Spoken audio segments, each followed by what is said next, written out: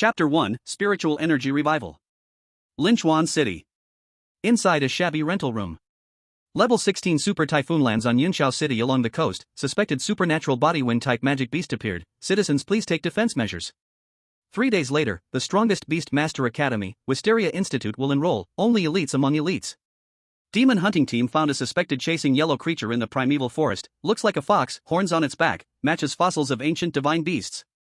Chisu finished browsing the latest news, opened the Wisteria Institute website, biting on dry steamed bun while browsing. 1 year ago, spiritual energy revived, the whole world changed drastically. Flowers, grass, trees, livestock, birds, insects, fish, even humans gained evolution power under the spiritual energy. Low intelligence plants and animals became violent, could destroy a city, pollute a river, wreak havoc as they wished. Therefore, a new profession appeared in the world. Beast Master. And Wisteria Institute is the high academy that trains elites to fight fierce beasts.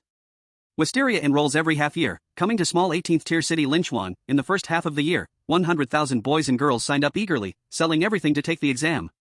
Sadly, not one passed. Linchuan City failed directly, became a laughingstock. This also shows the strictness of the academy's enrollment. New students must not only have the talent of attainment, even their conduct and family members must have no flaw. How they treat people and handle things, speech and actions must be proper, best with immortal and Taoist temperament. Those arrogant, ruthless, very violent beast masters, Wisteria does not accept at all. The academy trains students to become immortal, to be kind to people, not to help evil, will not provide any aid to demonic students. The second half-year exam begins in 3 days. Chisu must go and try. If he passes, he can get 200,000 beast master allowance per month. But to take the exam, he must first go to the beast shop to buy a beast and sign a contract. Beasts are expensive, raising them even more. He sold his house to afford it. At this moment, he wishes he were the long-lost child of some rich family, with huge resources, so starting would not be so hard. Luckily, although he cannot find a rich family, he is his parents' real child, but he has a cheat. Chisu's left eye pupil glows ghostly green, right eye is normal. This demon eye, on the day spiritual energy revived, forcibly entered his eye socket, giving him the ability to see all things, see hidden talent of poor beasts, spend little, get big treasure. Unfortunately, he hasn't seen a good one recently. A new beast shop opened nearby. He wants to try luck. Knock knock knock. Chisu, are you home? Knock knock knock. Chisu. The big iron gate was knocked loudly, the visitor very anxious. Chisu got up and opened the door. Cold and calm said, "Second uncle." "Hey." Chi Sheng duo squeezed in with Chisu, put a bag of discounted apples on the table, straight to the point. "You have money, right? I saw you sold your dad's house. How much?" "None of your business." "How is it not my business? That is my house. Mine." Chi Sheng duo slammed the table, frowning angrily. "Your dad's house belonged to your grandparents. They said while alive to give it to me. Who expected a sudden will gave all to your dad? Old people got confused. You were young, you must be sensible. Before I was lazy to tell you. Now your younger brother and sister need to go to Wisteria, need money to buy beasts. Don't stall, give the money." After speaking, Chi Sheng duo felt being so aggressive as a family was not good. Biological children applying to Wisteria, even family must behave, cannot be rough like commoners. If Chisu reports, slanders him for taking money, children's future is over. Chi Sheng duo softened his attitude. Sternly and patiently, "Xiaosu, leaving aside the money that was originally mine, your cousin Ize's spiritual power now reaches 300.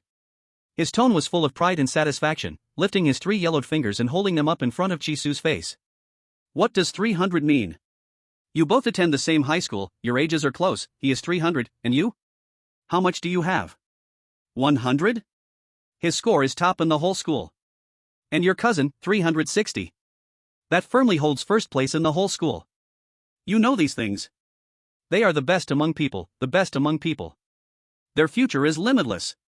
Xixingguo's calm voice gave the final warning. "If you don't make trouble, when Ize and Rong Rong succeed, maybe they'll promote you, but that depends on whether you know how to behave. If you remain a useless jerk, don't blame me for being harsh." He kicked over the tea table, special sale apples rolling everywhere, yellow water oozing from the rotting ones. Chisu stared at the rotten apples, his eyes blank. His second uncle's family was not poor, they had saved a lot from business, but they did not want to spend it on an outsider like him.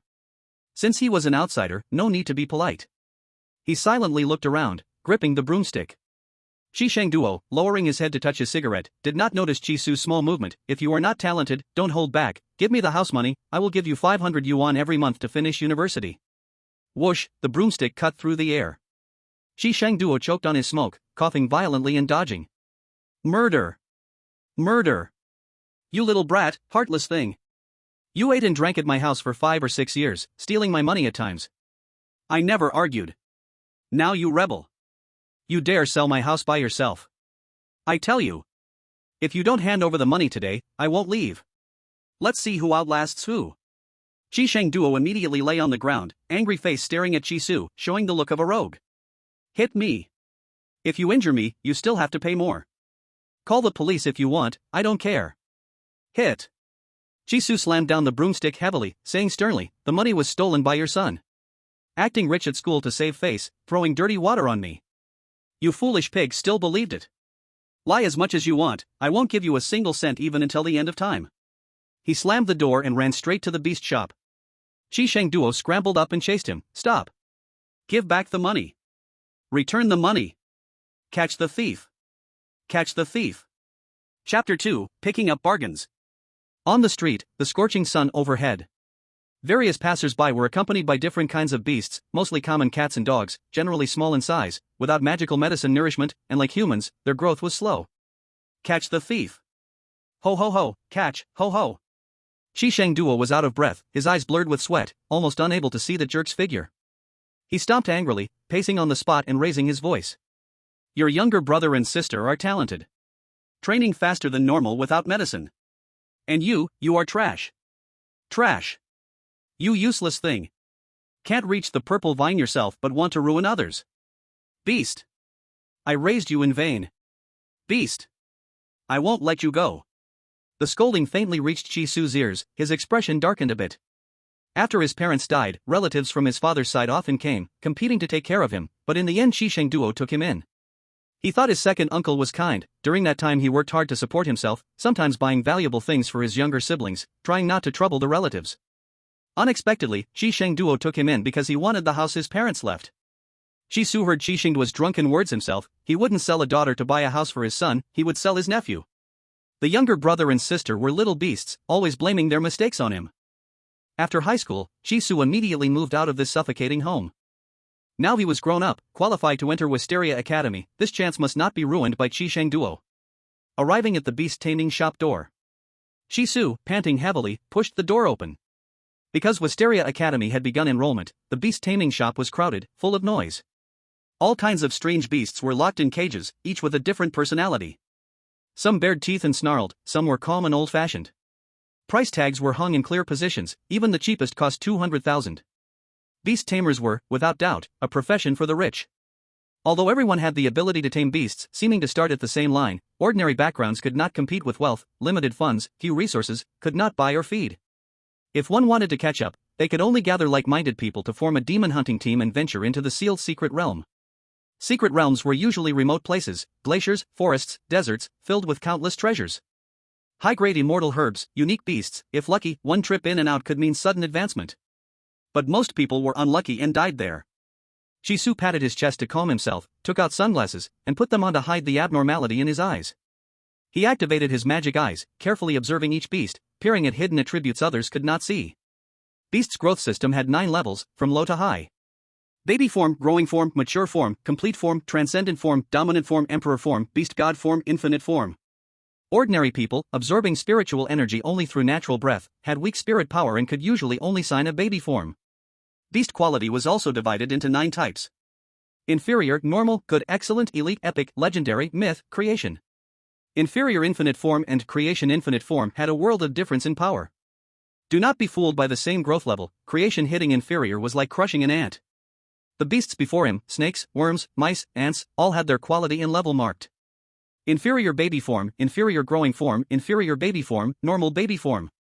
Through magic eyes, Qi Su could see whether these beasts had mutation probability or hidden bloodlines. But currently, nothing appeared. He shook his head in disappointment and squeezed through the crowd to see another row of cages. Accidentally, his eyes fell on a fully blood-red small worm, and his eyes lit up. Inferior baby form, inherits ancient bloodline, increases growth level, has a chance to mutate into elite quality Earth Dragon Lord, mutation probability 1%, feeding with precious materials can increase probability. A hidden bloodline. Elite quality. Qi Su showed joy on his face, staring straight at the red worm. This is it. This is what he was looking for. It had hidden bloodline and mutation probability.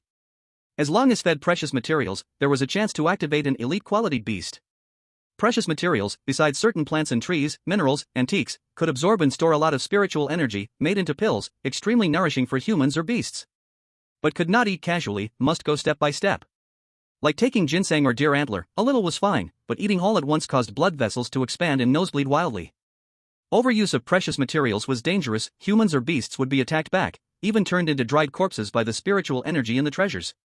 So, take the corresponding grade of immortal herbs and pills according to level, cannot cross limit, one bite would not make fat, death was certain if misused. Shisu withdrew his magic eyes, decided to buy this inferior baby form worm. In fact, it was not a secret that some beasts could mutate, but others did not know which beast had mutation probability. Some merchants specially bought inferior beasts to raise, hoping that one in the nest would mutate to pay back, even earn extra. A 3-year no business, one-time 10-year gain, gambler-style earning. Shisu did not need the gambler way, he had magic eyes to see through everything.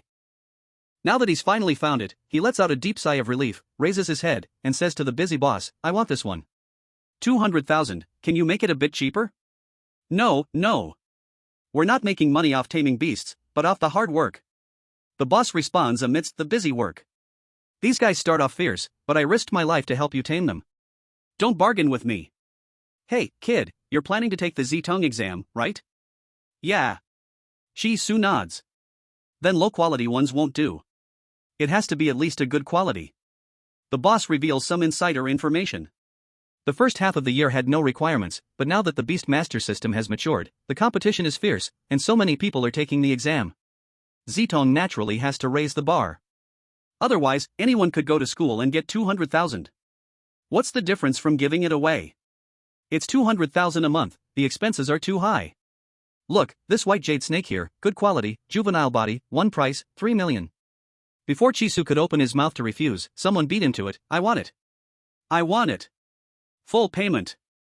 Hearing this, the boss gives Shisu a slightly apologetic smile, he's taking it, why don't you look at something else? Shisu looks at the person calling the price, a rich young master. He cares more about style than warmth, wearing a thin branded jacket in late autumn just to show off, acting even more pretentious. It's his cousin, Shi-Iza. The two lock eyes, and Shi-Iza smugly raises an eyebrow, exchanging glances with a group of real rich kids, wearing strange smiles, saying things even more insulting. Picked for so long and still ended up with a lousy little earthworm. What were you thinking, bringing this trash to the exam? It's embarrassing. If you can't afford it, don't take part. What's the point, just accept your fate. Iza, you can't say that. Even rotten salted fish can dream of turning over, many people dream in broad daylight, but when they hit the wall, they'll wake up. Besides, people like them taking the exam with us is just perfect, they'll be our stepping stones, making our beasts look more impressive, it'll be clear who's strong and who's weak, isn't that great? True. Shi-Iza had already spotted Shisu but didn't bother greeting him. He didn't want his friends to know he had a poor cousin whose underwear had holes, it would be too embarrassing. He was afraid Shisu might get too close and ask for money, so he immediately raised his voice and urged the boss. Hurry up and pack the white jade snake for me, be careful, don't hurt it. As he finished speaking, he pulled out his new phone and called his dad, retreating to the corner to avoid people. Dad, I found a good quality white jade snake for 3 million, I'm short, transfer the money to me. What? Good quality? Wouldn't an ordinary one do? It's just one grade higher than lousy. I remember someone brought a lousy one earlier this year, raised it to an extraordinary body, and Z-Tongue accepted it. Lower your voice. Shi-Iza felt a bit embarrassed, his face showing awkwardness, forcing a smile at his rich friends who had turned to look at him. He covered the phone, deliberately lowering his voice. The boss said Z-Tongue changed the rules, the minimum now is good quality. Once I pass the Z-Tongue exam, it'll bring honor to the family, you'll get credit too. When talking to relatives, you'll be the one with a better son, your son will be more successful than his son. Don't just focus on the 3 million, you can't catch the wolf without giving up the sheep. Shi-Iza used all his words to persuade him. Besides, Z-Tongue gives 200,000 every month, 200,000. You pay 3 million, and in just over a year, you'll make it back. It's like I'm getting a good quality beast for free, and becoming a famous beast master at Z-Tongue. In the future, I'll keep getting loads of money. Shishingwa's heart was moved, and he gritted his teeth, okay, I'll transfer it to you. Ah. Thanks, Dad. Shi-Iza beamed with joy, secretly letting out a sigh of relief. He hung up the phone, and before long, a transfer came through. Without hesitation, he sent it to the boss, carefully taking the thermal box. Inside the box, the good quality white jade snake was coiled up. The scales shimmered with a jade-like glow, and on its head, 2 small sharp horns protruded. Could it really mutate into a dragon? Chiiza was startled by his own thought, overjoyed beyond measure. He clutched the incubator like a treasure, opening his coat to hide the white jade snake, not letting anyone see. The strength of a beast depends on the chance of mutation and whether it carries ancient bloodlines. Otherwise, even if a snake evolves to the extreme, it is still a snake, a common creature, and its combat power cannot compare to those with mutations. This boss did not recognize the value, did not notice the snake had horns, he had just found a treasure. Chiiza suddenly remembered something and looked at Chisu, who had bought low-quality worms, his eyes full of contempt. Seeing the rich second generation focused on choosing their beasts, ignoring him, he carried the incubator to Chisu. He opened his coat to reveal the white jade snake, clearly wanting to show off. In front of family, having grown up together, Chiiza knew Chisu's character well, and his cousin had no defenses. See it? It will definitely turn into a dragon. Brother, I know your financial ability is limited, but taking low-quality worms to the exam, at best, shames the Chi family, at worst, shames Linchuan City. The threshold was so low in the first half of the year, and not a single one in the city was admitted. Don't you have any idea?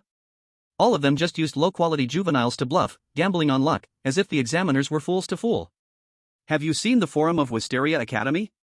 The seniors have opinions about people from Linchuan City, stating on the message board that they hope there will be no more humiliation from Linchuan, and what do? You bring low-quality goods again. After speaking, Chiiza showed pity. Give up, you are no longer a top student.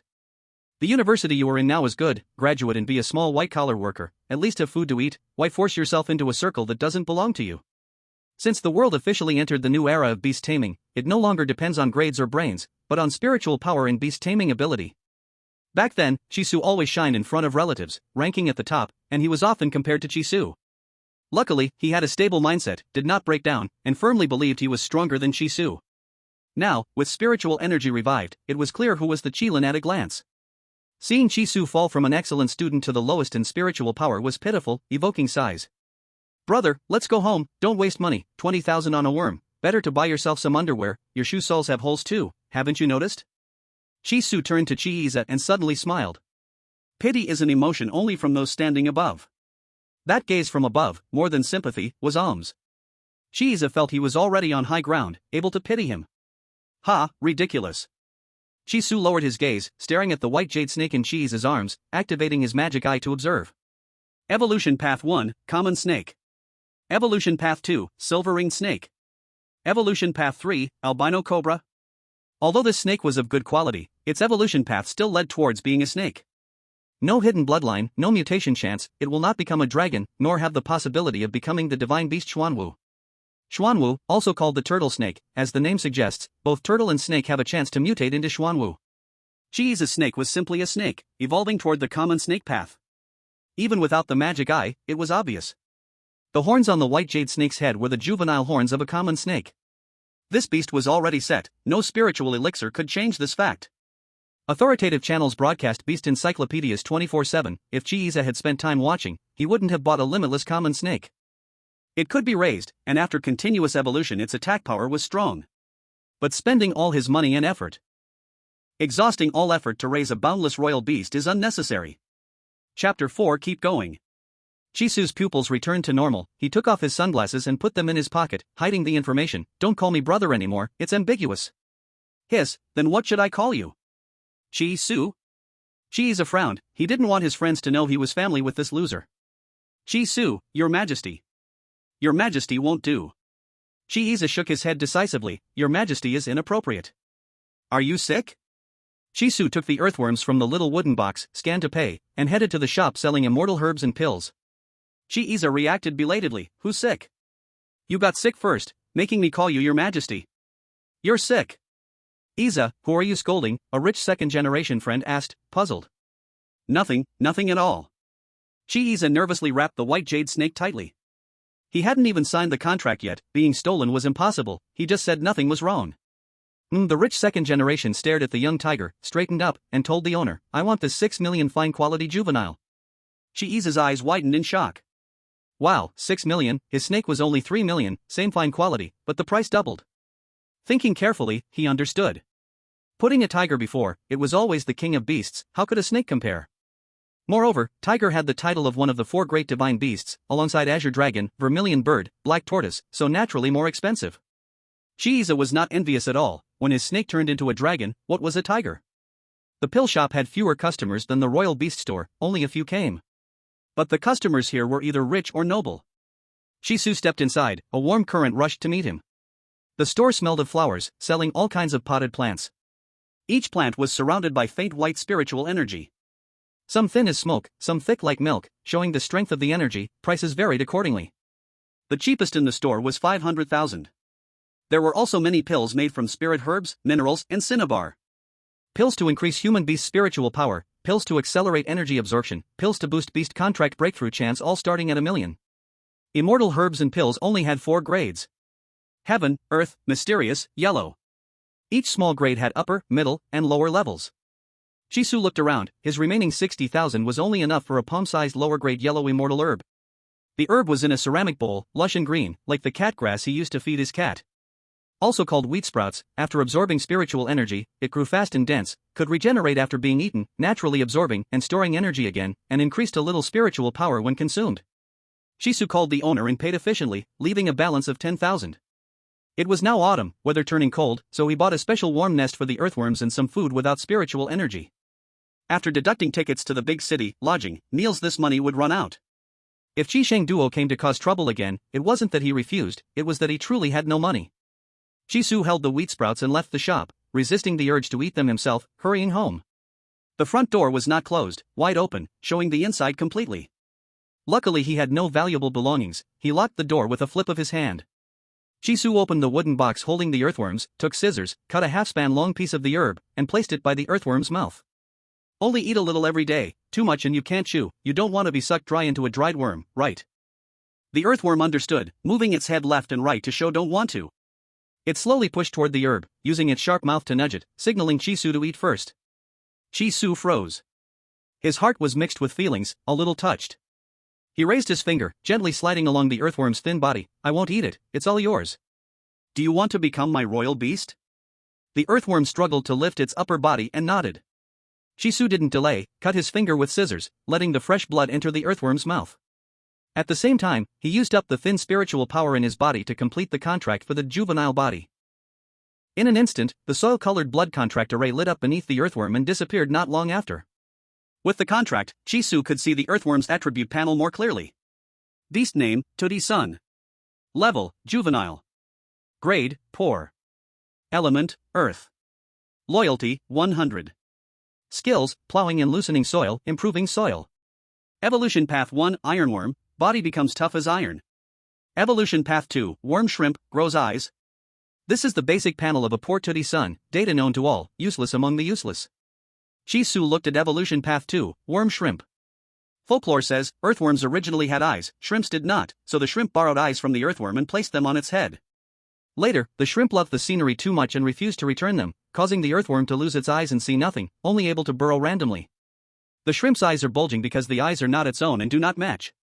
What actually happened, no one knows. The officials only set a suitable beast name based on the earthworm's evolution path. Shisu, through the magic eye, saw its hidden data.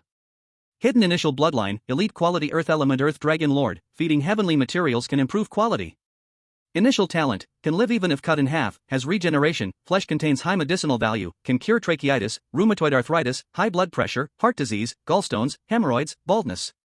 Skills, unlocks when evolved to growth form. Mutation probability progress, 2%. The Earth Dragon Lord is a moving medicine box, with excellent effects. On the market, people constantly seek a piece of an Earth Dragon Lord's body, prices reaching millions, comparable to heavenly materials. Before buying Tortoise, Shisu had considered raising it fat to cut its flesh for sale. But when he saw Tortoise so obedient, he felt some reluctance in his heart. Shisu looked at the earthworm sucking the fairy grass. The mutation probability was 1% before, now it rose to 2%, still too low. Sigh, he let out a long breath. He had done all he could, now it depended on whether Tortoise could activate the hidden bloodline and become elite quality when breaking through to growth form. Come on. Shisu whispered, as if speaking to Tortoise, yet also encouraging himself. Chapter 5, Earth Dragon Lord. Shisu washed up, placed the fairy grass basin into a wooden box, covered it, creating a mini training room with relatively rich spiritual energy, nourished by the energy surrounding the fairy grass, strengthening the earthworm's weak body. Then, he put the wooden box by the bed and turned off the light to save electricity. He thought to himself, should I borrow high-interest loans to raise it? Buy something good for Tortoise. Early in the morning, he had asked a high-interest loan company, borrowing 10 million required paying 200,000 in interest every day. Not monthly, daily, which was outrageous. If he went the regular route and downloaded all loan apps, he could only gather a few 100,000, not enough to cover a small gap. He was very short on money, extremely short. At this point, he could only ask his golden finger. Jisoo raised his hand, covering the left eye occupied by the magic eye. He had no idea where this magic eye came from, so far no abnormalities, only providing the strongest help. Logically, he should be satisfied.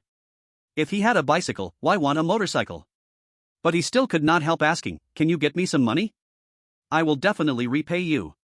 The magic eye did not respond, as if too lazy to care, thinking him greedy. Jisoo immediately said, "Forget it, sleep then." He only treated the magic eye as an all-powerful beast, not knowing its true form, but cold in nature. It had parasitized for a whole year, never interacted with him, only lending him the ability to see all things, leaving him unable to guess its thoughts. Jisoo also had a conspiracy theory. With his spiritual energy so low, not even over 100, was it all being secretly absorbed by this magic eye? He could clearly feel a large amount of spiritual energy flowing into his body while meditating, smoothly, yet the spiritual power value did not increase significantly. The points went up, but the progress was too slow. Unusually slow. If this is a side effect of gaining the power to see everything, then Jisoo has nothing to complain about. He avoided many detours thanks to the demon eye, one look to appraise treasures, he can't gouge his eyes out to make them go away. Sigh. Jisoo crossed his legs, performing his daily meditation, absorbing the essence of heaven and earth. In plain terms, he was just calming his mind and breathing. After signing a contract with 2D Sun, his thin spiritual power had already dropped to 0. For a short time, he could not sign a second spirit beast. To sign a contract, one must consume the corresponding spiritual power. The higher the growth level of the spirit beast, the more spiritual points he spends. Spiritual power has two other uses besides making blood contracts. One is to strengthen his own body abilities. Two is when a spirit beast runs out of spiritual power and can no longer fight, he can pass his own spiritual power to it, helping it recover. Signing a contract consumes spiritual power, releasing a beast's skill also consumes spiritual power, whether human or beast. Meditating daily to absorb spiritual energy is very important, the more absorbed the better. As Jisoo closed his eyes and exhaled, the invisible spiritual energy in the air flowed continuously into his left eye. The next day, a sound like an egg cracking suddenly rang out, "Caw-caw." Jisoo opened his eyes. Spiritual power, 0.5. He instantly put on a mask of pain, burying his head into the pillow, screaming hysterically, punching a deep hole in it. Damn it! This isn't right. Soon, he calmly sat up, struggling to adjust his mindset. Following the strange sound, he looked and widened his eyes. The lid of the wooden box was being pushed up by a small head. It blinked with a pair of dark, clear eyes, its dragon claw-like paws gripping the edge of the box. Jisoo was shocked, immediately lifting the lid. This spirit beast was entirely earth yellow, plump, only palm-sized. It stood straight, its short tail sweeping back and forth. Its back slightly hunched, neck leaning forward, as if ready to dig into the ground at any moment. Thin, shallow rings ran in segments from its head to the tail. 2D Sun's original slender mouth disappeared, replaced by a dragon-like snout. Jisoo hurriedly grabbed a ceramic bowl that had fallen nearby. The fairy grass bought yesterday had been eaten, only bare soil left in the bowl. Because 2D Sun had eaten a large amount of fairy grass, it successfully grew from juvenile to growth stage. And successfully activated latent bloodline, mutating into elite quality, Earth Dragon Lord. Didn't I tell you not to eat too much? Aren't you afraid of backlash? Jisoo frowned, feeling scared. His heart pounded, without any joy. Why suddenly disobedient? Is it because of that keep it up?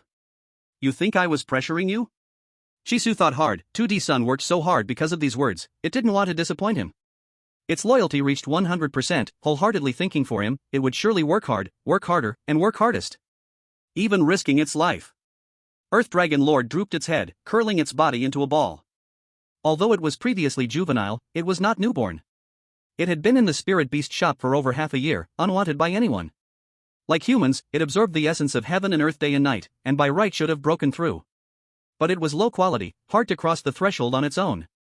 The fairy grass Jisoo spent a fortune on pushed it, giving it strength, and it broke through the invisible wall in one go, evolving. The Earth Dragon Lord wanted to say it knew, but it still couldn't speak, only hiding its head, avoiding Jisoo's stern face. Seeing it so pitiful, Jisoo helplessly huffed.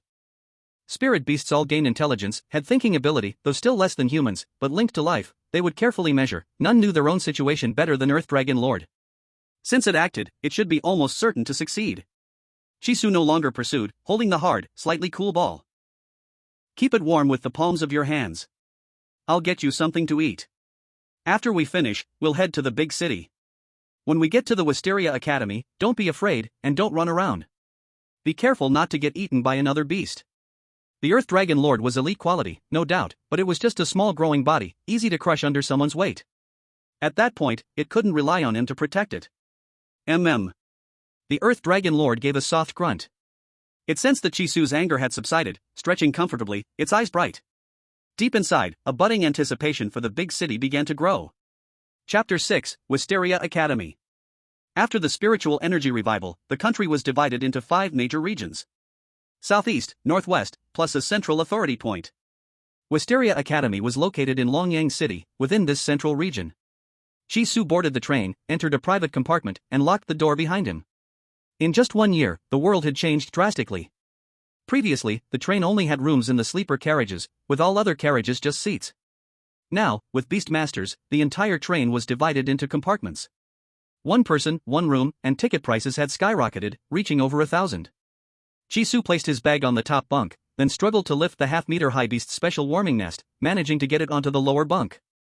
The outer shell of the warming nest was made of metal, with windows and a door, resembling a round little house. Inside was a full cotton package, complete with a toilet, a shower, and a heating function. It was rechargeable, and once fully charged, it could last for 24 hours. The price was 32,000, making it the cheapest among the small-sized warming nests. Shisu opened the window of the nest and saw that the Earth Dragon Lord was still sound asleep, with its food and water bowls full. Only then did he sit down to rest. Ding, the train started, and the scenery outside the window quickly retreated. At first, it was still the normal buildings and streets. But as time passed, a towering wall, reaching the clouds, appeared in his view. The wall was covered in electric nets, and every now and then, a crackle sound was heard, as if something had been electrocuted. Shisu looked up at the top of the wall.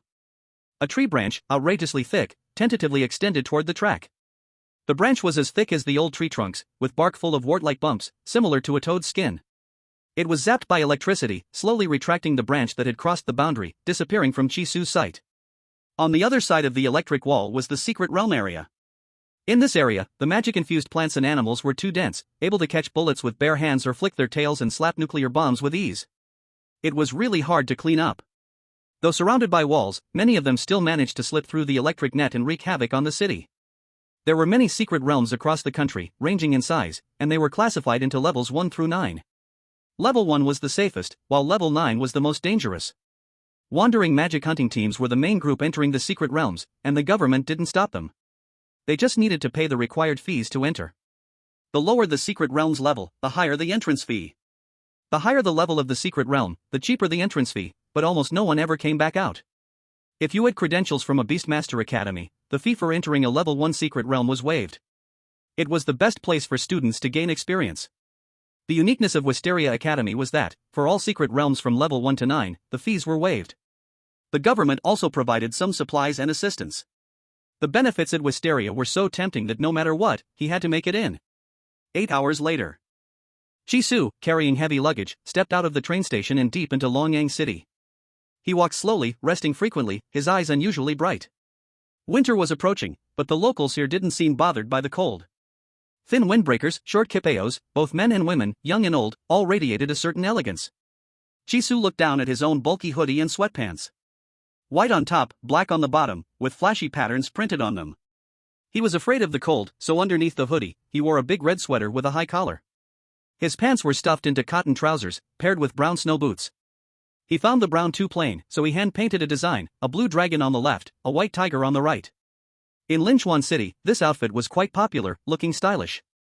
The more colorful you dressed, the more eye-catching you were, no matter how chaotic the colors were.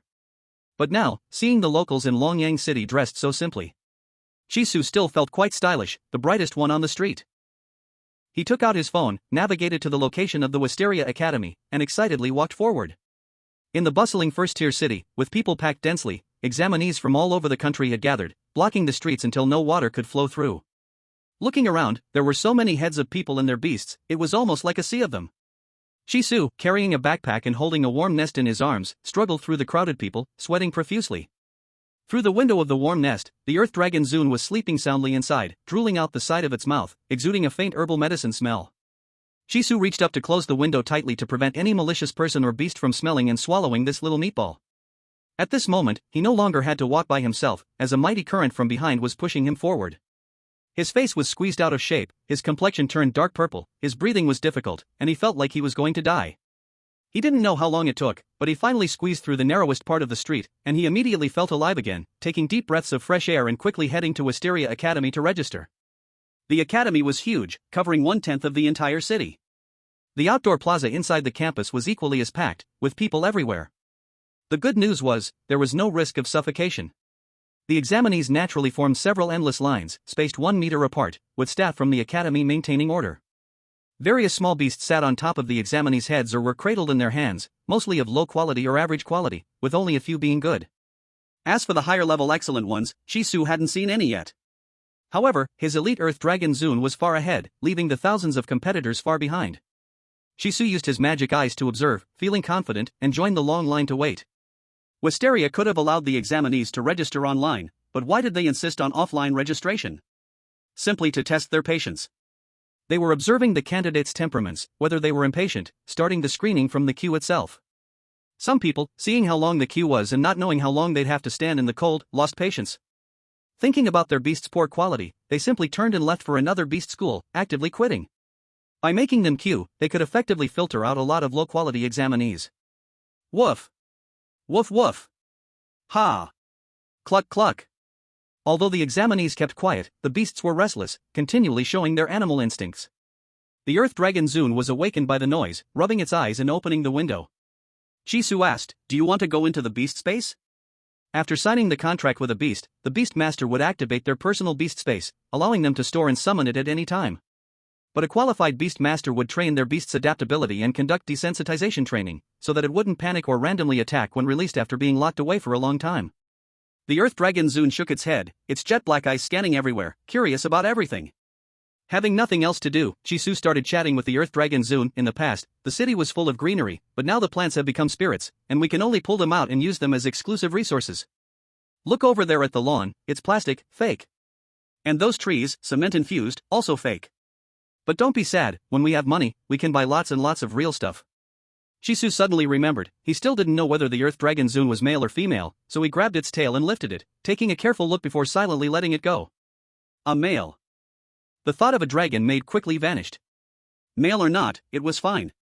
He had no particular preference for the beast's gender. Shisu said, "Later, I'll tie a flower to your tail, and you'll be the most handsome Earth Dragon Zune." The Earth Dragon Zune raised its paw to cover its mouth, sneaking a laugh, mmm. It also wanted to dress up, to look as handsome as its master.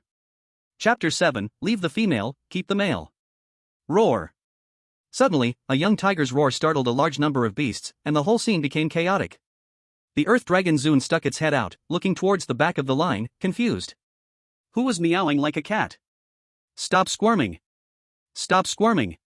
Chiiza tightly grabbed the 7-inch spot of the white jade snake, sternly shouting, "Don't move. It won't eat you." He shouted to the rich second generation in front, Xingqian.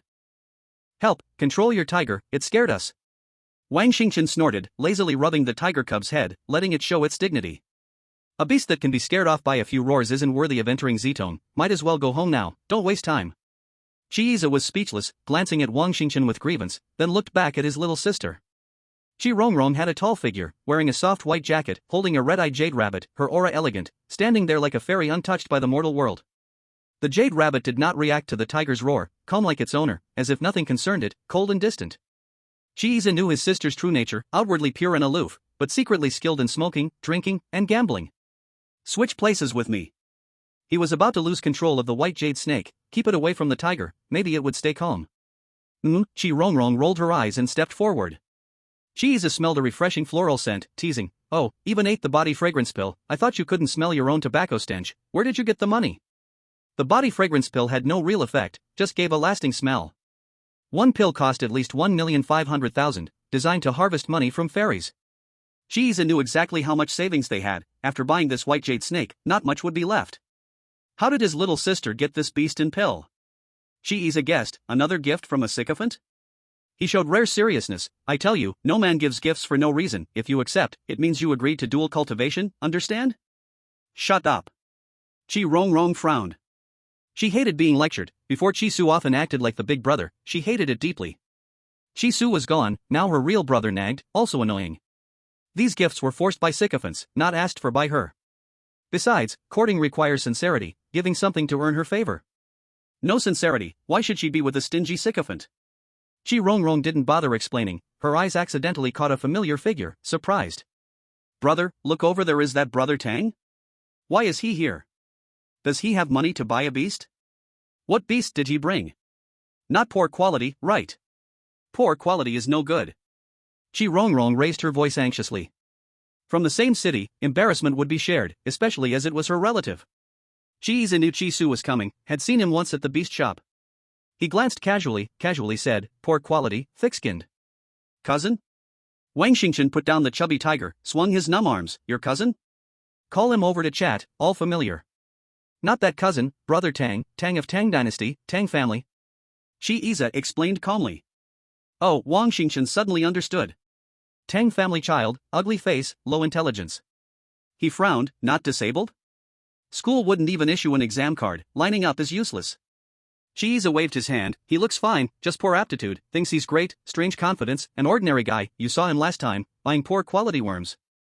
Hearing this, Wang Xingchen's mouth fell, shaking his head, it's him. Since the other ignored hometown face, he suddenly shouted, Brother Tang. Chi Su turned head at the sound.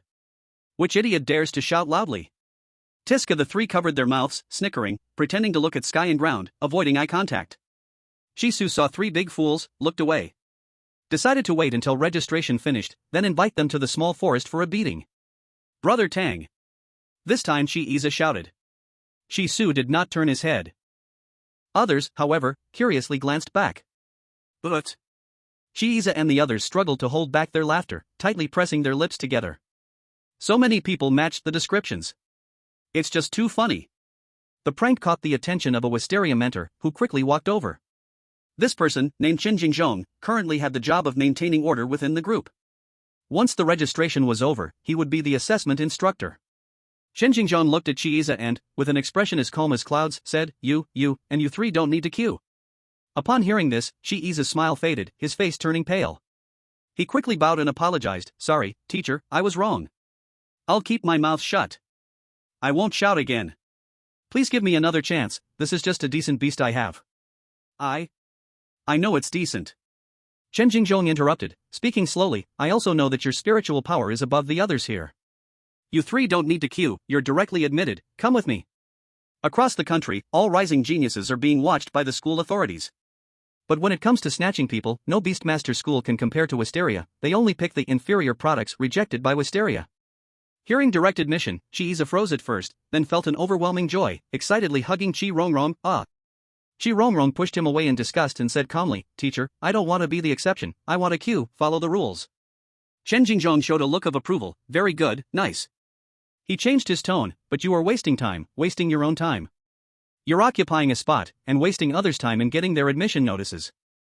Chi Rongrong's face instantly turned red, her toes curling slightly. Overacting much. Chi Iza chuckled a few times, wrapping the white jade snake around his neck and pushing Chi Rongrong to follow the teacher. As they passed Chi Su, he put on a cold face, avoiding eye contact, enjoying the envious looks of others, his face showing no emotions. Wait a second. Chi Su spoke. Chen Jingzhong stopped in his tracks and turned to look at the young man. Earlier this year, he had encountered a similar situation. At that time, during the registration queue, he had accepted a new student carrying a low-quality beast, causing an uproar. Other candidates had stopped him, thinking they too could get special treatment. Little did they know that low-quality beast had already shown signs of mutation, transforming from a silkworm to a butterfly. Normally, the evolutionary path of a silkworm is to become a moth, only caterpillars can turn into butterflies. This kind of evolution, which doesn't follow the normal direction, is called a mutation. Mutated beasts are undoubtedly the strongest, and if they also have ancient bloodlines, they are strong beyond measure. Unfortunately, that silkworm did not have an ancient bloodline, but it mutated into a butterfly, a mutated beast, reaching the required admission line. And the key point wasn't just the mutated beast but also the qualifications of the beast master themselves. Chen Jingzhong was too lazy to explain, saying meaningfully, exceptions are a privilege for geniuses, ordinary people should still follow the rules. If you have some self-awareness, you wouldn't make things difficult for yourself, keeping things subtle. Chen Jingzhong raised his leg to walk, but Chisu called out again. He carried his warm nest and walked to Qinjingzhong, the Earth Dragon Lord struggling to climb the windowsill, standing tall, bringing honor to its master. Shisu turned his back to the crowd of candidates and quietly asked, "Could you make an exception?" With such a long line, it was certain that they would have to spend the night outdoors here. If he could avoid some of the hardship, why not speak up? Chen Jingzhong glanced at the Earth Dragon Lord, his expression changing instantly, losing the calm demeanor from before. He leaned in to take a closer look. When he saw that it was indeed the juvenile form of the ancient Earth Dragon Lord, his eyes flickered slightly, and he spoke in a voice as soft as a mosquito. "What quality is it?" At the moment, there were no specialized instruments to measure, so it was hard to judge with the naked eye. He could only confirm, based on the official released guidebook, that the creature in front of him was a special mutated beast with an ancient bloodline Earth Dragon Lord. Elite. Shisu replied. Chen Jingzhong nodded, flicking his fingers to send the Earth Dragon Lord back, closing the window, and casually said, "Set a price." "Ha?" Shisu was momentarily stunned. What did he mean by set a price? It seemed like this person was going to mother the offspring. Chapter 8, Persuasion to Withdraw. Chen Jingzhong opened the skylight and said clearly. With a serious expression, the assessment is not only about taming beasts, the most important is the person. Elite among elites, genius among geniuses, this is the motto of Zitong. His eyes burned brightly as he swept over the examinees, raising his voice. I see that many of you have misunderstood, thinking that spending your family's fortune to buy a good beast will surely get you admitted, then using the school subsidies to recover your money, counting on the cash register jingling. Chi-Iza unconsciously lowered his head, his cheeks burning. Wrong. Chen Jingzhong shouted, leaving no mercy, exceptional talent, yet no funds to support the beast, Zitong will assist fully. But if your talent is average, borrowing money to buy a high-quality beast, trying to use Zitong to recover, freeloading benefits, sucking the school's blood, then sorry, go home early. Chen Jingzhong stared at Shisu. If your spiritual power reaches 300, I will apologize to you, it will be my eyes blind, misjudging a person, I deserve shame. But if you do not reach 300, just as I said, carrying unknown loans on your back, only to buy a high-quality beast, using Zitong to fill the gap, then between us, except for your beast, there is nothing to talk about. Chen Jingzhong had seen too many underachieving students trying to cheat, with poor talent, among them were rich second-generation and official second-generation children. Of course, the standards differ for poor underachievers and rich underachievers. The latter have funds to improve themselves, buying many pills, purifying the body, reborn completely, without needing the school's help, just time to improve the foundation, these students, the school wants. But the one in front, staring at poverty, all over showing the aura of a remote poor village, why would the school support a poor underachiever? Burning money? Zitong is a top academy, its resources are at the pyramid's peak, it does not need to consider anyone's face. If someone cannot listen, fragile heart, breaking the defense, then just leave. Tell me, what is your spiritual power? You can shout it out, slap my face hard. Chen Jingzhong said calmly. Gold will shine, anyone can see, if it does not shine, it is not gold. He was sure he had never seen Shisu, never heard of him. Shisu clenched his palms, face red as if fully ripe. Speak. 0.5. Ha ha ha ha ha. A burst of laughter erupted immediately. Chi-Iza laughed even harder, leaning forward and back, slapping his sister's shoulder hard. 0.5. This is the first time I know spiritual power has a decimal point. Ha ha ha ha ha ha ha. Chi Rongrong pressed her lips, turned her head, corners of mouth raised and lowered, wanting to laugh but wanting to act aloof, so she covered her mouth and coughed lightly a few times, pretending she did not just snicker, only clearing her throat, touching the jade rabbit unconcerned. Chen Jingzhong took a fan from his waist, opened it to cover the lower half of his face, then showed disdain, lightly curling his mouth. After a while, he looked at Shisu, full of shame, coldly said, I now clearly tell you, Zitong does not want, stop queuing. Shisu's face turned a few shades paler. The same words, for Chi-Iza and others, no need to queue, was special admission. But for him, it was being urged away. He thought having an elite beast would make him shine, become famous in one move. Unexpectedly, this was the result. Shisu rolled his throat a few times, touched his warm nest, voice trembling, This is what I raised, it is me, I know my spiritual power is too low, but if your school is willing to support, I will try. Try? Chen Jingzhong interrupted rudely, who here does not try? Trying alone cannot keep up with others. Talents in the world are like fish crossing the river, countless. They all have one goal, to enter Zitong. The second half of the year has only 100 spots, while applicants are 1,000,000. Spots are limited, why would the school choose you, a mediocre one, to spend resources on? Moreover, this beast of yours, whether you personally selected and raised it is another matter. Cannot rule out that you stole from someone else, right? The first beast tamer contract signed by the poor rookie is for a creature with an ancient bloodline, a rare mutated beast. This is impossible. Only rookies from wealthy families have this kind of opportunity. They spend billions, even hundreds of billions, to buy a bunch of beasts, raising them and picking the best one to sign a contract with. This elite Earth Dragon Lord might just be one that this young man stole from a wealthy family or a gambling beast trader.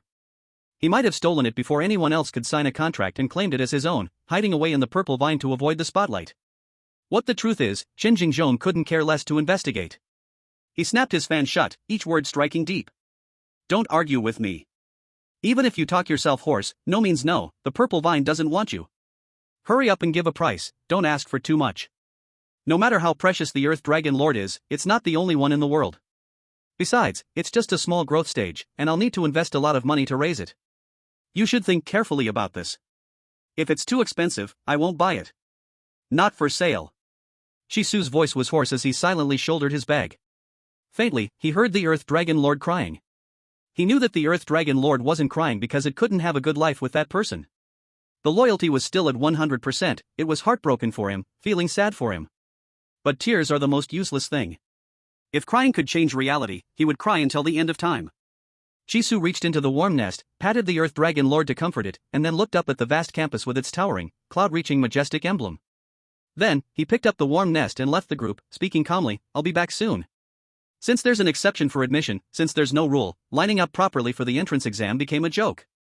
As long as his beast was far stronger than the others, strong enough to change the rules, even if he was a useless person, he could enter the school at any time.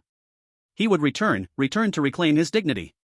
Chen Jingzhong did not stop him, a sneer forming at the corner of his mouth. Just now, he thought the other party would say something harsh, like the river east and west, 30 years apart, vowing to break through the purple vine in 3 years. But instead, it was the gray wolf speaking, running away with its tail between its legs. Hilarious. He probably knew that he would never have the day of the Dragon King's return, so he didn't speak too boldly, saving some face for himself. As Chisu walked away, many of the candidates in line put their beasts away, heads down, dejected, disappearing outside the school. The long queue suddenly emptied out. The people behind didn't hear what happened, eagerly filling in the empty spots, and the beasts they brought were still the common types, cats, dogs, chickens, ducks, and fish. TSK tisk. Chiiza clicked his tongue, shaking his head. These people definitely won't make it, they'll all be PS'd out. Chen Jingzhong, keep up. Oh, here. Chiiza asked, chasing after him, Teacher, what was that person's beast just now? Was it an earthworm? Judging by the teacher's attitude, the hefty price paid, it didn't seem like a low-quality earthworm, more like a mutated beast. Chen Jingzhong didn't want to waste time on meaningless chatter and ignored him. Chiiza could only ask another question, deciding to wait and investigate later. I'm now a first-star beast tamer, right? Officially becoming a beast tamer, aside from the 200,000 monthly allowance from Purple Vine, there were other benefits. Every month, he would receive a high-grade chi-gathering pill and a bone-cleansing pill, which would greatly improve his physique and speed up his ability to absorb spiritual energy, like a rocket. This kind of benefit was not available at other beast tamer schools, even low-grade yellow stage schools wouldn't offer it. Chen Jingzhong was about to take the 3 of them to receive their beast tamer badges and enjoy their benefits. Sign 1 beast, become a first-star beast tamer. Sign 10 beasts, become a 10-star beast tamer. The higher the star level, the higher the status and the more benefits. But it's not just about signing 10 low-quality beasts to be a 10-star beast tamer. Professional institutions would carefully evaluate the abilities of both the beasts and the beast tamers. After a series of procedures, it was finally determined whether it could be upgraded to a higher star level. At this moment, a giant, powerful Xianyu wolf slowly approached, standing more than 3 meters tall. With each step it took, the ground shook 3 times, drawing countless shocked gazes. It walked up to Chen Jingzhong and obediently knelt down at his feet. Chen Jingzhong nimbly flipped over and lightly ascended, as if floating, sitting steadily in the smooth fur of the beast. He said, This is an elite-quality extraordinary body, also a mutated beast, a dog mutated into a wolf. It is the 3rd beast I have signed a contract with. The Xianyu wolf does not have ancient bloodlines, it is just an ordinary mutation, not comparable to the Earth Dragon King. But that person wouldn't sell it, he couldn't kill the man and steal the beast. That would be undignified and contemptible. A petty thief could never become an immortal. Chen Jingzhong struggled to suppress the dark thoughts in his mind, eager to return to his office to relax and cultivate, striving to maintain a calm tone. I am a 3-star beast tamer. From now on, I will be your teacher. Come up now, don't waste time. I still have other matters to attend to. Hey. Chiiza and the others grabbed the seemingly soft, yet incredibly tough fur of the Xianyu wolf, struggling to climb up. With their mounts, they quickly reached the grand entrance of the luxurious building. Chapter 9, A Private Tutor? Night fell. Shiiza and Wang Xingchen linked arms, walking out of the school with pride and confidence, chatting and laughing about whether to go to the Siren Adult Club or the Abyss Bar to hang out. Let's go to the Adult Club, the bar is too low class, full of fake people, none of them look better than your sister. You're treating tonight, don't forget to bring the money again. Wang Xingchen purposely emphasized the words, drawing out his tone, with obvious insinuation. Shiiza laughed awkwardly a few times. I'll pay, order whatever you want, tonight we won't leave until we're drunk. Behind them. Shi-Su quietly followed them. Until they entered the club's lobby and asked the front desk for an entertainment room. Shi-Su stepped forward, grabbed Shiiza by the shoulder, and punched him, causing a loud scream. Ah! Shiiza staggered, holding his face in pain. Damn it! Who dares to hit me? When he looked up, his expression changed. Shi-Su didn't give him a chance to speak, raised his hand to grab his neck, and slammed his knee into his stomach. Ugh! Shiiza groaned, instinctively curling into a shrimp-like position. Shi-Su pressed him to the ground, landing 3 sharp and fast elbow strikes to the same spot on his back. Damn you! Shiiza got angry, and he wasn't a pushover either. He immediately flipped over and pushed Shi-Su down. He lost the first exchange, but his spiritual power was higher than Shi-Su's, and his physical strength was several levels stronger. Taking advantage of Shi-Su still being on the ground, he mounted him and began to punch back. It was fast. Shi-Su tilted his head to dodge the punch, held Shiiza's face, and puckered his lips, giving him a hard, loud kiss on the mouth, making a loud smack sound. Shiiza froze. Wang Xingchen froze. The atmosphere instantly became eerily quiet. Shi-Su used the opportunity to break free, lifting Shiiza up, raised his leg to sweep and kick, the back of his foot landing harshly on Shiiza's side. With a whoosh, Shiiza was sent flying sideways into a nearby sofa. Bang! A rack for magazines fell over with a loud crash. Shiiza lay on the sofa, still dazed, his gaze empty. What a low-down, despicable attack. Shi-Su wiped his arm across his mouth and looked at Wang Xingchen. I'm sorry. Wang Xingchen immediately covered his mouth, apologizing so fast it was like a race, as quick as possible. Shi-Su stopped, turned, and left. He was confident that those two would never bother him again, and that they would avoid him if they saw him on the street. Back at the budget hotel, Shi-Su took out his phone and searched for the location and ticket prices of the first-level secret realm, planning to find resources to feed the Earth Dragon King. After about 2 hours of searching, he hung his head in despair, lifting his hand to clutch his hair tightly. It's too expensive, too expensive. The entrance fee is 1 million. There's no time limit for how long one can stay in the secret realm, you can stay as long as it takes to break even, but 1 million just for entry is something he can't afford. In the end, do I still have to borrow money? Shi-Su didn't want to borrow, because there was interest, and he'd have to pay back much more money. Go to another Beastmaster school? That way, I can enter the first-level secret realm for treasure hunting for free. But to enroll, he'd have to sign a selling body contract for 4 years, during which he could drop out but couldn't transfer to another school. This rule was set because of people like him, who would take advantage of the first-level secret realm for free treasure hunting and then switch to another school once they gained some skill. No Beastmaster school was stupid. Shi-Su furrowed his brow, raised both hands, and messed up his hair into a tangled mess. What else? What else? Is that the only way to make money? Is that the only way to get money? Shi-Su struggled to convince himself. After a long while, he held his phone and searched for tutoring jobs. If we're talking about the highest paying job right now, it's definitely tutoring. Not teaching math, English, or Chinese, but teaching knowledge about beast mastery, spirit plants, spirit tools, etc. The official Beastmaster handbook is updated daily, and tutors have to cram new things into their heads every day, without forgetting old knowledge. The amount of knowledge they have to store must surpass that of school teachers and even the official authorities, and it's best if they frequently enter mysterious secret realms. This way, when the rich find something rare, the tutor knows it, and that's when they're worthy of the teaching fee of 100,000 per hour. If the client needs it, the tutor also helps find beast masters for them, with a separate fee.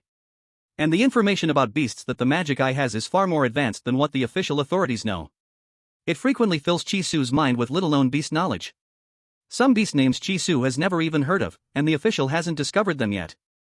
But when he wakes up from sleep, his mind is filled with new things that he can remember clearly and can't forget. There's nothing more suitable for him than being a tutor. Finding high-quality beasts is effortless.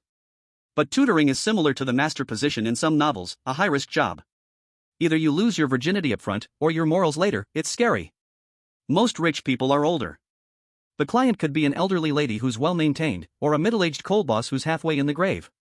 Shi-Su didn't have a choice. If the client could hire him, that was already good enough. He glanced at his warm nest again, and his hesitant heart grew firm. He was going for it. He grabbed a pen and paper and wrote down the address for local recruitment information. Chapter 10, Appraising Treasures. The next day, around noon. After a busy morning, Shisu returned to the hotel, tired, and collapsed onto the bed. He had visited 13 mansions, and not one would hire him. He didn't even make it to the interview process to show his abilities. They eliminated him just by looking at his resume, not even giving him a chance to meet and talk. Shisu buried his head in the blanket, staying silent for a long while, before suddenly sitting up like a carp leaping. He opened his phone's live streaming software, clicked on the Beastmaster app, and selected Appraising Treasures. He registered an account, thought for a moment about a screen name, and decisively typed it out. A student from Zitong Academy, rejected version. He quickly completed a 100-question quiz, scored full marks, and leveled up to a first-class appraiser. Then, he ran downstairs, bought a mask and a phone holder, and put on sunglasses. This was also a dangerous path. Once someone discovered that he had the magic eye, they wouldn't hesitate to gouge it out without any friendly jokes or brotherly terms. The spiritual energy had only revived for a year, and there were few highly cultivated individuals, plenty of cunning and evil people, though. But for the sake of money, Shisu had no choice but to take the risk of exposing himself and start the live stream. He placed his phone on the holder, adjusted it to focus on his face, sat down at the desk, and warmly welcomed the viewers. Free treasure appraisal, no charge at all. If you like me, you can support me with a small gift of $1. Everyone wanted to sign a mutant beast, preferably one with ancient bloodlines. But people who didn't know much about beast mastery could easily end up buying beasts with unlimited potential. Shi-Ze was a perfect example. He saw that the white jade snake had grown horns and thought it could turn into a dragon, but in reality, he had misjudged. Such people were everywhere. They spent large amounts of money, and spent years or even decades cultivating them. The result was not satisfactory. The money was spent, and all the feelings and time invested were wasted, like carrying water in a bamboo basket with nothing in it. So the officials launched a platform called Treasure Appraisal. Appraising all kinds of tamed beasts, checking if uncut stones are spirit stones, assessing the strength of spiritual energy absorbed by old antiques, and setting the ranks of heaven, earth, mystery, and yellow, to help people avoid detours. The appraisal results are for reference only. Shisu waited for a long time, visitors came in and out, all attracted by the 4 words Wisteria Academy. But when they saw something at the back, removed, they raised a middle finger emoji and left. The number at the top right corner hovered between 1 and 100, no one connected. Shisu was not impatient, patiently waiting for the destined person. On this platform, there were too many rich people asking for treasure appraisals. Famous big live rooms required queuing for appraisal, perhaps someone bored while waiting would come here for a casual chat. At this moment, the Earth Dragon Lord woke up, opened the warm nest door, first looking for Shisu. It puffed out its round belly, grabbed Chisu's pants leg and climbed up, then leaped onto the table. Then it wriggled into Chisu's crossed palms, half closing its eyes, looking sideways at the camera and snoring. The V8 engine-like noise attracted many comments. Streamer, what kind of tamed beast is this? Ancient Earth Dragon Lord. Selling it? I offer 100 million, forget I said anything if you sell. You can't afford it, why shout a price? Streamer, I am serious, 70 million, in the bank, go take it, just enter your password. Shisu saw the popularity rising and curved his lips. Welcome to my live room, I am the all-round streamer, only appraising treasures, not talking prices. You can choose gentle words or blunt words, who wants to be first? Gentle words or blunt words, what does that mean? Shisu said, gentle words, I will choose my words carefully, avoid hurting feelings. Blunt words, say whatever, if your mind is weak, easily broken, better choose gentle. I want blunt words, this world is a huge McDonald's. McDonald's, what does that mean? Everyone is a masochist. Ha ha ha. Beep, Shisu saw a visitor request connection, clicked agree. The whole screen split in two, left was Shisu, right was dark. Suddenly, the screen lit up, unexpectedly revealing a jade-scaled big snake. The camera shot close, the snake's neck bulged with several bumps, as if about to break out. On the other end, a deep voice with some arrogance said, I choose blunt, start roasting. Whoa! Did I see right?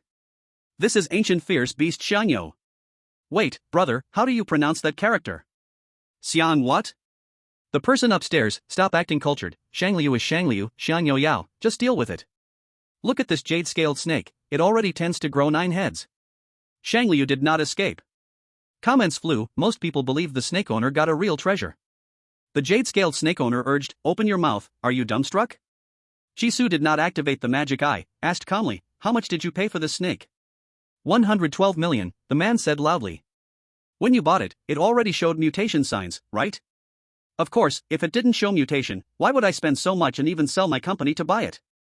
Oh, you even sold your company. Shisu raised his hand to support his chin, asked the last question, does it have a smell? I mean a rotten smell. Damn, the snake owner panicked, rotten smell, do you know what you are talking about? It's alive, an ancient mutant beast, how could it smell rotten? Shisu listened, confirmed, and pierced the truth, it's not Shangliu, stop dreaming. It's just a sick snake, the bumps under its skin are not heads, but snake proliferative tumors. If you don't believe, press the tumor, soft means tumor, very hard means human-filled bone, anyway, it cannot be Shangliu. This means, the snake owner was cheated. The streamer is a first-class appraiser, listen to what the newbie says. I know this streamer's trick, first insult wildly, then make you add them as a friend, and then charge high to buy the tamed beast they raise. Let's see if he'll let the snake master add him. I think so too, that Earth Dragon Lord is just bait, to lure people in. The streamer is a tamed beast dealer. Big snake master, don't fall for his trick. Shisu saw the chat starting rumors and clarified, I don't sell tamed beasts, I don't add friends. Those who want to learn can stay and listen, those who don't, swipe away. So arrogant? You should know, streamer is in the service business. With that attitude, you'd better quit this line of work early. Family, let's go, don't give him attention. Even so, many still wanted to hear why the streamer was so confident. Seeing the viewer count didn't drop and the big shot didn't disconnect, Shisu explained. First, when a snake mutates into Shangliu, it gives off a stench. This foul smell can drive away other beasts, protecting itself from attack. Second, Shangliu has 9 heads with human faces. As the name suggests, the main head is a human face, not a snake head. Everyone look at this snake. The snake head is still triangular, no sign of turning into a human face. Maybe some didn't see clearly, please, big shot, zoom in the camera. The snake master didn't move, as if he couldn't accept the truth, frozen. Shisu didn't want the moment to go cold, so he spoke to himself, letting the hidden wealthy viewers see his skill. To know if a snake can mutate into Shangliu, don't look for bumps under the skin, look at the main head. If the main snake head shows the outline of a human face, there's a 50% chance it's Shangliu, the other 50%, it's Baisuzhen, a normal albino snake. This big shot's green-scaled snake only shares one thing with Shangliu, the scale color, both blue-green. Some cheaters use these scales, add some stuffing, and trick ignorant buyers. You were cheated, brother. The moment Shisu said cheated, it was like stepping on a cat's tail, the snake master immediately flared up. I wasn't cheated, I wasn't. I had someone check it. It's fine. You're the liar. When I bought it, I took it to a friend for inspection. Healthy. No disease. What stuffing? What tumor? It's Shangliu. I tell you, it's Shangliu. I'll send gifts if you say it. Say it. Suddenly the other side went crazy, kicking doors, smashing things. Shisu was shocked, speechless, dumbfounded. The snake master's yelling drew a flood of visitors to the stream, over 500. Shisu grabbed the water cup next to him, drank deeply to calm himself, not wanting to escalate with force. He said, I suggest you take it to a tamed beast hospital to remove the unknown object. It still has a chance. Otherwise, it won't live past next year, losing both the snake and the money. Snap. The connection cut off, as if the platform moderators had removed him. TSK, the streamer really is too polite, using force sounds bland. I almost fell asleep listening, how is this different from class? Treasure appraising is treasure appraising, not a place to show off knowledge. If you're that talented, why didn't Z-Tang hire you? Upstairs guys, haven't you noticed? The streamer's audience isn't you poor people. He wants discreet big shots to know he's not a newbie, he has real things. Seeing this, Shisu received a second connection request from a user. Chapter 11, Super Big Shot. Unlike the first, this username was Qingqiu. A golden diamond hung before the name, showing V62, meaning this person tipped 6.2 million on the platform. A major client. Shisu immediately accepted, hello. On the right side of the screen, a huge living room filled with expensive redwood tables and chairs, pure Chinese style. Hello. The mature female voice instantly caused a chat frenzy. Mom. Mom. Useless, miss, need a tamed beast? I have a 432-month-old male, can speak like a human, serve tea and water, good at reading moods. Upstairs, already 36 years old and still trying to pick up girls? The mature woman's voice didn't waste time, placing a large bird with fiery red feathers on the ground, letting it show itself. Its tail feathers were extremely long, its whole body radiating a red glow, gorgeous like fire. The woman was polite, it's called a blaze bird. I think it shows signs of mutating into a phoenix. What do you think? I side with the master, this really could mutate into a phoenix. I also side with the master. Just now, everyone was praising the jade-scaled snake in the chat. I immediately saw that Snake had a problem, but didn't want trouble, so I stayed quiet. This time, I swear, this bird is the true ancient divine beast. Side with the master +1, what does the streamer say? Streamer, quickly say, is it treasure or trash? This time I trust you, I believe your judgment. Chisu opened his magic eye and observed for a while, confirming his guess was correct, then asked, is it literary or martial? Literary, I think. Chisu said and continued, I'm sorry, your blaze bird does not have ancient blood inside. It isn't even a mutated beast. It's simply a bird evolved into a blaze bird, it cannot further mutate into a special ancient royal beast phoenix. If I am correct, it has already reached extraordinary body, can spit fire, brave and fierce. Though not a phoenix, it can continue to be raised. The chat went crazy, WTF scrolling endlessly. The woman remained calm, reason. To be honest, the officials told me this bird might mutate into a phoenix. Maybe if raised to dominant body, it will activate its ancient bloodline.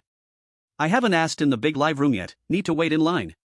You seem somewhat reliable, so I came to pass the time. If you can give a reason I agree with, I will send 100 gifts, each worth 10,000. Big sister is generous. Rich lady, look at me, look at me, look at me. Chisu's eyes shone brightly. He restrained his excitement, speaking calmly, the history books record that phoenixes have male and female, male is Fon, female is Huan, together called phoenix. It is not just one royal beast, but two, sharing the same body, with dual sexual organs. What is the sex of this beast? The woman was silent for a long time, female. Chisu nodded, any signs of male organs developing? The woman remained silent again, no. Ah, Chisu said, phoenix feathers are multicolored. Features, chicken head, swallow jaw, snake neck, turtle back, fishtail, mixed animals, not like movies make them, a divine bird floating in the air. Not like that. Your royal beast's feathers are red, bird head, bird body, female, no mutation signs at all, completely unlike a phoenix. If you still won't give up, think it must mutate, I personally believe, it is far from mutation. Don't mention dominant body, even emperor body or beast god body, probability of mutation is tiny. Is this explanation satisfactory? History books? Do they write this? How did I not know? Maybe it's passed down in the family. Look at him, so confident, doesn't seem made up. I think he's making it up. Showing off. Tricking rich sister into sending gifts. Don't be fooled. Chisu glanced at the chat, thought of a method to test truth. Set it on fire. Use the blaze bird to endure a heat it cannot withstand. If it has ancient phoenix blood, it will be reborn in fire, level reset, retrain. If not, it will die completely. This method was too cruel, he did not want to explain. Chisu added, if you don't want to raise it, cancel the contract, find it a good home, part well. Any other questions? Right then, on screen, rows of thunder swords roared past, electricity flashing, effects almost blinding, phone sizzled twice and cracked the screen. Chisu hurriedly tapped the screen, shouting, not good. Lagged. Really lagged. Ah. Chisu could not hold back, suffering greatly. He shook the phone again and again, finally, resigned to the reality with lifeless acceptance. Useless, even with the chance, useless. He could blame no one. The Earth Dragon Lord only felt that Chisu suddenly breaking through its defense was quite amusing, so it opened its dragon mouth and imitated a roar. Chisu picked up a teacup and placed it upside down on the Earth Dragon Lord, pressing the bottom of the cup with his finger to prevent it from flipping open. Roar, the Earth Dragon Lord exerted force and shattered the cup, proudly lifting its head, signaling with its eyes for Chisu to bring it a new cup to play with. Chisu thought it was time to buy some toys for the Earth Dragon Lord, so he took it out of the room and went to buy a new phone for himself. At Wisteria Academy, in a private dormitory. A young girl stood by the window, tapping her phone screen to send a gift.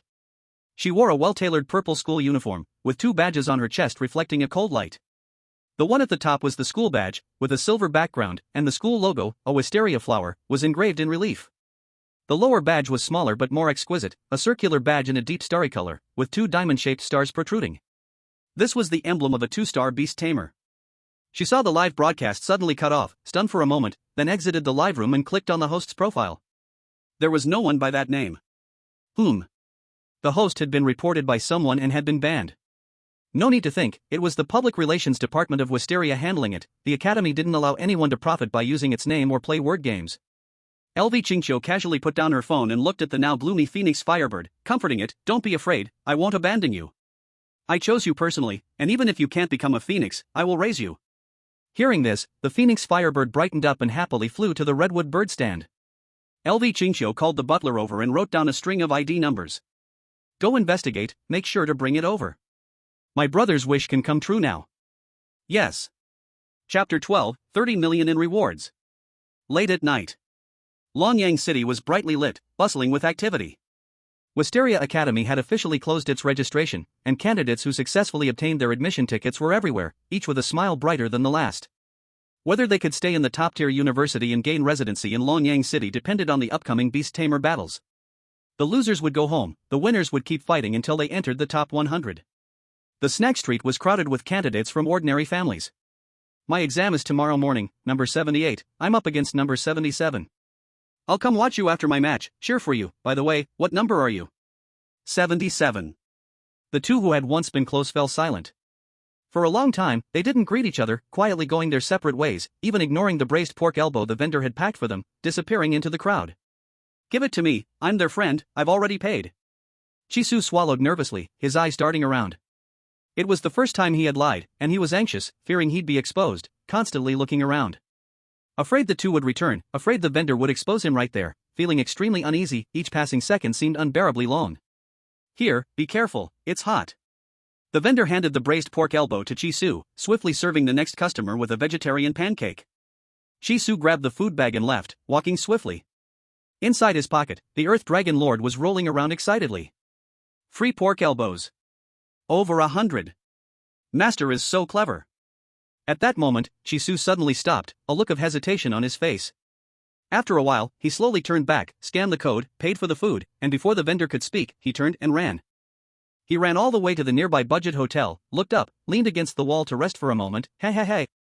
In the end, he couldn't get over the psychological barrier, his conscience uneasy.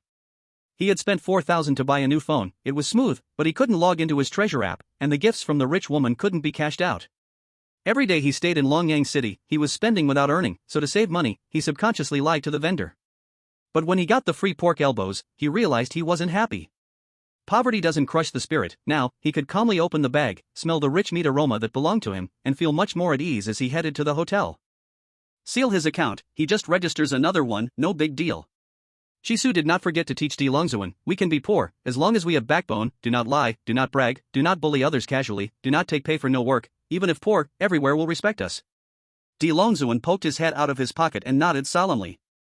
Chisu laughed, tapping Di Longzuan's mouthpiece with his fingertip. Arriving at the hotel, he swiped his card and entered the room.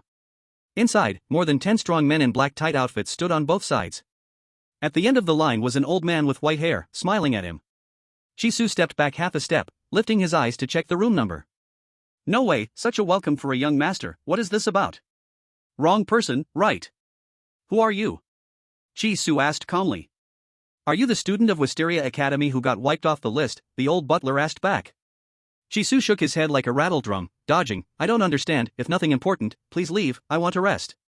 The old butler laughed, then let me ask another question, is your name Chisu? Before Chisu could deny, he opened the file in his hand. Chisu, male, 18, parents dead, once stayed at Chixing was home.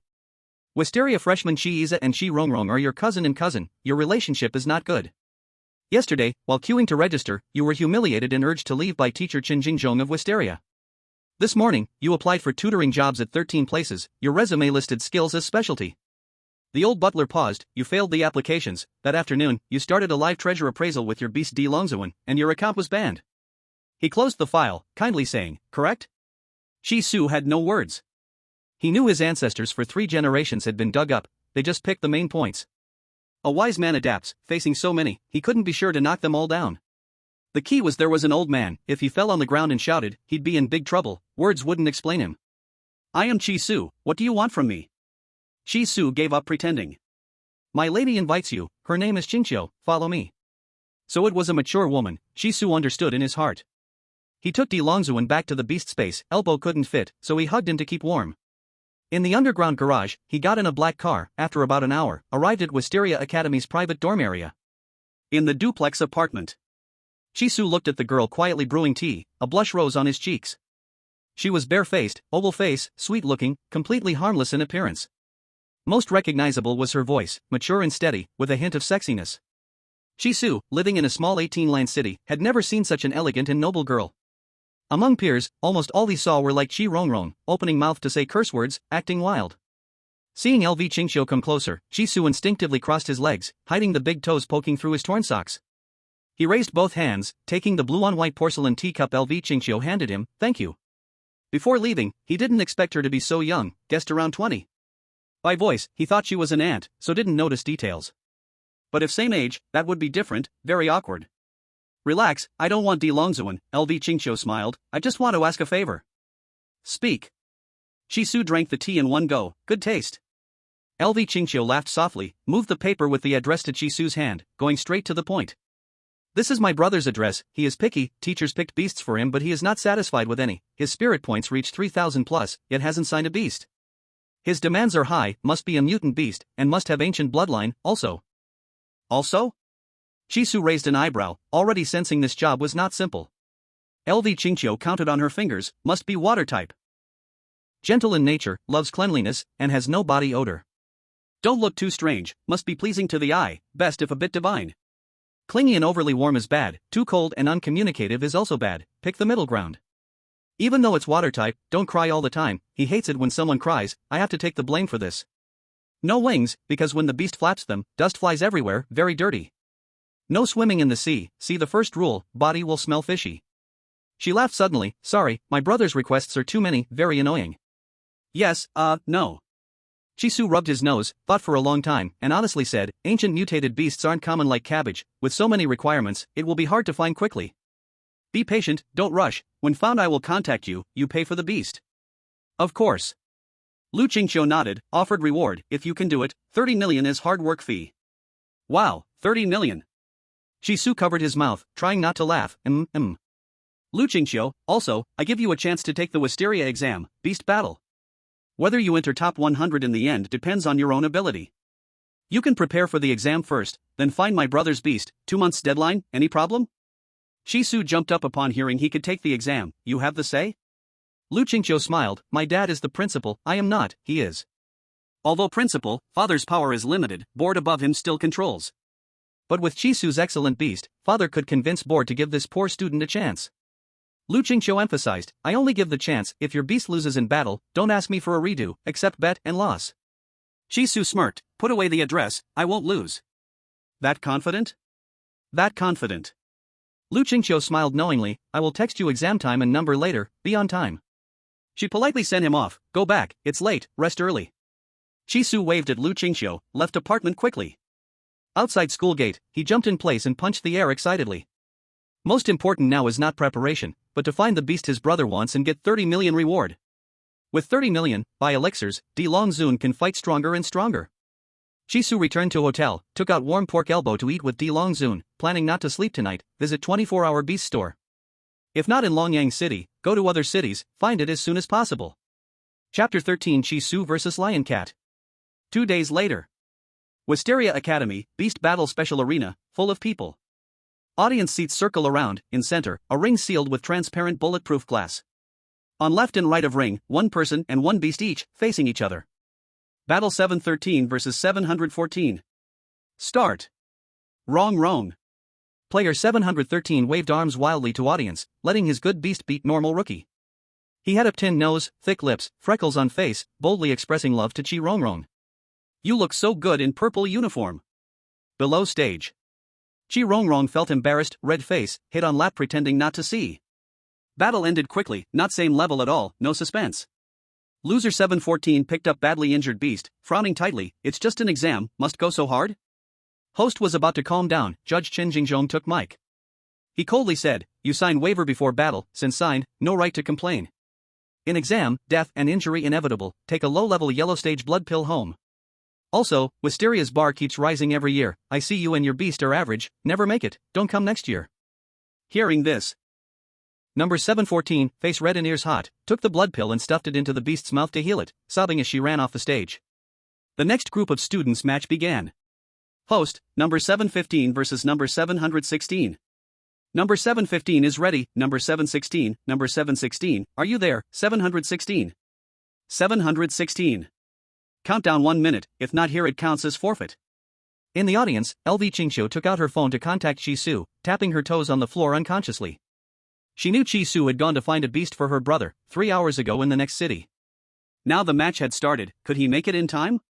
Number 716, number 716, 10 seconds left, 10, 9, 8.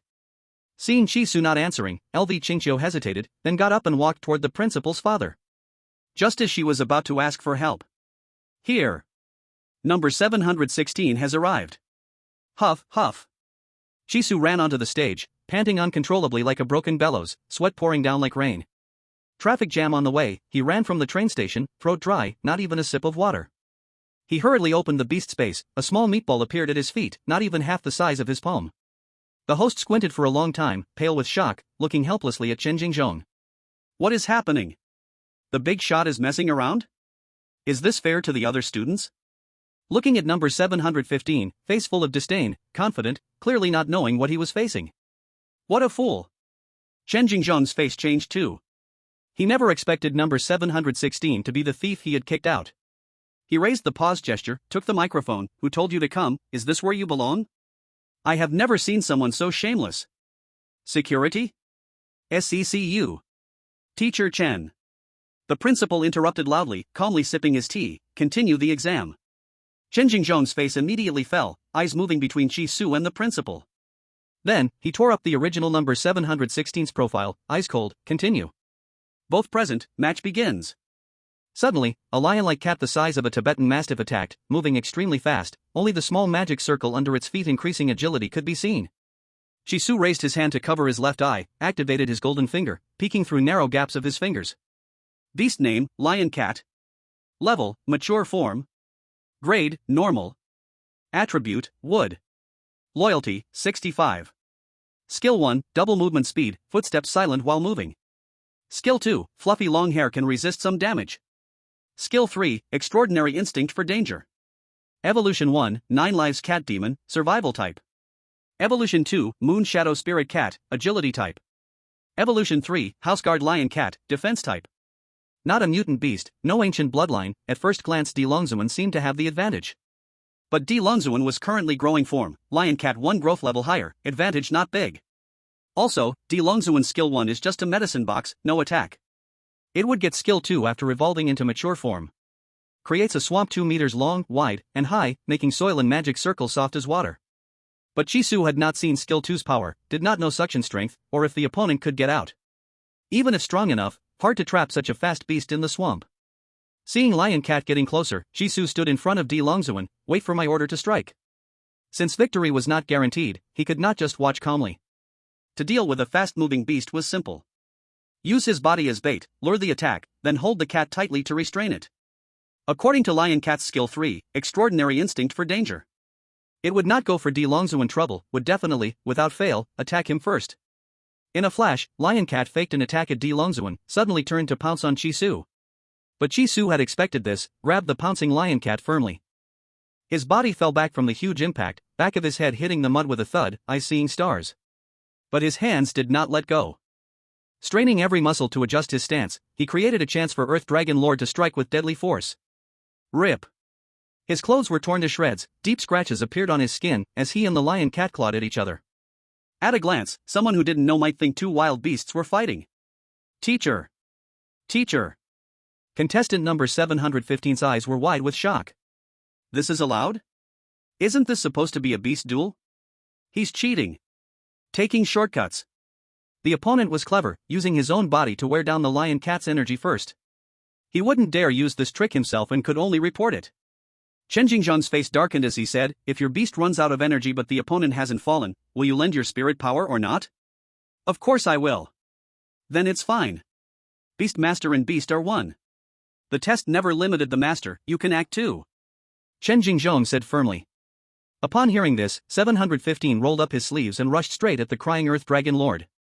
Suddenly, Chisu shouted, gripping the back of the lion cat's neck, his palm cut by its fur, now. Earth Dragon Lord shot out like a bullet, smashing through the lion cat's neck. Its long fur, which could resist some attacks, tore like fragile paper, leaving a bloody hole, and blood gushed out. Meow. The lion cat wailed and collapsed. 715's eyes were full of pain, he coldly drew the whip from his waist, swinging it hard toward Chisu. Instantly, an earthy-colored magic circle appeared beneath his feet, vanishing in a flash. The hard ground turned into a soft swamp, swallowing half his body in the blink of an eye. The more he struggled, the deeper he sank, the the wet sticky mud quickly covered his body. Earth Dragon Lord leapt, swinging its tail to knock away the whip, claws raking 715's face furiously. Match over. Number 716 wins. The host bent down, grabbed 715 from the swamp, and pulled him out with effort. Someone. Take him to the hospital. Stitch the cuts, do the stomach wash, you pay the bills. Chisu sat up, watching Earth Dragon Lord lick its wounds, smiling as he flicked his mouth. I'm fine, I'm going home. Chapter 14, Hidden Danger. Chisu stored Earth Dragon Lord in the beast space, stumbled off the stage, and sent LV Qingqiu a message. Found a suitable beast for your brother. Can it still walk? Please take it over for me, my brother will send someone to treat you, stay at his house and go nowhere, Earth Dragon Lord is exposed now, this is for your safety. After sending the message, LV Qingqiu stared at Chen Jingzhong. She knew the feud between Chisu and Chen Jingzhong, she didn't understand Chisu but knew Chen Jingzhong. Chen Jingzhong had relatives on the board and some talent himself. Talented, a little power, he looked down on everyone, using minimal authority to make life hard for others, his words sharp and biting. He didn't deny respect to the right people, in front of officials and the board, he put on a flattering face. He only bullied those weaker than him, pretending to be upright and noble, leaving others with nowhere to direct their anger. Bad? He hadn't killed or burned anyone. Good? Clearly not. LV Qingqiu had no way to deal with him. She couldn't leave now to escort Chisu. She had to watch every match to pick students with potential. Not just decide life or death based on beasts and spirit power. She watched Chisu leave and turned her gaze to the arena. The hall was silent. After a moment, whispers began. That lion cat is fully grown, among contestants, it's top tier. Since it was defeated by 716th beast, then 716th beast must be fully evolved? Super form? Hiss, the size doesn't match, could it have beaten it while underleveled? This is instant kill, overlevel instant kill? What did 716 bring just now? I only know it's earth type, too small to see clearly. But it's amazing, it pierced through a defensive lion cat directly. If he harbors murderous intent, shoot for the head. The lion cat is bound to die. The students whispered to each other, analyzing the situation. Winning isn't just about controlling the beast. If it weren't for number 716 holding tight, restricting the lion cat's movement, it would have been hard for the little tracker to lock in and make a fatal blow. That's true. The beast master and the beast are both essential. Does anyone know the name of number 716? I want to be friends with him. The students asked around and finally came to Chen Jingzhong. Chen Jingzhong replied coldly, a thief's name, why bother asking? Thief? The students were confused. His beast was stolen, with a spiritual power of only 0.5. He secretly bribed the original number 716 to get a spot and used tricks to enter purple wisteria. How can there be such a person? The students believed their teacher's words without doubt and left, pouting. Chen Jingzhong leisurely opened his fan and waved it gently. He knew that Chisu could not have bribed the original number 716, that was the principal's doing. But such a person should never be admitted to purple wisteria. It was like a tank full of koi fish suddenly had a dark, ugly cleaner fish added. It would pollute the whole pond and ruin the koi pond's reputation, turning the koi pond into a hodgepodge. Chisu's presence lowered the status of purple wisteria. When people see that someone with a 0.5 spiritual power can enter, the slogan elite among elites, genius among geniuses becomes a joke. Moreover, that person claims he will return, and now it's really happening. Where should I, Chen Jingzhong, put my face? Chen Jingzhong picked up a stack of candidate materials and began flipping through them. Since the principal started playing tricks, secretly changing candidates and making the fair assessment unfair, using the elite Earth Dragon King to stir the pond, attempting to make Chisu famous in one battle. Then as the assessment teacher, he wouldn't just sit back and let it happen. After all, a small growing Earth Dragon King has a chance to fight against a mature one, but what if it faces a complete form? Can it still win a level higher? Chen Jingzhong sneered a few times and planned to hire a few people from outside to switch places with the candidates. Chiiza gazed at Chisu's retreating figure, still stuck on the question of why Tangu could take the exam. Not long after, he belatedly asked his sister, what did Tangu bring? A chimera? In contrast, Chi Rongrong and Wang Xingchen's eyes popped out as if they were about to leap from their sockets. Chi Rongrong couldn't help but stand up, letting the jade rabbit on her lap fall to the ground, treating it like trash. She finally understood why Chen Jingzhong had spent so much money to buy him. That useless Tangu, with such incredible luck, stepped on dog poop and actually got the ancient Earth Dragon King. She wanted it. She wanted it. She wanted it. The Earth Dragon King, following such a master, wasted its talent. Its growth level would surely stagnate. If it were raised by her, it would soar to new heights. She would also rise to become one of the most famous and powerful beast masters. Chi Rongrong slowly clenched her fist, biting her lip. Tango would definitely not just give it to her, so how could she get it? Could she rely on being cute? Impossible. It would be too humiliating for her, and Chi Su wouldn't buy it. The sibling bond between them had long been gone. Could she buy it with money? No way. Tangu must be making a fortune selling Earth Dragon King meat every day, so he probably didn't need the money. Then there was only one way. If the master died, the beast contract would be nullified, and the Earth Dragon King would become a beast without a master, free to find a new one. No, no, no. Chi Rongrong shook her head hard. No matter what, he's family. She couldn't do that. It seems the only choice was to find someone to beat him up and force Chi Su to voluntarily break the contract. If one beating didn't work, do it twice. If two wasn't enough, then cripple his hands and feet, making him a real waste. Then, if he couldn't afford treatment and died, that would be none of her business. She wouldn't have killed him. As for who would do the dirty work, Chi Rongrong looked at Wang Xingqian, but Wang Xingqian was looking elsewhere, snorting coldly. Great, he's the clever type. Time to use the licking dog. Chapter 15, Fu Zhu. Chi Su didn't take any luggage, only dragging his warm nest. After using all his strength, he finally reached the home of the older sister brother living downtown. His vision blurred, his body in a half-faint state, ragged all over. He weakly patted the security room, opened the door. The security uncle was startled. If it weren't for that warm nest, he would have thought this person was acting in those years, we beat the beggar together. He stuck his head out of the window. Who are you looking for? Lu Yanma. Just after he spoke, Chi Su, exhausted, fell heavily forward, lying on the ground without awareness of life or death. At the same time, the beast in the warm nest gave a faint hiss, the species unrecognizable. Seeing this, the security uncle first contacted the owner and ran out of the security room. He glanced at the slightly trembling warm nest, curious, but did not dare to open it on his own. Since he was looking for young Master Lu and carrying a beast nest, it must be like the previous people, searching for rare beasts for this young master. The price, of course, would be sky-high. If because of him, the sky-high beast ran away, he couldn't repay it even with his life. The security uncle did not move the warm nest, squatted beside Chi Su to help watch over him. Afraid he might die and he would be responsible, he summoned a giant golden retriever. The golden retriever was 2 meters tall, with a simple, honest face. It lowered its head on its own, licking Chi Su's wounds. The saliva of the Earth Dragon Lord was useless, but the golden retriever's saliva had remarkable healing effects. With one lick, half of his blood-stained, messy face seemed to have a smoothing filter applied, and the wounds disappeared. Dog saliva is rich in lysozyme, immunoglobulin, and more, with antibacterial and cell growth-promoting effects. Of course, it also contains over 600 kinds of bacteria, which could cause zoonotic diseases, the harms outweighing the benefits. But after the revival of spiritual energy, canine beast saliva became more effective, like a miraculous medicine, without drawbacks, beneficial and harmless to humans.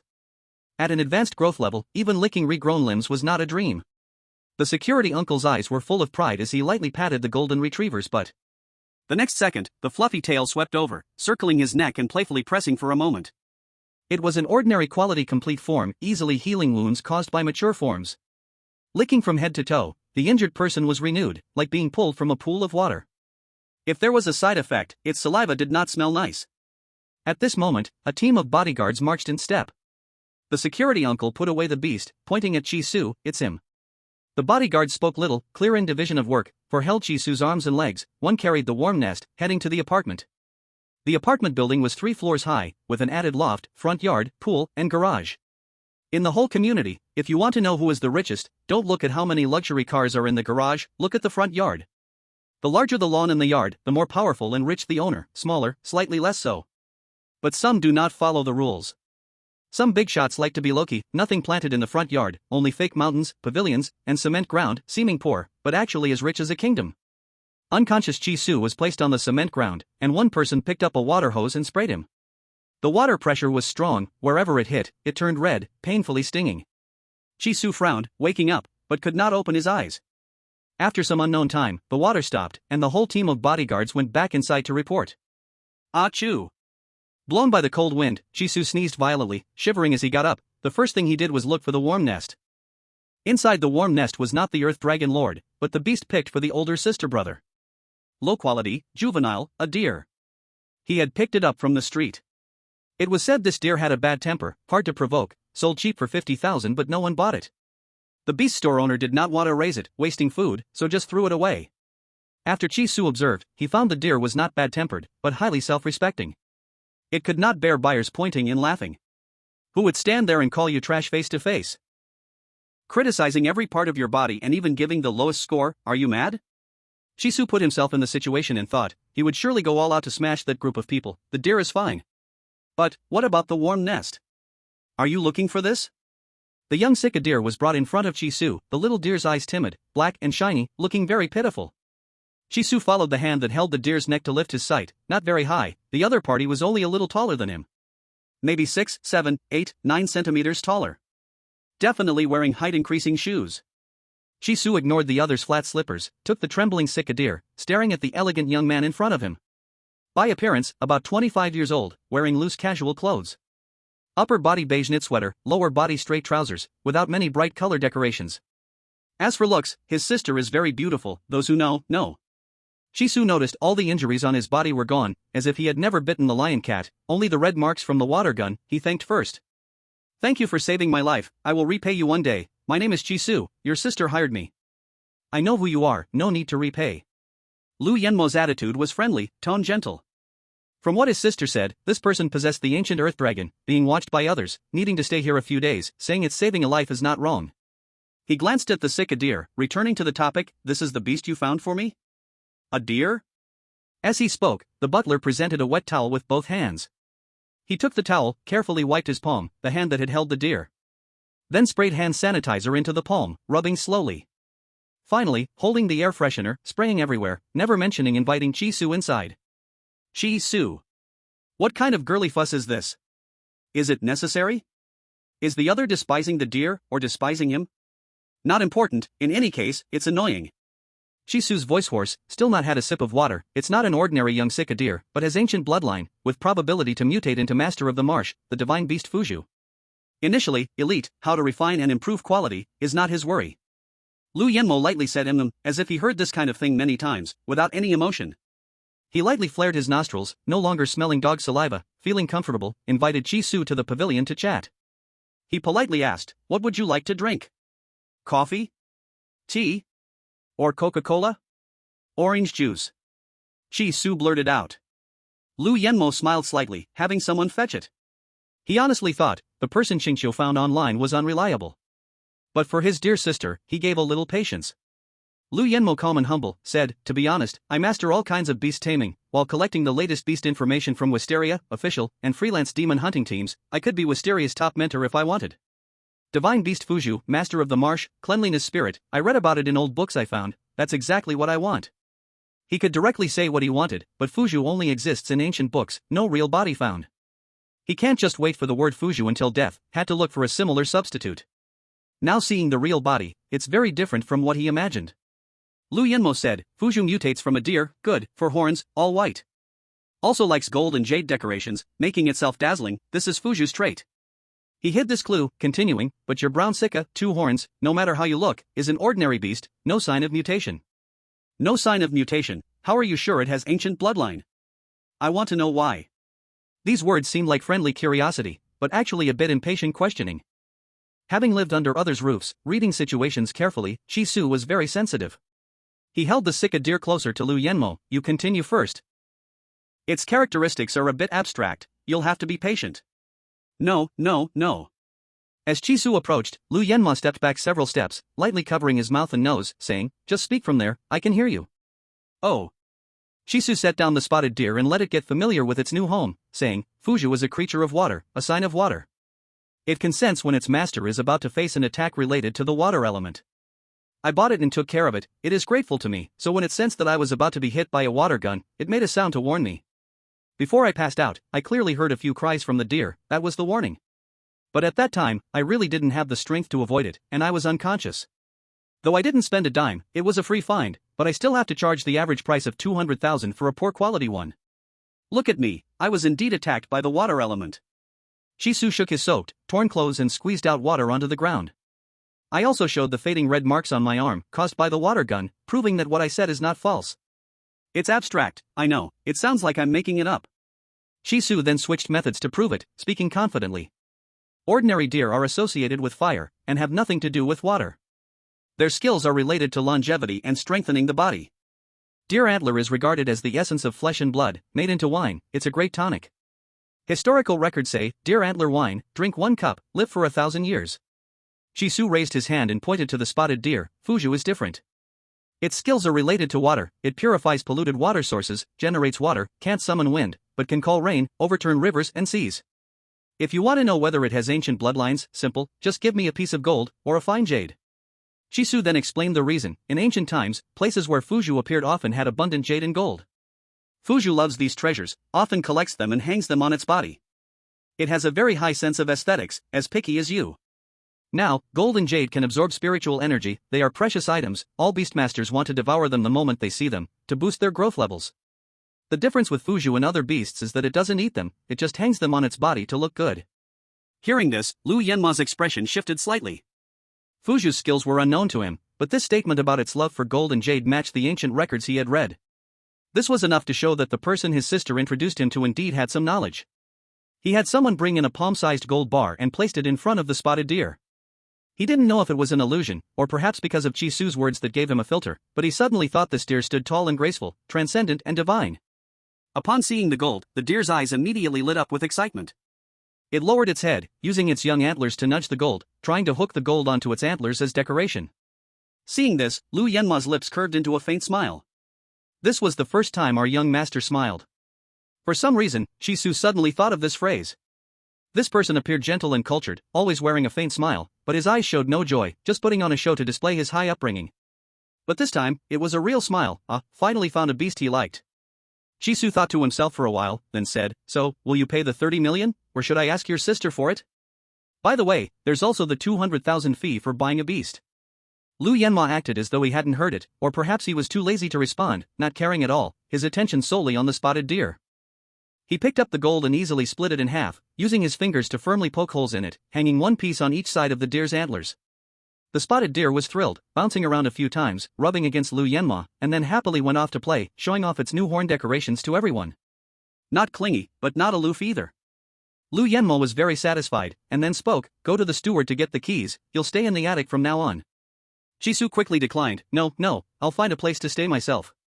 He didn't want to live under the same roof as this perfectionist. He wanted to repay the kindness of treating the cat scratch, that's true, but it didn't mean he was willing to suffer mental torment. Even Lu Yanma's own sister didn't want to live under the same roof with him, let alone him. "Do as you wish," Lu Yanma said softly, then bent down, picked up the sick deer, and walked into the house. Not long after, Shisu received the money card and immediately rushed to the pill shop. Shortly after he left, the chair he had sat on was pulled out of the pavilion and thrown into the trash. The pill shops in the big city had extraordinary decoration styles. Every immortal herb, every pill, had its own small display case. The glass case was crystal clear, without a single scratch, and Shisu could clearly see the vein patterns on the herbs. The wooden base of the display case had a copper plaque nailed on it, engraved with the name, grade, and price. He lowered his head and glanced at the densely packed zeros, feeling nothing in his heart. Having money in the pocket, that's just how it is. "Boss, I want 2 lower-grade yellow-tier marrow cleansing pills," Shisu said. "To improve the aptitude of the Earth Dragon, purify it, and refine elite quality to epic." The effect would not be immediate. This required a large number of marrow cleansing pills, constantly washing. The best were the Heaven, Earth, and Profound tier marrow cleansing pills, maybe feeding a few, 10 or so, the Earth Dragon could raise 1 grade of quality. But his financial resources were limited, so this would have to do for now. Also, I want 2 lower-grade yellow-tier chi-gathering pills. Chi-gathering pills could accelerate the absorption of spiritual energy. At the current situation, the Earth Dragon needed to quickly raise its growth level to reach the mature body. But still, cannot rush, feeding it profound-tier pills might be too much. Going into demonic frenzy happens from over-absorbing spiritual energy, losing control of power, causing a fire-out. Then the mind also loses control, becoming mentally abnormal, which is called demonic entry. The beasts and plants in the secret realm became violent and murderous because of improper cultivation. So the yellow-tier pills were the best choice. Also, 1 lower-grade yellow-tier essence strengthening pill. Still, to prevent going into demonic frenzy, consolidate energy and spirit, strengthen the foundation, prevent beasts from running wild. Also, give me 1 lower-grade yellow-tier beast spirit pill. How much in total? Beast spirit pills increased the probability of successful beast breakthroughs. From juvenile to growth body, the Earth Dragon had passed the newbie protection period. The higher it went, the higher the chance of breakthrough failure. If the Earth Dragon failed when breaking into a mature body, all its cultivation would be gone. All its spiritual energy would turn into useless waste and scatter in the world, forcing a restart from juvenile body, a second test. That's still a good outcome, the life remained, no demonic frenzy. So beast spirit pills were necessary, also the most expensive among all pills. Next was the marrow cleansing pills. In terms of price, beast spirit pill, marrow cleansing pill, essence strengthening pill, chi gathering pill. Chi Su thought of beast battles. Wisteria only gave one blood and chi pill to heal and restore blood, and only to the loser. The winner got nothing, he had to pay himself, so he asked the boss for 10 lower grade yellow tier blood and chi pills. Plus 10 pots of lower grade yellow tier wheat sprout immortal herbs. In emergencies, they could replace him to refill the Earth Dragon's blue bar. His spiritual power was 0.5, what could he transfer? Young man, anything else? The shop boss raised his eyelids after calculating, looking at the unknown customer. Dressed in rags, could he afford it? Don't take the pills and run. Stealing was impossible, he would still need to be caught and blamed. Chisu took out the bank card with saved payment. How much in total? The boss calculated carefully and checked the list, all lower grade yellow tier. 1 beast spirit pill 5 million, 2 marrow cleansing pills 5 million, 1 essence strengthening pill 1 million, 2 chi gathering pills 1.4 million, 10 blood and chi pills and 10 pots of herbs 10 million, total 22.4 million. Over 20 million, Chisu nodded. Charge it. Yes, insanely expensive, ridiculously so. But the modern society could run normally because of the existence of these sky-high price pills. Otherwise, if pills became cheap, everyone would become beast masters, making themselves invincible. Who would still farm the land? Who would still be a worker moving bricks? Who still studies technology weapons? Who still studies artificial intelligence? All industries have no staff anymore. Everyone's mind is full of cultivation, beast taming, clearing all secret realms, and making achievements. Chisu understood the meaning behind this sky-high price. He also understood that, in this world, beast tamers are an exclusive job for the rich. Even heroes are an exclusive title for the rich. If you want to be a hero with achievements, you must have money first. Chapter 17 Chi Rongrong Slander. After the evening rush hour, inside the old community, the rental agent opened the door, showing the house facilities, recommending to Chisu, the whole house is 75 square meters, can cook, can bathe, has air conditioning, has a washing machine, very cost-effective. The already small living room was divided into 3 areas, each area a private space, separated by pieces of floral cloth, inhabited by tenants of different ages and jobs. Various autumn and winter clothes were hung in front of steel beds, and because the balcony was full of other people's clothes, there was no space, no sun, and the damp clothes gave off a strong foot smell. Chisu silently followed the agent inside, accidentally making eye contact with a tenant. Both bent slightly and nodded to show friendliness. On the floor were cigarette butts, instant noodle cups, beer bottles, and unknown shoes and socks scattered around. Among them, a shiny, oily companion spirit beast moved, cockroach Xiao Chang. Xiao Chang walked upright, making tap-tap sounds. Chisu faced it briefly, then tiptoed close to the wall to dodge, constantly watching his step. The army of Xiao Chang was everywhere, some people raised them deliberately to extort money. If someone accidentally stepped on one, regardless of age, 20,000. The agent knocked a few times on the bedroom door. I'm bringing someone in to see the house. After a few seconds, he pushed the door open. The bedroom was divided into 2 areas. Near the door sat 4 young children, boys and girls in pairs, 2 years younger than Chisu. They sat around on a 1.6-meter bed playing landlord, smoking, blowing smoke, saying mama zakama, taking turns. Seeing Chisu enter, the yellow-haired girl swore and stood up. Coming to look again, wasting time. She pulled open the floral cloth covering the small balcony, revealing piled luggage, moving it in stacks under the bed. After who knows how long, the clutter was finally cleared, and the agent led Chisu over. The small balcony was a protruding section of the bedroom, half a meter above the floor, narrow walls on both sides, a glass window in front, overall just over 1 meter long. The agent gestured. Look at our little bedroom, full of sunlight, can open windows anytime to ventilate, raise your arms, very convenient. Look at the wall, embedded with 3 layers of wooden cabinets. Wood price is not cheap now, trees have become spirits, hard to cut, even toilet paper is hard to make. There are no textbooks in school anymore, paper raw material is trees, pine, fir, birch, poplar, any close contact and the branches pierce through.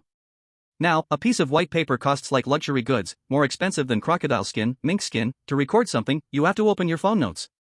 These 3 layers of cabinets existed before the spiritual revival, now dead objects, not valuable, still used as before, to store things.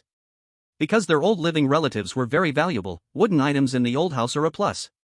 The agent sat on the balcony, touched the wooden cabinet. You can put clutter, or stuff clothes, even put coffee cups, little bourgeois, drink coffee, and enjoy the view, so beautiful.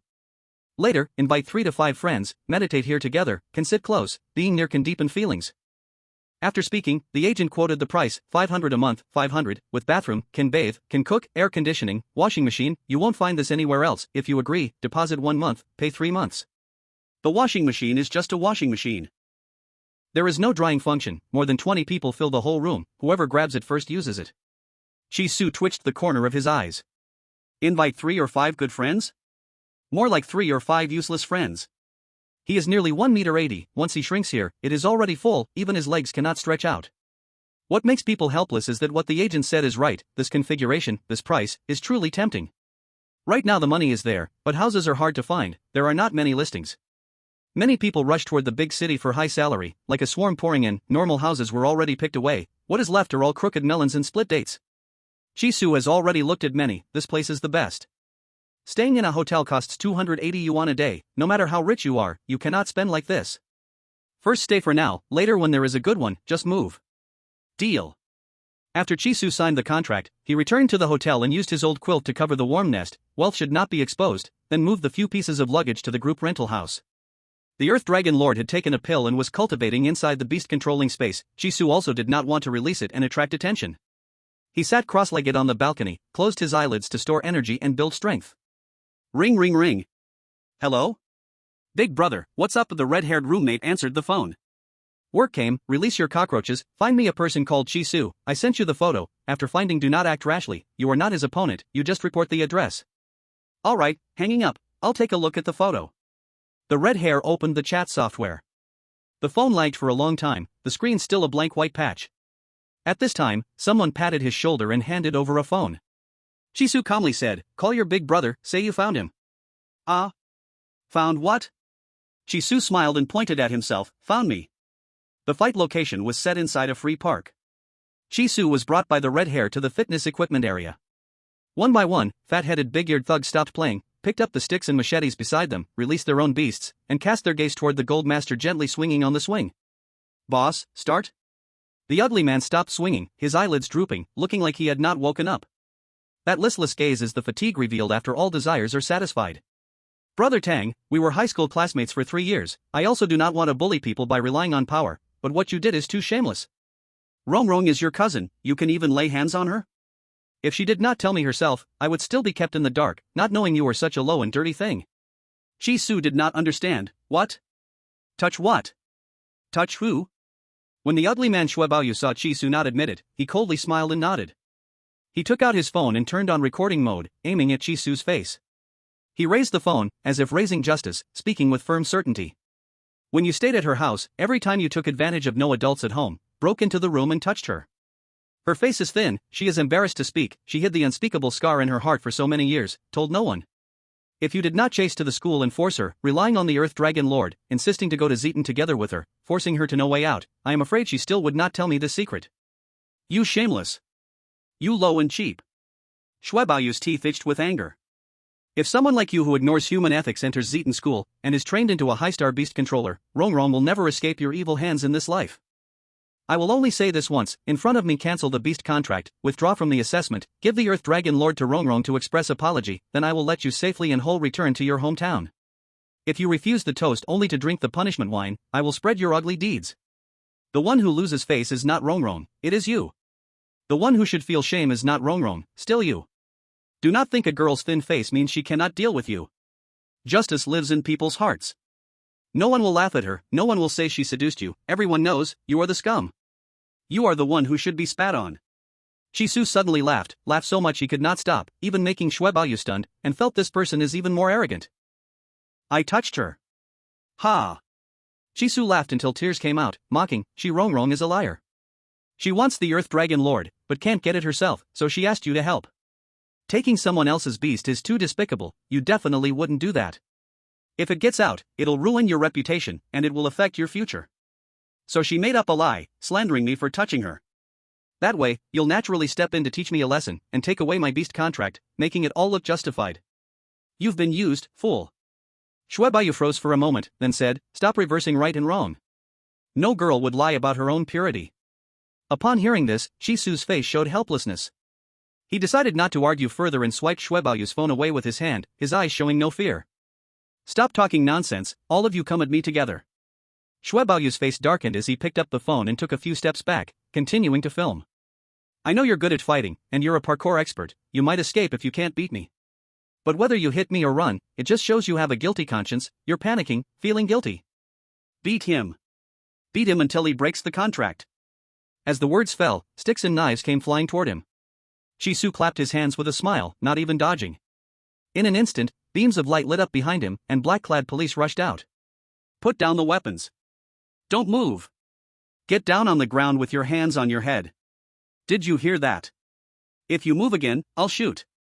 The thugs were immediately pressed to the ground, their faces filled with terror. Shui Baoyu was also pressed down, staring blankly on the spot. They came, but why call the police? He never expected Chisu would call the police. Calling the police was like tattling to the teacher, utterly pathetic. Chapter 18, I'll help you. Speak. Who is the mastermind? The police officer asked sharply. Since the spiritual energy revival and the rampant magical beasts, the global population has drastically decreased. From 8 billion, it dropped sharply to 3 billion. It took a long time for society to stabilize, and population growth had begun, but with people dying every day, the growth was barely noticeable. Thus, every human life became incredibly precious, and murder was deemed the most severe crime. There was no exception. The weapons and knives were all in clear view, and they had been caught at the right moment of the attack, making it impossible for the criminals to explain themselves. Who was the mastermind? Fingers pointed directly at Shui Baoyu. Shui Baoyu's face turned pale, and he vaguely felt that things had escalated. I just wanted him to apologize, I didn't plan to do anything. Right, he molested his cousin. Speak with evidence, Chisu said slowly. As long as she can provide evidence that I actually bullied her, I'll go to jail and farm for the rest of my life. If she can't provide evidence, and only opens her mouth to slander me, then I'll get a lawyer and send her to prison to farm. Chisu changed the topic. But the grudge between me and her has nothing to do with you. You hired someone to kill me, and no matter how rich your family is, you won't be able to get out of this. I didn't hire anyone to kill you. I just wanted to teach you a lesson. To beat you up. The sticks and knives were just to scare you. Shui Baoyu burst into tears, sobbing uncontrollably. I passed the second round of the Zitong assessment, woo woo woo, my exam is tomorrow morning, woo woo woo. Upon hearing the Zitong exam, the police officers immediately loosened their grip and exchanged glances with their colleagues. This made things tricky. It all depended on the school's stance. If the school wanted to protect him, they'd have no choice but to let him go. Take him to the detention center first. Okay. Does anyone else have an exam? The thugs desperately shook their heads. Then go farm. Chisu returned to the shared apartment. Before he even sat down, he received a call from LV Qingqiu. Shui Baoyu was released without charge. Chen Jingzhong arranged for him to fight you, it's tomorrow morning, and he's not coming with good intentions. Shui Baoyu's beast is a high-quality mature one, while your lion cat is only an ordinary mature one. There's one great difference, it's a world of difference. You have so much trouble with the lion cat, there's no way you'll win against him. LV Qingqiu still hadn't said everything. In a competition, morale is very important. The audience's encouragement, cheering, and support are the best boosters for morale. But Chisu's reputation in Zitong had already stunk. Stealing spirit beasts, spirit power 0.5, illegally buying a competition slot. There were even rumors that he had molested his cousin for 5 or 6 years, causing public outrage, and the school forum exploded. Lu Qingqiu knew who spread these rumors, Chen Jingzhong. That person would not act personally but would send others, leaving no evidence. She could not favor Chisu, could not clear his name, the more she helped, the more people said he had connections to get in, denying all his abilities. If Chisu chose to compete, no one would cheer for him, and his defeat would be satisfying to everyone. When he fell behind, there was cheering, when he was close to winning, there was sighing. This was a cruel blow to spirit beast masters, especially to the spirit beasts themselves. Lu Qingqiu felt full of regret but had to persuade, withdraw from the competition, you were so excellent, even if you don't enter Zitang, you will succeed. Chisu was silent for a long time, his gaze dim, fists clenched tight. He said softly, give me one night to think. Okay. Lu Qingqiu hung up and looked at her brother holding the deer. His face showed no expression, reading calmly, making it hard to tell if he liked his spirit beast. But since he held the deer, his annoying cleanliness seemed gone, enough to show he loved the deer. Lu Qingqiu took off her pearl necklace, wanting to give it as a gift to Fu Zhu. Before she got close, Lu Yanhua stopped her. Vulgar, bland, when will you realize your taste is bad? A vein popped on Lu Qingqiu's forehead. She silently put the necklace back on, then spoke about serious matters, he will not be your tutor, give up. Because of that affected illness, her brother did not go to school, only stayed at home. He needed a private teacher, had hired many before, but dismissed them all for shallow understanding. Now that he finally had one he approved, he wanted to hire them for a high price. Did you hear? He will not agree to you. Ignored, Lu Qingqiu felt annoyed. Lu Yanma opened a drawer, took out an expensive notebook, copying ancient texts. After a long time, he slowly looked up. Are you talking to me? Lu Qingqiu laughed angrily. Otherwise? I thought you were talking to Qi something on the phone. Lu Qingqiu. Lu Yanma thought for a moment. You didn't tell him just now. How do you know he will refuse? I am not refusing money. Big brother, not everything in this world can be solved with money. Does she not know herself? Lu Yanma, but that someone looks poor, money can solve it. Lu Qingqiu helplessly held her forehead. He is called Qi Su, not that someone. Oh. Lu Yanma replied absent-mindedly, clearly not remembering.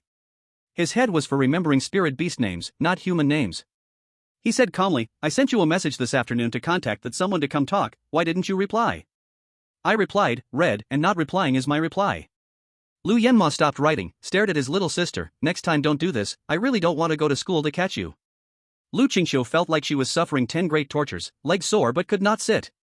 She had eaten the body scent pill, wherever she sat, the smell stayed for 10 or 15 days, surely drawing mockery and costing money. Lu Yanma looked at his watch, spoke calmly, let that someone come now, behave, I will let you go. Hearing this, Lu Qingqiu immediately informed Qi Su and left. Someone had to deal with this odd person, she really had no other way.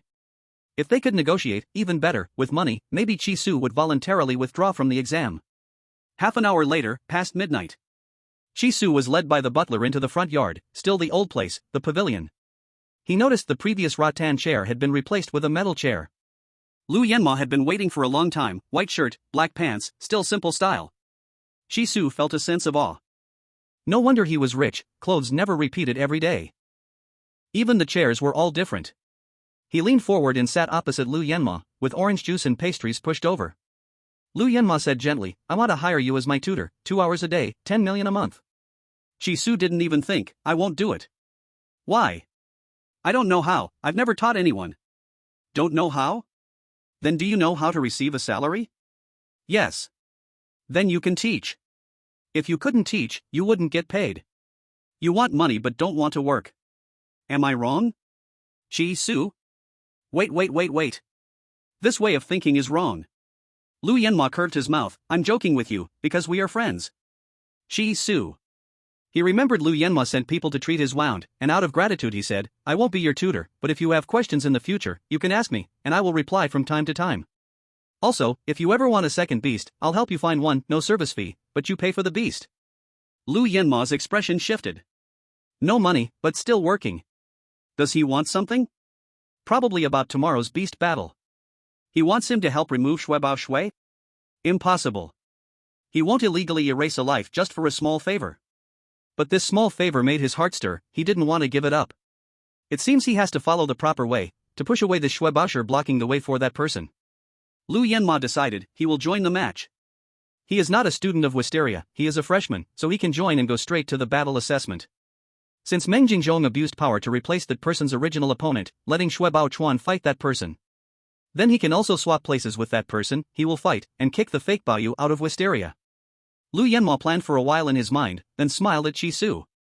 I'll help you get rid of Jia Duobao. Ah? Qi Su was stunned. What? Who is Jia Duobao? Chapter 19 Tactics. In the Beast Arena, the second round of selection assessment began. The exclusive seating area was on the second floor, not as crowded as the first floor audience, with a wide view, the best place to watch the fight. Sofas were more than 3 meters apart, with a small table by the side. On the table were delicate pastries and drinks, and meat snacks for beasts. Lu Qingqiu walked to her seat with the flame bird, stunned, brother? Lu Yanma lifted the deer, took out a handkerchief. He put the handkerchief under his fingers, picked up the metal nameplate on the table, find a student named Qingqiu, this seat has a good view, I want to buy it. Lu Qingqiu was full of disbelief. No. Bro? Seriously? Lu Qingqiu cautiously asked, brother, what is my name? You don't know your own name? Lu Yanma was confused, a little worry in his eyes. Fever? Feeling unwell? Brain fog? What kind of question is that? So you don't know my name? I know, you are my real sister. I don't forget people, and I cannot forget you. Lu Yanma said seriously. He put down the metal nameplate, raised his hand and held his sister's hand firmly. Qingming. He lightly tapped her hand, with reason, from the drizzling rain of Qingming season, fits your crying personality, very suitable, parents had foresight. Ha! Lu Qingqiu smiled with her lips only, pulled her hand hard, too lazy to argue, turned to find friends to squeeze in a seat. Crazy. Lu Yanma shook his head helplessly, took out hand sanitizer, rubbed his fingers, his eyes on the arena below. That person still did not accept his help, not because of pride. It was because Qin Jingzhong made the battle chart public. The whole school knew that person must fight Shuedayu, no one could replace them. In the players' rest room area, Shisu, wearing sunglasses, violently kicked open Shuebayu's room, activated his magic eye, locking on a giant turtle 1.6 meters long, weighing over 300 kilograms. Beast name, Spirit Turtle. Level, mature 100%. Grade, good. Attribute, water. Loyalty, 63. Skill 1, pull in limbs and head into the shell. During this time, defense doubles, cannot move. Skill 2, cover whole body with an energy barrier. During duration, reflect some damage back to attacker. Skill 3, shoot a high-speed spinning high-pressure water jet from the mouth. Skill 4, to be unlocked. Evolution Path 1, Mystic Water Turtle. Evolution Path 2, Longevity Turtle. Evolution Path 3, Healing Turtle. No ancient bloodline, no mutation chance. Are you crazy? Get out. Shuebaoyu pushed Qi Su hard, gritting his teeth. You messed with my mind before the match, now it's too late to apologize. See you on the arena. Coming out of detention, he was still shaken, his life almost ruined, slept poorly all night, nightmares non-stop. Luckily, heaven gave him a chance to personally teach this loser a lesson. All waivers were signed, even if he killed the police, no one could stop it.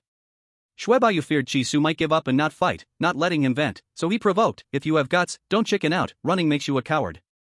Arguing was useless, Qi Su turned and walked away, expression serious. Shuebaoyu was at the beast taming growth level. His beast could already break through and evolve into perfect form, but he hadn't. Not afraid of failure, he had money to buy beast spirit pills, fed to beast for 100% success, could not fail. Not breaking through, holding level, was to keep a trump card.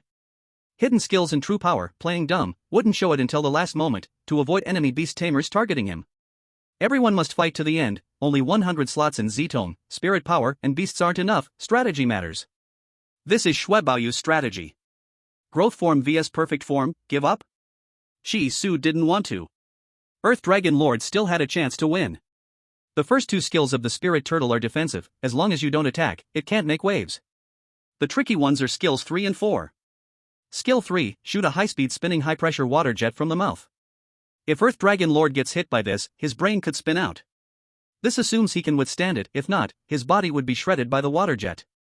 Against this move, both he and Earth Dragon Lord must dodge, can't take a hit. As for Skill 4, though not unlocked, Qi Su knew.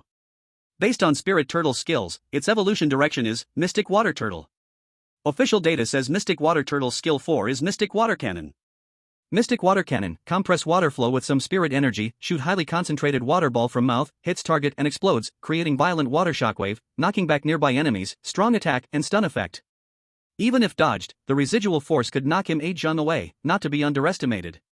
Qi Su entered his resting room, closed the door, calmly pondering strategy. Now, only one way to win. Make Spirit Turtle feel danger, force it to retract, trigger Skill 1, or Skill 1 plus 2 combo, boosting defense while activating reflect damage. Then, it becomes a live target, unable to move. And Earth Dragon Lord's Swamp Trap would hit 100%. Reflected damage wouldn't hit it. Only hits the mud. How to make Spirit Turtle retract, not hard. Earth Dragon Lord is elite quality, natural suppression, one roar might work. If roar fails, he has another trick. Pull down pants, stinky attack. If fart doesn't work, poop right there. Turtle smell is extremely sensitive, beyond ordinary imagination. Its front limbs are short, can't cover nose, must retract head into shell. Once it retracts, that's the chance. Sink it deep in the swamp. Qi Su opened beast taming space, released Earth Dragon Lord. He cupped the beast in his hands, explaining his plan. Trust yourself, trust me. We can win. The little Earth Dragon trembled like sifted chaff, blinking its watery eyes. In the beast master space, it could hear and see everything happening to its master. But if its master did not let it out, it could not break free on its own. It wanted to tell its master that the one saving him was not Lu Yanmo, but the security uncle. It also wanted to say, it was trembling not because it feared the old turtle, but because it feared it could not protect its master once the battle started. If because of its negligence, its master died. The Earth Dragon painfully hugged its head, the pressure immense. Don't worry about me, I'm not as weak as you think. Shisu understood in his heart. He joked, relax, I am a man with extra lives, I won't die. He took out the golden soft armor made overnight, woven with fine copper threads, opening the collar to put it on the Earth Dragon. Its defense was weak, only an ordinary piece of clothing. But a beast wearing clothes was the brightest scenery. Shisu slightly adjusted the armor, do you trust me? The Earth Dragon nodded without hesitation. Then wait for my signal before acting. Shisu got up to find something to replace waist. Earlier he had blown, he needed face, he could not pull down his pants in front of a crowd. On the lounge table was a row of cigarettes for contestants to relieve stress. Shisu's eyes lit up, pocketing all of them and the lighter. The smell of tobacco would irritate the turtle's respiratory tract, and people too, turtles disliked it, some people did too, coughing when they smelled it. It would work. Chapter 20, Not One Step Back. The broadcast sounded. Contestant 713 Shuebaoyu vs 716 Shisu, please take the stage. Shisu held the majestic Earth Dragon and pushed the door, each more confident than the last. Suddenly, he frowned, pulling hard at the unmoving door. Damn!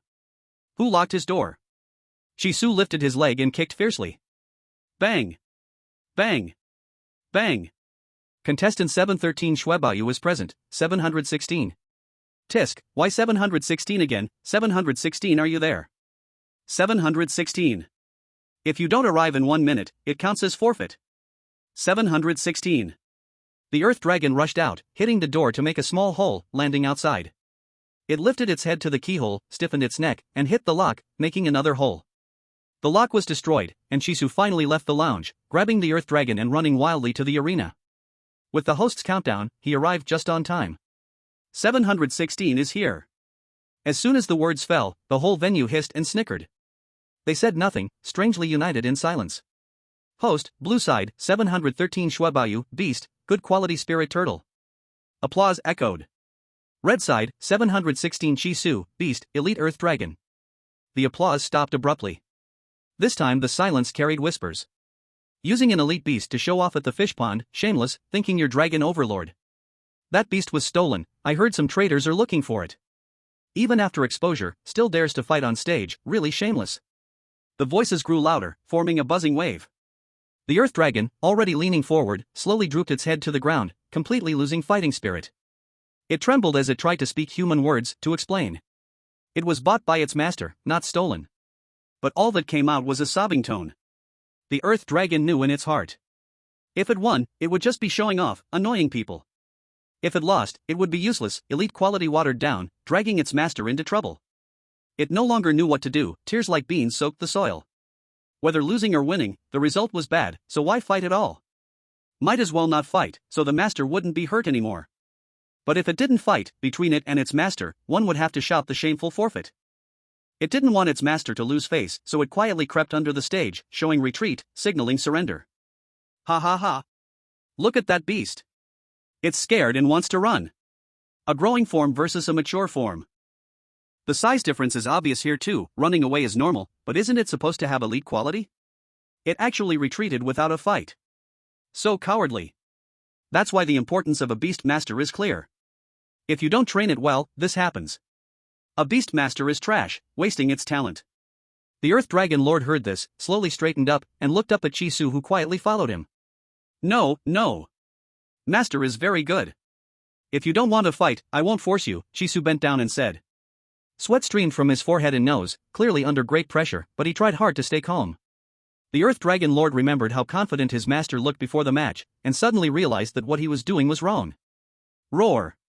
I will fight. It also had confidence it could win. The spirit turtle was a little nervous at first, but hearing the Earth Dragon Lord's weak roar, it stretched its neck and stood firm. So it was just a small weakling. The audience turned to support it, this win was certain. Match, start. The spirit turtle opened its big mouth, deep inside, water spun fast and formed from thin air, suddenly shooting out, sweeping from left to right. The water pillar was like a laser, cutting deep and wide grooves into the bulletproof glass around the arena. Shisu grabbed the Earth Dragon Lord and leapt up, flipping over the water pillar, his moves cool and sharp, the audience sighed in disappointment. Boring, dodging? If you can fight, fight. If not, admit defeat. Don't waste everyone's time. Jumping around, showing tricks. Still the old way, grinding yourself first. This is a beast battle, no one wants to see the beast master show off. Still a 0.5 level beast master. You just want 20,000 a month subsidy, fine, I'll give it. Just raised a dog for nothing. Hurry up and leave, don't disgust people here. Several cans flew over the half-enclosed bulletproof glass, missing Chisu's face. The drinks fell on the ground, red soda splashing out. Then, pop. Pop. All kinds of drinks hit Chisu, hard, the places hit swelled up one after another. Roar. Roar, roar. The Earth Dragon Lord shouted angrily, wanting to block some for his master, but Chisu held on tightly. His face was pale as paper, even with strong mental quality, his heart was unsteady now. He only wanted to enter Wisteria and be a beast master, why was it so hard? The Earth Dragon Lord buried its head in Chisu's palm, unable to hold back, wailing loudly. Give up. Shuebaoyu stopped the spirit turtle from attacking. He lifted his chin, showing the same pity as Chi-Iza. I don't want to press you anymore, it would look like I bully people. But I will let you go on one condition, leave the arena and end the contract, give the Earth Dragon Lord to Rong. If you don't agree, I will call Uncle Chi, let him seek justice for his daughter, and no matter what, put you in prison. Chi-Su ignored it. He wiped the dirty water from his face, fingertips stained with blood, cheeks stinging. He lowered his eyes, took out a cigarette, put it in his mouth, pressed the lighter to light it, and slowly exhaled blue smoke. Who? Chi-Su scanned the audience, seeing every face hating him, his gaze landed on the smug Qinjingzhong. The truth didn't matter, except for the victim, no one cared, and he didn't want to explain. Even if he defended himself everywhere, telling people his injustice, wasting time collecting lots of evidence to clear his name. Those who bullied him blindly would still just say a flat, oh, I was wrong. The whole matter would turn over lightly. So he didn't want to explain, didn't want to deal with it. As long as he became strong enough to rise above everyone, these fools would naturally turn and gather evidence to prove him right, punishing Qinjingzhong themselves. Even if he were truly evil, crime-heavy and extreme, as long as he was strong enough, people would think of ways to make excuses for him. Therefore, he must win. Win this round. Win the next round. Become the last winner, not a single step back. Chapter 21 No More Chances. Chisu suddenly dived, eyes firm, rushing straight at the spirit turtle. Overestimating yourself. Even so, Shuebaoyu feared Chisu might use some sure wing trick. He tapped the turtle shell, break through, don't hide. After speaking, he stepped back a little to avoid being accidentally hit. In an instant, the spirit turtle's front legs became wide and long, flat and sharp, slicing iron like mud, its back legs like two fishtails. Its mouth was triangular and hooked, the neck's thrusting speed fast, head stretched and retracted toward Chisu, swallowing a piece of bloody flesh. Then, bang! Bang! Bang! 3 strong black water cannons fired in a row, the spirit turtle moved forward, fiercely advancing. Seeing this, the Earth Dragon Respect immediately used soft mud technique on the turtle's path, making a swamp trap. But the Earth Magic Array lit up in front of the spirit turtle, even if only for a moment, revealing the trap's location. The spirit turtle lifted its front legs, slammed the ground, bounced into the air, spitting a thick water column. Using the water column's hardness as a lever, it adjusted its landing position, skipping over the swamp trap. Bang! Bang! Bang! Another 3 black water cannons. Chisu's thigh was bitten, blood gushed, movement no longer agile. He waved his hand, throwing Earth Dragon Respect aside, rolling to the side in pain to dodge the attack. At the moment the black water cannon was about to explode, he jumped, grabbing the groove high on the bulletproof glass. This was made by the spirit turtle's earlier water column. He pushed with his fingertips, lifting his whole body, barely avoiding the explosion's aftershock. No more delay, Chisu swung on the groove, propelling himself toward the spirit turtle. His fingers were cut, leaving shocking red marks wherever he passed. Bang! Bang! More black water cannons. Chisu had anticipated this, letting go early and landing safely. 2 black water cannons pierced the bulletproof glass, heading straight for the audience. At that moment, 2 balls of fire hit the black water cannons, instantly evaporating them. Crisis removed, the fire returned to the firebird's mouth. Awesome! Lu Qingqiu pinched Jerky and threw it to the firebird, then looked at the arena, brow slightly furrowed. Chisu flipped, landing on the turtle's back, flicking a burning cigarette butt into its mouth. He raced against time, lighting more cigarettes, inserting one left and one right into the turtle's nostrils. Damn, playing tricks again. Shuebaoyu rushed forward, but was hit on the lower leg by Earth Dragon Respect's tail. Crack! The bone lightly fractured. Shuebaoyu froze for a moment, then collapsed, rolling back and forth, twisting in dark crawling, pain leaving him mute. The spirit turtle squinted from choking, anger burning inside.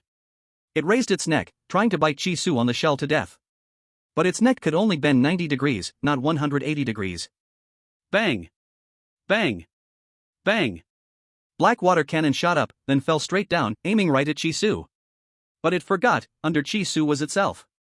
In an instant, Chisu rolled sideways to dodge, just landing when the blast's aftershock sent him flying several meters, rolling miserably. The spirit turtle reacted fast, using skill 1, retracting head and limbs into defense. Exactly what was needed. Chisu spat blood, shouting fiercely, "Now attack!" Roar! A thunderous roar echoed through the arena. All the audience rose together, eyes wide. The earth-colored magic array suddenly bloomed, the spirit turtle sinking into the swamp. At the same time, Earth Dragon Respect's body underwent a shocking transformation. It rose from the ground, expanding, growing until it became like a small mountain, then stabilized. By size, it was even bigger than the spirit turtle. Steam and hot mist rose from its body. Dragon head, dragon body, dragon claws, soaring clouds and mist. This was the mature form of Earth Dragon Respect. Roar! Earth Spike Technique. Poochie, poochie, poochie. Dense stone spikes rose from the enlarged magic array, easily piercing the spirit turtle's body, stopping in midair. The water magic array surrounding the spirit turtle disappeared, a water spirit core was pushed out by the stone spikes. After the beast reached its complete form. A spiritual core will condense in the body, equivalent to the inner Dan of a cultivator. It has the effects of delaying aging, unblocking meridians, and helping one focus and comprehend the Tao. Simply put, when a beast tamer swallows a spiritual core of the same attribute, they can, just like a beast tamer, cultivate the path of immortality. Chisu struggled to crawl toward the water-type spiritual core and tightly grasped it in his palm. This thing is more expensive than elixirs, just right to sell to Lu Yenmo. Let go, that's mine. Shuebaoyu looked at the corpse of the spirit turtle, his face pale. He lost. The host, belatedly realizing, picked up the microphone and said unhappily, "Number 716, please return the spiritual core to its owner. You killed someone else's beast, don't take their things. It was raised by them, not you." Upon hearing this, Chisu could only let go. The next second, he was grabbed by the Earth Dragon Lord and placed on its scaly back. Golden scales grew along the body in overlapping circles, each layer stacked neatly, very uniform and beautiful. So handsome. Chisu smiled with satisfaction, his mouth curling up. The Earth Dragon Lord let out a majestic roar, its master is also handsome. Shuebaoyu held the quail-egg-sized spiritual core, crying uncontrollably, forgetting the fact that his leg was broken, his chest aching and heavy. The spirit turtle wasn't something he bought just to take the test, he had personally raised it for more than 6 months. I raised it for more than 6 months, woo woo woo. Shuebaoyu's face was covered in tears, crying without any dignity, which moved many people. The host sighed, genuinely not wanting to announce that number 716 had won. When the spirit turtle was stuck in the swamp, the outcome had already been clear. It was good with water, but not with mud, and after a while, it would suffocate. He had already won, but still ruthlessly finished it off.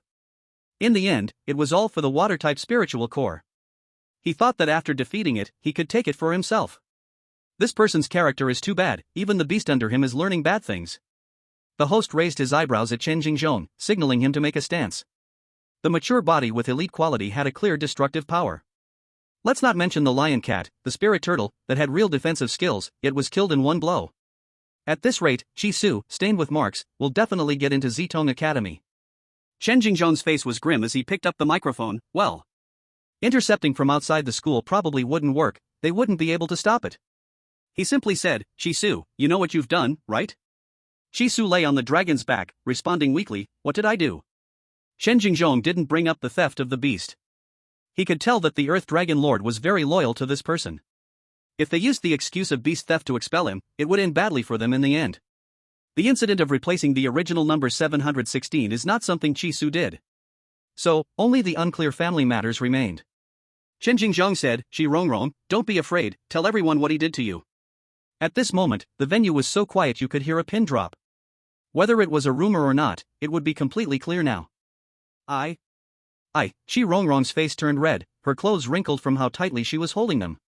She didn't expect that a small lie would cause such a big mess. At first, she just wanted to use it to persuade the loyal dog to help her, involving only 3 people, Tengu, her, and Shuebaoyu. But now, she couldn't tell everyone that the molestation was made up, that she wanted the Earth Dragon Lord, and falsely accused Chisu of touching her. She really couldn't bring herself to say it. On one side is innocence, on the other side is future in face. Don't be afraid. Wrong. Just say it. I support you. Baoyu shouted through his tears. Shi Yize knew very well that his little sister had lied. With the adults of the family out, he was the one at home. The three of them in one room, what could they do? Play cards, of course. This matter caused such a scene. On one side is his little sister, on the other is Tengu. Shi Yize glanced at the Earth Dragon Lord and made up his mind. He wanted his sister. Tango had the Earth Dragon Lord and could live well anywhere. Shi Yize stood up, blocking his urgently crying little sister behind him. I believe this matter shouldn't be questioned by the victim, everyone should not focus on the victim. This is a scar, it barely healed, tearing it open so bloody again, isn't right, is it? My sister will still get married in the future, the family doesn't know this, they didn't dare to say, so none of you should mention it again. Chen Jingzhong nodded. This means he admitted it, confirmed death. Did you hear that, Chisu? You did such a shameful, disgraceful thing, this is something the school can never tolerate. It's not about your spiritual power, not about your beast mastery, but your character is no good. The Wisteria enrollment website clearly states, a person must stand properly, sit correctly, have the demeanor of a gentleman, even family members must not have a single stain. Chen Jingzhong glanced at the principal, who nodded in agreement. He showed a barely noticeable smile and said, Here, I announce, your competition qualification is cancelled, and you can never take the Wisteria exam in this lifetime, go back. Chapter 22, Settling the Score. Family members must not have a single stain? What about those two? Chisu struggled to sit up, staring at Shi Yize and Shi Rongrong, eyes cold as if shooting out two knives. I have stains, but they are my relatives. Shi Rongrong instantly flew into rage, no longer crying, her features cruel, pointing at Chisu's nose scolding. You ruined my purity, and even dragged me down. Wanting to ruin my future. A relative like you, better not have you. Shi Yize was also furious, I now represent the whole Qi family, expelling you from the family records. From now on, you are no longer part of the Qi family. Our Qi family doesn't have a shameful, disgusting scoundrel like you. Enough. Chen Jingzhong frowned and stopped them. This is the Beast Mastery Assessment venue, not the Qi family living room, all this fuss is inappropriate. He looked at Chisu, pretending to be fair, the school is humane, your cousin and cousin sister are victims, they won't suffer because of you, they are still Wisteria students. At this point, instead of repenting and asking for the victims' forgiveness, you still want to drag them down. Truly shameless. Chen Jingzhong paused, serious and strict. So, not only do I cancel your competition qualification, I will also inform all Beast Mastery schools, no one will accept you. Chisu shivered, his face losing color. This clearly completely cut off his chance to become a Beast Master. Chen Jingzhong had someone bring a lower-grade blood and energy pill, the pill was in a simple wooden box, thrown next to Chisu like charity. This round, Baoyu wins. In Beast Mastery battles, either you win or lose. The judges exist to determine the winner based on overall level. Baoyu has a fully evolved beast, spiritual power of 283, plus he is willing to defend female students, good character, overall level far above yours, reaching the school's admission line, therefore Wisteria accepted him. Even if the spirit turtle died, Baoyu's family is wealthy, buying another high-quality beast is not hard. Chen Jingzhong glanced around, meeting the teacher's eyes at the judges' table, all nodded lightly in agreement. He continued, you used cigarettes with unknown poison, your win was dishonorable, and at the end, you showed no martial ethics, wiping out completely. We all agree, in this beast mastery battle, you lose, Baoyu wins. As soon as he finished, the words teacher is wise caused waves of applause. Chen Jingzhong curled his lips slightly, bent down and sat. Take the lower-grade blood and energy pill and leave, don't delay the assessment, host, announce the next contestant's number. Chisu stared at the wooden box on the ground, containing the pill for the loser.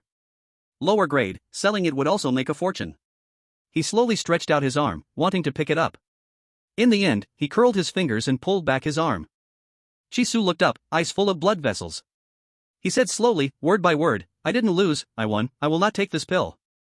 It's not that I was driven away, not that the school expelled me, I just don't want to fight anymore, don't want to come to Wisteria. No reason. But your school's actions are truly disappointing. The host, seeing that Chisu still had something to say, politely put down the microphone, his brow furrowing. Why are there so many troublesome things? Chisu glared at Chen Jingzhong and said coldly, during the admission period, you used harsh words, and I wasn't the only victim, there were other students as well. Your school has strict admission policies, but that doesn't give you the right to insult people. Whether intentional or not, you are pushing people to the edge. The mindset of a beast master directly affects the mindset of the beasts. If he becomes depressed, the beast will also become gloomy and despondent. If he begins to hate everyone, the beast will become brutal and heartless. The worst outcome would be the loyalty of the beast plummeting, and the beast itself killing the beast master. Then, the beast would go berserk and be killed by these so-called righteous people. You are unworthy of your position, unfit to be a teacher, and yet the school still covers for you, pretending not to see. Ha, a school like this would never attract real talent. Chisu gritted his teeth, mustering all his strength to stand up. His bleeding leg trembled slightly, but his voice was clear and powerful, resonating throughout the entire venue. Hated by thousands, I walk my own path. Abandoned by millions, I guard my own heart. The shame of today will be my ladder tomorrow. The humiliation of today will be my crown tomorrow. I will return, but by then, I won't be a student. I will make sure all of you know what it truly means to be a son of heaven. The scene erupted in an uproar, like a massive stone crashing into calm water, causing ripples to spread. So what if you have the Earth Dragon King? There are plenty of beast masters with ancient beasts. You've just broken through to maturity, and yet you dare to speak arrogantly. Since you've declared war, let's see how it goes. Now get out. Get out of Zitong. Get out. Get out. Get out. Get out. The angry shouts came one after another, overwhelming the other sounds. Chisu's face remained emotionless as he patted the Earth Dragon King. The Earth Dragon King crushed a low-grade blood pill, swiped its tail to knock the host away, and steadily walked out of the venue. LV Qingqiu's expression became serious as he looked at the principal's father's ugly face, knowing that Chisu would never have the chance to enter Zitong again. He had slapped them in public, who would still accept him now? LV Qingqiu sighed. Whether Chisu had molested his cousin or not, no one knew. But she felt that Chisu was not that kind of person. If he were, when they first met, Chisu wouldn't have been so polite, acting like an innocent young man who clearly hadn't experienced romance. At this point, even if she wanted to help, it would be useless. LV Qingqiu called the Flaming Bird to find her brother, wanting to ask for his opinion on this matter. But when she looked back, the seat was empty, and her elder brother had no idea where he had gone.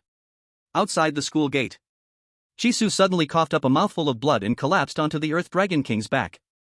The Earth Dragon King only had claws and had not evolved back legs, so it could only increase its crawling speed and head straight for the security room. Inside the room, to save Li Lang and leave home, who would have thought the top scholar in the imperial examination? Sun Fuqiang hummed a tune with a gentle tone, his eyes half squinted, comfortably blowing in the warm breeze. Bang! You again! Sun Fuqiang exclaimed in surprise. He glanced at the Earth Dragon King, not looking surprised. He had seen everything while guarding the rich neighborhood's gate.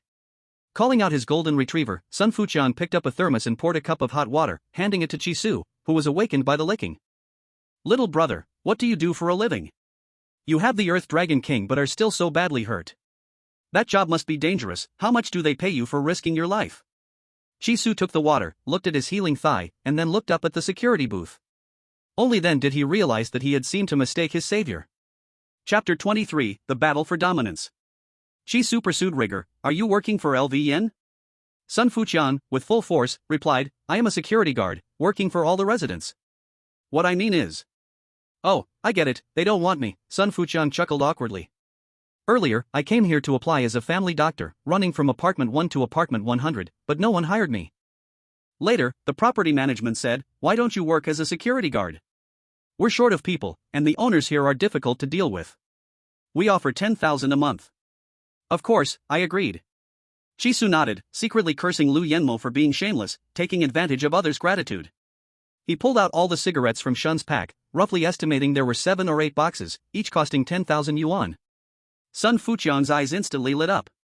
The cigarettes were rolled with tobacco leaves, which are a type of herbaceous plant. Taking a puff can energize a person much more than coffee. Whether the tobacco contains spiritual energy or not, it is a priceless treasure that is unavailable on the market. Nowadays, all that's available are e-cigarettes, full of chemical ingredients, ineffective and harmful to the body. Sun Fuqiang had been longing for this puff for a long time, and without hesitation, he took a box, wiped off the blood, eagerly unwrapped the plastic seal, and urgently shouted, Fire, fire. Chisu lit it for him, saying, All these are for you. If you need anything else, let me know. I'll help you get it. Wow, you're so confident. Sun Fuqiang grinned, his smile radiant. He took a deep drag, assessing Chisu from top to bottom. Forget it, the cigarettes are enough. I see you're having a tough time too, working hard to repay the favor. I can't bear it. He then asked, What's your situation? What's going on? The Zitong exam. Sun Fuqiang understood, rubbing his ancient dragon beast and smiling. You won, right? I'm sure you'll definitely get into Zitong. The ancient beasts, even with Zitong's high standards, there's no way they wouldn't accept them. The golden retriever, seeing its owner petting another beast, became dissatisfied. It bumped Sun Fuqiang with its head, picked up its dog bowl, and threw it on the ground. Woof. Alright, sorry. Sun Fuqiang quickly reassured it. He took out some meat-flavored freeze-dried food, filled a bowl, and joked, family beasts are jealous, sorry to make you laugh. Its temperament is very mild, doesn't bite, don't be scared. I'm not afraid of dogs. Chisu hugged the pitiful dragon beast and returned it to his beast space, saying, I won, but Zitong's school spirit is problematic. I don't want to go. Are there any other schools that don't get along with Zitong? Chen Jingzhong was so arrogant because the school allowed it. He didn't believe that Zitong's top management could act like this, and all the other schools would accept it, bowing to them and letting them take advantage. When Sun Fuqiang heard Chisu ask this, he stopped smiling. He peeked out the door, tightened the window, as if the next words had to be said quietly, away from others. Above the security booth, Lu Yenmo was quietly squatting. Sun Fuqiang didn't notice the wall-squatting figure. He returned to the room and began to speak openly. He was straightforward, Zitong is full of opportunists. You're right not to go. For students from poor families to get into Zitong, it's not the beginning of their rise, but the start of a nightmare. What exactly happens, I won't go into details, but check out Zitong's forum. There's a strong sense of superiority and arrogance. Ego and arrogance are the labels of Zitong students. You asked me which school doesn't get along with Zitong? There are too many. Sun Fuqiang said too many twice, emphasizing it. He was afraid that someone might overhear and ruin his job, so he stood up and walked out the door again. He walked around the security booth again, even jumping up to look at the top of the booth.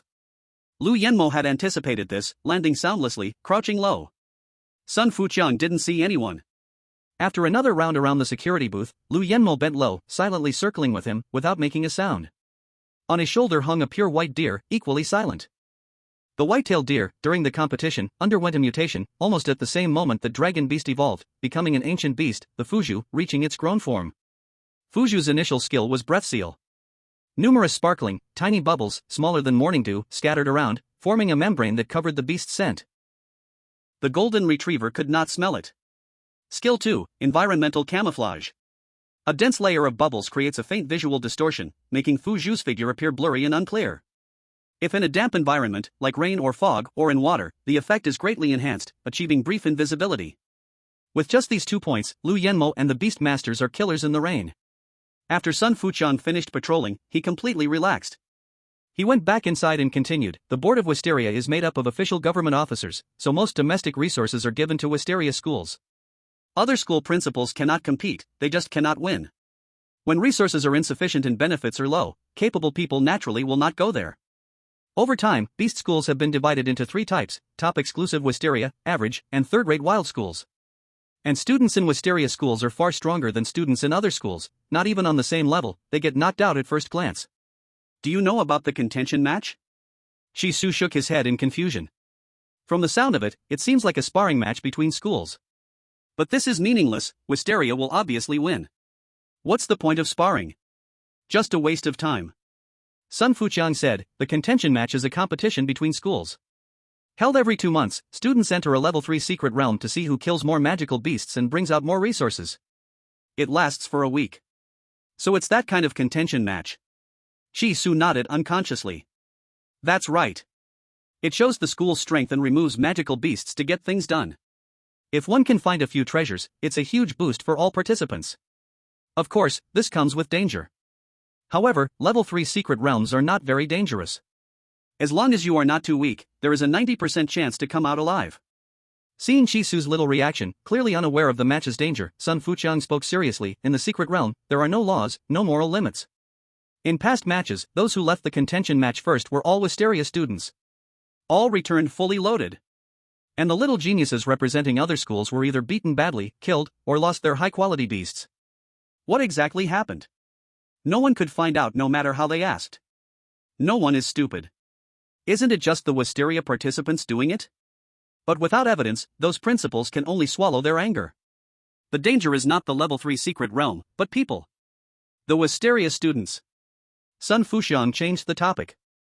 But in the last contention match, just recently, in early October, a student from Jialan School killed 13 magical beasts and got 13 spirit cores. One of them even came from a transcendent-bodied beast. Transcendent body. Chisu widened his eyes. A transcendent body in the secret realm cannot be compared to a tamed one outside in terms of combat power. It's like a madman fighting a normal person. The madman fights without rules, logic, or caution. The normal person can barely defend, hard to guess what move or where the attack comes from. So, transcendent bodies in the secret realm are generally stronger than tamed ones. For a student to defeat this level is truly amazing. Chapter 24, Jialan School. Sun Fuqiang praised this person endlessly, his eyes brighter than when smoking. That Jialan student, with this record, squeezed into the top 10, ranking 10th. Though the first 9 were all Wisteria, the resources he brought out, converted to market value, were slightly less. But in previous cases, no one had ever entered the top 10 of Wisteria. He is the first. Among a sea of purple uniforms, that sky blue one stood out, famous from one battle. Sun Fuqiang did not know if this person had been recruited by Wisteria, but the name of Jialan School, because of this excellent student. It was a total success. He said, if you want to find a new school, I suggest you go to Jialan. Besides Zitong, other Beast Master schools don't have such high requirements, anyone can get in. But, you have to pay some fees, ask the school how much they want. It was normal for the school to collect money in the past. Book fees, teaching fees, material fees, special course fees, boarding fees, in short, they tried every way to take money. Now with the secret realm, some paid projects are gone, all start from the secret realm. Non-students entering a level 1 secret realm must pay $1 million entrance fee. Students with a student ID can be exempt. But the school won't let students get this cheap, they must pay the school tens of thousands, once per entry, both sides are not losing. Sun Fuqiang pointed Chisu the location. Jialan School is not far, just in Longyang City, but not in the city center, it's in the suburbs. Taking a taxi from here, 1 or 2 hours, can't say exactly, if traffic is blocked, it will take longer. Sun Fuqiang looked at his watch. It was just past 12 noon. The teachers of Jialan School get off work at 10 at night, if you leave now, you will definitely arrive before 10, you can make it. If that star student is still at Jialan, get me an autograph, my daughter is his fan.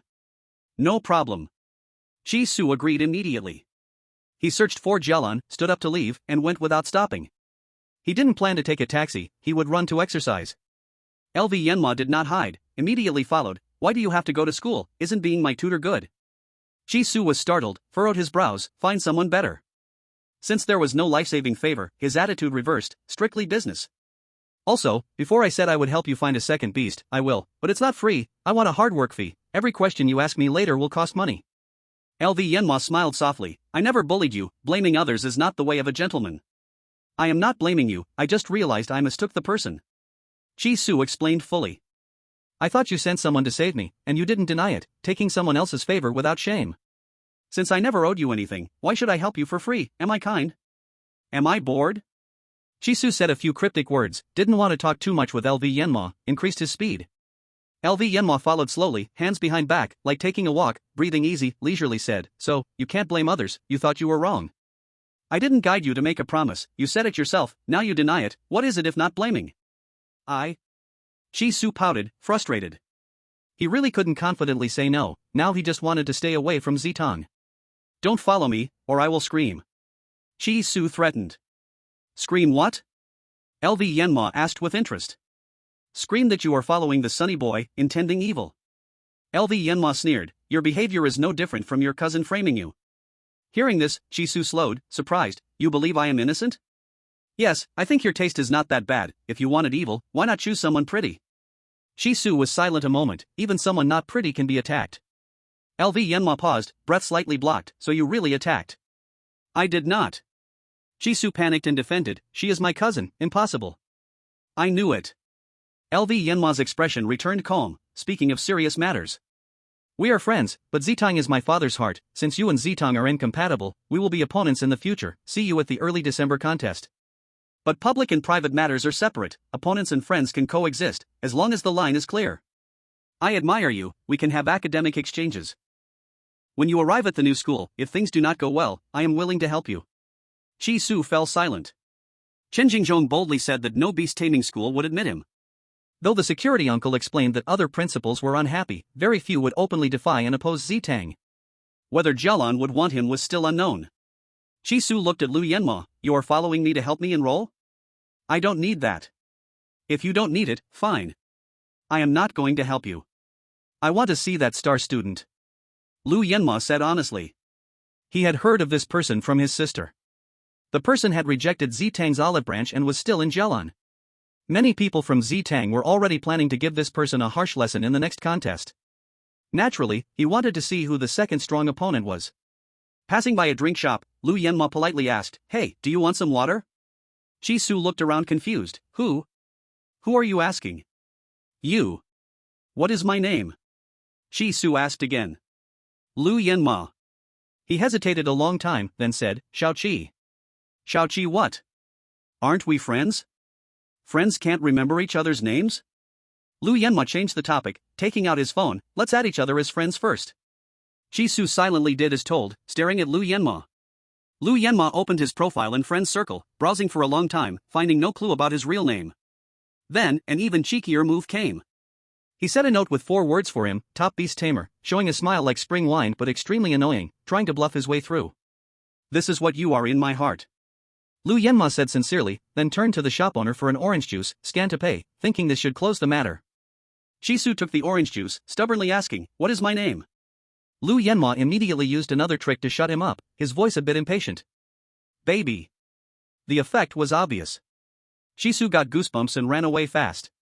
Chapter 25 Jalan Principal. Evening, the sun set in the west, the light dim. Jalan School crouched in a remote suburb, grey and dull, and had been there for some years. The tallest building had only 3 floors, lower than Ztang's double-layer beast taming arena.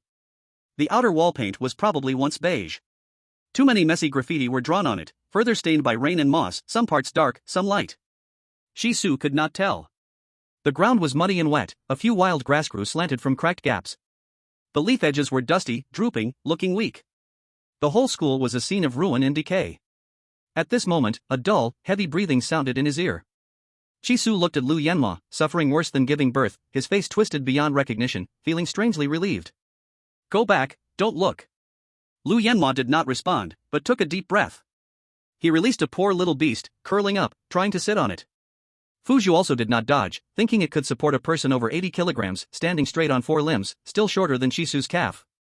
When Lu Yenma sat down, Fuzhu did not collapse, but its 4 legs began to tremble. Go find the principal's office. Lu Yenma said. Fuzhu staggered, each step extremely difficult, trying to avoid the holes. Suddenly it twisted its foot, both person and beast fell, splashing dirty water, white clothes and white fur stained with mud. Instantly, screams from both human and beast rose one after another. Chi Su raised his hand to cover his ears, looking at the completely crazy Lu Yenma and Fuzhu, his face full of indescribable emotion. He did not understand, really did not understand. It was soil, not shit, was it necessary? Chi Su stopped paying attention, quickly looking for the teaching building. Usually, the principal and teacher's offices are in the teaching building, he found it without much effort. Inside the teacher's office, there was only one female teacher. She was alone. Wearing a thick black sweater, she faced the mirror, concentrating deeply on applying makeup. Her originally ordinary face, transformed by Asian sorcery, became as delicate as a lotus emerging from water. She took out a fringe wig, clipped it to her slightly bald forehead, then let loose big waves. Just like that, a glamorous, beautiful woman appeared out of nowhere. The female teacher took off her thick sweater, revealing a black strapless top, then put on a large leopard print coat and grabbed her small bag, ready to leave. She turned and was startled. Wow. Why didn't you say anything? I saw you were busy, so I didn't disturb you. May I ask who I should go to for registration? Chi Su asked. I handle registration, but I'm busy now. Go to the principal on the 3rd floor. She said, then left to meet her blind date. Chi Su went out and ran up the stairs. The 1st floor of the teaching building had 4 classrooms, each noisy. He couldn't hear what the students were talking about, only glanced through the window. Inside the classrooms were all ages, from 50 down to 15, it could be called a chaotic mix of people. Only Wisteria was clear about the age, only accepting 18 to 25-year-olds. Chi Su looked away and knocked on the principal's office door. Come in. A rough voice sounded a bit careless. Chi Su pushed the door open and entered. The room wasn't as simple as he imagined, wooden floors, a wide wooden desk, leather sofas and chairs, with a few calligraphy and paintings on the wall. The principal was a slightly overweight middle-aged man, with thin hair showing pale scalp, white hair at the temples. His face showed 40+, yet an unnatural oldness for his age. On the desk lay a small dark brown deer, its face white, eyes closed, resting. Seeing Chi Su enter, Principal Xiong Meng lifted his head, glanced casually. Sit first, I'm busy, wait a moment. He lowered his head, staring at the phone live stream, eyebrows tightly furrowed. Chi Su craned his neck to look at the stream. It was the treasure appraisal platform. The principal was watching a big streamer, with over 100,000 viewers. Thanks to Crow Brother for sending 100 big swords. Oh, Crow Brother, long time no see, do you have something to appraise? Okay, next is you. The treasure appraiser bowed and praised a few words, then continued explaining to another major client online. He explained in detail, from ancient times to modern, leaving nothing out, clearly a knowledgeable person. Why is someone cutting in line again? Xiong Meng muttered, his heels shaking impatiently. In this live room, only gifts over 10,000 yuan could put a name in the queue. He thought he'd be next quickly, but old and new members kept cutting in line. Some spent 100,000 at once to get ahead, below members, above normal visitors. Xiong Meng had been waiting a week to appraise the steer, still hadn't reached him. Seeing this, without spending more money, he would never connect with the streamer. Xiong Meng gritted his teeth, stomped, angrily spent 990,000, and opened a month membership just to appraise the steer faster. Thanks to Brother Xiong's membership, thank you, Brother Xiong. As usual, new members first, Crow Brother, next is you. Hearing this, Xiong Meng finally breathed a sigh of relief, wiping sweat from his hand. This deer he had searched for over a month, with a special white head, seemed to be mutating into an ancient royal beast, hair on its head starting to show. He spent 150 million, emptying his savings to buy it, his wife even divorced him for it. He bought this deer not for anything else, but for the new star of Jialan. Wisteria failed to recruit people, secretly sabotaging his business, leaving him barely making ends meet, almost losing the school. Less than 2 months remained until the next competition. If the school collapsed before that, the new star could not replace Jialan to enter the competition. Xiong Meng felt that he could hold on until the next competition. Even if he had to borrow money at high interest, he would make sure Jialan slapped Zitang again. This deer was his gift to the new star. He knew very well that the competition at the beginning of December would surely have many Zitang students targeting the new star. With Fu Zhu around, he could ensure the person's safety, preventing death. At this moment, Xiong Meng urgently needed a clear answer and authoritative approval so that he could spend money to feed and grow the deer into maturity. Chapter 26, Taming the Deer. The host spoke to Crow Brother for about half an hour, suddenly banging on the nearby drum, and the festive background music Good Luck Comes began to play. Good luck comes, wishing you good luck brings joy and love, good luck comes to us. This song meant that the customer had found treasure, and the screen was flooded with the barrage receiving good luck. Xiong Meng also sent several messages in quick succession, feeling a little excited, almost unable to sit still. A good start. This is a good start. He was sure to catch some of the good luck. With various dazzling gift effects, the host raised his voice. Crow Brother, this is the ancient beast Cheng Huang, right? Brother Rong, ask him, in which level of secret realm was this obtained? Crow Brother did not show his face, but his voice was magnetic, with a wealthy tone, sounding like a rich young master. He said, it was acquired at the auction house. This Cheng Huang was featured in the news before. The demon hunting team found it, but I don't know which level of secret realm they caught it in. Okay. The host nodded and casually said, must have cost a lot, huh? Not much, 200 million. Crow Brother casually mentioned the astronomical price, causing a huge stir. The screen was flooded with the barrage daddy. The host's eyes widened, wow. 200 million. It's definitely worth that price, and it's definitely more than worth it. He spoke confidently. Rumor has it that there were 6 great spiritual foxes in ancient times, with the well-known Daji being one of them. The other 5 are the Yalong de Xian from the Journey to the West. Just by hearing the name, you know it's powerful, Yalong, the war god. Then there's the Heart Moon Fox from the 28 constellations, which likes to meddle in human affairs, stirring up romantic relationships, the little honeypot. The Qingqiu, known for driving away evil and avoiding disaster, also well known, curvy and enchanting, the proud empress. The new Jiao, recorded in the spring and autumn annals, wife of the Great Ju, who you must have heard of in relation to water control. She was the irreplaceable assistant behind him, a perfect wife. This Cheng Huang of ours is the leader of the 6 great spiritual foxes.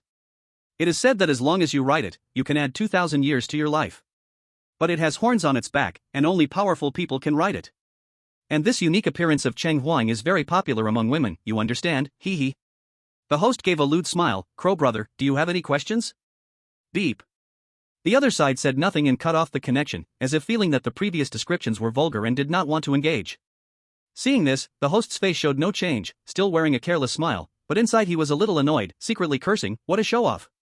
He took a sip of water and shouted, Brother Xiong, are you here? Brother Xiong, it's your turn. Xiong Meng immediately joined the call, but the camera was not adjusted properly, revealing his fat face with big ears. Yo, Brother Xiong, we're not looking at a pig that has become a spirit. Raising pigs is useless, pigs can't become Tianping martial. Tianping is fictional in novels, and there's no pig species among the ancient beasts, just send it to the slaughterhouse. These words caused the barrage to flood with ha ha ha. The host jokingly said, "Sorry, brother, just making a joke. Let's see the treasure, please." Faced with the joke, and with so many visitors, Xiong Meng didn't get angry. He smiled awkwardly and made a few pig sounds, adjusting the camera to the rear camera, focusing on the deer. Shisu had nothing to do and had been sitting for a while, feeling sore in his waist. He stood up, stretching his body, and moved towards the principal's office. In fact, there was a pig in the ancient beasts, named Ji, a man-eater. It looked like a tiger, with a cow's tail, and its voice sounded like a dog barking. It belongs to a magical beast. Maybe if it is said, the livestream room will be banned, so the host simply does not mention it, only saying there is none. This host is a top appraiser on the treasure appraisal platform, named Grand Fortune Great Luck Prosper Prosper Prosper. He has a very ordinary face, yet his popularity explodes. Many people come just for his humorous personality. Only to see the host glance at the deer. "Brother Pig, no, Brother Bear thinks what this is?" Xiong Meng said in a dull voice, "Fuju." The host shows a meaningful smile, lifts the teacup, then friends in the live stream room come tell him, "You are all my old fans, you all should be able to answer, right? Is this a Fuju?" Hearing this meaning, and seeing this smile, one knows this deer is not Fuju. As for why it is not, no one can answer. In fact, everyone thinks it is Fuju, but authority has already stated it is not, so naturally no one will keep acting like a clown, all start talking nonsense boldly. Not Fuju, but a very special kind of deer. In ancient times there was the battle of chasing deer, so this deer is called pig deer.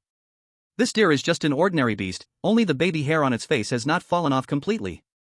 Don't even say ancient beast, it does not even count as a low-quality product. I am a 2-star beast master, I dare to be sure. It suffered impact of spiritual energy, developed poorly in the womb, has signs of albinism, body is very weak, cannot live long. This kind of deer can be considered a new species. Before there were sika deer, elk, reindeer, now officially named by authorities, almond, full name Lulu almond deer. Go to hell, I even looked carefully again. You are playing me. Xiong Meng's face becomes worse and worse, his lips slightly tremble. The host says leisurely, "Brother Bear, although facts are not as exaggerated as the comments, this deer's body is healthy with no problem, but very regretfully tell you, it is not ancient Fuju. If a deer mutates into Fuju, the fur color of the whole body will change, completely snow white. It will not only change the head.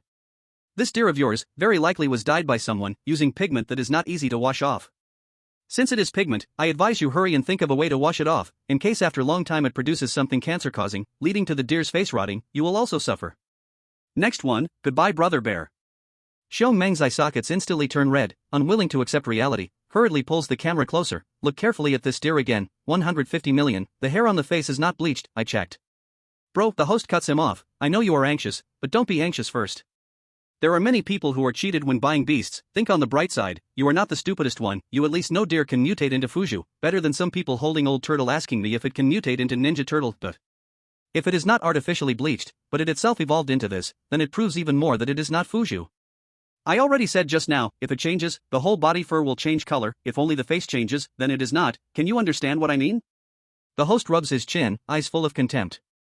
"The evolution direction of your deer is very likely white-face reindeer, the kind that pulls Santa Claus.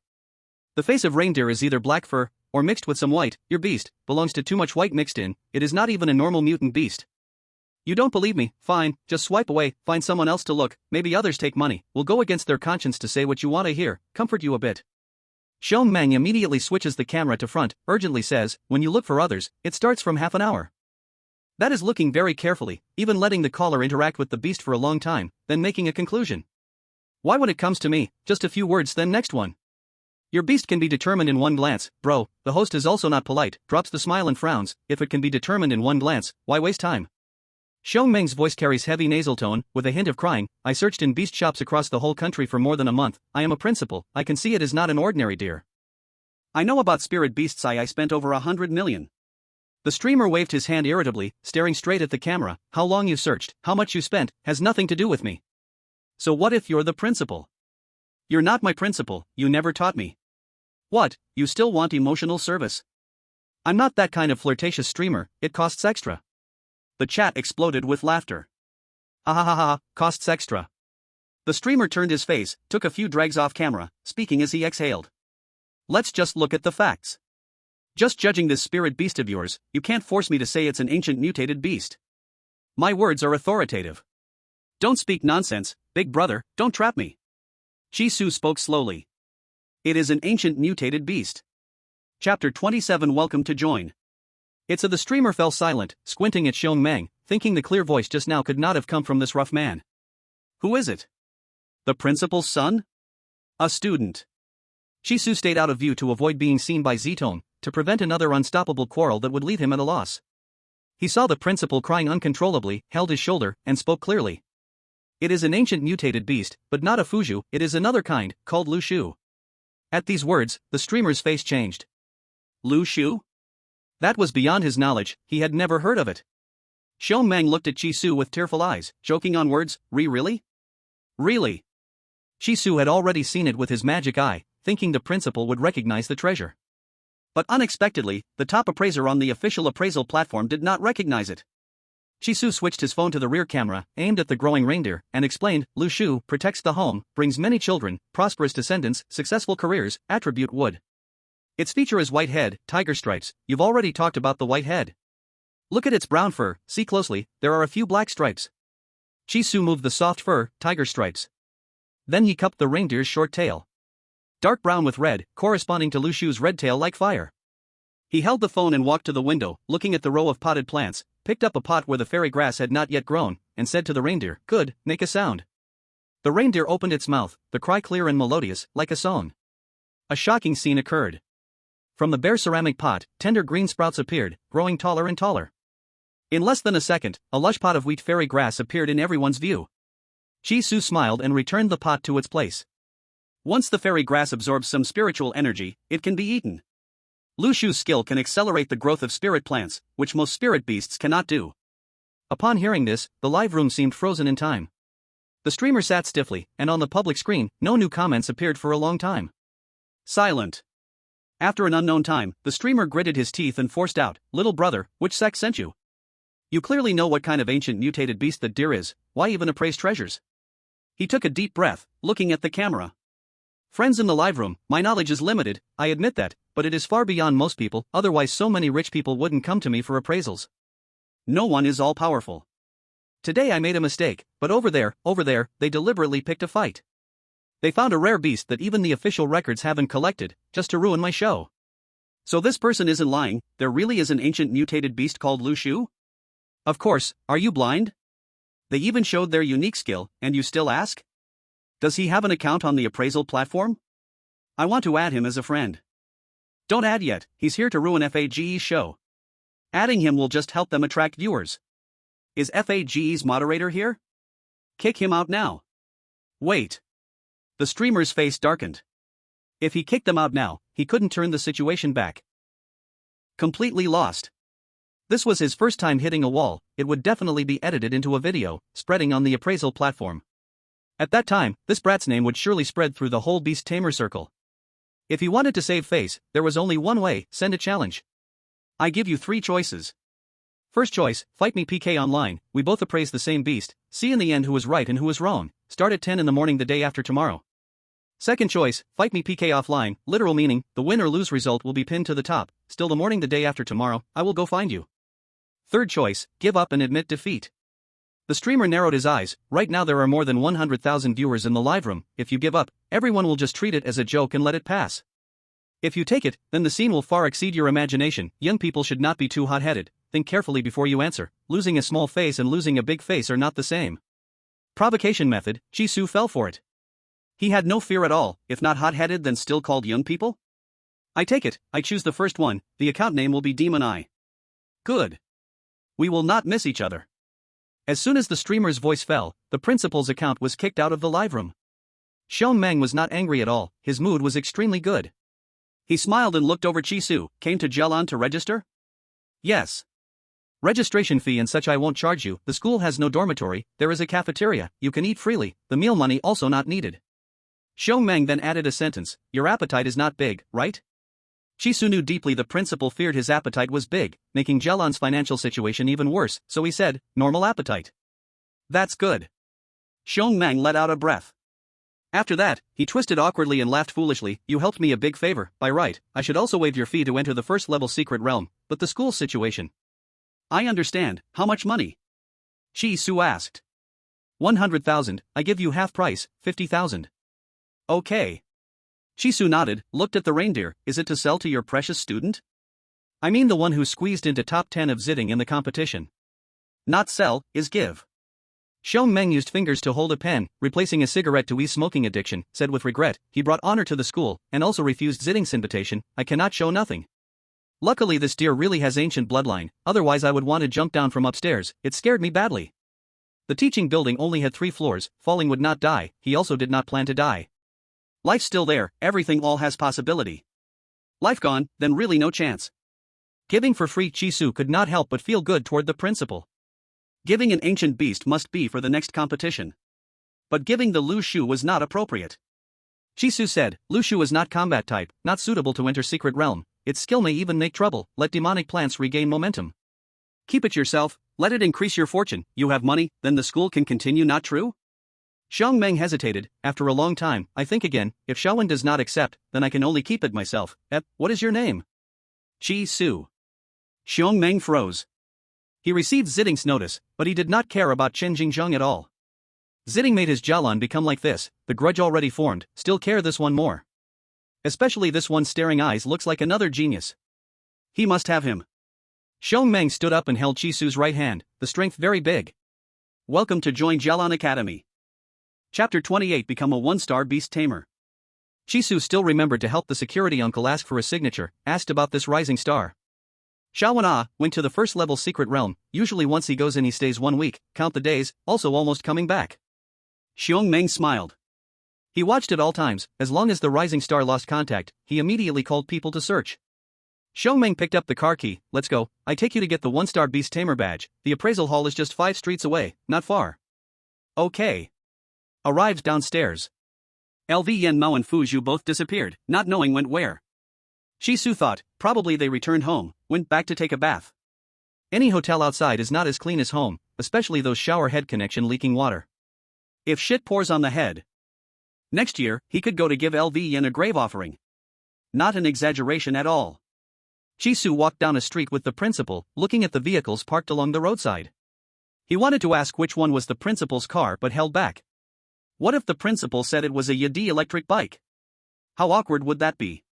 They passed another street. Chi Su couldn't help but ask, where's the car? Even if it was an electric bike, so what? He, who didn't even have a bicycle, was in no position to laugh at the principal. Xiong Meng looked confused, I don't have a car, I sold it a long time ago. Then why do you have the car key? Just a casual thing. Chi Su was speechless. Xiong Meng, feeling a bit embarrassed, scratched his head and quickly changed the topic. We're almost there. Just keep going straight and turn right. Do you know what the appraisal center does? Chi Su knew, it appraises Beastmaster's star ratings. Exactly. Xiong Meng dug at his ear with the car key and continued to explain. The appraisal center is officially run, and there are branches all over the country. The Purple Wisteria School even has one, specifically serving its students. The appraisal center not only assesses Beastmaster star ratings but also appraises treasure masters and alchemists. The streamer you saw on the live broadcast is a 3-star treasure master. The person you had a grudge with, Chen Jingzhong, is a 3-star Beastmaster. Xiong Meng explained everything in detail. He took out 2 badges, one for 3-star Beastmaster and the other for 1-star alchemist, holding dual positions. The Beastmaster's badge was starry blue, carved with a figure riding a dragon, the person's face without features, dressed in armor. The alchemist's badge was white, with a hand holding a plant and a circular colorful pill pattern wrapped around half of the badge. And the treasure master's badge, Chi Su had seen it before, worn by the Hongtu Dayan Fafa streamer. The badge was pinned on the chest, copper in color, with an open book carved into it. Above the book were 3 symbols, beast, medicine, and ore. Currently, Chi Su wasn't any kind of master. But soon, he would have his own badge. Xiong Meng put away the Beastmaster badge and held the alchemist badge with both hands, his eyes full of reverence. He explained to Chi Su, in the past, there were no spirit beast pills or marrow washing pills. These pills were developed after the spiritual energy revival, by people with a traditional Chinese medicine background who worked tirelessly day and night, using various spiritual herbs and minerals to experiment and finally settle on a formula. Making pills isn't easy. For example, a qi and blood pill, every small step in the process requires different ingredients for each stage of heaven and earth. What materials are needed? What are the doses? Which beast's essence should be added? And the heat must be controlled strictly, otherwise, it can harm the body. Xiong Meng gathered his fingers and carefully placed the badge close to his body. Currently, I can only perfectly replicate low-level yellow-grade pills. The higher the grade, the more complicated the pill-making process, and the raw materials are rare and hard to find. Xiaowen entered the secret realm to help me find the raw materials. After we successfully refine and sell them, we'll split the money 50-50. If you're interested, we could collaborate. Shisu nodded in agreement. Once I finish the online PK, I'll go to the level 1 secret realm. The challenge wasn't just about saving face. He planned to use the name Magic Eye to make money. He couldn't back out. Now, outside of what he already knew, only pill refining remained. The principal was the best teacher for that. Shisu felt more and more that this trip was the right choice, though it was a pity he didn't need a rising star. He wouldn't get an autograph, and the security guard would have to wait a few more days. The appraisal center's building was a golden triangle. There weren't many people in the lobby, and the official staff were idly scrolling through their phones. Becoming a one-star beast master was not an easy task. First, it required the school's accompaniment, not just bringing a beast and getting a badge. Second, the beast's obedience, loyalty, docility, as well as its quality and skill power, had to be tested. If any one of these failed, it meant going back home to train and then come back. It was very strict. Shisu walked up to the window, and the official staff glanced up at him. "Put down your phone. Come with me." She led Shisu into the appraisal room and went through a series of procedures.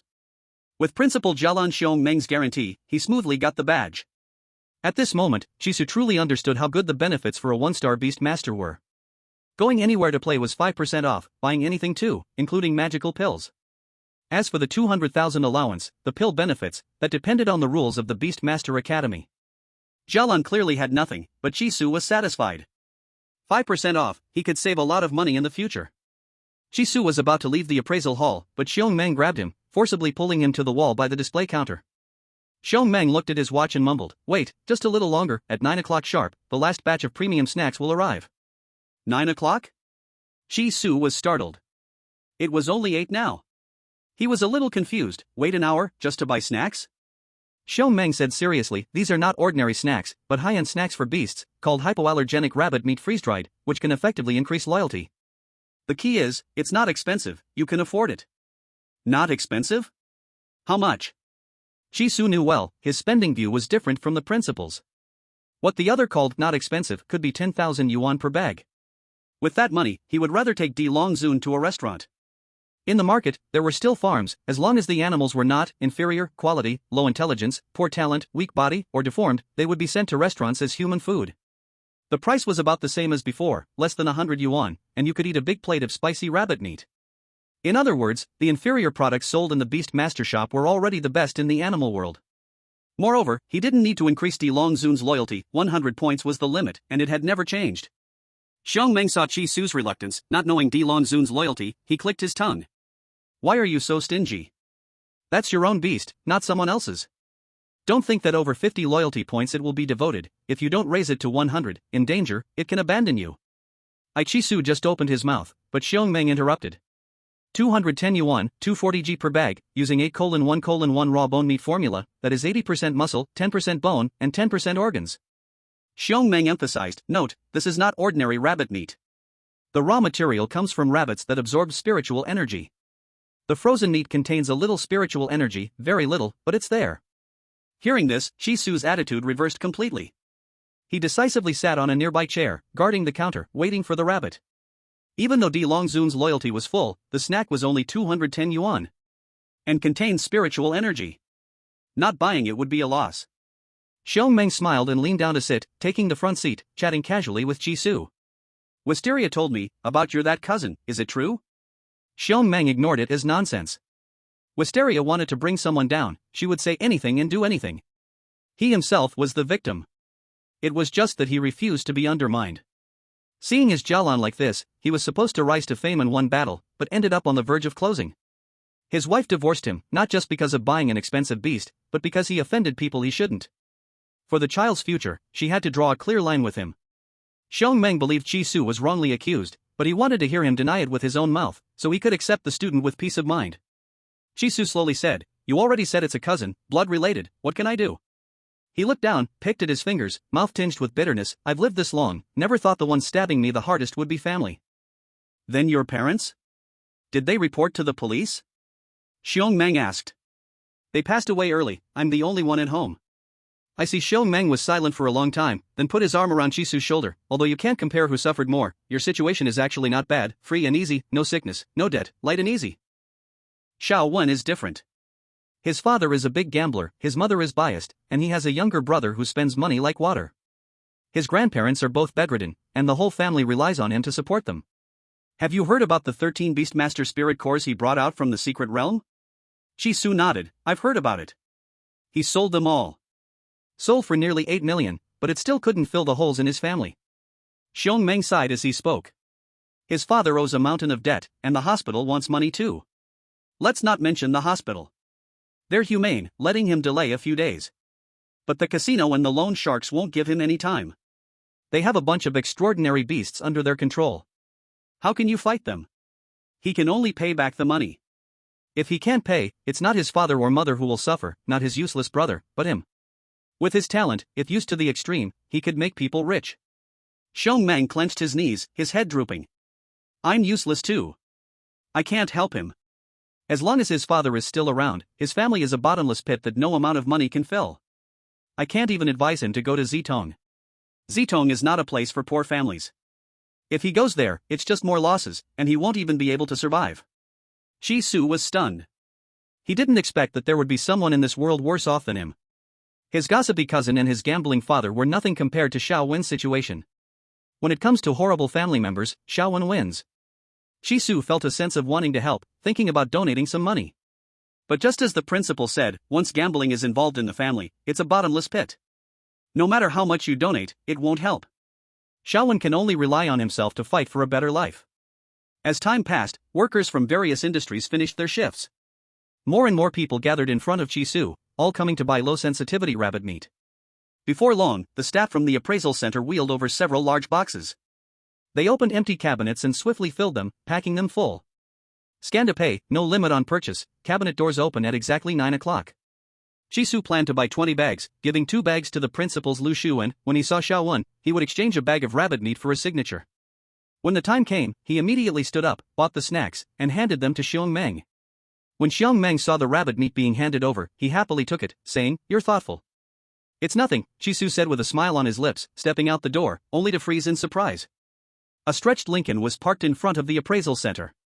The black car window rolled down, revealing Lu Yenmo's slightly pale face. "I knew you were here for the badge." "What's that?" "Rabbit meat." Chi-Su took out a bag to show him. Lu Yenmo extended his gloved hand, grasping it tightly. "Thank you, drive." "Ha!" Chi-Su hurriedly tried to chase after him, but all he could see was the car exhaust. He couldn't catch up. Xiong Meng walked slowly to Chi-Su's side. When dealing with people like him, you need to understand. When he asks, "What is that?" it means he wants it. If he didn't want it, he wouldn't ask. You were still dumb enough to show him. He thought you were being considerate, sharing willingly, and just took it. You guys know each other, right? If not, he would have paid you, tossing 100,000 or 200,000 as hard work fees. Chi-Su. He would rather Lu Yenmo toss him 100,000 or 200,000 to insult him. Be more distant. Instead of taking things and walking away. They weren't that familiar yet. Unexpectedly, the stretched Lincoln turned back around. This time, Lu Yenmo didn't roll down the car window. He had already gotten the coveted item, no need to stir up dust anymore. Through the glass, his voice was gentle yet heavy. "Have you found a place to stay? I still have the attic at my place for you." Chi-Su half closed his eyelids, his tone flat. "I found a place. No need for you to worry. Throw money, bastard." But in the end, good things didn't come his way. Lu Yenmo, drive. Wait. Chi-Su called out, staring at Lu Yenmo's lace gloves. "Are you going to participate in the competition?" "Yeah, I'm joining." "You've declared war on Zitong, how can I just sit by?" "But how are you going to go like this? The secret realm is very dirty, it's been abandoned for a year without anyone taking care of it." "Ha!" Lu Yenmo suddenly took a sharp breath. Like a sudden enlightenment, his body leaned back, mouth slightly open, the whole person froze. Chi-Su spoke in a strange tone. "You don't really think someone cleans the secret realm, do you? You don't think there's a janitor, do you, young master?" LV Yenmo hurriedly sat up straight, unwilling to give up, and asked, "Not even level 3? Even if you pay, you wouldn't go?" "Not even level 1 has a janitor, that's a secret realm, not an amusement park," Chi-Su said with a smile. He wanted to push LV Yenmo away, so he would have one less rival. He had found the little assassin Fu Zhu for him, he couldn't lift a stone to hit his own foot and turn back to assassinate him. LV Yenmo's face turned iron blue, silent for a long time. After these days of living together, he knew very well that Chi-Su was not a good person. If he let that person show off in the competition and enter the top 10, then Wisteria would become a joke. Thinking this, he seemed to make a decision. Get in the car, I will take you home. Germophobia can be changed. Extreme germophobia requires extreme methods. Before LV Yenmo entered the shared rental, he had imagined many unbearable scenes. For example, the house is very broken, the home is messy, the sink piled with dirty dishes, and a strange smell fills the air, all within his mental tolerance. But when he stepped into the living room, he realized his imagination was too weak. LV Yenmo tightly covered his mouth and nose, veins bulging on his hand, and ran quickly to the bathroom. He pushed the door open, a black-yellow toilet suddenly appeared before his eyes. Inside, a black rat as long as a forearm was comfortably bathing, blowing murky yellow bubbles outwards. He could not hold on any longer, his eyes rolled back, and he fainted onto Chisu. LV Yenmo woke up in the morning. He looked around and found himself lying on the bed. The person next to him was still sleeping, in a very relaxed posture, legs spread, one leg hanging off the bed, snoring continuously. LV Yenmo frowned, pinched Chisu's upward turning sleepwear, gently pulled it down to cover the navel that could easily hide dirt, and looked up at the bedroom. The bedroom was not big, the walls yellowed, judging by the decoration style, he was still in the shared rental. But this room was much cleaner than outside, the tile floor clean and smooth, daily items neatly arranged, barely tidy. The window was wide open for ventilation, so there was no strong smell inside. LV Yenmo nodded unconsciously. Yes, the psychological scenario he had set, this scene, he could accept. But outside, he could guarantee, even people without germophobia could not bear it. Chisu noticed movement beside him, lazily turned over, reached out to touch, opened his sleepy eyes, morning. Since the last small forest fight, all tenants in this house were caught because of cockroach blackmail. But they couldn't be held long, all young people, a few days stay and they were expelled from Longyang City, forbidden to step in for 3 years. He then rented this room, 1,500 per month. With a 1-star Beastmaster badge, he even got a 5% discount. At this moment, the Earth Dragon Zune curled up on the balcony meditating, surrounded by snack bags. In one night, over 4,000 of rabbit meat was eaten, now basking in the sun to digest. That dragon face was extremely comfortable, as if it was the happiest Earth Dragon Zune in the world. Seeing this, Chisu gave up the idea of education. This child had suffered a lot since following him, never eaten good things. A burst of dazzling light is fine, using money to buy happiness is also good. Chisu rubbed his eyes a few times, got up to tidy the empty bags. Are you going out later? LV Yenmo asked. Yes, to buy some necessities for entering a level 1 secret realm. Chisu had never been in, but had heard that food inside was spoiled, water polluted, could not eat or drink, so he needed to bring some food. In the secret realm, some buildings had not collapsed, bedding complete, could live, so bedding and sleeping bags could be skipped. Buzz buzz. Chisu checked the message sent by the principal. The names of the required spiritual herbs are listed above. Returning spirit grass, blood coagulation vine, soul calming flower, explosive fruit, frost dew grass, glowing moss. The names of plants are mostly updated and renamed according to their effects. There are also rock armor turtle shell resin, bovine yellow, deer antler, toxic toad gland, paralytic painkiller, and so on. The principal sent out the common ones, which are easy to obtain in the secret realm. These materials can be used to make low-level chi and blood pills, mana recovery pills, yuan cultivation pills. As for cinnabar, realgar, sulfur, and other minerals, they can be found outside the secret realm, and there are plenty of them. If you meet Xiao, please take good care of him, Principal Xiong. Chisu memorized the list, replied with, okay, and transferred 50,000 entrance fees to the principal. He turned to the idle upper-tier second-rate scoundrel, Lu Xiao, do you still want to follow me? Lu Yenma nodded, I'll go to the level 1 secret realm with you, just to get used to it first. Upon hearing this, Chisu made a preemptive statement, if we encounter an unavoidable swamp, I won't be your mount to carry you through it, don't even think about it. I believe I can manage myself. Good luck, Lu Xiaomo. Chapter 30, Provoking the Battle. In the evening. The restaurant was on the top floor of the mall, and there were quite a few diners. Only 1 or 2 tables were unoccupied out of the dozen or so. Chisu pulled out a chair and sat down, placing the carefully selected supplies on the floor. He picked up the menu and said to the waiter, 1 serving of tomato egg rice, 1 serving of big plate chicken, extra spicy, my pet beast loves it. 1 serving of cold jellyfish skin, and for drinks, 1 glass of sweet grass jelly with half sugar, no ice, and 1 glass of QQ99 good to drink tea. Okay, sir. The waiter recorded the order and looked at Lu Yenma, what would you like? Lu Yenma was wearing the highest level KN100 mask, squatting beside a plastic chair. He was carefully wiping the chair with wet wipes and disinfectant, as if treating a highly valuable treasure. Seeing his seriousness, the waiter didn't dare interrupt, so he sought help from Chisu. Chisu helped by ordering, I'll have double portions of what I just ordered. Okay.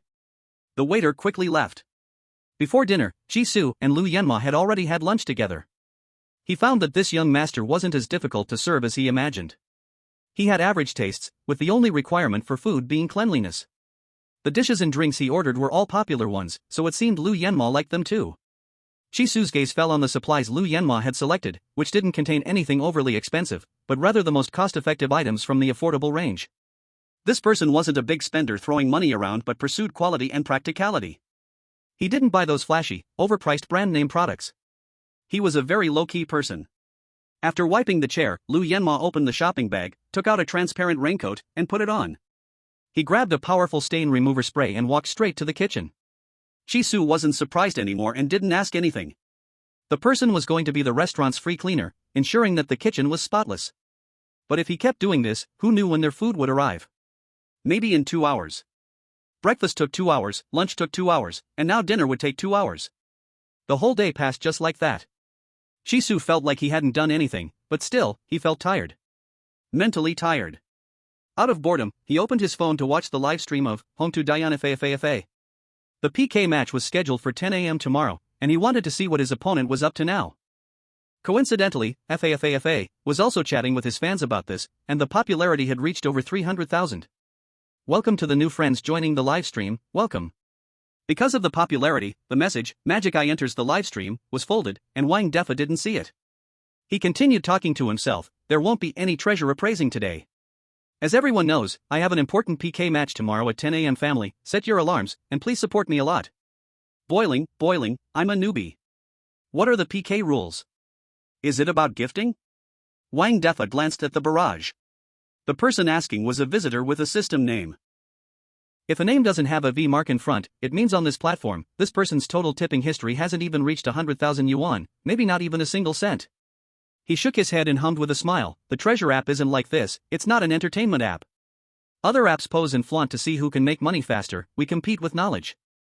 Saying that insults me, admin, kick them out. Don't ask stupid questions if you don't know the rules, this is the official treasure appraisal, not do something, really. Brother FA doesn't need your little gift money anyway. Competing with gift brushing? What, you don't even have a V mark, how much can you give Brother FA? The spiritual awakening has been a year, and you're still a newcomer, which proves you're not from our beast taming circle. Don't force yourself into a lane that's not yours, go check your women's toilet. Women's Toilet is the app with the most female users, formerly called Xiao Something Book. Many impossible to believe statements from fake people spread from there, and it's also a hotspot for male-female conflict. As soon as the 3 words women's toilet appeared, the comments went crazy. Wang Defa watched these provocative comments without stopping them. When people argue, the live stream gets attention, the louder, the better. The person who was kicked out earlier returned with a new account named, so what if I don't have a V mark? Without saying a word, they angrily brushed 10 big swords, throwing in 100,000 yuan, and the username immediately gained a level 1 V diamond mark. Rich sister, are you crazy? Stinky men, this is what looking down on people looks like. Got slapped in the face, right? This episode is my custom revenge big female lead, sister is fierce. On the other side of the V1 account, Shi Rongrong relaxed. She curled up in the 4-person dorm, chin raised, continuing to type, now can someone tell me what the PK rules are? Only 100,000 and you're arrogant, little sister? Not telling you, just to make you mad, don't say Brother FA. Only 100,000 and you become a big female lead? Ha ha ha ha ha ha ha. The V10 users spammed laughter, V16 and V21 followed, spamming mockery. Chi Rongrong grit her back teeth. She got so angry she smashed in the 20,000 yuan subsidy from Wisteria, raising her V mark number to 3. Is this it? After all that, only V3? Not a big female lead? The big female lead only has 300,000 in her pocket? Seeing this, Chi Rongrong's face flushed red, both angry and frustrated. She only asked a question, didn't attack anyone, why is everyone barking like dogs here? She clenched her phone, tapping the screen loudly, I belong to Wisteria. After sending, a cold smile lifted her lips, a bunch of trash who can't even enter Wisteria, why can you laugh at me? Unexpectedly, the comments got even more extreme. I'm still your dad. So what if Wisteria, can Wisteria show off now? The real big shots in Wisteria schools never show off using Wisteria's name, so you can tell, you're just a keyboard warrior. Do you believe she belongs to Wisteria, or that I am Qin Shi Huang? Long live my emperor, 10,000 times 10,000 years. Damn. Shi Rongrong's gums almost broke, she immediately took out her student ID and sent a video of her account without blurring it. She returned to the livestream. Go check my profile. Dare to challenge me offline. Wang Defa casually clicked to look, and his eyes lit up. Not saying a great beauty, but a little beauty could still hold her own. Judging by her behavior, either a nouveau riche or a very proud poor person. Finally looking at her V mark, after struggling she only got V3, no more movements, definitely poor. So poor she only had self-respect left. Good looks, talent, but no money, isn't this a chosen toy? Chapter 31, Young Master? Wang Defa followed Chi Rongrong, planning to chat privately after the livestream. He changed his attitude. Brothers, give me some face, stop now, this is turning into online abuse. She's just a little girl, don't bully her. Brother FA, did you visit the beauty's profile? Brother FA betrayed us. Brother FA forgets morality for beauty. My father and I served the country, how could we betray the emperor? Why does the emperor rebel? Wang Defa laughed and covered his mouth, also feeling it was improper, so he said, then. I'll give a red envelope, the biggest one on the whole identification platform, 100,000, and I'll send it every 10 minutes until I end the live broadcast. Brothers, remember to remind me. Damn. Brother FA, I knew I didn't follow the wrong person. Brother FA is undeniably the #1 treasure appraiser. What is this magic eye? How dare it challenge Brother FA to a PK? Just a clown trying to attract attention, whether he dares to accept the challenge is another matter. Go check out Magic Eye's followers, currently 3,100, with 3,000 of them being our brothers infiltrating the enemy, and the other 100, probably platform robots. The topic naturally shifted to Magic Eye. Wang Defa no longer teased, his tone became serious. The PK rule is, tomorrow we'll randomly pick 10 lucky people, and we'll appraise the beast together. Ladies and gentlemen in the live room, listen up, the beasts you'll be appraising, the weirder they look, the better. The ones that look strange, unrecognizable as any creature, are the best, that's when appraising gets interesting. After saying that, Wang Defa pulled out several ancient books, some bamboo scrolls, and a few damaged books and pages from the shelf behind him. He sat in front of the camera and carefully spread these treasures on the table. During the beast appraisal, you can look up references, with a 5-minute search time allowed. The spiritual energy revival only started a year ago, and there's so much knowledge, it's impossible for me to memorize everything in such a short time. Let's be real. Could you get into Tsinghua or Peking University in just 1 year? Impossible, right? So, we're allowed to use some external help. Wang Defa adjusted the camera to ensure the audience couldn't see the content of the ancient books. This was perfectly normal, these were all rare items bought at high prices, and they couldn't just be taken for free. No one mocked him, and no one had the nerve to peek either. Wang Defa continued, Magic Eye can do the same, we're not playing double standards. There are 10 appraisals in total, each worth 1 point, and in the end, we'll calculate the total score to determine the winner. Please, family members, help me pass the message to Magic Eye. I'm starting to cram now. I'll end the broadcast in 3 hours, and the red envelopes will continue. Little assistant, keep an eye on it, don't let the red envelopes stop. Got it, Brother FA. Go, Brother FA. We support you. The most handsome man is the serious one. Brother FA, I've already privately messaged Magic Eye, but he hasn't replied, pretending to be dead, seems like he plans to bail on you. Don't do it, Brother FA's already not making money to prepare, if he bails, we'll lose big. Wang Defa glanced at the comments, lose? I'm giving money to my family, how can that be a loss? Without your support, there would be no Wang Defa today. Big brothers and sisters, I have one request, if I lose, please go easy on me. If I win, don't go attacking Magic Eye, online bullying isn't good. If he destroys my stream, that's his problem, I can't learn from him, right? At this point, Brother FA is still considering the other side, tears streaming down TAT, Magic Eye, come out. Listen to this. Just because of this, you've already lost. I beg Magic Eye, please don't bail on Brother FA, I'm still waiting to see him slap him in the face. This kind of person who disappears after winning once, it's just disgusting. If he doesn't show up tomorrow, I'll bring people to find him offline and get revenge for Brother FA. Wang Defa played the mediator, don't do that, it's not necessary, calm down, if he breaks the appointment, it's just my bad luck. He changed the topic, but I think he'll definitely start the live broadcast on time. Our live room now has over 500,000 viewers, I'm a big streamer, too many people want to use me to grow their accounts. If he doesn't do the PK, how will he grow? If Magic Eye loses, it's fine, even bad publicity is still publicity. I'm giving him this chance. At these words, the screen was flooded with comments cursing Magic Eye for being shameless, and expressing sympathy for Brother FA. He's acting. Upon hearing that, Chisu raised his neck and looked up at the sweaty Lu Yenmo. The other person had changed into a new outfit, not even knowing where the old clothes went. If you think about it, he had changed 3 outfits today, and even his shoes were swapped. Lu Yenmo wiped the chair again, sat down opposite Chi-Su, and said, a person who wants to fight for dignity in a counterattack. How could there be free time to livestream? And reading a book while interacting with the comments, his mind is not on the ancient books at all. Without absolute certainty of winning, he wouldn't do this. Makes sense, Chi-Su thought the same. He ignored the 99+ private messages in the backend. No need to look, they were definitely scolding him for using the stream to boost his account. Chi-Su said, I think Brother FA probably hired helpers, 10 of them, memorized the answers in advance. He didn't know what beast would be inspected tomorrow, but the other side knew clearly. Without the magic eye, he would definitely lose. This trick is very sneaky. At this moment, the food was finally served. After LV Xiao strictly screened the ingredients, those 2 plates of tomato and egg rice looked especially fragrant. LV Yenmo picked up the chopsticks, heated enough to kill any germs. The burning heat made his fingertips red, yet he didn't react.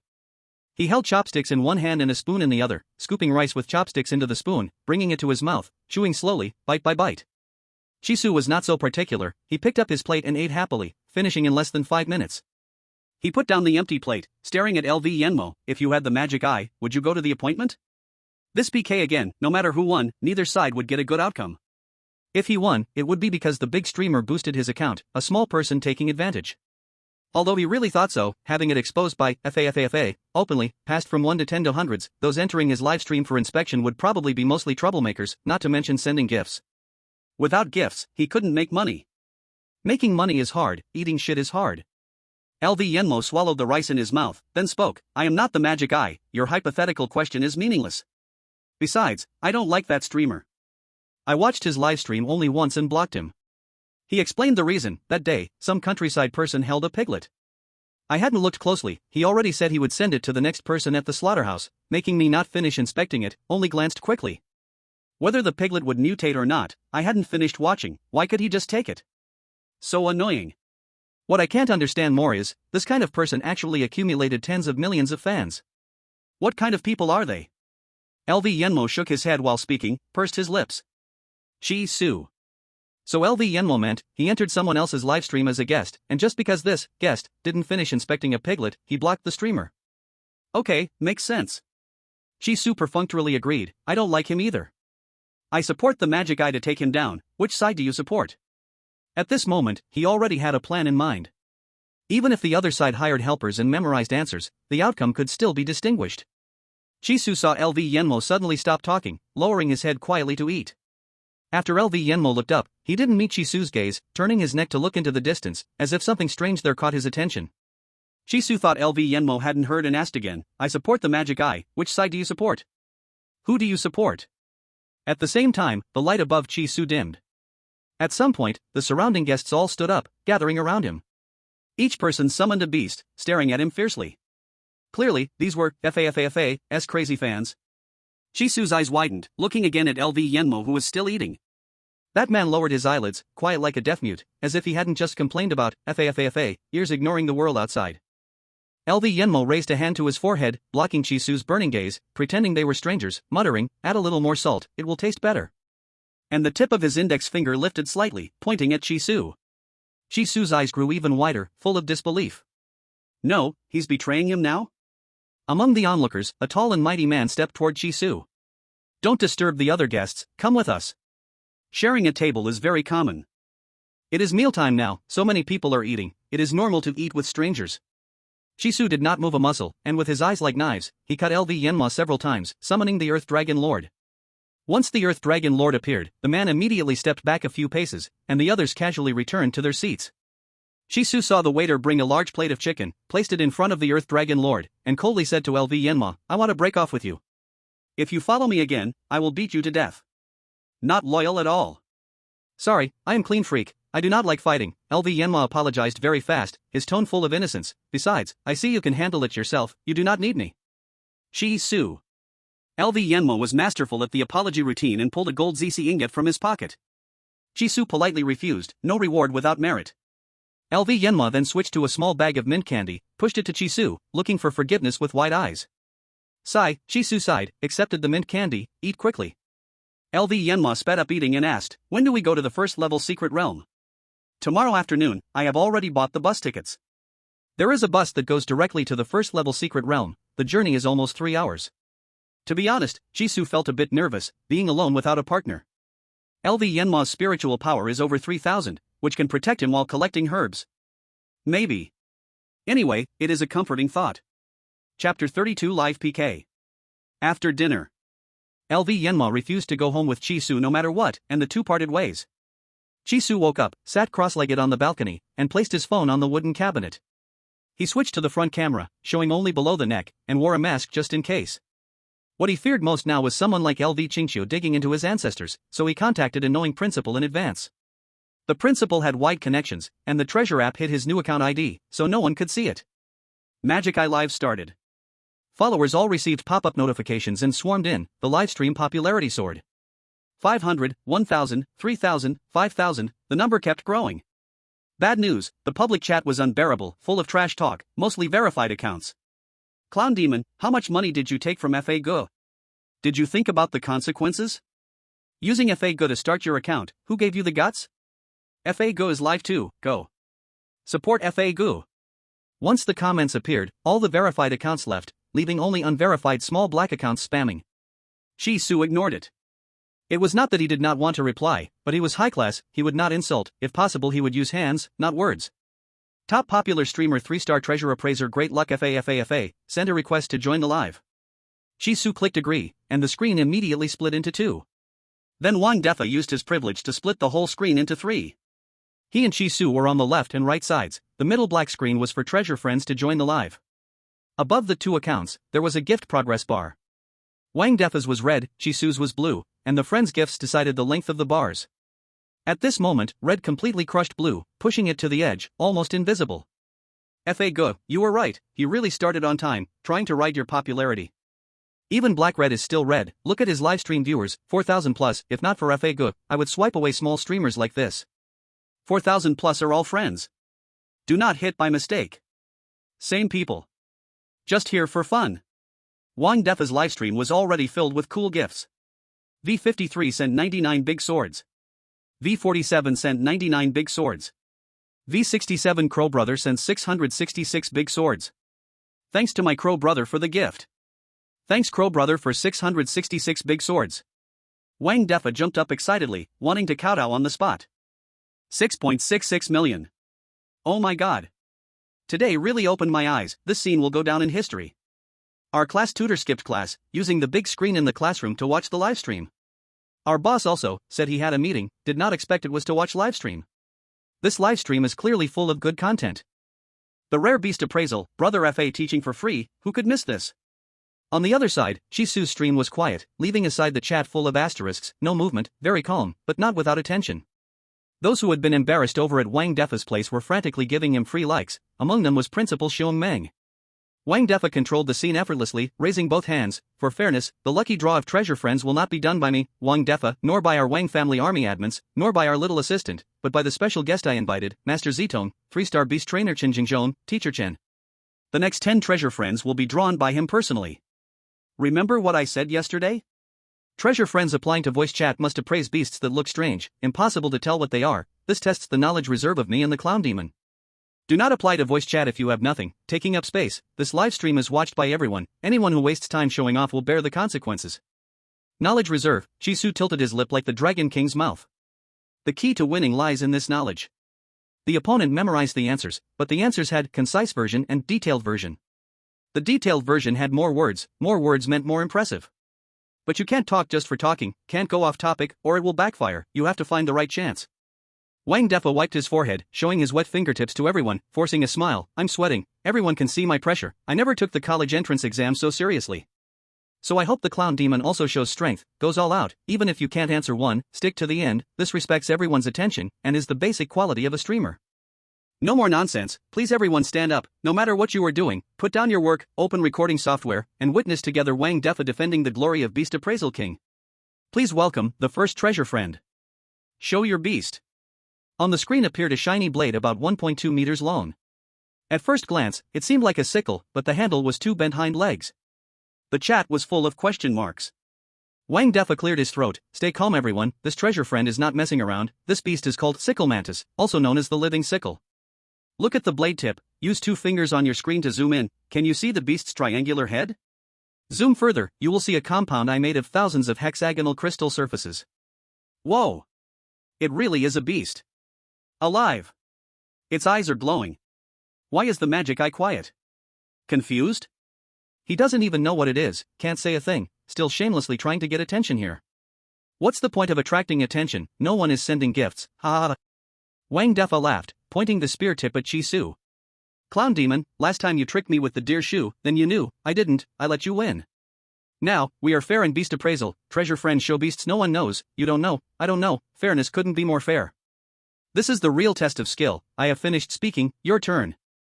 Chi Su thought, those who memorize the right answer are different. As soon as Blade appeared, he replied instantly, afraid of missing the chance to show off. At this moment, he had to act sweet to mess with his mindset. Chi Su pretended not to know, Brother Fa, the sickle mantis evolved from what creature? Blade arm mantis, Wang Defa answered without hesitation. Chi Su smiled strangely, are you sure? That smile in question made Wang Defa uneasy, unsure. He looked down in books, then searched the internet, finally confirming, yes, it is the blade arm mantis. Blade arm mantis is about 40 centimeters long, a tree-dwelling predator, a species existing 1.8 million years ago. Now very rare, almost extinct, its evolution leads to the sickle mantis. Wang Defa stared at the words keep it up on the bullet screen, calmed his heart, and fully showed what being professional meant. Brother Fa wants to add something, the scythe mantis is not an ancient tamed beast. What is ancient? That means counting in hundreds of millions of years, a tamed beast with ancient blood from 100 million years ago is called an ancient mutation beast. The scythe mantis we see has a normal evolution path, it didn't mutate into another creature, has no ancient blood, it just looks strange. But rare things are precious. Though its talent is ordinary, signing a tamed beast contract is a bit wasteful, it can still sell for a high price as a unique collectible. When Chi Su finished listening to Wang Defa, he asked, anything else to add? Wang Defa racked his brains, searched his guts, and quietly spat out 2 words, nothing. Then he said, since you ask what kind of creature it evolved from, that shows you know nothing. I won't charge tuition, next. Wait. Chi Su said softly, you finished talking, now it's my turn. He spoke clearly, the blade arm mantis has another evolution type, called forest leap mantis. You said this is a scythe mantis, but do you know, the forest leap mantis looks extremely similar to the former? They both have scythe shapes, only the details are slightly different. The curve of the scythe, the thickness of the blade, and the color of the compound eyes all have slight differences, very easy to confuse. Chapter 33, Real or Fake Centipede. Wang Defa's face changed. What's going on? Does this mean he mixed them up? Though he didn't know what forest leap mantis was, after last time with Lu Shu, if Demon Eye said such a creature existed, it probably was true. Wang Defa felt restless, wanting to privately chat with Chen Jingzhong to confirm. The treasure friend who had the scythe mantis also didn't know what it was, just found it strange and bought it to play. Without signing a tamed beast contract, you can't see beast info, don't know the exact beast name. The information about scythe mantis came from asking Chen Jingzhong, giving this authoritative answer. Now, Wang Defa doubted if Chen Jingzhong had seen it wrong. Most importantly, the first treasure friend was his annual member, spent 9.99 million, willingly acted as his stooge, a die-hard fan, wouldn't betray him. The next 9 treasure friends were also stooges, all annual members, very close, ensuring he could restore his dignity. Their friendship was built on trust, they saw him as authority. If that wasn't a scythe mantis, but a forest leap mantis, that trust would crack. Wang Defa thought it was almost certain, playing casually with the other side with a sure-win mindset. But now Demon Eye said what, forest leap mantis? Wang Defa sweated, his mind a mush, falling into deep self-doubt. Brother Fa, what's wrong? Your face doesn't look good. He didn't really mix them up, right? Damn, losing at the start? Honestly, Demon Eye is really sneaky, first let Brother Fa speak, then rebut, showing off. Chi Su took the chance, I'll ask you again, is it a scythe mantis? Wang Defa's face twitched, stammered, I never heard of forest leap mantis, since you say it exists, show the ancient book as proof. Chi Su laughed, don't be nervous, forest leap mantis doesn't exist, I made it up to tease you. Wang Defa's breath caught, fists clenched hard. Who are you kidding? Brother Fa is not someone you can tease. Damn, this kid, is there anyone to deal with him? Anyone to replace offline? Brother Fa will win this round, the other side is just messing with his mind, stay calm, trust yourself.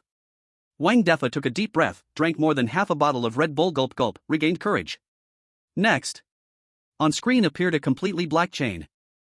Each link of the chain was not hollow, but solid. As the camera moved, it was about 3 meters long. When crawling, it flowed slowly on the ground like a metal chain. Then, a handful of scratch marks appeared, flipping the whole chain over. In an instant, countless yellow feet were fully exposed. Okay, good friend, hurry up and flip the page, the housing management has warned. Wang Defa hurriedly said. He rubbed the goosebumps on his arms, still using his old trick. Take the correct path first, leaving the demon eye with no way to go. As long as the demon eye tells him something similar, it's just a copycat, asking for trouble. This beast is called thousand-segment centipede. It's not a mutation, nor ancient, but it is a rare species. It evolved from the centipede, and out of 1,000 centipedes, there might not even be 1,000-segment centipede, showing just how rare it is. The terrifying part of the 1,000-segment centipede is that it can disintegrate and turn into separate pieces, each piece being an independent entity, with a pair of legs and backward hooks on each leg. These segments can temporarily detach from the head and move separately for about 20 minutes, after which they will automatically merge. Wang Defa then proceeded to educate the Wang family soldiers about its attack methods. After disintegrating, each segment of the 1,000-segment centipede will use its leg hooks to grab different parts of the enemy, while exerting force in different directions, ripping the enemy apart like a horse-drawn execution. Also, the 1,000-segment centipede is poisonous, stored in its head, so be careful, my friend. If bitten by accident, I'll teach you a few tricks: crush half a lotus and apply it externally, or brew the juice and take it internally, or use purple flower grounding with dandelion to apply to the wound. If none of these, no worries, you can also grind 7-leaf 1-branch flower into powder, mix with vinegar and apply externally, or wash with boiled fish-scented grass, depends on what you have around. Wang Defa was thorough, blocking every possible path for the enemy, adding knowledge that couldn't be supplemented. He didn't forget to boast about himself, not to hide it from everyone. I've entered the pharmacist industry, know a little about medicinal materials, planning to get 3 badges for a grand slam. As everyone knows, talent can be divided into 5 levels: basic knowledge, potential, stock, highly excellent, top-notch, knows a little. Brother FA is being humble. You work so hard, I really like it. I've watched Brother FA go from being unknown to becoming a top streamer with millions of followers, not relying on looks, just pure talent. It wasn't easy to get here, and some clowns want to ride his coattails and gain without effort, dreaming, go for it. Wang Defa looked at the bullet screen, clasped his hands in gratitude and reminded Shisu, I'm done, now it's your turn. Shisu noticed the strange chain. It's too slow, it's crawling too slowly. Centipedes crawl fast, especially after evolving into a 1,000-segment centipede, it should be even faster. And that hand that entered the frame, something's off. If he's not wrong, this isn't a 1,000-segment centipede, it's... He closed his eyes, and as he lifted his eyelids, his left pupil changed color, glowing with a cold green light. Beast name, pseudo-segment bug. Level, growth stage. Grade, common. Attribute, earth. Skill 1, Batesian mimicry, harmless species imitating harmful species. Skill 2, secretes a small amount of mucus on the surface of the body, emitting poison, causing itching all over the enemy's body. Evolution Direction 1, bone-eating worm, itching deep into the bones. Evolution Direction 2, nest worm, each segment has reproductive ability, can self-reproduce. Evolution Direction 3, burrowing worm, runs if it can't fit, drills if it can't run. Sure enough. Shisu realized it in his heart. He said firmly, this isn't a 1,000-segment centipede. It's a pseudo-segment bug. Pseudo-segment bug? Isn't that the trashiest beast to control? Earthworms are the trashiest, but these 2 beasts, one is last, the other is second to last, the trash of the trash. Brother FA said this is the collectible 1,000-segment centipede, but the clown demon says it's the trash pseudo-segment bug. Interesting, I'll support Brother FA without thinking. Brother FA is a 3-star appraiser. No matter how well the pseudo-segment bug disguises itself, it can't escape my Brother FA's eyes. I trust Brother FA. Shisu remained calm as an old dog. The skill of the pseudo-segment bug makes the enemy itchy all over. My friend, please roll up your sleeves or take off your shirt. I saw scratch marks on your hand earlier. It was because of itching, you scratched it yourself. The disguise of the pseudo-segment bug is perfect, no flaws can be picked from its appearance. It can also disintegrate like the 1,000-segment centipede, but its attack power is worlds apart. Don't even talk about tearing the enemy into 5 pieces, or pulling out a few hairs. Even if the fake centipede is strong, it doesn't last long. But it won't last long. Once the buyer feeds it up, takes it into a secret realm, or spars with friends, they will find that it's just a useless bug. Chapter 34, How did it awkwardly end the broadcast? Treasure friend, are you still there? Shisu reminded with a voice. Wait a moment. The man connecting through the mic seemed unable to recover, unable to believe that his rare and expensive live specimen was actually trash. Wait a moment, he muttered under his breath for a while, staring at the 1,000-segment centipede scratching his arm. Soon, he took several heavy breaths, and even through the screen, you could feel his surging anger. The treasure friend finally spoke, questioning Wang Defa. When I bought this 1,000-segment centipede, you swore that the price of 8.88 million would be worth it, saying I made a profit. Now the magic eye tells me that this bug is worthless, it's worth even less than 80,000. Don't try to argue yet, I really am itchy all over. I thought it was because of the season change in dry skin, but it turns out it's the fake centipede causing all this. The man became angrier the more he spoke, decisively leaving the fan group, furious beyond measure. It's because I trusted you, trusted that you were a 3-star treasure appraiser, that I became a fool. How should we settle this account? Wang Defa panicked, quickly stood up and lowered his body. It's not certain yet if it's a fake centipede, you itching all over might really be due to dry skin. Besides, when you bought the 1000-segment centipede, you only sent me a video, and it looked correct to me. It's possible that the seller swapped the goods, they showed you the real thing, but sent you the fake one. That kind of thing could happen. Brother, don't rush, let's talk privately. Can you message me privately? We can discuss it, and if there's any misunderstanding, we'll clear it up. Just send me your address, and I'll come see you to appraise the beast face to face. Upon hearing this, the man didn't want to make a scene or expose Wang Defa's actions of using him as a pawn, leaving some room for civility. Without warning, he disconnected the mic, and the screen went black. Wang Defa didn't feel like continuing the broadcast. If he didn't calm down this important buyer quickly, once things blew up, it would be over for him. If it really was a fake centipede, no matter what, he would have to find a real 1000-segment centipede to make up for it. He would also cooperate with this buyer again to prove the magic I was wrong. Otherwise, his live broadcasting career would be over. With a face full of apology, Wang Defa looked at the camera. Sorry guys, this is a big boss I can't afford to mess with. I need to rush over to see him. I'll pin a video with updates later. Sorry, everyone, sorry. He ignored the barrage of comments asking him to stay and quickly ended the broadcast. Once Wang Defa left, Chisu's live room was immediately flooded with a large number of viewers, and the popularity soared to over 10,000. Their attitude was much more polite than usual. Little brother, who exactly are you? Whether it's a 1000-segment centipede or a fake centipede, it's still unknown. But from the performance of the second person who joined the mic, it seems the magic I was probably right. Chisu looked at the barrage and responded, I'm just a student. He glanced at the clock, in half an hour, I'll end the broadcast. I need to go to a secret realm. If you want to appraise treasures, do it now. I'm versatile, I can appraise beasts, immortal herbs, pills, spiritual stones, antiques. I can appraise anything. Wow, all around. Looks like Brother FA stepped on a hard nail. Since you're all around, why don't you go take the treasure appraiser exam? Without even a single star, who would trust you? Anyone can boast, I'm all around too. Without the treasure appraiser badge, it's all nonsense. Chisu, when I get out of the secret realm, I'll take the exam. If the standard for a 3-star treasure appraiser is FA, I'll be humble and say I can reach 4 stars. So arrogant. Kid, I'm recording the screen. Are you a student of Zetone? No. The beast appraiser school that's famous, besides Zetone, is Jilan. I remember Jilan has a very impressive student. It can't be you, right? Not me. I heard Jilan is about to close down. Is the streamer from Jilan? Is this true? Jilan has such an amazing student, 13 spirit cores, just because of that person's fame, he's getting endorsements nonstop. Jilan won't go bankrupt, right? Did you notice? The streamer didn't deny he's Jilan's student. Before, he answered every question, now he's silent. Chisu remained silent. He knew he had too many enemies, and now with FA, he didn't want to drag the school into trouble. But he also wanted to use this chance to earn fame for Jilan, and for a moment, he didn't know whether to admit it. At this moment, the principal who had been following him sent a message. Xiongde, he is. Having this student made him proud. Xiongmeng feared nothing, only afraid Chisu would leave. Jilan produces talent one after another. Just 2 talents, compared to Zetone, still far behind. Is the streamer joining the championship? Yes, I will win, take first place. Such confident, almost arrogant words drove the chat into frenzy again. Who knows Zetone? Send info quickly. Has the clown gone mad? The championship isn't a knowledge contest. What beast do you control to be so arrogant? Xiongde, I firmly believe you will win. Take first place. Chisu looked at the principal's reply and smiled from the heart. He agreed to the visitor's voice connection and answered each question one by one. Soon, small gifts of 10 or 20 appeared on screen. Chisu's smile was full of life. Not bad, more will come in the future.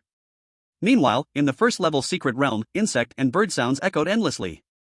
A dark, thin teenager carried a bamboo basket, bending to push aside the grass. 4 heart-shaped green leaves poked out, with faint water drop-like lines on them. This was the Huiling grass, requested by Principal Xiong. He took a shovel from his waist, dug out the roots with soil, gathered the dirt with both hands, and tossed it into the bamboo basket on his back. Then he took a dirty, wet towel to wipe the sweat from his face, lifted his sticky shirt to wipe his body.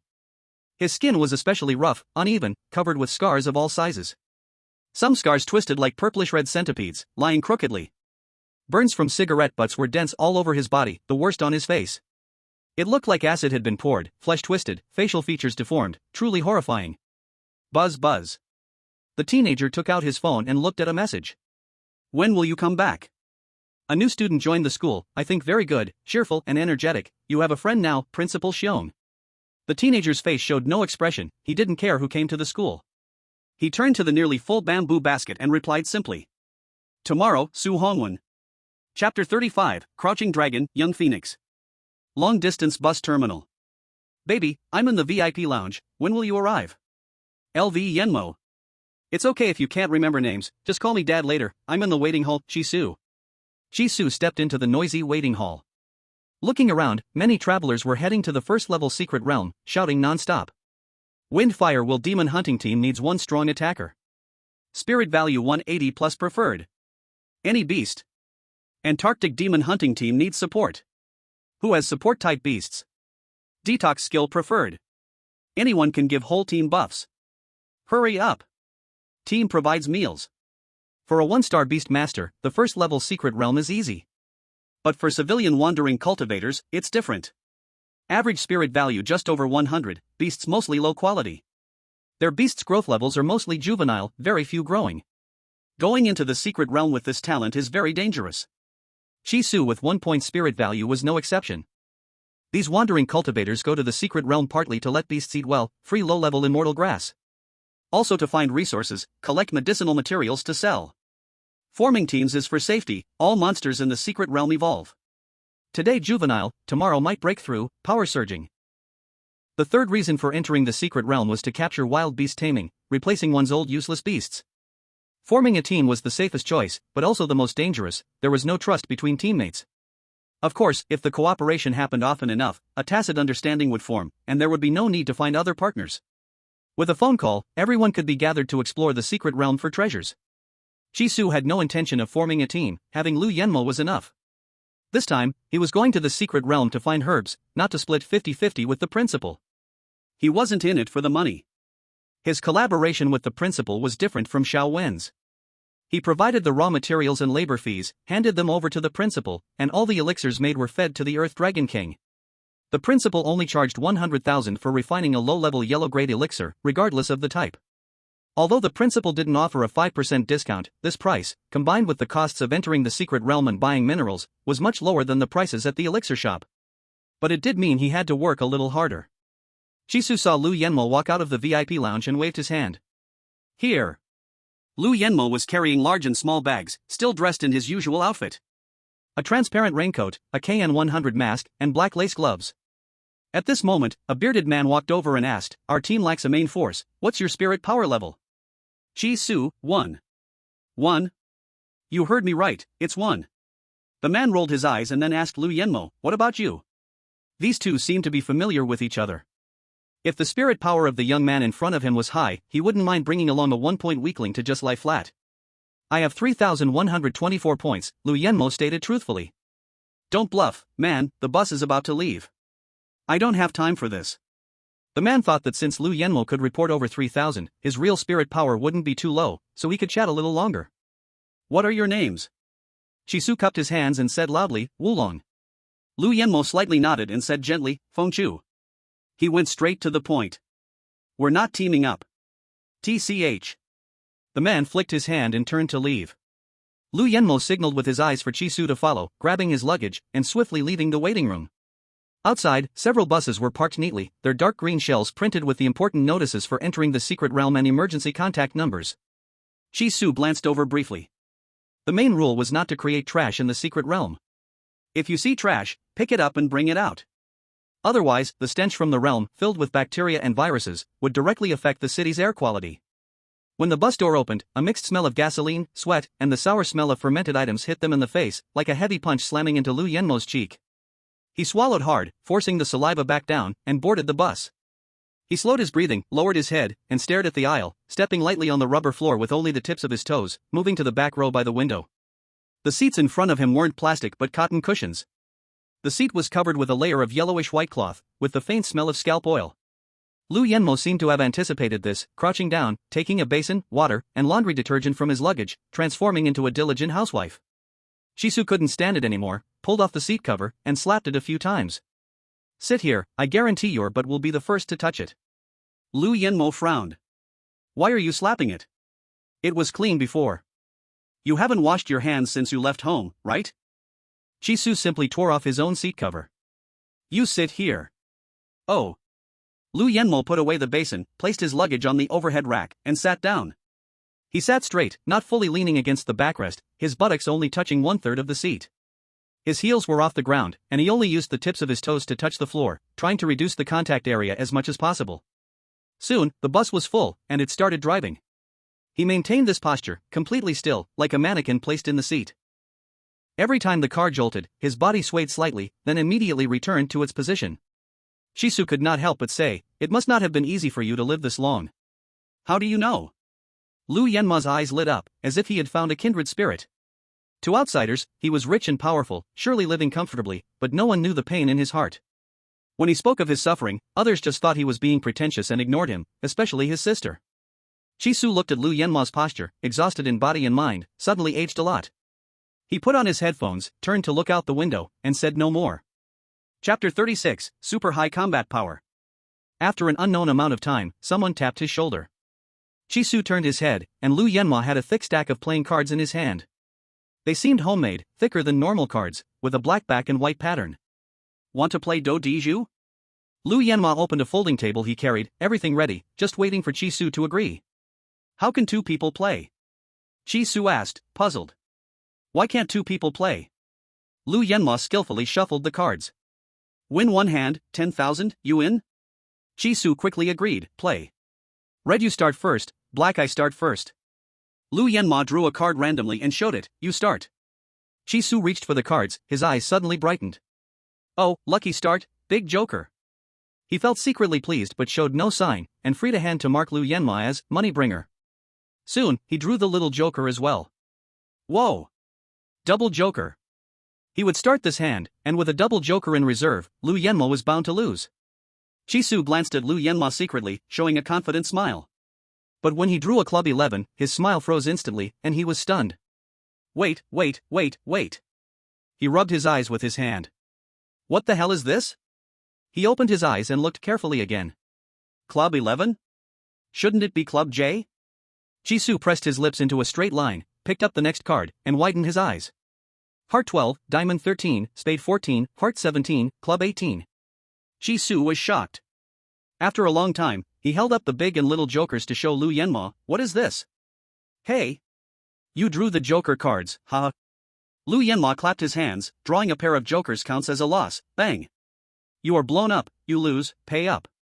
Hu Chisu exhaled sharply. What the hell kind of do diju is this? Seeing Chisu unmoved, Lu Yenma stopped smiling, face serious, "Can't handle it? Trying to cheat?" Chisu took deep breaths, chest rising and falling violently. He handed Lu Yenma 10,000, "Go on, you can play 3 with 1, play a straight." "Okay, if a single joker is played, it's a wild card, it can become any card." Lu Yenma received the money, lips curling again, "This deck is incomplete, I only used half, the other half is in my pocket, so no need to worry about similar cards." Chisu half closed his eyes, twitching his mouth, "Then thank you for only using half." He did not want to know what weird cards were in the other half. 3 hours passed, arriving at the secret realm entrance. Chisu had earned a lesson with blood, small treasury minus 130,000. Lu Yenma was in a good mood, got off the car, looking up at the towering wall. The wall was covered with electric nets, enclosing the first-level secret realm tightly, impossible to see inside. At the gate, 2 official squads were stationed, collecting fees, controlling entry and exit. Lu Yenma took out the Wisteria student ID, handed it to the officials for verification. Chisu handed over the Jalan ID. The officials checked the student numbers on their tablets, confirmed them correct, and politely said, "Recently the monsters inside have evolved again, be careful."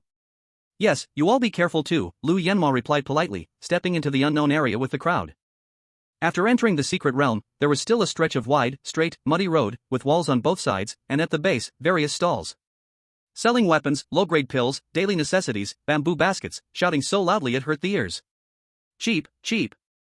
The 500,000 Shi blood pills are on sale today for the lowest price, just 450,000 each. Don't miss out, come now and get a 5% discount on purchases over 3 million. Low price Beastmaster sale. If you need auxiliary or strong attack types, take a look. All for 100,000 each. Pick and choose freely. This road is 800 meters long, with booths lined up one after another. The road exists not only to sell goods but also to give treasure seekers a chance to turn back. If you regret it, now's the time to leave. Chisu put on his sunglasses and looked at the Beastmaster stalls, opening his magical eyes to see the beast's qualities clearly. Poor quality infant forms, poor quality growing forms, all wild, showing their teeth and snarling at him, ferocious beyond belief. Among them was a wild boar infant form. It lowered its head, silent, and lazily raised its eyelids to glance at him, its black and white eyes as human-like as possible. It was already evening, the fiery clouds covered the sky, and the red light shone on its eye sockets, emitting a bloodthirsty chill that made one shiver. Do you want to buy it? Lu Yenma noticed Chisu's small movement and turned his head to look at his sunglasses. In that instant, Chisu blinked, his pupils returning to normal. He said nonchalantly, "There is indeed a good one, you probably know which one it is." It was that wild boar. It carries ancient bloodlines and can mutate into a Ji. However, Ji eat people and can't be tamed. He was debating whether to take it. At present, the boar was still in its infant form. If it evolved into a grown form and mutated into a Ji, both the store owner and those beastmasters would undoubtedly die, as it would possess incredible combat power. If he bought it now, he could save quite a few lives. But he was a weakling himself, unable to suppress the Ji. What should he do? Just as he was thinking, someone was eyeing the boar, negotiating with the shopkeeper. "Give me a discount, I'll take it for 80,000. Buying it, having it breed, and producing a litter of over a dozen piglets, he would make back the cost. No way. The shopkeeper immediately rejected. "Out there, it starts at 200,000. 100,000 is already low, take it or leave it." But no one wants a boar beastmaster. The buyer refused to give up, reasoning, "It's still small now, looks cute in pink. You can raise the price. But it only has a blooming period of half a month, grows fast, and when it's big, people avoid it. It stinks. You can't just think about market prices. Let's negotiate according to breed. If you don't sell it within half a month, you're stuck with it, you know? Rather than lowering the price to 30,000 or 40,000 and still no one wants it, might as well sell it to me for 80,000. To be honest, my family runs a pig farm and we need female pigs. If you refuse to sell it, forget it. I'll go into the secret realm to find one." The buyer pretended to leave. Come back, come back, come back." The shopkeeper forcibly pulled the man back and reluctantly said, "Fine, take it, scan the code. 100,000, I'll take it." Lu Yenma said without much talk, transferred the money, took the boar, and then casually walked past, politely saying to the buyer, "Thank you for the deal." "Thank you my ass. I already lowered the price.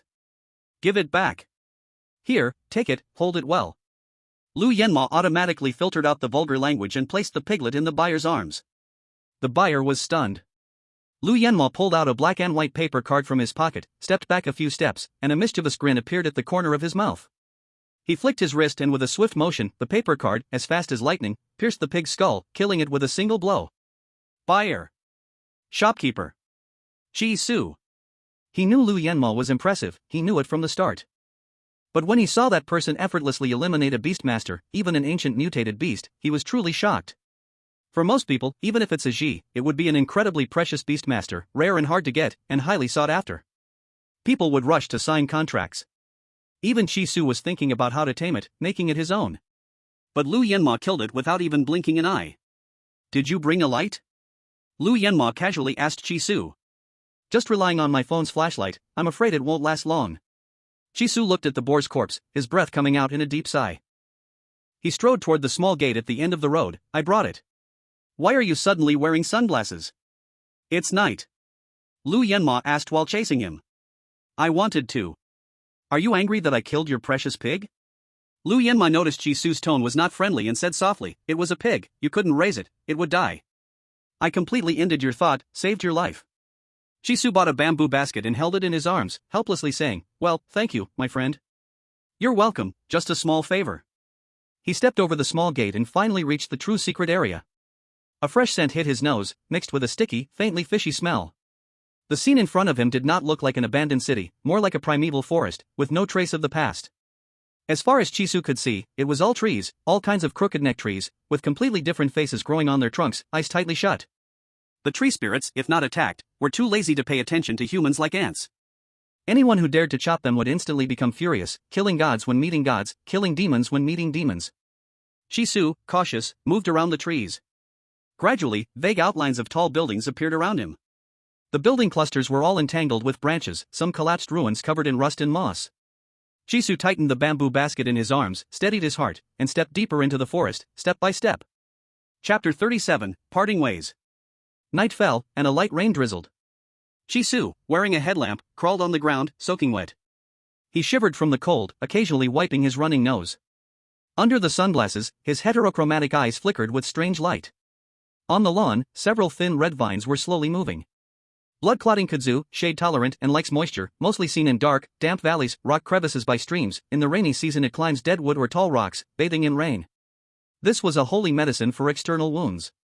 Whether cut by sword or bitten by magic beasts, just drop its juice on the wound, and bleeding would stop quickly and scabs would form. The vines before him were preparing to climb an abandoned hotel not far away, absorbing rainwater.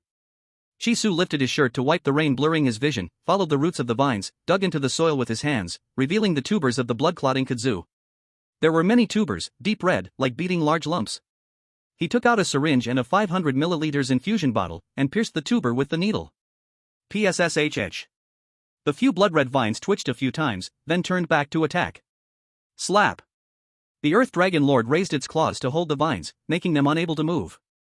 Shisu took the chance to extract the sticky red juice, putting it into the infusion bottle.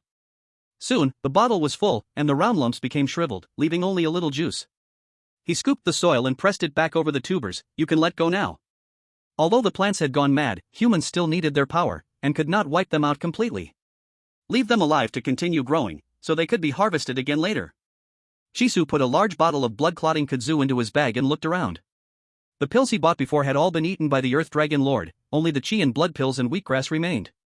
Blood-clotting kudzu was one of the ingredients to make chi and blood pills, but he did not need it much now. What he wanted most were the ingredients to make the marrow-cleansing pills, but he had not seen them yet. A blast fruit would be nice, at least for self-defense. Shisu muttered as he moved away from the abandoned hotel. Blast fruit contained intense firepower. When unripe it was an ordinary wild fruit. When ripe, any impact could cause an explosion, as powerful as a hand grenade. Making exploding pills with it, wrapping some other herbs outside, prevents explosion and greatly benefits fire element beasts. Lu Qingxiu's flame bird needed it. Shisu planned to get some, make pills, and give them to Lu Qingxiu. When studying the purple wisteria, she had helped a lot. Though the result was not perfect, he did not want to cut off this connection. By chance, he glanced. He spotted a few small white flowers, blooming at the base of the tree. Their shape was like white lilies, moving without wind, giving off a very faint fragrance. Unsoulflower, its scent can calm violent creatures, soothing mental trauma and excessive fright. To tame wild spirit beasts, unsoulflower is essential, a popular herb, in short supply, and hard to pick. Shisu blew warm air into his palm, easing the numbness from the cold, and looked up at the tree spirit protecting the unsoulflower. Its leaves were golden yellow, like dense gold hanging on the branches. The trunk was unusually thick, 4 people holding hands together might not even wrap around it. Spirit plant name, ginkgo tree. Level, mature. Attribute, wood. Skill 1, instantly shed all leaves, flying through the sky, beautiful enough to stun enemies for 3 seconds. Skill 2, whisper of the living fossil, can talk with anything over 100 years old. Skill 3, cooked fruit can moisten lungs, stop wheezing, cure coughs, raw fruit can reduce phlegm and disinfect, do not overeat, more than 250 G causes food poisoning. It seemed to have no attack power, but such a big body moving could still kill. Shisu stared at the sleeping face of the tree spirit, tiptoed closer, bending down to pinch a petal. It felt like velvet, thick and soft, good to touch. He held his breath, gripping the shovel to dig the soil carefully, trying not to damage the unsoulflower's roots, and not wake the tree spirit. Hey! Who's there? Shisu's hand trembled, his face slowly darkening. The good news was, the roots of the unsoulflower were not broken. The bad news. He looked up, meeting the tree spirit's angry gaze directly. Whoosh! A thick branch swung down, unstoppable. Shisu hurriedly stepped back, but his chest was still grazed. Rip! His clothes tore in several big rips, fine bloodlines appeared on his skin, sending sharp pain. Seeing the soil-colored magic array light up, Shisu shouted urgently, "Don't use your skill. I want the flower." The Earth Dragon Master nodded, rushing quickly toward the tree spirit. At that moment, a white shadow arrived first, raising a gust of wind, standing in front of the tree spirit. LV Yenmo raised his hand, expressionless, snapped his fingers. The hard trunk cracked in response, the upper half knocked Ajung away, leaving only a stump full of growth rings. Come take it. He hid his effort in fame, standing with hands behind his back. Because of the rain, his eyes had more deathly light, looking like he had no will to live. The abandoned hotel is too dirty, many insects crawled into my ears, let's go somewhere else. Chisu pointed at his torn shirt, looking even more lifeless. If you hadn't shouted, I wouldn't be hurt, I wouldn't need your help. Let's go our own ways, I don't want to be with you anymore. Saying that, he annoyedly took out a chi blood pill, crushed it roughly, and rubbed it on his chest. External wounds need external treatment, internal wounds need internal medicine. Getting hurt in the secret realm was not small, even a scratch could trigger infection if touching the wrong thing, deadly in serious cases. Chisu closed his eyes, meditating in place, patiently waiting for the wound to heal. The spiritual energy in the secret realm was much stronger than the city. If there was no danger, he wanted to live here long term. After about an hour, the scratch finally healed. LV Yenmo had long disappeared, seemingly angry too. He left without a word, playing cold violence. For his own safety, Chisu sent LV Yenmo a message asking where he was. Red exclamation, you are no longer his friend. Damn. Chisu cursed softly, putting away his phone. No loyalty at all. He stood up to work, first picking the insole flower, wrapping the roots in mud to prevent breakage and the flower from dying. Then he picked the ginkgo tree spirit's fruit, filling the bottom of the bamboo basket. This herb was not very useful, but since he saw it, might as well take it. He hugged the bamboo basket, wandering aimlessly with the Earth Dragon Master. The rain grew heavier, and faint screams echoed from nearby. Chisu pretended not to hear. White mist poured from his mouth and nose, his body trembling from the cold. It wasn't that he didn't want to save someone, but those screams might not have come from a human. It was highly likely that by the time he reached them, they would already be swallowed by a magical beast. This was a secret realm, survival was the priority. Help, help me. A faint voice reached Chisu's ears. He paused, turning toward the source of the sound. It was human speech. Xiaolong, go.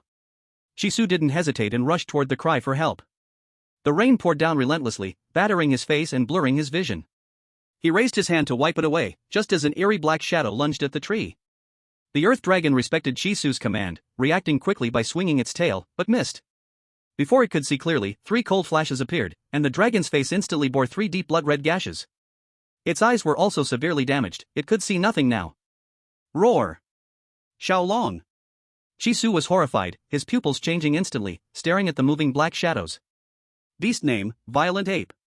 Quality, good. Level, fully evolved. Attributes, Earth. Skill 1, awakens intelligence, comparable to an 18-year-old human, capable of speech. Skill 2, stone-crushing claws, channels spiritual energy into the claws, releasing 3 powerful gusts that cause tearing damage. Skill 3, roar, releases a mental shockwave in a fan-shaped area, potentially causing fear in lower-level opponents. Skill 4, rage burst, enhances physical abilities, muscles bulging, increases attack by 30%, reduces defense by 10%, increases speed by 15% for 5 minutes, after which a fatigue period follows, severe reduction in attack and defense. There was also another piece of information. Any beastmaster who consumes the violent ape's heartblood will enter a berserk state, same as skill 4. Warning, requires the soul-calming herb to stabilize the rage and replenish nutrients.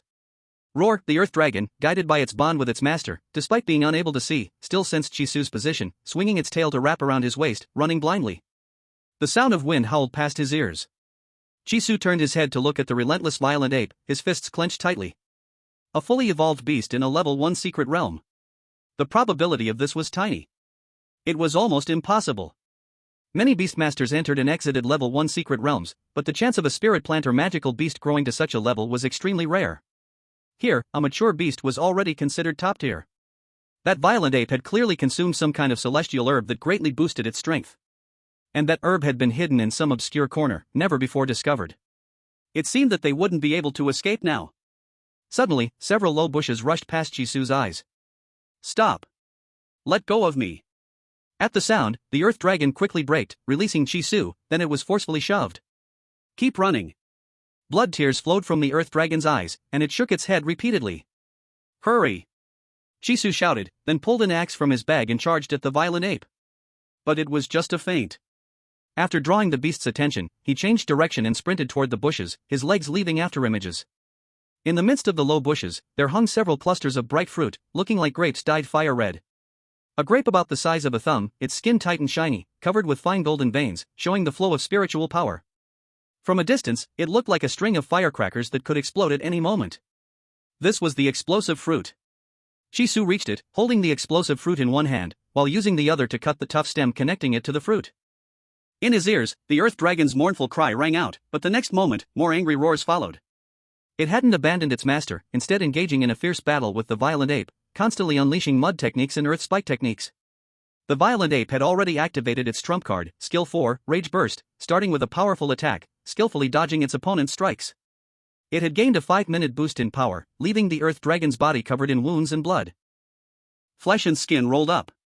Not long after, the blue bar of the Earth Dragon Lord was almost empty. It didn't even have the strength to howl, and the moment a large patch of its dragon scales was lifted, it collapsed with a roar. But its dragon claws clutched the furious ape tightly, not letting the beast get close to its master. Shisu's face turned pale, cold sweat streaming down his forehead. Sweat mixed with rain, soaking his reddened eye sockets. Snap! A string of explosive fruits was finally cut off. Shisu took advantage of the Earth Dragon Lord struggling to restrain it, controlling the furious apes jumping. He raised his arm and slammed the explosive fruit heavily onto the beast. Little dragon, dodge! Mud magic activated suddenly, the Earth Dragon Lord sank into the swamp, barely avoiding the blast, and its blue bar completely emptied. The furious ape was blasted several meters away, fire climbing its fur, turning it into a fire monkey in an instant, screaming in pain, the smell of burning flesh filling the air. Shisu quickly ran to the Earth Dragon Lord, stuffing all the vitality pills and wheatgrass into its mouth, leaving only one vitality pill to smear on its eyeballs. Healing would take time, but the furious ape was not dead. He didn't delay any longer and grabbed the axe. Judging the time, the furious ape should be entering fatigue, its attack and defense greatly reduced. He could kill it.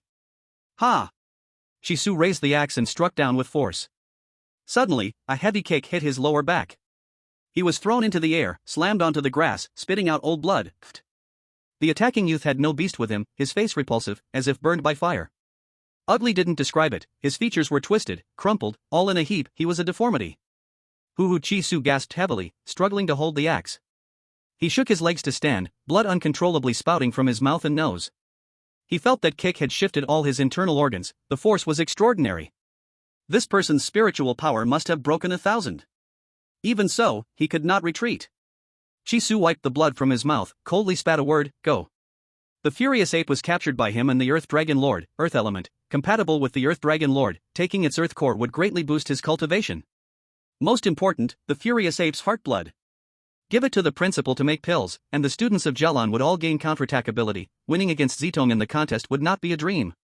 Seeing the opponent had no intention of leaving, Uchisu's mind was scattered, but he forced himself not to fall, name your price. Su Hongwon ignored him. He didn't care about the heat, clamped the furious ape's burning head with 5 fingers, and squeezed with force. Crack! As the furious ape collapsed, an earth-colored core was firmly in his palm. Then, he dug open the furious ape's chest by hand, opened the small bamboo basket at its waist, carefully took out the steaming heart, and put it in the basket with ice crystal grass. He thought, in this way, by the December contest, participants from the same school would all have the strength to fight, and if they couldn't win, at least they could survive. Give it back! Shisu roared, swinging the axe, eyes full of killing intent. Su Hongwon kicked again, instantly lifting Shisu off the ground, rolling several times. Su Hongwon walked to Shisu, rough hands flipping through his pockets, but found no cash. He turned to look at the unconscious Earth Dragon Lord, with no thoughts. Steal it but can't raise it, no need. But steal it and sell it, also not bad. Cancel the contract, you live. Su Hongwon was concise. Damn. Shisu's eyes sharpened. This is you forcing me. He ignored everything, took off his pants and charged. He staggered toward the Earth Dragon Lord, shaking his body forcefully, his eyes barely open. Get out of here. The Earth Dragon Lord was also exhausted, but still followed the master's order, picking up Shisu and struggling to crawl, moving farther and farther. The heavy rain poured down, showing no sign of stopping. Su Hongwon sat there in a daze for half an hour, finally pulling himself out of the shock, and aimlessly walked toward the outside of the secret realm. The next day, Shisu had regained his energy, spending the whole day in the secret realm with the Earth Dragon Lord, collecting herbs to treat his injuries, and returning home fully loaded. Back at the school.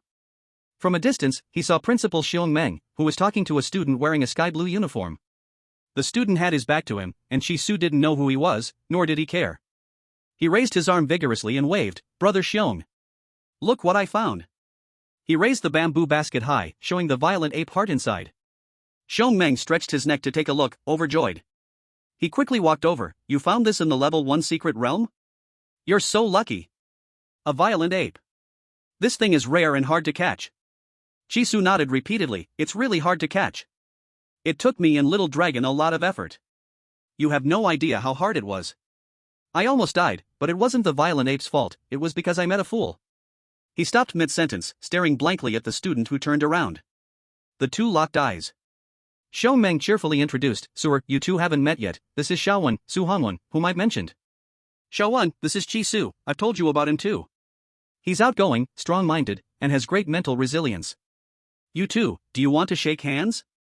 The autumn wind blew by, silence reigning. After a long while, Chi Su looked up at the sky, his face turning red, his eyes slightly moist. Today's wind was quite noisy. Chapter 39, Maybe in the Next Life. The stars were high in the night sky. Tonight, the stars are shining, and my heart is full of love for you. LV Qingxiu sat on a chair in her brother's living room, focusing intently on the apology dance. Not long after, Wang Defa took off the ill-fitting maid outfit, breathing heavily as he loudly said, Family, I'm now at the door of the 1,000-segment centipede master's house in Longyang City. The assistant is going to press the doorbell. We'll find out once and for all if that beast is a 1,000-segment centipede or a fake centipede. LV Qingxiu, recognizing the big door, realized that this treasure friend was an entrepreneur in the neighborhood. She had also been following Wang Defa's PK against Magic Eye last time, but she didn't realize that Magic Eye was Chi Su. She thought all the voices on the internet sounded the same, the boys sounded the same, and the girls sounded the same, with no distinguishing features, so she couldn't tell who was who. They all sounded like recordings. At that time, Chi Su was also lowering his voice, and LV Qingxiu never connected him to Magic Eye. Now, she just wanted to know the answer, to find out who was right. Seeing that Wang Defa was still playing it cool, the female manager had already opened the door, but was still chatting at the door about irrelevant things, asking the fans to notify Magic Eye to come to the live broadcast. LV Qingxiu quickly donated 100 large swords, raising her VIP level to 64. 1 million, to her, was like a dime. V64 Qingxiu, go inside to check the beast. Bright, colorful text comments filled the screen. Thank you, Sister Qingxiu, for the large sword. Sister Qingxiu, it's not that I don't want to go in, but Magic Eye isn't here. All the people here are my old fans. If I go in directly, what if it really is a 1,000-segment centipede? The other side might not recognize me. The clown magic might hire water armies to bite back and say we're in cahoots, making it all look like a script. I can't even explain it with all my mouths. Wang Defa took out the train ticket in front of the camera, his expression serious. Family, I arrived in Longyang City at 6 p.m. today. The livestream never stopped along the way, so this face-to-face treasure appraisal is guaranteed to be clean and without any tricks. This is my first offline meeting with this treasure friend, I'm really nervous, really nervous. Brothers and sisters, fathers and mothers. As I said before, if I appraise it wrong, please show mercy. No one is perfect. Let's give the clown magic 5 more minutes. If he doesn't come, please everyone open the screen recording and help me witness. Tap, tap, tap. LV Yen Mao wears a bathrobe and walks downstairs, hair slightly wet, whole body giving off a strong smell of Chinese herbs. This is a medicinal bath, the bathtub is soaked full of rare treasures, washing marrow and cutting hair, greatly improving the body constitution. Fu Zhu is lying in the bathtub absorbing the remaining medicinal effect, body size 1 whole circle bigger than before. What can this prove? He can send people to swap the beast, pull himself out and go do live broadcast. LV Yen Mao glances at his younger sister, takes out powder ground from immortal grass, and makes himself a cup of real immortal grass nectar. Quit the fan group, don't keep being a fool harvested like leeks, if you don't understand anything you can ask me. LV Qingxiu rolls her eyes at Big Brother. Ask him? She would rather spend money to find others. But she does have one question, can only ask Big Brother. You went to the secret realm with Chi Su once, how did it feel? Does he really only have 0.5 spirit power value? Does he have hidden strength? Hearing Chi Su has already enrolled in Jialan, related to the competition, LV Qingxiu believes Chi Su will definitely participate, become a strong enemy. The other 2 strong enemies, one is the new star of last session of Jialan, one is the demon eye who declared to fight for first place. These 3 people are all students of Jialan, each one carrying unique skills. Chi Su as top beast, the new star himself is strong, demon eye is knowledgeable and talented. They come fierce, if still hiding any trump card, then Zitang will be in danger. LV Yen Mao thinks for a long time, I think that who is really trash, not like pretending trash, but real trash, even tree spirit attack cannot dodge. LV Qingxiu lets out a breath, nudges her mouth toward the computer screen, you previously noted Chi Su as baby, why change to that who again? The baby in Big Brother's mouth, same meaning as top beast. In fantasy westward journey, the beast carried by character is called baby. Calling others beast may get a beating, treating people as livestock. If calling baby, then at most he becomes gay, flesh injury and quarrel avoided. Speaking again, able to let big brother note his baby means he recognized this person, would rather be gay, also want to keep good relation. Now the note changed, that means broke apart?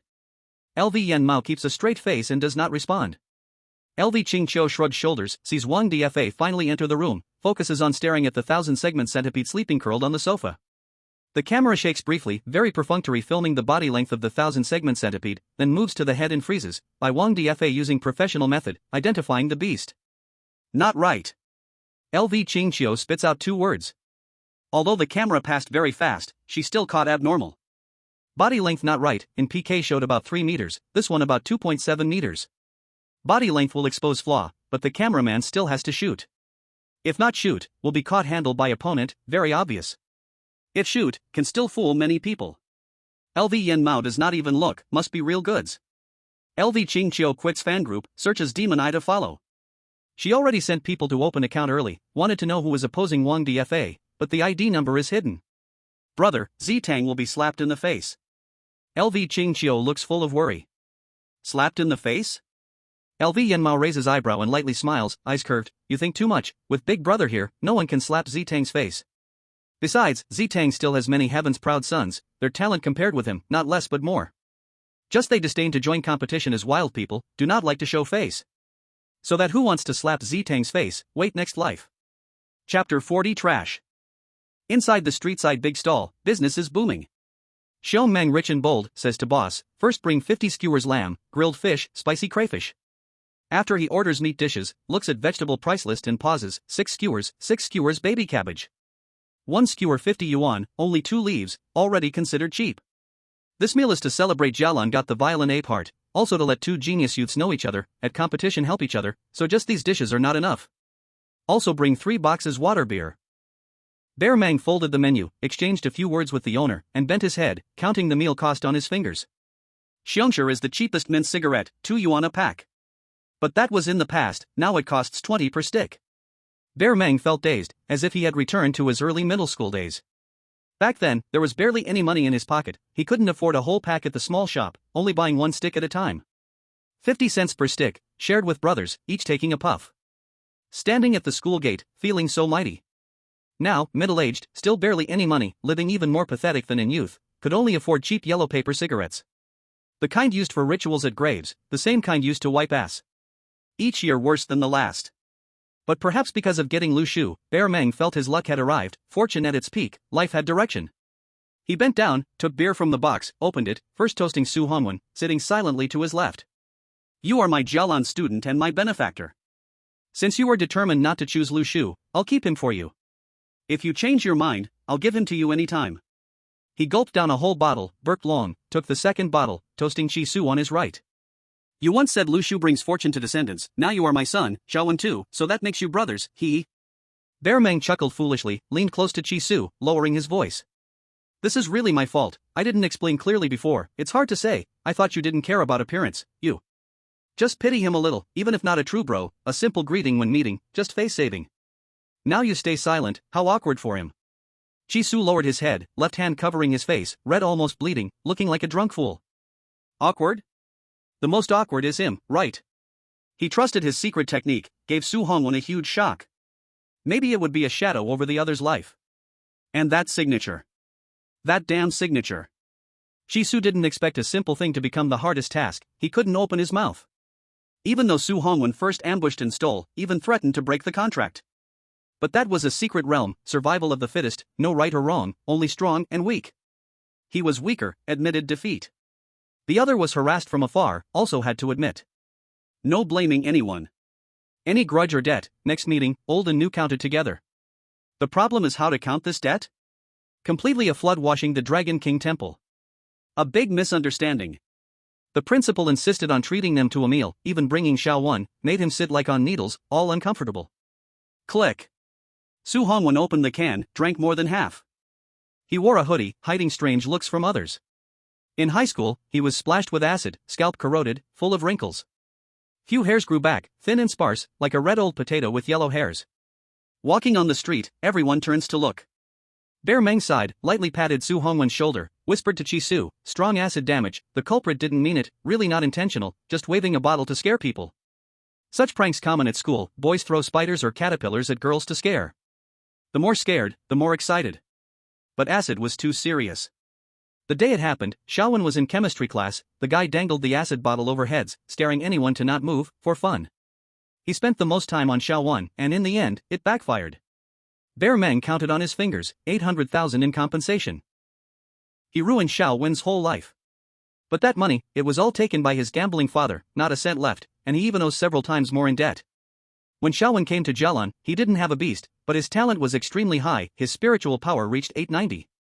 If it weren't for this body, he would definitely be admitted to Zitu, having a beast or not wouldn't matter, but with these injuries, TSK, what a pity. 890. Chi Su turned his head silently, mouth open, eyes wide. It used to be 890, now it must be over 1,000. Xiong Meng muttered, the most disgusting thing is, the person who hurt him got admitted to Zitu. Xiaowen went to the championship, wanting to settle scores in the secret realm, I gave him a fine beast. But you know what happened, he gained some fame, yet the secret realm was too big, he couldn't find his enemy, and ran into an extraordinary magic beast, causing his beast to die sigh. Without a beast, he could still join the next championship. But it's a loss, beast skills are very useful, they help a lot, better than fighting alone. If danger comes, there's one more layer of protection. But Xiaowen refused Lu Shu no matter what, probably afraid this ancient mutated beast would die in a level 3 secret realm, hard to explain if it dies, too valuable, so he just rejected it. Chi Su held his beer and clinked with Xiong Meng, whispering, how much spiritual power does he have now? 1754 points, impressive right? Saying the number, Xiong Meng straightened his back. He hung his arm on Su Hongwen's shoulder, pride in his voice, outside, they say 300 plus points is genius, that's nonsense. What's called extraordinary talent? Grabbing a lot of 300 plus points? Nonsense, that's only excellent, better than weak students. It's just that there are too many weak students in this world, 3 billion people, 2.5 billion are weak, that's why they seem talented. Xiong Meng said, patting Su Hongwen hard, slap, voice strong and firm. Real geniuses are like this. Cough. Su Hongwen choked on a sip of wine, lowered his head to wipe his mouth.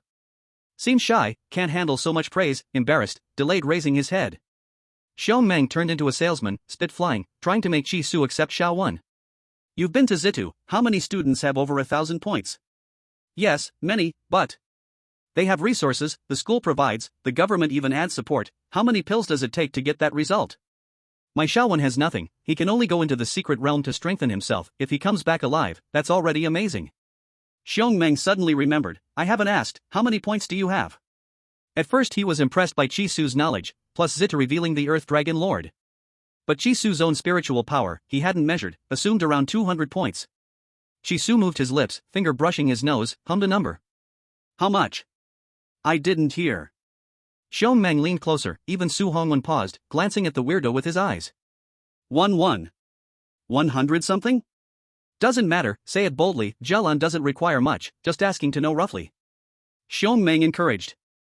Chi Su slowly exhaled, 1 point, just 1 point. Clang, Xiong Meng slid off the chair, landing on his butt, eyes full of disbelief. After a while, he pushed away Su Hongwen trying to help, forced a laugh, it's fine, 1 point, ha, 1 point. He smiled without smiling, it's okay, you brought back a lot of medicinal materials, I'll rush some pills for you to improve your body, 1 point is only temporary, don't lose heart. Xiong Meng unconsciously lit another cigarette, smiling uglier than crying, fingers trembling slightly. His back bent again, like the shrimp vein was pulled out, sighing, sewer, to take a breath in the secret realm I got 1.5 points, 1 point my god. Chi Su expressionless, do you really need to repeat it so many times? He's too extreme, clearly abnormal. This is inseparable from another abnormality, the demonic eye. They say you can't have both fish and bear's paw, he chose the demonic eye, so he must abandon talent. Chi Su understood that no matter how many pills he took, it wouldn't help. The spiritual energy simply couldn't enter his body. Fortunately, the magic eye wasn't too harsh, giving him just a bit of spiritual energy, enough to sign a beast tamer contract. He had tried countless times to communicate with the magic eye, but it just wouldn't respond to him. Chapter 41, Mutual Benefit. Chi Su once fantasized about the true form of the magic eye. It was an ancient, profound beast tamer, whose presence during its time made the world brimming with spiritual energy, and many strange beasts roamed the world. Later, something happened, and the world collapsed. The spiritual energy vanished, and all the beasts died. Its body crumbled, leaving only a remnant soul, drifting in the modern world with no spiritual energy. Finally, it waited for the revival of spiritual energy once again. It saw in him a potential cultivation genius, so it parasitized in his eye socket, imparting its knowledge to him while absorbing his nutrients to sustain itself. Once it had repaired its physical body, it would return to the world. Chi-Su believed this was the truth. When the time came, perhaps it would reveal itself and ask if he wanted to become stronger, if he wanted the respect of the world, and then teach him martial arts and alchemy to shock everyone. He was patient. The neighbor, old Xiao, had waited for the medicine master to appear for 3 years. He was only this far along. After 3 rounds of drinks. Setting aside the fact that his face had turned the color of liver, Chi-Su felt quite good about himself. He shakily stood up, circled around the completely drunk principal, and took out a flat stone and a marker, placing them in front of Su Hongwen. Sign it. Su Hongwen looked up at Chi-Su, his face showing no signs of drunkenness, his eyes dark and bright. From just the eyes, one could tell he had once been a handsome man. Chi-Su wasn't curious about what his teammate had looked like before, nor did he care about appearance. He only wanted the signature. It is said that alcohol emboldens the coward, and he no longer had any shame. Wasn't it just molesting a disabled person? Let him report it if he had the guts. My friend's daughter wants it. She's your fan. Sign it. Chi-Su urged. Su Hongwen said nothing. He put down the bottle of alcohol and carefully wrote his name. Well behaved. Chi-Su was satisfied, taking back the marker, shoving some freeze-dried rabbit meat he had bought earlier into Su Hongwen's hand, and holding the stone to dry the ink. He opened his coat and carefully stowed the stone close to his body. He accidentally met Su Hongwen's gaze. What are you looking at? Upon hearing this, Su Hongwen hurriedly shifted his gaze, instinctively tightening his hat, then tore open the snack package and pinched out a piece. Chi-Su thought he was going to summon a beast, so he stood there watching. People like him, who treated the secret realm like their home, didn't need to buy beasts. They could catch one in the secret realm, feed it some soul-calming flowers, and train it themselves. There was no need to buy ready-made beasts from a shop. With such high spiritual energy, surely the beast he signed wasn't just one. After entering a level 3 secret realm once, it couldn't all have been killed. He wanted to see what kind of beast this ruthless guy could summon. Su Hongwen sniffed the meat for a while, then suddenly threw it into his mouth. Hey! Chi-Su grabbed the snack bag and said seriously, this is for the beast, not for humans. In other words, this was livestock food. It's delicious, Su Hongwen finally spoke. Without the rain interfering with his sight, Chi-Su finally noticed that the other person didn't look at him while speaking. His eyes didn't seem to know where they were looking, constantly moving, blinking 3 times per second, before finally focusing on the ground. Chi-Su tightly grabbed the snacks and took them back. No matter how good it smells, you can't eat it. Do you have a beast? Su Hongwen silently shook his head. A beast tamer who followed him became a consumable. If it survived for a month, that would be a miracle. Chi-Su, frustrated, scratched his hair. Then what about next year's competition? How are we supposed to coordinate? You can't just catch one from a level 3 secret realm, right? Loyalty isn't enough. Who would trust that? Su Hongwen spoke softly, I'll act alone. You don't need to worry about me. Act alone. Chi-Su laughed, dragging a chair to sit beside Su Hongwen, intending to have a serious talk with him. Do you know that the students from Zitong want to participate in the December competition? Teaming up to cause you trouble? Do you even know how much spiritual power Principal Zitong's son has? 3124 points. His beast is the ancient Fuju. In the damp secret realm, it has a huge natural advantage, killing you is easy. You're acting alone, how is that any different from giving it away? Show some team spirit, Xiaowen, don't be a lone wolf. In Chi-Su's view, a lone wolf is a very sad symbol. No one around, completely alone, no friends, only countless enemies. Everything must be done by oneself, the only person you can trust is yourself, how exhausting life is. Chi-Su patted his chest, you can trust me, rely on me, we are on the same boat. Even though I only have 1 point of spiritual power, and my beast isn't raised yet, soon I will catch up with Zitong's students, my beast, make the Earth Dragon Lord the Pillar of Jialan. Chi-Su said all this, just wanting a free bodyguard. You protect me in the secret realm to hunt treasures, if anyone outside troubles me, you step up for me. I help you find the immortal herbs to heal old injuries, and the beast, we help each other, how about it? Because of his wrong decisions, Earth Dragon Lord is seriously injured, now can only stay in the beast space to recover, meanwhile digesting the Earth-type spiritual core. If all goes well, before the competition he can reach the perfect form threshold, he still has to work hard to earn money to prepare more beast spirit pills, helping Earth Dragon Lord successfully break through. Now is the critical time, Earth Dragon Lord enters fasting state, only absorbing spiritual energy for nutrition, fully focused, cannot summon freely. Chi-Su's task is to find a sacred place in the secret realm with enough spiritual energy, assist externally, speed up the beast's evolution. He needs a bodyguard. Su Hongwen is the perfect choice. Chapter 42, Ghost Market. My face? Can it be healed? A faint light appeared in Su Hongwen's dim eyes. He rarely spoke. Since the accident, he screamed too long, damaging his vocal cords. So when he spoke, his voice was hoarse, with faint air sounds. When he heard his face could be healed, he couldn't help but say a few more words. Can I recover to how it was? Shisu leaned closer to observe Su Hongwen's face. The latter reflexively turned his head. Shisu studied it and said, "This is indeed serious, but not too bad. With the right treatment it can heal. But to fully recover, it's not that simple." Shisu looked at Su Hongwen clenching his fist, as if next second it would swing at his face, immediately stepped back, looked away, no longer provoking. He poured himself a beer, chatting casually, "This body, not even the security uncle's golden retriever can save it. Puppies can only heal wounds, but your wound has healed wrong, it needs cosmetic surgery. Earth Dragon Lord's skill can only fix your bald head. Alright, you don't know who the security uncle is, doesn't matter, I'll introduce you later." Shisu waved, saw a remaining cigarette on the table. The principal was dead asleep, no one to smoke, couldn't discard, holding the idea of not wasting, picked it up and put it in his mouth. Unexpectedly, Su Hongwen picked up a lighter, click, lit it for him. His eyes still didn't look at him, only stared at the cigarette. After that, Su Hongwen pulled back his arm, lowered his hat brim. He looked at the leftover food, didn't meet Shisu's eyes. What kind of immortal herb can heal? He had read many medical books, eaten various immortal herbs in the secret realm. But his face was still like this, even old scars didn't fade, only his spiritual power increased. Ordinary immortal herbs won't work, it has to be rare treasures. Shisu held his beer and filled Su Hongwen's cup, talking leisurely. For example, the jade agate rejuvenation flower that grows on 10,000-year cold jade. Or the burning nirvana lotus born from ashes when Phoenix is reborn. Or the reincarnation dream mushroom growing by the river of forgetfulness across the Yellow Springs. Su Hongwen frowned tightly. He didn't know what any of this was, but he understood it. These three rare items, each one harder to find than the last. Just from their growing conditions, the jade essence revival flower is the easiest to obtain of the three. But the 1,000-year cold jade, 1,000 years, and only by digging up ancient graves would you even have a chance of finding it. Shisu looked at Su Hongwen, who was silent with his head lowered, and gently flicked the ash from his cigarette. That kid must have started with the revival flower, and the nirvana lotus and dream tracking fungus? He might not encounter them even in his whole life. Su Hongwen wants the revival flower, and he wants the 1,000-year cold jade beneath it. Sitting in meditation on the cold jade, its icy aura slowly seeps into the meridians, repeatedly refining the flesh and blood, making the body stronger. And it can effectively prevent one from going astray, with the added benefit of calming the mind. Long-term exposure to the cold jade's energy also slows down aging. This item is of great benefit to both humans and beast tamers, making things like the essence cultivating pills and soul calming flowers unnecessary. Shisu didn't believe that Su Hongwen hadn't thought about this. He made a statement in advance, "If we're lucky enough to find the jade essence revival flower, don't be too greedy, got it?" Su Hongwen nodded and rasped, "I'll take the flower, you take the jade." Exactly. We need to make this clear in advance, so we don't end up fighting over the spoils.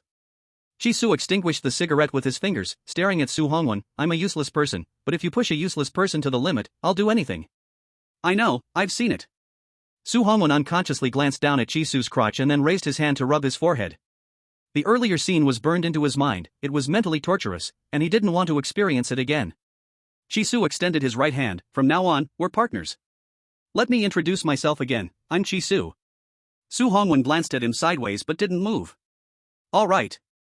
Shisu awkwardly raised his hand and rubbed the back of his head. "Shall we go?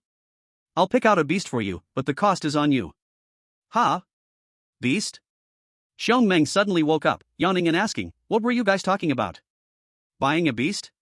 Saying that, he pulled out his phone and transferred 200,000 to Su Hongwen. "Consider it a loan. This kid is hard to take advantage of, if you force it, he'll get mad. Don't be fooled by how quiet and obedient he seems now. When he's angry, he's vicious. You can trust Xiao Su, he's really impressive." Xiong Meng gave a thumbs up. "MHM." Su Hongwen gripped Xiong Meng's arm, wanting to help him up. No, I can get back by myself." Xiong Meng pushed him away and called the boss to settle the bill. He asked for a few plastic bags, packed up the leftover food, and planned to heat it up for another meal tomorrow.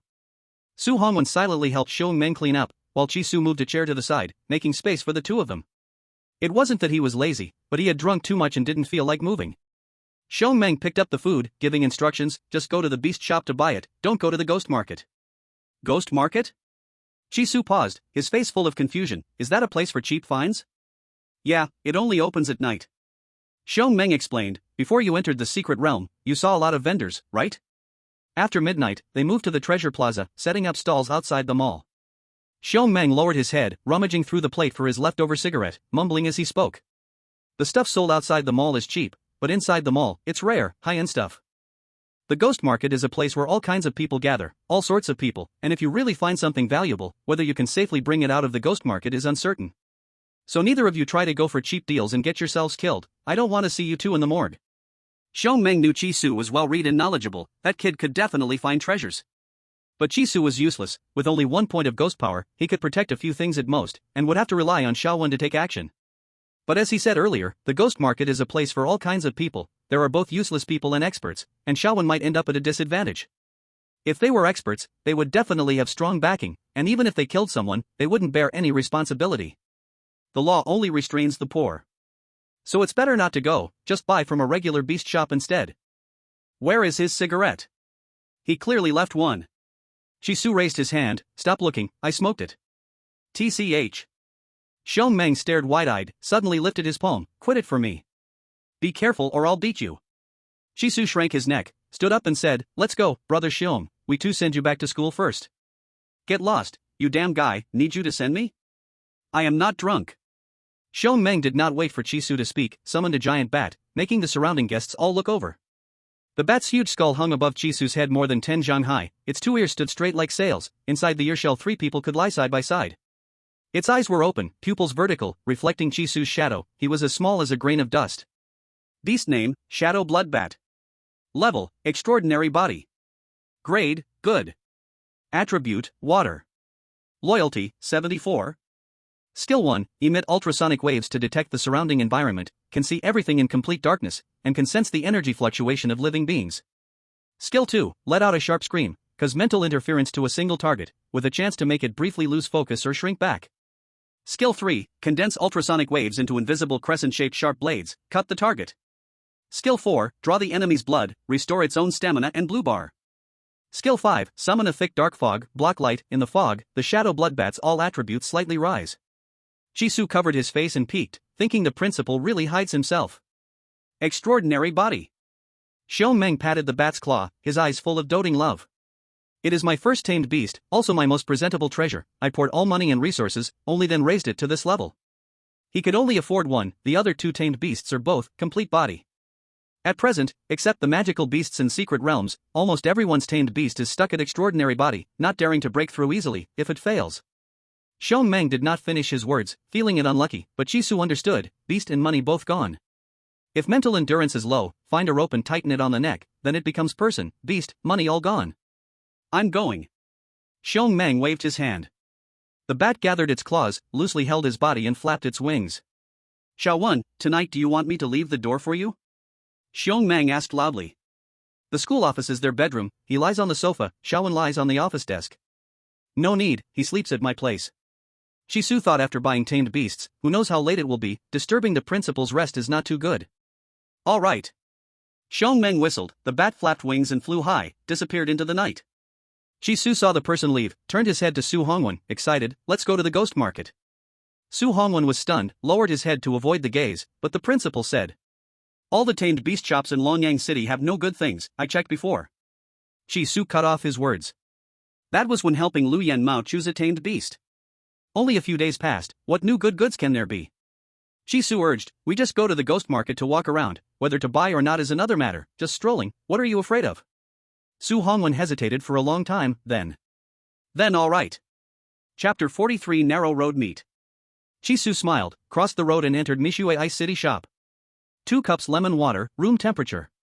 After drinking alcohol, mouth dry and tongue rough, then want to drink something else to moisten, ease the drunk feeling. By 1 cup, Su Hongwen just watches is not proper, Chi-Su simply treated him. Not long after, the drinks were finished making. Chi-Su carried the bag and walked out, gave one to Su Hongwen.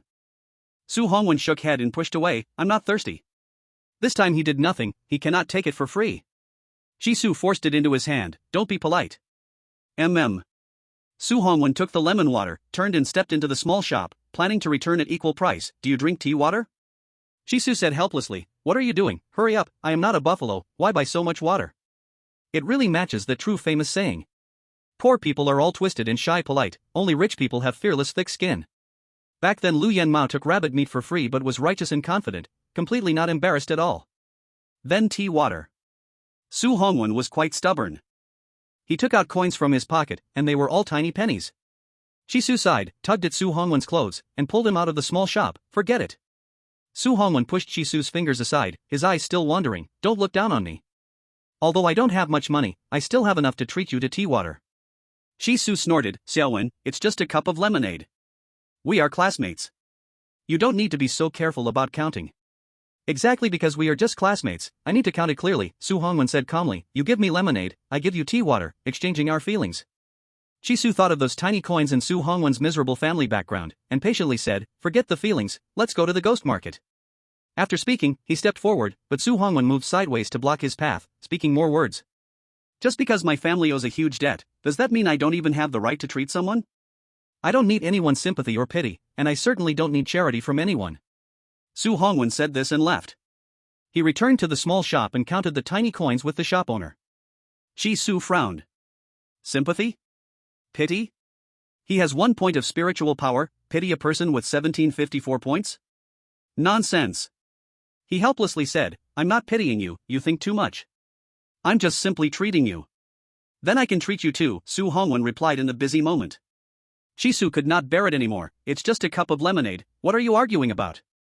I just checked, your tiny coins don't even add up to 4 yuan. Can't even buy a bottle of tea water. Forget it. Su Hongwen froze, his nails digging deep into his palms. He suddenly raised his voice, do you need to shout how much money I have to everyone? Want others to laugh at me, right? Big brother. You have 1754 points. Who would dare laugh at you? He just laughed. Su Hongwen angrily pointed at the shop owner. Then don't buy from him. Go to another shop, okay? Chisu couldn't help but shout in a Taiwanese accent, spreading his hands. This was first led by Su Shankai, he just followed immediately. Su Hongwen coldly put away the tiny coins, walked out of the shop, and headed toward the ghost market, planning to buy when passing the second small shop. Sigh. Chisu raised his hand and rubbed his temples. This person is even harder to deal with than Lu Yanmao, extremely sensitive, really impressive. He couldn't help but feel discouraged, being teammates with this kind of person is tiring. He would rather fight 800 rounds with magical beasts than bother protecting Xiaowen's sensitive emotions. At this moment, Su Hongwen, walking ahead, suddenly squatted down. He buried his face in his knees, and a few restrained sobs were faintly heard. Crying? Chi Su raised his eyebrows. A man crying is a big taboo. A real man does not shed tears easily. Crying solves nothing and makes others laugh at you, and now he doesn't care about embarrassment. But ignoring it was not okay either. Chi Su walked forward, casually saying, it was my fault just now, I apologize to you. Hearing this, Su Hongwen roughly wiped his face a few times. He flattened his palms and counted the tiny coins he got from selling scraps. Originally there were more than 10 yuan, then he bought this, bought that, and he couldn't even remember how much was left. 3 yuan, 3.7 yuan. After counting, Su Hongwen handed all the money to Chi Su, add me as a friend. Chi Su did as asked. Clatter, money received, 30 cents. Altogether, it was the price of a cup of lemonade. Now Su Hongwen owed nothing, his mood slowly stabilized. He righteously pierced the drink with a straw, returned to his cold attitude, said nothing, and walked straight to the ghost market. The Treasure Mega Mall was crowded with people. Downstairs in the mall were all street stalls selling beasts, pills, spiritual stones, etc., with no guarantee of quality or after-sales service. High-end spiritual items like ancient books, antiques, and immortal herbs were sold inside the mall. Chisu put on sunglasses, looked over the crowd, and raised his head to watch the neatly arranged rough materials covered in leather shells. From the outside, they looked like worthless rough stones, with different colors. When cut open, there is a chance to find rare items like Phoenix Blood Bodhi, Dragon Scale Cloud Brocade, Tai Refined Gold. They store dense spiritual energy, used to help refine pills, aid cultivation, or be made into protective gear. The price depends on the type of jade and its size, ranging from millions to hundreds of millions. Raw stones sell for only tens of thousands to a few hundred thousand, and many people want to gamble on one cut to riches. But in reality, very few get rich overnight, while many fall into despair overnight. We're not buying. Su Hongwen said softly, looking at the raw stones with full disgust. Chisu knew Su Hongwen had a gambling father, and gamblers naturally play stone betting. He said, I am not your father. I know the trade. If there is treasure, I will definitely take it, never miss it. Su Hongwen pulled Chisu toward the beast stall. They are tricking people like you who know the trade. Fake, understand? If you are an outsider, knowing nothing, understanding nothing, you won't buy anything, and the seller can't cheat you. He knew the secrets of stone gambling well. Abnormal people can never find treasure. Every batch of raw stones bought by the seller is first appraised. Big stones are kept, small stones are used to attract returning customers. Among a pile of raw stones, they put one small stone on purpose, letting buyers open it, who then happily advertise for the seller. That small stone, when sold, at most makes 1 million. And buyers, after getting one cheap stone, can't stop, throwing all earned money at the next batch at the stall. Some even sell their houses, borrow money, trying for a second dream, and end up committing suicide. All part of the trap. Su indeed saw nothing good. Su indeed saw nothing good, letting Su Hongwen pull him alone. Su Hongwen stopped in front of the beast stall, lowering his eyes to stare at the spiritless beasts. Some trained but poor quality beasts weren't bought by anyone, left in the shop. They take space, so sellers put them out cheap, with almost useless skills. He didn't need a powerful beast, just one that could help produce food and drinks. Su glanced around. Let's go to another stall. Su Hongwen noticed these beasts all seemed a bit sick, at least they needed to be healthy. After about half an hour, Su Hongwen stopped in front of a hamster cage. This beast liked hoarding food, its cheeks could hold a lot, nickname, walking granary. He didn't need to care, the hamster would find food and fill its granary, keeping it fresh. How much? Su Hongwen asked. 50,000, the seller said. 20,000. Su Hongwen bargained. Get lost, the seller pointed aside. Su Hongwen pretended to leave, ears alert for the seller calling him back. Unexpectedly, the seller ignored him, instead serving another customer. Su, which one do you want? I don't bargain here. Su stared at the red-bellied golden pheasant in the cage. Its back was bright yellow, belly deep red, neck had silk-like golden feathers. He spoke with no emotion, as if casually asking, how much for this one? 100,000, female, can lay eggs. Can it lay golden eggs? Ha, the seller sneered, pointing aside, you also get lost. You are really boring, just joking. Xiao Wen, come pay. Su Hongwen thought a chicken that could lay eggs was fine, then scanned to pay. Su picked up the cage, smiled, reached a finger in, tapping the red-bellied golden pheasant's head. Hello, little phoenix. He turned to leave, but ran straight into Wang Defa, surrounded by admirers, his gaze darkened. It seemed a battle was about to begin. Chapter 44, Enemies Meet. Ahead, chaos erupted, people seemed pushed aside, everyone on the sides made way. First, a beam of strong light cut the road, a young man carrying a camera stepped backward. Lighting boards off camera were adjusted constantly, making Wang Defa look bright and handsome. Behind him followed people holding microphone poles, carrying equipment boxes, touching up makeup, handing water, dispersing the crowd. About 10 people crowded around Wang Defa, shouting, "Make way! Make way! It's Brother Fa! Ah! Brother Fa is here! Teacher Wang, please look at this! Teacher Wang, stop! Brother Fa landed at the ghost market! Brother Fa! Fa Gu!" A group of people excitedly gathered around, holding various items in their hands. Some were holding a blue and white porcelain bowl, some clutching a jade pendant, and an old man was holding a bronze incense burner, nearly shoving it into the camera. Su swept his gaze over them one by one. All these antiques were from last week, none of them real. Wang Defa raised his hand to greet the crowd, his face glowing red. He wore a tang suit with a front closure, and a professional smile hung on his face. He was holding a string of beads, dark red in color, semi-transparent, with a few condensed jade-like pearls in the center, bright red and stunning. Su stared at the string of jade beads. Phoenix blood Bodhi, the wearer can be immune to the venom of snakes, insects, ants, and beasts, but only for biological toxins. It does not work against mineral poisons like arsenic or cranetop red. The Phoenix blood Bodhi wasn't considered expensive, a jade bead the size of a fingertip sold for over $1 million. But this thing wasn't sold separately. To ensure its effectiveness and to protect the owner longer, it was typically strung together with 13 beads, sold as a set. That would start from 10 million. Su looked down at his chicken cage. The red-bellied golden pheasant was grooming its feathers, the golden-red scales on its neck glistening faintly under the light. This was the first sign of phoenix-like features appearing. The phoenix is the king of all birds, and many people think that the phoenix evolved from other birds. This isn't wrong. But birds are divided into those that fly in the sky and those that walk on the ground. People often focus only on the birds that fly, ignoring the lower-tier poultry. Chickens are also birds, just with degenerated flying ability, like ostriches and penguins, they can't take off. But the full features of a phoenix are a chicken's head, swallow's beak, snake's neck, turtle's back, and fish's tail. Chickens belong in the mutation category. Although Wang Defa was quite useless, Su still felt somewhat uneasy. The street vendor was ignorant, but that man was a third-tier appraiser. As Wang Defa walked closer to him, Shisu instinctively moved the cage behind him, but halfway through, he stopped. Wasn't this just like hiding the silver tails? The more you hide, the more curious others become. What treasure is that? Why cover it up so tightly? Everyone has to take a look. So, Shisu simply brought the chicken cage back, holding it properly in front of his chest. He straightened his back and walked forward.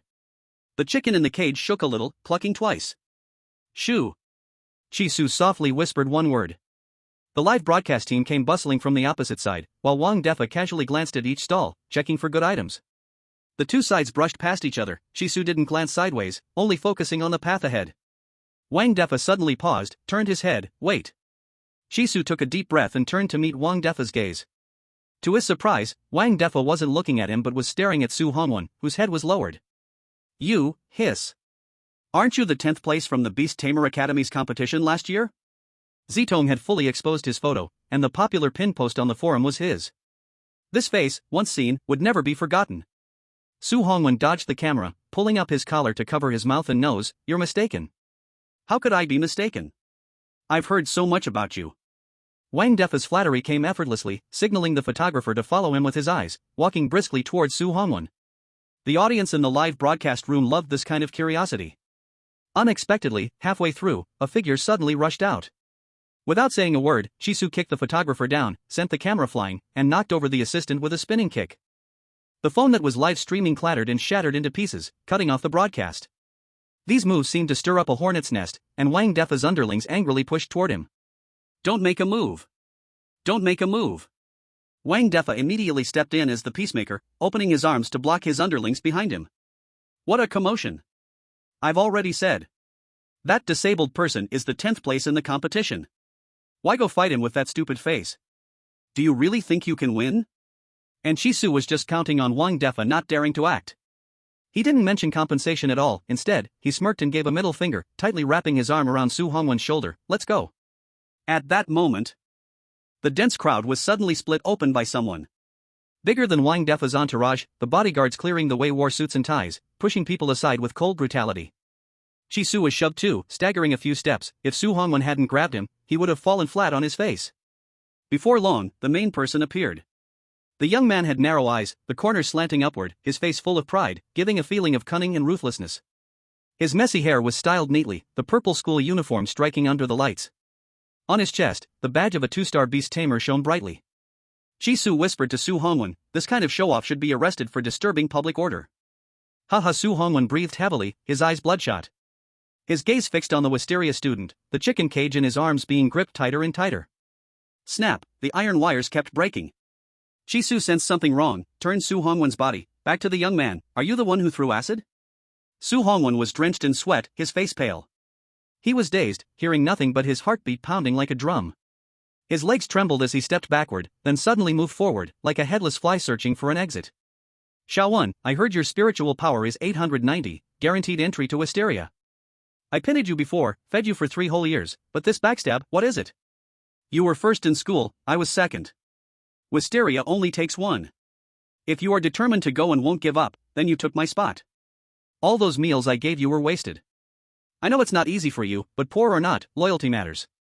Someone like you, heartless and ungrateful, I, Lu Tianxian, am no longer your brother. Motzi, bring the centipede Malu. Xiaowan, I'll give you a chance to make money, buy a beast, buy your ticket to Wisteria. Do you dare to gamble? Dare? Good, this is your choice. Bring the acid too, hang Malu on his face. It won't bite, don't worry, but if it crawls somewhere else, I can't promise anything. Endure 5 minutes of acid, I'll give you 500,000. You won't find an easier way to earn money outside. Since we were close brothers before, 1 more minute adds 100,000. Wow, no wonder it's 890. Eating Malu alive. Even if it crawls into your mouth, it's still so disgusting. What is that taste? How long at most? 10 minutes? Looks like I lost this time. Shaowan, how dare you gamble with me? 10,000 per minute, you might as well steal money straight from my pocket, ha! The other suddenly pressed his face close, making Su Hongwen shiver. Acid poured over him. Ah! Chapter 45. Stepping out. Inside the ghost market. Haha. Su Hongwen's eyes were dazed, rushing recklessly, knocking over many stalls. No matter how much he trained his mind, facing his old nightmare, the fear went deep into his bones. He didn't find Lu Tianxiang in the contest, not because he couldn't, but because he didn't look deliberately. He wanted revenge, but didn't dare to face it, afraid of harsh words. Lu Tianxiang knew him best, knew his family best. After falling out, he hurt most cruelly, striking right at the heart. He couldn't bear it. In his subconscious, he had already accepted being a traitor. Faced with profit, he chose life-changing gain over friendship. Su Hongwen, Su Hongwen, Su Hongwen. The loud shout brought him back to his senses. Su Hongwen stared at Chi Su in shock, his peripheral vision catching Lu Tianxiang watching, and people around whispering, pointing fingers. So scary, what's wrong with him? Is he sick, contagious? Xiao Wan? Is it really you? How long has it been? Lu Tianxiang's mouth curved up sharply, greeting like an old friend. He looked at the expensive appraiser they hired. Old Wang, we were high school classmates. When you pick the trash later, help him pick one too. Lu Tianxiang immediately added, don't make it too expensive. 200,000 is enough, more than that he can't afford. His family is so poor it makes a clanging sound. All 3 years of high school he lived off his roommate's stuff. Xiaowen, aren't you like your dad, love to gamble? Just 200,000, a chance to get rich overnight. Surely you new star can pay, right? Oh, screw you. Chi Su cursed, holding Su Hongwen's trembling hand, and calmly asked, what's his name? Lu Tianxiang. Lu Tianxiang? Tianxiang? Chi Su smiled, where I'm from, Xiang means poop. How could anyone name their kid that? What did you say? Lu Tianxiang's face darkened. Your ears are not working either. Chi Su added with a laugh. He turned his head, shamelessly staring at the poop. Some people wear gold and silver, that shows wealth. Some people are unbearably vulgar, full of new rich energy. Lu Tianxiang belongs to the latter. Let's go. Su Hongwen forcefully pulled Chi Su to move. Stop him. Lu Tianxiang refused to let it go easily. The two of them were basically enemies. Last year he ranked 11th in the competition, and Su Hongwen took his spot. Just thinking about raising an ungrateful wolf for 3 years made him furious. Lu Tianxiang looked around and pointed to the stall with the most customers. Old Wang, that one, go pick. Wang Defa could tell his annual member was going up against the new star. So the rough stone he picked for the new star couldn't be good. Buying a trash stone for 200,000, he could only accept it himself. Seeing that Lu Tianxiang would not stop, Chi Su decided to teach them a lesson. Want to gamble, right? Fine, I'll help Xiaowen pick. Let's see whose rough stone is worth more when cut. Hearing this, Lu Tianxiang finally looked directly at Chi Su, suddenly feeling familiar. Aren't you the one with the Earth Dragon Lord? Exactly, Grandpa. Lu Tianxiang kicked over the innocent stall with a dark face, sneering, kid, you want to stick out? If you want to stick out, you should measure your spiritual power first. 0.5, what are you so arrogant about? Chi Su smiled slyly, gambling stones has nothing to do with spiritual power, so what if I'm 0.5? I'll tell you, now I'm 1 point, solid one. After saying that, Chi Su dragged Su Hongwen to pick rough stones. Wang Defa had already spotted one, at least 200 pounds, quite big, as if a stone monkey was squatting inside. As always, he kept suspense, showing his skill to the growing crowd of collectors. Identifying rough stones doesn't need special tools, experts have their own methods. Traditional Chinese medicine talks about look, listen, ask, feel. Gambling stones talks about see, touch, weigh, knock, shine. Let's start with C. Wang Defa shook his head, dragging out his words. First, observe the color of the outer skin, distinguish old or young, raw or ripe. Second, check the surface holes, find loose or moss veins. Third, examine the cracks, measure depth and direction. Fourth, judge the color system, see light and dark, yin and yang. With sharp eyes, under the skin, the world is clear. Though Wang Defa sounded like showing off, every word made sense, making new collectors nod, their eyes burning on his 200-pound stone. The experienced players whispered to each other, giving opinions. Brother Fa's stone has even sand under the skin, really promising. Look at that python vein, twisting and turning, looks like it will produce something. 200 pounds of rough stone, if it produces spring color, it's fortune. Spring color means containing both violet and green jade. Spring is violet jade, color is green jade. Because the color combination is rare and mining is low, market value is high. Now jade stones became spiritual objects, price even higher. Wang Defa smiled deeper listening to the talk around him. He signaled his assistant to pass the flashlight, ready to look closely. On the other side of the crowd, Chi Su picked up small stones, looked, then threw them away. We won't gamble, let's go. Su Hongwen was at a loss. He adjusted his hat while calming the red-breasted pheasant, busy but not knowing why. Don't panic, trust me. Chi Su was steady like an old dog. Su Hongwen was extremely nervous. Sweat poured down like rain. He knew Chi Su had the skill, but that was related to beast taming and immortal herbs. Gambling on stones was completely different. This was about jade and antiques. Completely not the same thing. He urgently said, let the other party choose first. The good stuff here has probably already been picked out by him, you won't find anything. Otherwise, let's go check out other stalls. Shoo!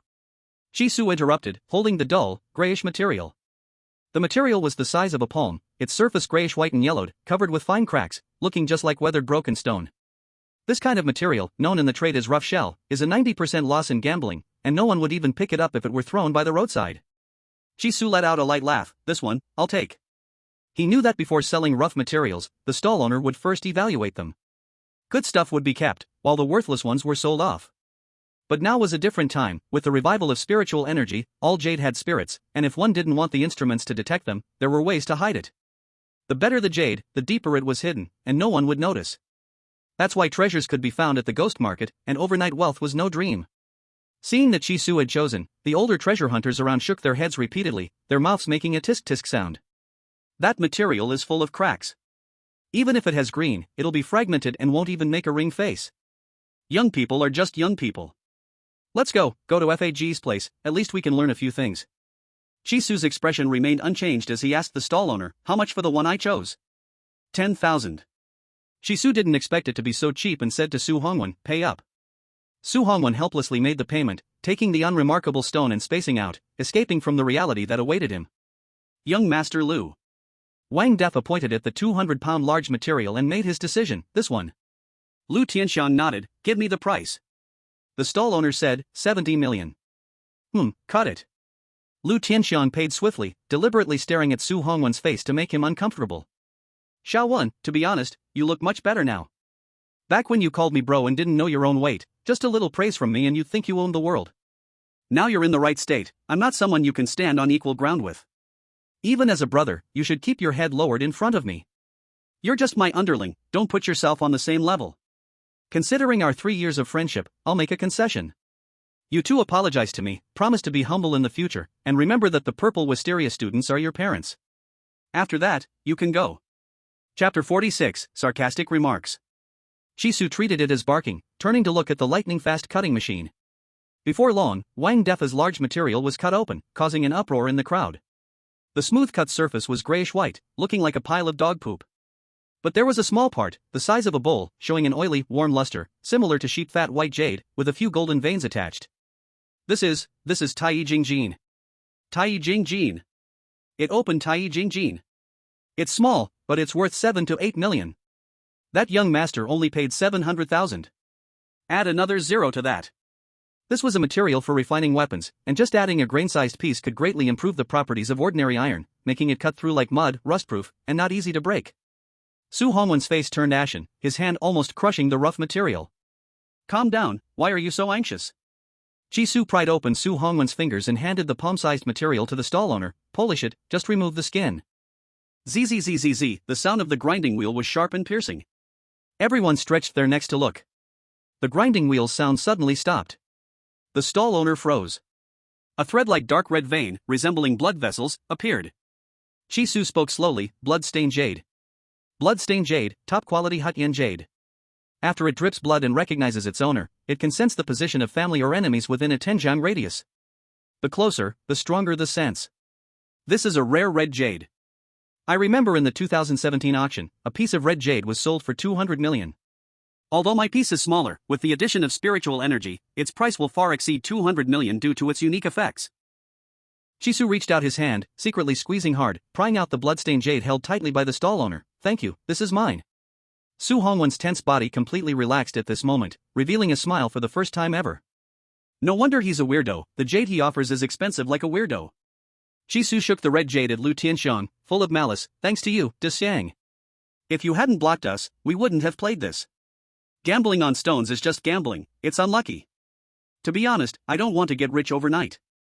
I just want to work steadily, honestly, step by step, dragging students like you out of the mud. But look at you, we are opponents, yet you helped us such a big favor, making Xiaowen's family debt paid off at once. Jisoo put his arm around Su Hongwon's shoulder, eyes full of teasing. The saying goes, when heaven entrusts a great task to a person, it first tests his heart and muscles. How is Xiaowen suffering here? What labor is there? He can only lie flat. But lying flat, doesn't that make him a salted fish?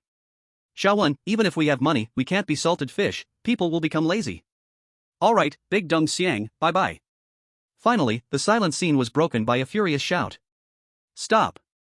Lu Tianxiang's arrogance on his face shattered inch by inch, his face changing from white to blue, finally swelling to the color of pig liver. He snatched the bright flashlight from Wang Defa. I want to check it. You say this is bloodstained jade, it is bloodstained jade? Who can't make colored glass? You check? Shisu shook his head in refusal, staring at his badge. Who do you think you are? You're not a gem appraiser, just a lowly 2-star beast master, what can you understand? Then he flattered, Brother Fa, you are a 3-star gem appraiser, you check it. No one here is more professional. Look how good your stones are, worth 7 to 8 million. Wang Defa clenched his fists tightly, trembling all over with anger. If it weren't for the many fans, he, a public figure, would really want to kill that little bastard. He gritted his anger, took the new flashlight from his men, walked to Shisu, and personally shone it on the bloodstained jade. The light penetrated, the red veins seemed alive, the flowing strands suddenly accelerated. Gradually, a blood-colored phantom was projected in the flashlight beam. Wang Defa's pupils shrank suddenly, his hand shook uncontrollably. The jade spirit transformed, it was real, 100% real. No tech, no tricks. Natural and pure. Everyone saw the scene, their eyes looking at Shisu full of envy. Lu Tianxiang turned sharply to Wang Defa, his gaze murderous. Aren't you a 3-star gem appraiser? You missed such a treasure? He pointed at Tai refined gold, his teeth nearly breaking. I spent over 10 million in your livestream, today I asked you to act, spent 5 million more, and you just treat me with this? Hearing this, Wang Defa could no longer hold back, ignoring his image, answered directly. What? You spent less than 20 million, I have to let you earn 200 million? Where in the world is such a good thing? Is that Tai refined gold trash? Today you still earned over 1 million, what are you not satisfied with? You got beaten and took your anger out on me, do I owe you? Let me tell you, in FA's livestream, your money is nothing. 20 million is nothing. Not even fit to carry Crow Brothers' shoes. Rude rich kid. Saying this, Wang Defa let out a ho sound, stomped to Lu Tianxiang's feet, waved his big hand, let's go. Lu Tianxiang's face became even uglier, his eyes full of uncovered murderous intent. He raised his hand, pointing at Shisu's nose, tone dark, see you at the championship. Shisu was not afraid at all, forget the championship, let's do it now, one-on-one, don't use beasts if you have guts. Su Hongwen's heart jolted, staring at Shisu in shock. Are you always this brave? Aren't you only 1 spirit point? Lu Tianxiang took off his jacket, coldly advancing step by step. Shisu pushed away Su Hongwen, who wanted to help fight. With clear purpose, he suddenly kicked as if cutting off all escape, grabbed Su Hongwen, and ran like a madman, his legs leaving after images. He feared Lu Tianxiang was pretending to leave, lurking like a cat, waiting for a chance to snatch Hanyu. So he decided to strike first, leaving Lu Tianxiang powerless to cause trouble. Where do you live? Su Hongwen shouted, clutching the chicken cage. Turn right. Turn right. Shisu slid his foot, changing direction like lightning. After a long while, the two finally shook off the chasing bodyguards, panting, and stepped into the old residential area. Shisu handed Hanyu to Su Hongwen, here. Su Hongwen refused, you chose it. You bought it, I didn't spend a penny. Legally, whoever pays, it belongs to them. Shisu forcefully handed it to Su Hongwen. This time, Su Hongwen did not react immediately, his eyes reddening. What exactly is going on between you and De Xiang? Why are you still afraid of him? Shisu asked, confused. Su Hongwen told the full story in a low voice. Lu Tianxiang had 350 spiritual power points, second in the school. If I gave up, the guaranteed admission slot would be his. Did I do wrong? Should I have given him the spot? He fed me for 3 years. Are you crazy? Shisu said seriously, a true friend would only be happy for you, never make you give up a spot. Feeding me doesn't matter. He first acted selfishly, shamelessly using small favors to guilt you. He is just cheap, never saw you as a friend, petty, couldn't stand your success. You're not wrong. Shisu took out the key and opened the door, stepping lightly to avoid waking other tenants. He led Su Hongwen into the bedroom, turned on the light, took out the food for the Earth Dragon Zune, and filled the red-bellied golden pheasant's bowl. He said to the chicken, eat for now, later in the secret realm I'll catch bugs for you. Cuckoo, the red-bellied golden pheasant responded softly. It had been hungry for a long time, opening its beak wide, like wind-sweeping clouds.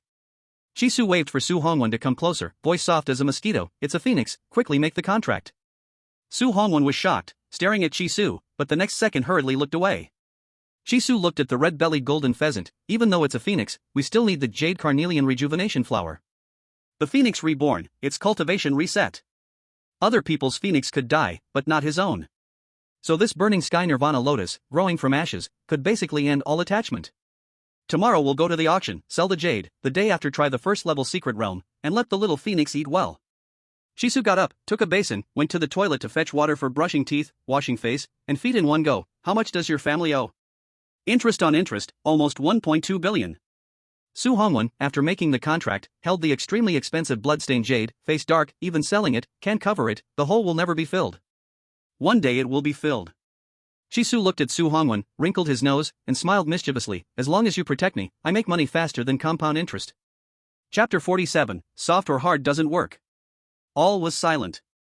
Deep in the ghost market, beside the gambling stone stall, a pitch-black hunting dog crouched low, nose to the ground, slowly sniffing the pile of messy fur. The next second, it suddenly lifted its head, dozens of blurry figures flashing in its mind, all customers who had touched stones before. Woof. It turned to the stall owner. The stall owner lit up his phone screen, showing a dark photo. Instantly, two auras were precisely locked, Shisu, Su Hongwen. Whoosh. The black dog became a blur and darted into the night. Follow. The stall owner waved his hand, and over 100 people behind him surged out of the ghost market like a tide. Bang bang bang. The old iron gate trembled under the blows, the frame shedding dust. Inside, tenants woke drowsy, cursing, dragging on shoes. Here, why no key, is that decoration? As the door opened a crack, a foot violently kicked him in the chest. Bang! The tenant flew out, knocking over the basin rack behind him. Search them! The thugs streamed in one by one. He flipped over the mattress, tearing through the tenant's clothes as he searched. Pots, pans, and bowls were smashed all over the floor, and the wall calendar was ripped halfway down, hanging precariously. Bang! A thug kicked open the bedroom door, his face vicious as he groped for the wall lamp, but before he could touch it, a heavy kick landed in his stomach. He bent over from the pain, drooling from the hurt. Big brother, here. Click, Shisu turned on the light. His clothes were neat, changed into loose casual where suitable for movement. He looked at the chaos before him, silently calculating the losses, sending 10,000 to each affected tenant, no more, no less. Vendor Hu Xin shoved aside his miserable little underling, casually said, talk? Shisu nodded gladly. Let's change the place, I'm going to a restaurant, a big restaurant, I'll choose the address. Fine. Hu Xin chuckled as he left the trash-filled room, don't forget to bring the treasure. Shisu immediately took his big treasure, Su Hongwen, and was surrounded by a group as they left the old house. Inside the private business room. Cold dishes and meat dishes, cigarettes and alcohol, everything was complete. Su Hongwen buried his head and ate ravenously, showing no manners, like a starving ghost reborn. He had already cleared more than half of the food within reach. At that moment, a small wooden bucket was brought up, and the waiter opened the lid, releasing a fragrant aroma. Shisu looked at the bucket of crystal-clear spiritual rice before him and took a deep breath. This was a high-end ingredient of the lower yellow rank. Each grain was round like jade, bigger than a soybean, with the effect of removing fatigue and restoring pulse. Eating a bowl of this rice, legs would not ache, the waist would not hurt, and climbing to the 5th floor in one go would be effortless. Though it was lower yellow rank, it was not as expensive as elixirs, 11,000 per pound, and the restore pulse effect was temporary, usually just to satisfy appetite. Ordinary families could not afford it. Shisu was trying it for the first time. He served himself a bowl, picked up a grain and put it in his mouth. It melted instantly, a warm flow spreading through his body, fatigue gradually disappearing. Su Hongwen asked Shisu, are you serving more? Shisu shook his head, all yours. Su Hongwen pulled out a food-grade storage bag, poured all the rice from the bucket into it, whispering, I'm feeding chickens, not eating myself, I'm not greedy. Shisu heard it and couldn't help but laugh. No need to explain, even if you ate it yourself, I wouldn't say a word. He looked at Hu Xin sitting in the main seat, lazily leaning back, fingers holding a thick cigar. On his index and ring fingers were rings, black sapphire and green jadeite, pigeon egg size, clearly rich, made a lot of money from gambling stones. Outside, a gray, dusty low-level vendor, struggling through hardship. Privately, transformed into a coal boss, surrounded by gold and jade. He mastered the art of hiding wealth. So arrogant, he looked down on the mountain of delicacies on the table, didn't touch a single chopstick. Shisu got straight to the point. How much will you pay to buy bloodsheen jade? This red jade suited bosses in the underworld with many enemies. With jade that senses enemy positions, assassinations could be effectively avoided. Hu Xin moved his fingers, a subordinate opened his coat, taking 2 red envelopes from his inner pocket. He took them, leaned forward, slowly pushed them to Shisu, smiling, little brother, I come with sincerity, 2 choices, listen. He pointed at the envelope with his index finger, I know bloodsheen jade is worth over 200 million, in this one, there is a 10 million check. You lose a little, we become friends. I, old who, owe you a favor. In this ghost market later, you say my name, it works. Hearing this, Chi-Su leaned back, fingertips tapping the armrest, corners of his mouth with a faint smile, saying nothing. 10 million and he wants to take Bloodsheen Jade? What a daydream. They speak nicely, owe a favor, but it's an empty promise. Final interpretation belongs to Party A. If he really faced trouble, whether old who would help is uncertain. Most likely, once he got the jade, he would turn his face and not recognize anyone. Making friends is not done this way. He would suffer a big loss to change for an unstable friend. He would not make this losing deal. What do you think? Su Hongwen asked softly. He felt a little tempted by this deal. They had found 2 treasures in the ghost market, they would surely become regulars in the future. Someone covers you, someone leads the way, someone helps, it can save a lot of detours and avoid many troubles. The other side was so polite, even inviting them to eat, like a sincere big brother. 1 piece of jade, for some money, make a friend, plus a relatively smooth path in the future, it was worth considering. Chi-Su looked at Su Hongwen's clear and flawless eyes. Eat, child, eat more, look at how thin you are. Oh.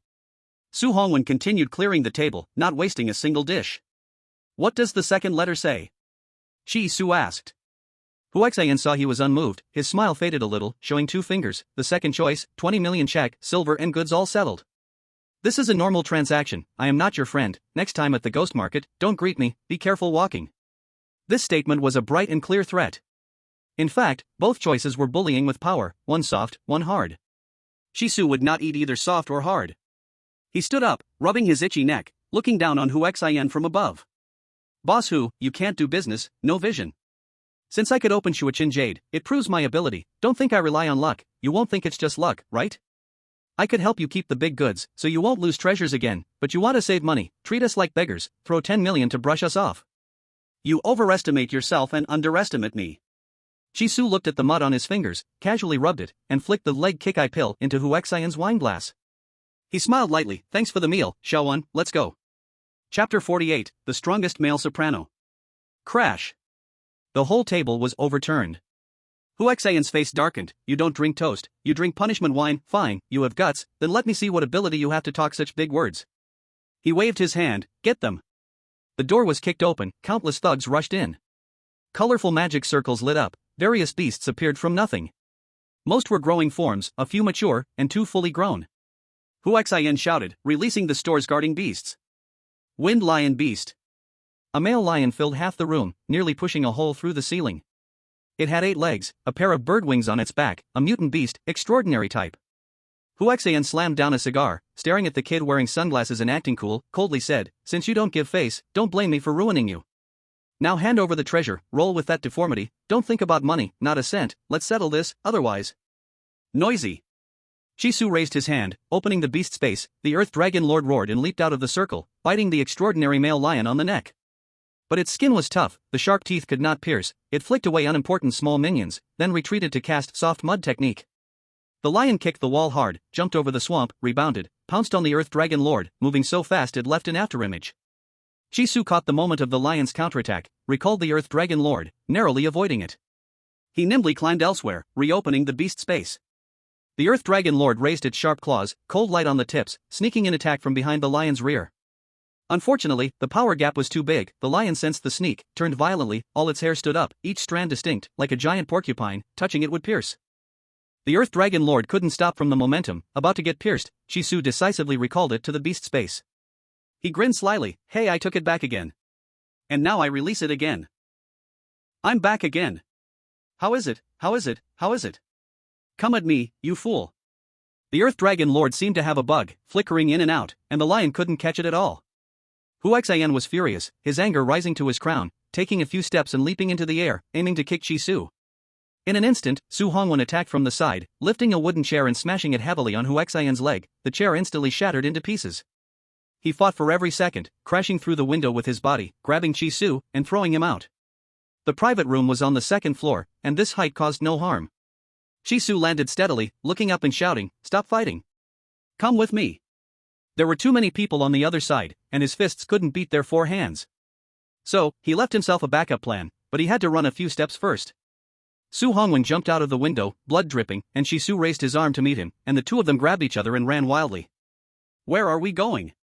Su Hongwen asked loudly, covering the scratches on his face. To the auction house. The auction house was nearby, run by the government. They collect treasures at night and auction them during the day, open 24 hours with strict security. As long as they could get inside, that who wouldn't dare make any reckless moves. Puff! A thick, sticky black phlegm brushed past Jisoo and splattered on the wall, corroding a shallow hole, and sizzling smoke started to rise. Jisoo's scalp tingled as he used all his strength to run up walls and rooftops, twisting in a Z-shape like a snake. But no matter how fast he was, he couldn't outrun the lion. Kill him for me! Huaxian roared in frustration. With the master's command, the lion no longer held back and boldly pounced on Jisoo. Su Hongwen abruptly stopped, gritting his teeth, raising his arm to take on the extraordinary force. In reality, he couldn't withstand it. This wasn't a secret realm, there was no armor around to protect him, and no weapons to use. His spiritual energy was high, but at best, he was a mature body with no skills, just better physical fitness. But if he didn't block, Jisoo would be doomed. The situation turned out like this not because Jisoo failed to negotiate, but because those people had murder and robbery in mind from the start. It was his own fault for being too slow, not seeing their malicious intent. Had he known earlier, he should have struck first and caught them off guard. Now it was too late to say anything. Su Hongwen stared at the approaching lion, his eyes sharp. He was going all in. At the critical moment, Su Hongwen was violently knocked away. The thick lion's paw swept past him, carrying a strong fishy smell, and grabbed for another person. Jisoo quickly fell backward, bracing himself with one hand on the ground, sweeping his leg to whip at the lion's hind leg. Puff, puff, puff. His calf was pierced with dense holes by the sharp fur. Jisoo froze, and the next second, a high-pitched dolphin sound suddenly erupted from his mouth. Vitas's opera too was perfectly sung by him. Oh wah ha ha. Oh wah ha ha. Everyone covered their ears, including the beast tamers. The piercing high note shattered the quiet night, catching the attention of the patrol team. They wore black tactical outfits, silver whistles hung from their necks, badges on their chests, and leather boots on their feet, exuding an extraordinary aura. One of the women blew the whistle and slowly walked this way. Seeing this, Huaxian and the others were startled and scattered in all directions. Run? That will only make things worse. The woman with long black hair pointed a finger, and a huge jade-black snake emerged from behind her, howling as it passed. The snake devoured all the beast tamers one by one, spitting out 3 spiritual cores. Don't kill me! Don't kill me! We're not running anymore. We won't run anymore. Huaxian was terrified, kneeling and begging for mercy, struggling to force out a stiff smile. We're protected by the ghost market. As he spoke, he took off his ring and placed it on the ground, his eyes full of flattery. The woman picked up the 3 spiritual cores and the gemstone ring, tossing them to her teammates. Add one more charge, bribing officials, take them to the prison for a report. Huaxian's face turned ashen, collapsing to the ground. These people were not the police, nor were they the guards of the auction house. They were members of the Order Legion, more powerful than the police and even more influential than some officials. The strongest fighting force of the entire country. The students at the Beast Taming Academy have 3 choices. The first choice is, after obtaining a 4-star badge, to go for an interview with the Order Legion. If they pass the interview, they won't need to attend school anymore. They will patrol the streets 24/7, protect the lives of the people, and kill the monsters invading the city. The second choice is to join the Iron Blood Legion, where they will regularly enter level 1 to 9 secret realms to clear out monsters. High risk, high reward, and a high-risk profession. The minimum requirement for a beast taming badge is 3 stars. The third choice is to join the Danqing Pavilion, where the main job is to research medicinal pills, record beast taming information, and update the official website daily. They recruit pill masters and treasure appraisers with a minimum of 2-star beast taming badges, as long as they have self-defense ability. The Order Legion, Iron Blood Legion, and Danqing Pavilion are 3 authoritative departments, all unified by the government, and they represent the career paths for every student. Iron rice bowls, high status, high income, top-notch welfare. But as you can imagine, it's as difficult as climbing to the sky to grab hold of this iron rice bowl. Huaxian never expected his luck to be this bad. Dragon City is so big, and the Order Legion patrol teams are few. Yet, he happened to run into them. Now, even the boss of the ghost market cannot save him. Huaxian and his group were escorted away, and the black-haired woman stood in front of Jisoo, tilting her head and staring. Oh, wow! Su Hongwen tightly covered Jisoo's mouth, using his other hand to put on a hat, his head nearly touching the ground. Stop screaming, can you have some dignity? Jisoo's neck muscles bulged, as if he were in excruciating pain. He frantically pounded the ground, holding back for a long time before finally managing to adapt to the intense pain. Breathing heavily, he sat up straight, staring at his bloodied and mangled legs. The skin and flesh were barely hanging together, with bones exposed. How could he bear this? Chapter 49 Glory. Do you need me to take you back? The woman asked coldly. Shi Su nodded. Please take me to the security booth of Boyuan Huafu community. It would be best if you could carry me like a princess, not on your back. I'm afraid my calf muscle will fall off. The woman suddenly smiled, her smile like melting ice and snow. She looked cold, but when she smiled, it was very cute. Gradually, that smile changed, as if a demon seed had descended, full of schadenfreude. I was just asking politely, I didn't actually want to help. Chisu's breath hitched, and he gritted his teeth. Then get lost. Bye, stay safe on the road. The woman laughed loudly, wind at her feet. She no longer looked cold, and quickly disappeared from sight. Bastard. Chisu muttered, taking off his jacket to wrap around his calf, and said to Su Hongwen, she must be from Purple Vine.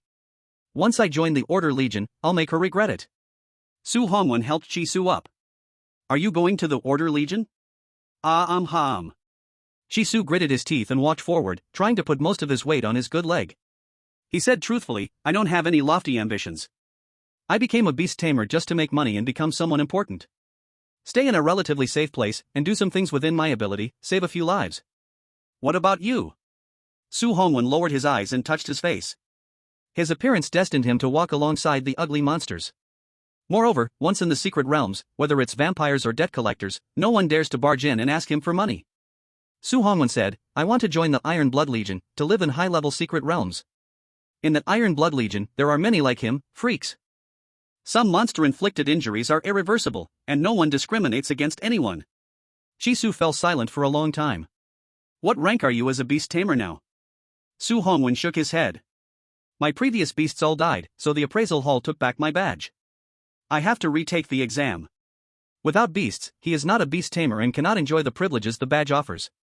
He spoke sincerely, thank you for giving me a phoenix and jade earlier, and for saving my life. I know just thanking you is meaningless. I owe you too much, but I have nothing to repay you with, except for myself. If you don't mind, I'll follow you for life, be your little brother, your sword. Be your beast tamer. Even if we go separate ways later, each doing our own part, just one call and I'll come right away. Shisu shivered and twitched his face, do you really have to say it like that? He helplessly said, we're teammates, it's only right that I do this. Just like how you shielded me when I was in danger. Besides, helping you is helping myself. I need to win the championship, and you're my strongest support. There's no debt between us, only mutual benefit. Whether it's the phoenix or the jade, it's what you deserve, what you earned with your life. If it weren't for Shaowen protecting him, it was uncertain whether he could even escape the restaurant. Shisu knew he deserved a beating, but he simply didn't want to lower his head. Ahead, the auction house was brightly lit. Shisu said, once the red jade is sold, they'll definitely take a service fee from you. 20%? Or 30%? You can go inside and ask. Hurry up and get rid of this hot potato, I'll wait for you by the door. Su Hongwen tightened his hat and quickly entered the hall. Chisu sat on the flower platform, struggling with his injured leg, patiently waiting. After an unknown amount of time, a familiar figure ran past his eyes. The person was wearing a gray tracksuit and a Bluetooth headset, obviously jogging at night to keep fit. Such high talent, still secretly working hard, running at night after not running during the day, how cunning. Chisu muttered a few words under his breath and deliberately ignored him.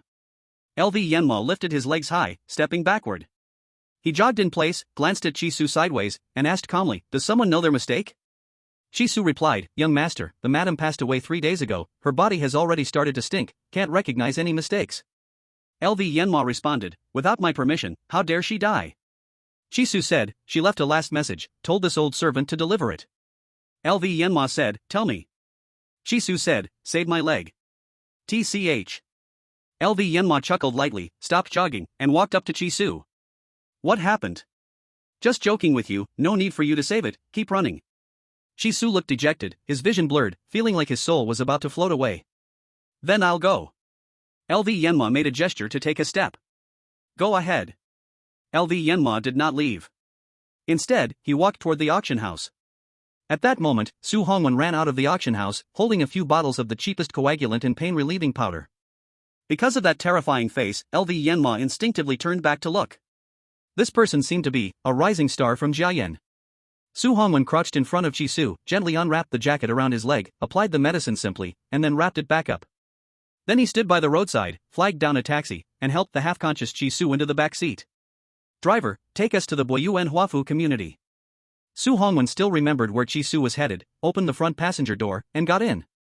The driver, seeing the injured person, didn't hesitate for a second, flooring the accelerator, and the taxi sped off with a whoosh. LV Yanhua saw that his help was no longer needed, pressed his Bluetooth earphone, stretched, and slowly disappeared into the street. The red jade was successfully sold, and after the service fee was deducted, the amount was 350 million. As soon as the huge sum of money arrived, Su Hongwen immediately rushed to the casino, paid off some debts, and welcomed a rare moment of peace. After that, he and Chi Su practically made the first-level secret realm their home. Through countless battles between life and death, that once insurmountable mountain of debt was, unknowingly, gradually worn down. What was even more joyful was that his beast tamer successfully evolved, becoming an ancient mutated beast, the Phoenix. Su Hongwen's smile grew brighter with each passing day, and his personality became more outgoing. The only regret was that he still hadn't found the revival flower. But with the championship approaching, they could try their luck in the third-level secret realm. Tomorrow, he would go with Chi Su and the other 28 classmates to the neighboring Yunqiao city to participate in the large inter-school competition. In the principal's office, Su Hongwen and Chi Su changed into the sky blue school uniforms representing Jiayan. In the eyes full of the pride that belongs only to a genius young boy, Xiao Meng's gaze was like something real, sweeping one by one over the 30 contestants ready to burst. No extra words, only 2 words, heavy as 1,000 weights. Must win. Everyone raised their right fists high, gathering into one force. The response shook all directions. Jialan must win. Chapter 50 Hegemony Competition 1. Yunqiao City.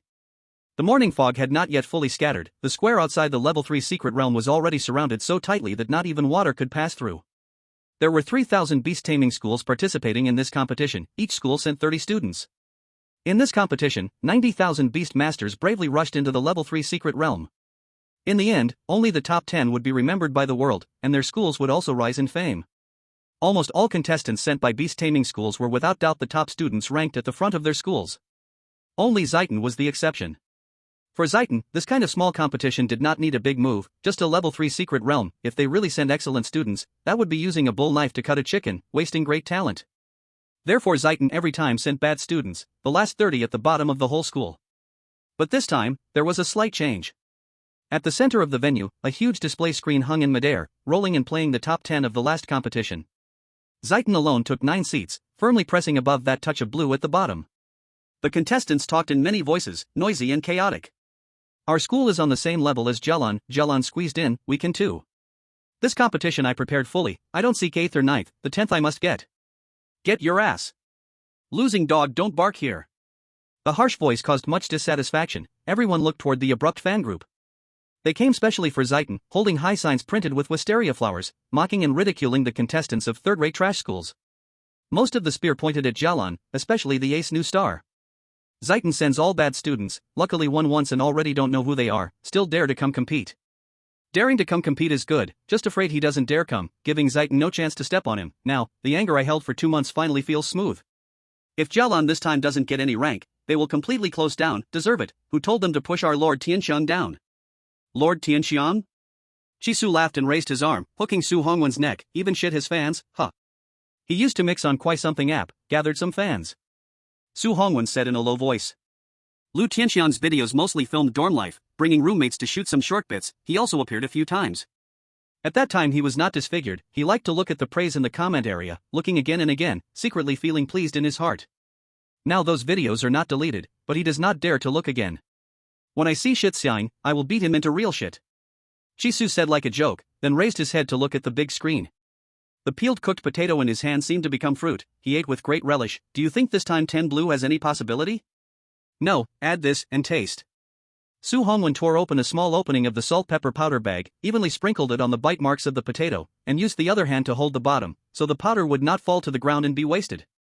He licked the powder in his palm, adjusted the bandages tightly wrapped around his face, wrapped the scarf tighter, only revealing his eyes. Confidence is a good thing, but yours is called dreaming. Su Hongwen stayed with Chi Su long enough, when speaking no longer polite, say one is one.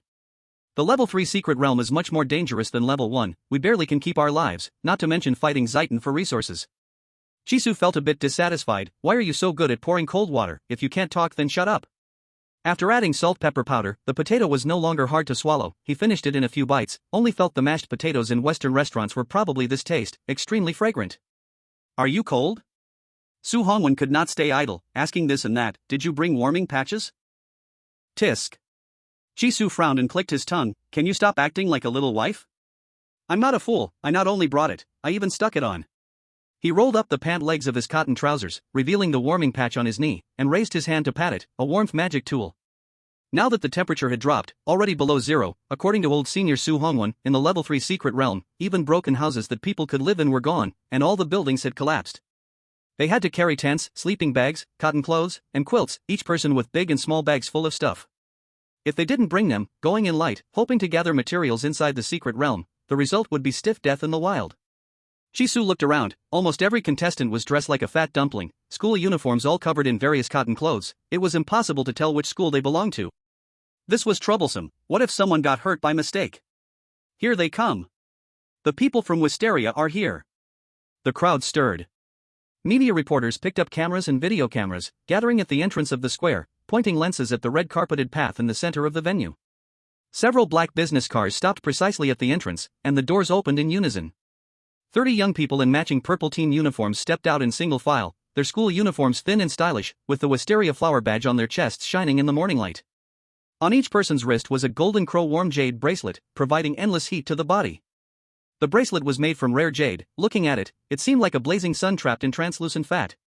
Threads of golden light circled the blazing sun, changing unpredictably, sometimes forming a golden crow soaring with wings spread, sometimes a sun god bird resting with wings folded.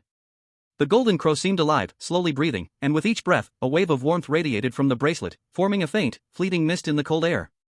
This was Jade's spirit manifestation, golden crow warm jade, worth tens of millions. The leader this time was Lu Yenma. He lifted his hand to push back stray hair from his forehead. With just this move, the surrounding flashlights instantly formed a daylight. It's Wisteria Principal's son. Young Master Lu. I heard his spirit power has broken 3,000. His beast is an ancient mutated beast, the divine beast Fuju. Look. Lu family's second young lady is here too. She has a top ancient beast, the colorful Qilin. Qilin protection allows the whole team to collect resources without injury. The reporters, like sharks smelling blood, surged forward, closely following the moving Wisteria team, but tacitly kept half a meter distance.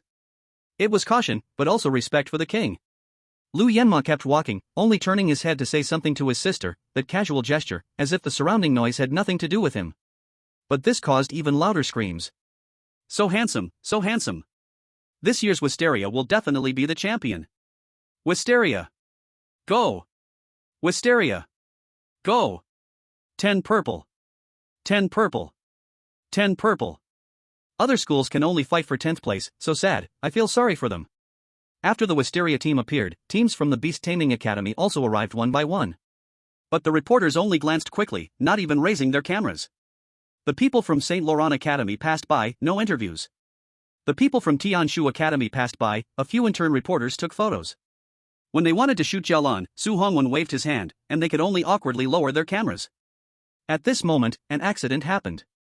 Because fans were too enthusiastic and bumped into each other, a girl was pushed toward the red carpet. Seeing she was about to fall badly, the closest Lu Yenma acted quickly and held her. Are you okay? He asked softly.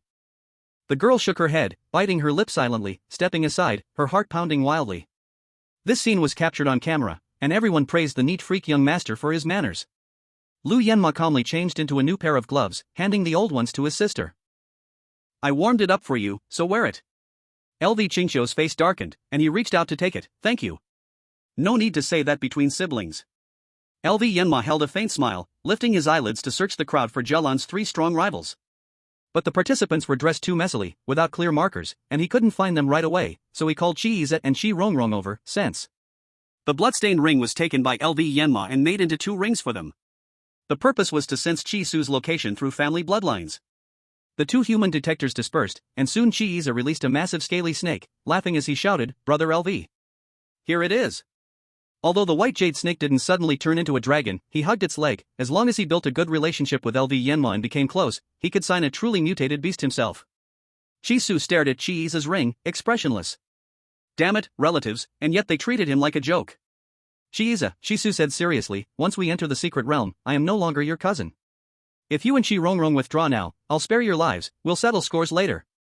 Decide carefully. After all, growing up together, he had more tolerance. They could live miserably, could be disabled, but dying young? He had never thought of that. Mockery or slander, in the end, did not touch life itself. But now it was different. Chi-Iza and Shi-Rongrong's betrayal could very well wipe out Jialan entirely. It concerned everyone's life, every tamed beast's life. This was the baseline, the red line that could not be crossed. Brother Tang, face reality. We didn't cheat. You can't handle it? Chi-Iza didn't take it seriously at all. He waved vigorously at LV Yenma, only feeling pleased to help the big boss accomplish something. LV Yenma didn't come over, just nodded slightly, knowing that the always late Chi-Su had taken his position. Chi-Iza lowered his arms, looked at Chi-Su, and a mocking smile curved his lips. But you, withdraw. It's not too late, go back to Linchuan. This way, the Earth Dragon Lord can be saved. With it, you could even open a small apothecary, earn some money, don't lose the tamed beast you worked hard to get in a moment of anger. Chi-Iza lifted his chin, eyelids drooping, having been influenced by wisteria for a while, his gaze now full of disdain. Honestly, I have no interest in your tamed beast, it didn't show much strength in the test.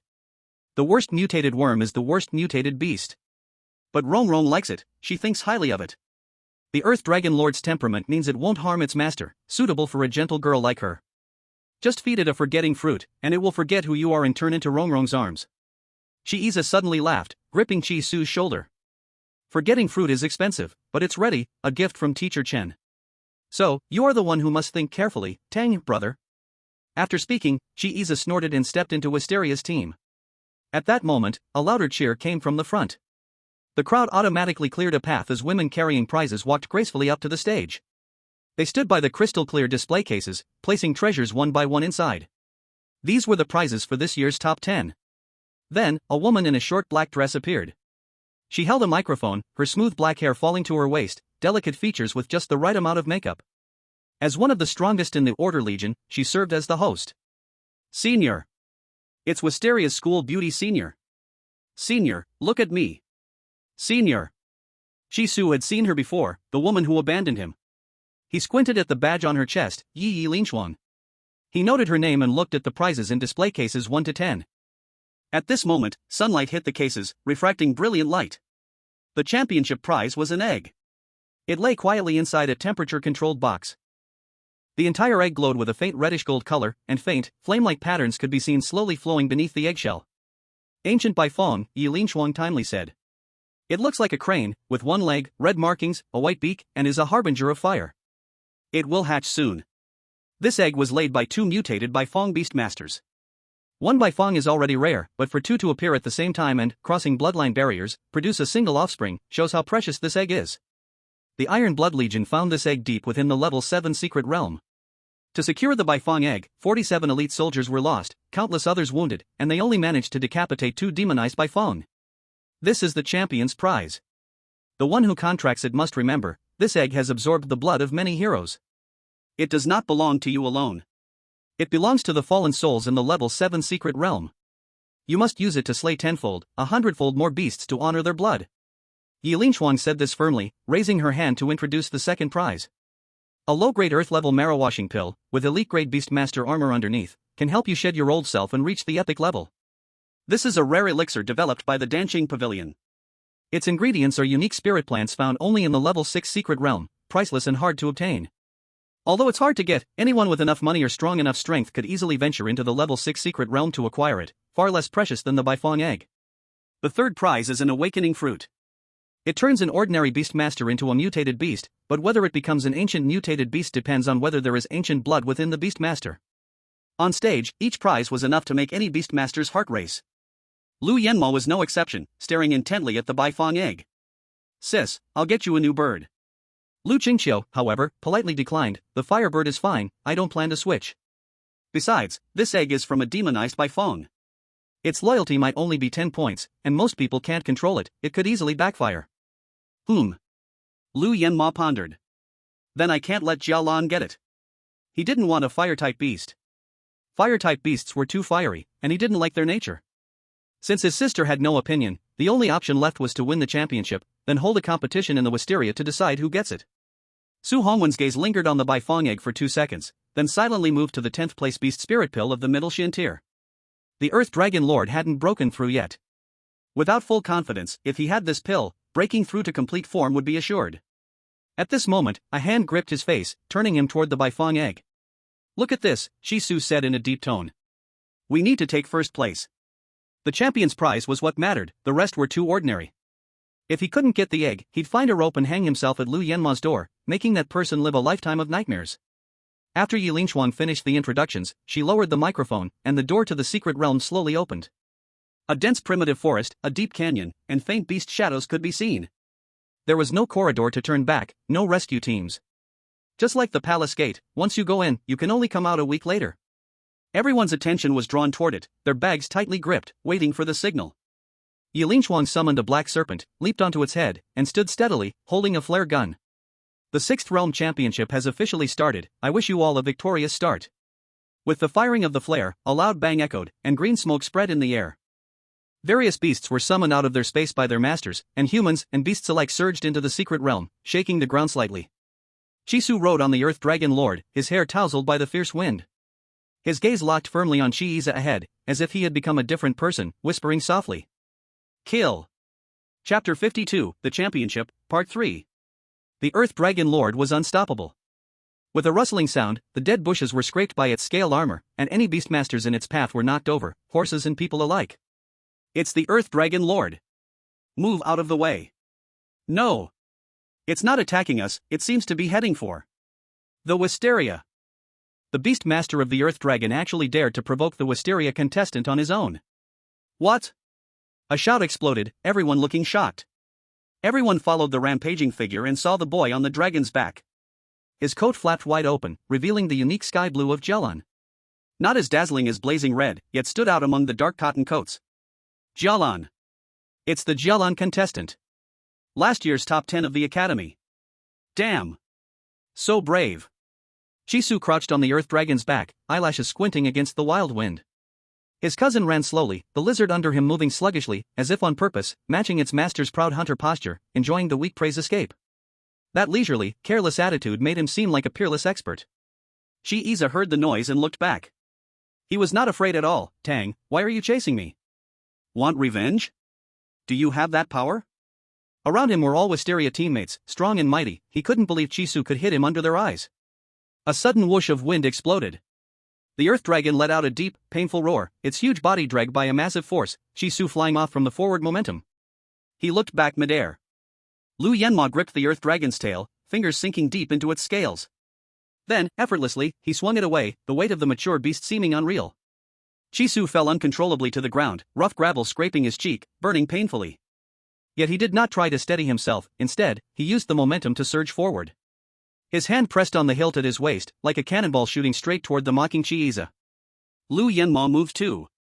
He stepped out, his figure shifting like a phantom, ready to block Chisu's path. Boom! Scarlet flames fell from the sky, crashing between them. The fire burst into a sky of flowing sparks. Within the fire, a huge bird spread its wings, raising its head to cry a clear, long call. Rooster head, swallow chin, snake neck all covered in multicolored feathers. Each feather burned with faint fire, yet the surrounding grass and trees were unharmed. Beast name, Divine Bird Phoenix. Level, Mature. Rank, Elite. Attribute, Fire. Loyalty, 81. Skill 1, when life ends, all cultivation turns into a phoenix egg, reborn after time and flames. Skill 2, spews a fan-shaped flame forward, basic flame orange-red, hot enough to melt metal. Skill 3, uses flames to quickly heal wounds, stronger flames heal faster. Next to the phoenix stood a person wrapped in bandages. It was Su Hongwen. He tilted his face, still looking at nothing, eyes calm like still water. Your opponent is me. You? Lu Yanma smiled, like a reading machine, striking where it hurt. I don't bully the disabled, step aside. Su Hongwen remained calm, removing a cloth pouch from his waist, pouring the powder in his palm, and blowing gently.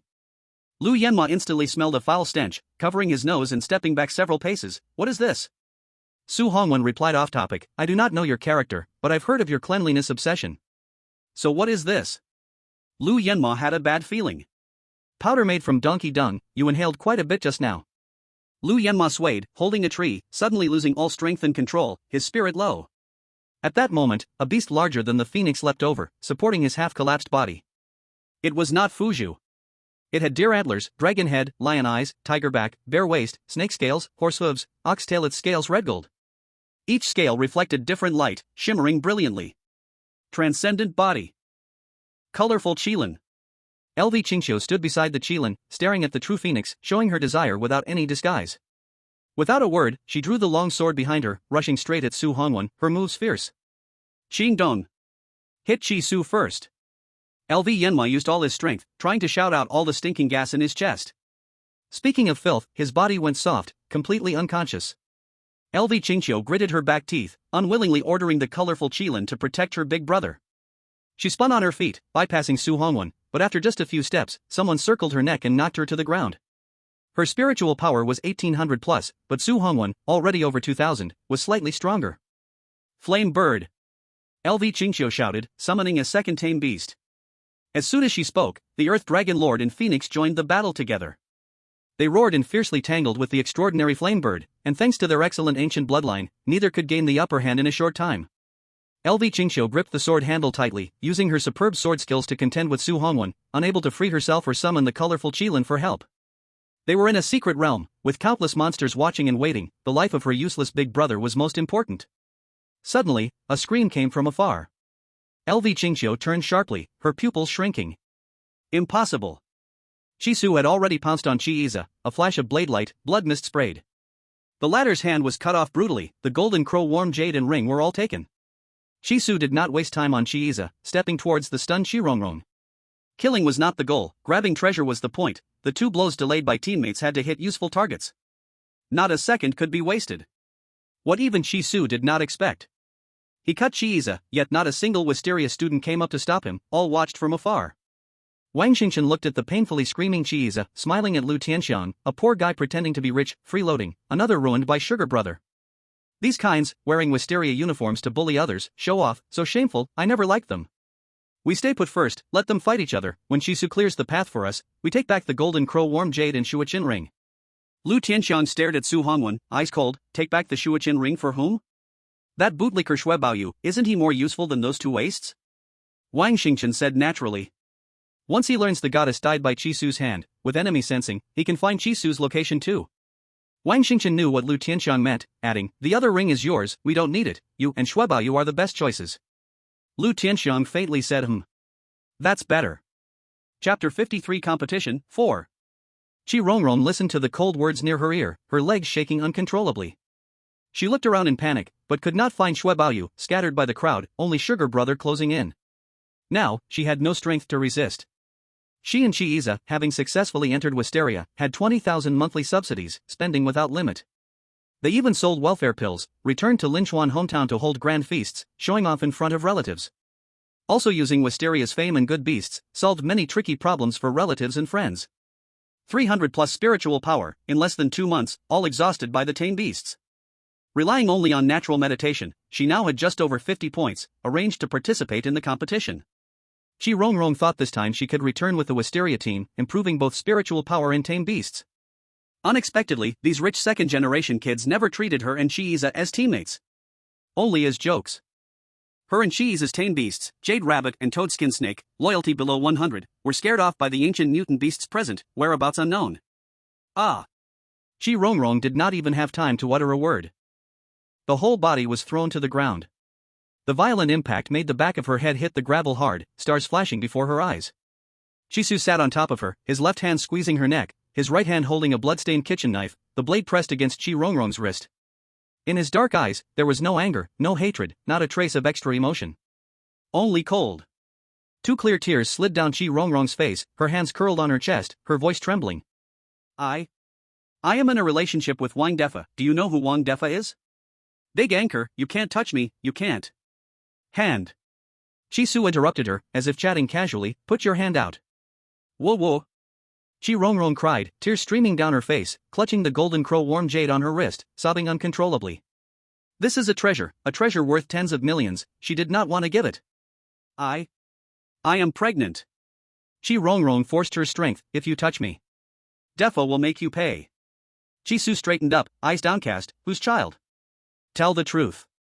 Chi Rongrong moved her lips, knowing she could not lie to Chi Su, Xue Baoyu's. Since the molestation incident, no one in the dorm wanted to play with her, she could only drown her sorrow in alcohol, meet with sycophants to talk, and so. Chi Su nodded, I understand. The blade fell. He was decisive, without a moment of hesitation, striking several times until Chi Rongrong's right hand was severed. He took the 2 treasures, stuffed them into his chest, and ran towards Su Hongwen, retreat. Xi Rongrong watched in horror as her wrist separated from her arm, blood sprayed like a bursting pump over her face, the pain only slowly washing over her. Ah! The heart-wrenching scream exploded in the dense forest, startling a flock of perched birds. Su Hongwen suddenly forced Lu Qingqiu away, whistling. The phoenix kicked off the flame bird, blood-soaked, flying beside him. Su Hongwen climbed onto the snake neck, fed the phoenix a madness pill, greatly increasing its attack and speed. It rushed at Chi Su, grabbed him at the waist, and soared into the sky. The Earth Dragon Lord stayed behind, taking the rear. It took a madness pill, entered a berserk state, stomped the ground, unleashing Earth Spike technique, making it hard for Wang Xingqian and others to approach. If anyone tried to chase the master, it swung its tail to strike them down. Damn! There's even a hack. Wang Xingqian and the others released their beasts, but the Earth Dragon Lord disappeared. Damn it! Wang Xingqian cursed, punching a tree and making a hole. The tree spirit angrily opened its eyes, saw so many beast masters, and closed them again. It might be the heart's blood of the violent ape, this time they really came prepared, hard to catch. The wisteria beast masters whispered to each other. If it's hard to catch, don't catch. The contest is about who brings out more resources, not for us to fight. Beware the mantis stalking the cicada, monsters behind. If you ask me, we just guard the entrance, Jialan will fall into our hands sooner or later. Whatever treasure they get, we take it, no need to bother searching. Lu Tianxiang waved his hand. Not good. If they get nothing, what resources can we take back? Don't forget, there are 90,000 participants. If we only watch those 30 in Jialan, we'll be restrained.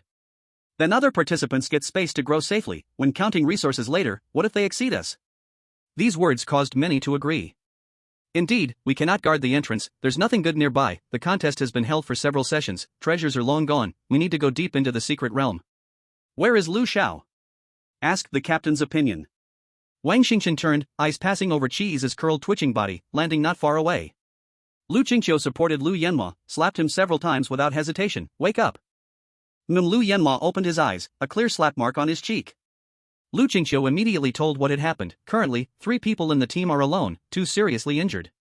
She asked, do we wait here for the lost team members, or go deep into the secret realm? There is no signal in the level 3 secret realm, once separated from the main team. You can only rely on yourself. She planned to dive deep into the secret realm without waiting for her teammates. This time, Jialan was powerful, and she couldn't waste time looking for unimportant people. But the final decision still depended on what her older brother thought. Then let's go. Lu Yanma struggled to get up. He looked at Chi Iza and Xi Rongrong and pointed to the distant entrance and exit. You two can go too, from now on, you are no longer students of Ziting. Chapter 54, The Competition, Part 5. No. Chi Iza's face was pale as he struggled to crawl toward Lu Yanma. I'm useful, I have a blood relation with Chi Shu. What about the blood stain ring? Chi Iza lowered his head. I lost it. So what use do you still have? Chi Iza's heart shuddered as he looked up at the smiling Lu Yanma. That smile was as gentle as jade, and his tone was as gentle as before. But to Chi Iza, it felt colder than a knife edge. It was only then that he realized this person was no different from the other Ziting students. Even worse. Snobbish, cold, ruthless, and vicious. Only Lu Yanma was better at pretending to be approachable, and if you didn't look closely, you wouldn't see the malicious nature beneath that appearance. I brought you here just to test Jialan's strength and hidden cards. Lu Yanma crouched down and dusted off Chi Iza's shoulders. Everyone chooses soft persimmons to squeeze, and you and Xi Rongrong are the soft persimmons I intentionally let go. Under the temptation of grudges and treasures, Chi Shu fell into the trap. The beast tamer Phoenix and the secret card frenzy Dan were both exposed. Your mission is complete. Listen well, you and Xi Rongrong are not allowed to step into Longyang City again for the rest of your lives. You are not allowed to attend any beast tamer academies, not allowed to take the beast tamer, appraisal master, or apothecary exams. You are not worthy. I hope you can live an honest life as an ordinary person and make some real contributions to society, like moving bricks or farming. I will help you find a job out of friendship. If I find out that you disobey and practice beast taming secretly, it won't be as simple as cutting off your hands. After speaking, Lu Yanma took out the spare bloodstain ring and threw it to Lu Tianxiang to pledge with blood. He also put a ring on himself, locking onto Xu Hongwen. He even intentionally triggered the trap, otherwise, how would he develop feelings of hatred and establish an enemy relationship with Xu Hongwen? Lu Yanma lowered his gaze and followed the bloodstains dripping from the phoenix onto the ground, heading deeper into the secret realm. Catch Chi Shu, reward 2 billion, catch Xu Hongwen, reward 1.5 billion, catch the magic eye, reward 1 billion. Kill Chi Shu, reward Bifangan, kill Xu Hongwen, reward the extraordinary body flaming phoenix, kill the magic eye, reward a mutated juvenile beast. Lu Qingqiu was stunned. Brother? Lu Yanma didn't look sideways. The flaming phoenix is useless. An extraordinary body was actually suppressed by 2 mature bodies. I'll trade it for a phoenix for you. Hearing the word phoenix, Lu Qingqiu lowered her head and tightly pursed her red lips. She was reluctant to part with the flaming phoenix, but it was a phoenix. With her spiritual energy, although she could sign a 3rd beast tamer, her absorption speed couldn't keep up with the consumption. If one day, all 3 beast tamers needed emergency help, she wouldn't be able to handle it. Having more beast tamers wasn't always better, it had to be based on one's own strength. The consequence of a sharp drop in points and the inability to recover in time would be just like Qi Iza and Qi Rongrong, being backstabbed. Lu Qingqiu could currently only handle 2 beast tamers, and she couldn't release the colorful Kirin, so only the flaming phoenix remained. The extraordinary body flaming phoenix wasn't something that could stand on a high pedestal for the Lu siblings. But for the other participants, it was undoubtedly a powerful beast tamer. According to the current world situation, artificially raised beast tamers at the highest level were of the extraordinary body. The flaming phoenix had been raised to its peak and trained, its nature was definitely gentle and familiar with humans. This beast tamer would allow them to take over more quickly, saving a lot of costs, and could be used for a long time. At this moment, Wang Xingchen and others were excited, eagerly wanting to sign the flaming phoenix. As for the other 2 rewards, the mutated juvenile beast, although it was a mutated species. It's just a juvenile form, requiring financial and physical resources to raise, and it's not an ancient beast. In terms of practicality, it's not as good as the Firebird. And then there's the Baifeng egg. The most troublesome issue in a team competition is resource allocation. There's only 1 egg, giving it to anyone wouldn't be appropriate. Now, Lu Xiao has explained it clearly, the reward corresponds to the task, and those capable will receive it, everyone can accept it. The desires of everyone were stirred, and the morale reached its peak, clearing away the shadow of Qi Su's narrow escape. Seeing this, Lu Yanmo showed a barely noticeable smile. Being a team leader isn't easy, you have to constantly pay attention to the psychological issues of the team members. Otherwise, once the momentum drops, don't even think about winning the championship, it would be hard to even make it into the top 10. Lu Qingqiu turned her head and looked at the Qi siblings slumped on the ground, lowering her voice, "Brother, if we don't send them out, they might not even make it to the door, and Qi Rongrong is still pregnant. Not to mention the magical beasts, even those tree spirits won't spare them." "So what?" Lu Yanmo strolled leisurely, his hands behind his back, as if walking through his own backyard. "A troublemaker gives birth to a little troublemaker, and when they grow up, they continue to harm society?" He paused, his lips curling into a slight arc. "Little sister, don't interfere with others' fate easily. When you save someone's life, you are actually transferring your own good luck to them, and the disaster that was supposed to be in their life will quietly shift onto you. So, mind your own business. Helping others without care will bring misfortune." Lu Qingqiu twitched the corner of her mouth. "What kind of nonsense is this? When you reach my level, then come talk to me about reason." Lu Yanmo casually snapped a branch, twisting the broken end into a thread-like structure, and made a toothbrush, planning to give it to Fuzhu. Whether they live or not depends on the will of heaven. If they can walk out, it means their lives are not meant to end here. If they can't walk out, it's because their fate is such. Just as he said that, the 1,000-year centipede segments sneakily poked out its head. 2 segments grabbed Shiiza and Shi Rongrong's hair, rapidly accelerating with an unexpectedly powerful force. The 2 of them were like light, fragile puppets, being dragged into the dense forest, vanishing without a trace, only 2 screams echoing endlessly. Lu Yanmo didn't even raise his head, shrugging, "Looks like they were short-lived." "Little sister, you should thank me, or the short-lived ones would have been you." Lu Qingqiu. She avoided the people and lowered her voice. "Do we really have to strike to kill?" Shisu sent her the explosion pill, though it wasn't valuable, but it was the thought. To be honest, Lu Qingqiu couldn't bear it. Lu Yanmo stopped in his tracks, his tone calm but unarguable. "This is a secret realm, and you must follow the rules of the secret realm. Since you've entered, you must play by the rules. If you want to make friends, you can do so outside. I'll even invite Chisu to the foot-washing city if you like. But in the secret realm, in the competition, giving your all is the proper respect for your opponent, understand?" Chapter 55, The Competition, 6. As the 20-minute mark passed, the 1,000-segment centipede's body segments appeared from all directions and gathered in one place. Each segment of the body was holding a different spoil. Discarded shoes, broken luggage, mutilated limbs, and Shiiza and Shi Rongrong. Shuebaoyu rushed to catch up with the luggage and saw this scene. Without hesitation, he summoned his matured hellhound, a 3-headed hellhound. 3 green-faced, tusked dog heads roared at the same time, crushing the 1,000-segment centipede and saving the 2. Wrong. Shuebaoyu rushed forward, supporting the weak Shi Rongrong, his gaze sweeping over her body, and suddenly froze at her wrist. It was empty, with a gruesome severed end. "Where's your hand?" Shuebaoyu's voice changed pitch, urgently asking, "Who did this?" Shi Rongrong's eyes were vacant, her mouth opened, but no sound came out. Baoyu hurriedly took out a high-grade yellow tear blood pill and shoved it into her mouth. Suddenly, his ankle tightened, and he looked down to see Chiiza, pale, his handsome face equally weak, and an eye. Without hesitation, Baoyu fed the pill to his brother-in-law. He looked around. Where's the severed hand? It's not too late to reattach it now. It's too late, it's over. Chiiza struggled to lift his arm and pointed in a direction, but he didn't ask Baoyu to go retrieve it. His voice was hoarse. If it's over, then it's over. Sooner or later, it will grow back. The last hope can't escape. When he heard that the severed hand was not nearby, Baoyu's expression became serious. The chances of finding it were extremely slim. He took out a bottle of healing saliva for beast taming from his bag, dipped a cotton swab into it, and gently applied it to Chi Rongrong's severed wrist, saying, "Hold on." In no time, a thin layer of skin covered the cut surface. He immediately turned to handle the situation with his brother-in-law, doing his best. Although his family was wealthy, their genes weren't good, and they needed someone with outstanding looks to improve the lineage. This wasn't something that could be fixed with just cosmetic surgery, it had to be dealt with from a genetic perspective. Chi Rongrong was the goddess he had chosen, she was the only one. Loving her meant loving everything about her, and Chiiza was the good brother he had unilaterally acknowledged. "Where's Wang Xingchen?" Baoyu casually asked. "You two are always together, and now you've had such a big incident, where is he?" "Don't mention him." Chiiza, seeing the bleeding stop, sat up straight, holding his breath, a trace of coldness flashing in his eyes. "Wang Xingchen, Wisteria, Chi Su, Jialan. He wouldn't let any of them go." Baoyu pulled out water and food, handing it to both of them. "What about your beast taming?" Chiiza closed his eyes to sense for a moment, his voice as cold as iron. "It's dead." "Mine too." Chi Rongrong kicked her legs in frustration, suddenly falling back onto the ground, her waist arching as she did several glut bridges, screaming as if venting, "Ah, useless." Seeing this, Baoyu scratched his head, showing a troubled expression.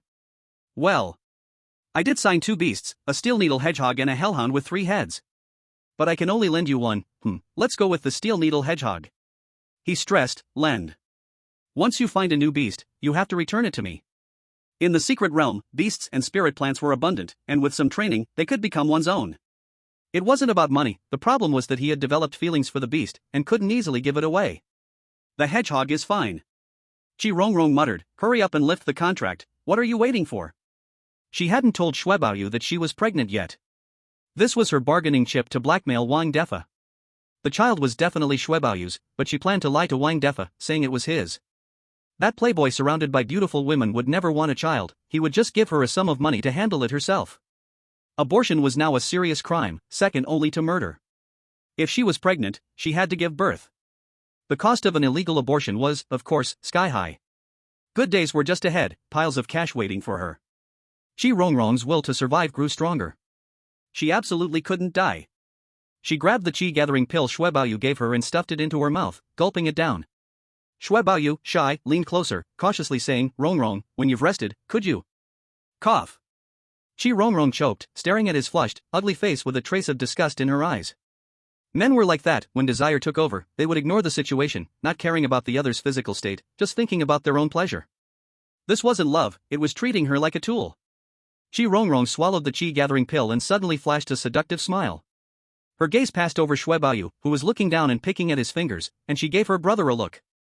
Having gone through the bitterness of human hearts, Chiiza hated everything. Especially rich people. He silently took out the venom of a scaly snake, and when Baoyu wasn't paying attention, he opened the cap and coldly poured it over his head. "Ah!" A shrill scream cut through the sky. Chi Rongrong fiercely lunged forward, using all her strength to pin down Baoyu's flailing legs. Chiiza then straddled his waist, pouring the entire bottle of snake venom onto the mangled head, forcing it into Baoyu's mouth. He tossed the empty bottle aside and, together with his sister, held Baoyu down tightly, gasping for breath to prevent him from escaping and exposing the murder and theft. Soon, Baoyu's struggles grew weaker, his legs kicked out and he gasped his last breath. The steel needle hedgehog and the hellhound automatically separated from the beast control space. Chiiza pinched the memoryless fruit with one hand, threw it on the ground, and said, "Eat." Without needing to say more, the rich fragrance immediately caused the 2 beasts to scramble madly for it. Taking advantage of this, he signed the contract and obtained the hellhound. Chi Rongrong got the steel needle hedgehog. They were both excellent quality, mature beasts, a level higher than the growth stage beasts they had before. Chiiza and Chi Rongrong exchanged a glance, and both smiled without saying a word. "Ha, ha, ha." While laughing, Chi Rongrong opened Baoyu's bag and began distributing the supplies. "Brother, I don't want the Earth Dragon King anymore, I want the colorful Qilin." With it, no one will bully me in the future. Then I want the Fu Zhu. Jesus said with a smile, I will kill Chi-Su, kill his teammates, and once the people from Jialan are all dead, how can they still make the rankings? As soon as his words fell, both of them laughed like mad. Laughing and laughing, tears filled the corners of their eyes. How could they not know that this was just a dream for fools? The two wiped away their tears with force and grabbed the envious pills to stuff into their mouths, their eyes gradually becoming resolute. But if they didn't try, how would they know the result? Chapter 56, The Championship Battle, 7. On the other side. Don't throw it. Don't throw it. An orange kitten flew through the air, tracing a parabolic arc. It was only 1 month old, and it was being tossed back and forth by Wang Xingchen and Lu Tianxiang, having great fun. Several times, it almost didn't catch it, nearly losing its life. In this life and death struggle, the kitten panted in fear, showing its claws, but had no deterrent power at all. The excessive stress left it on the verge of death, but it still tried its best to scratch the hands holding it tightly. Don't throw it.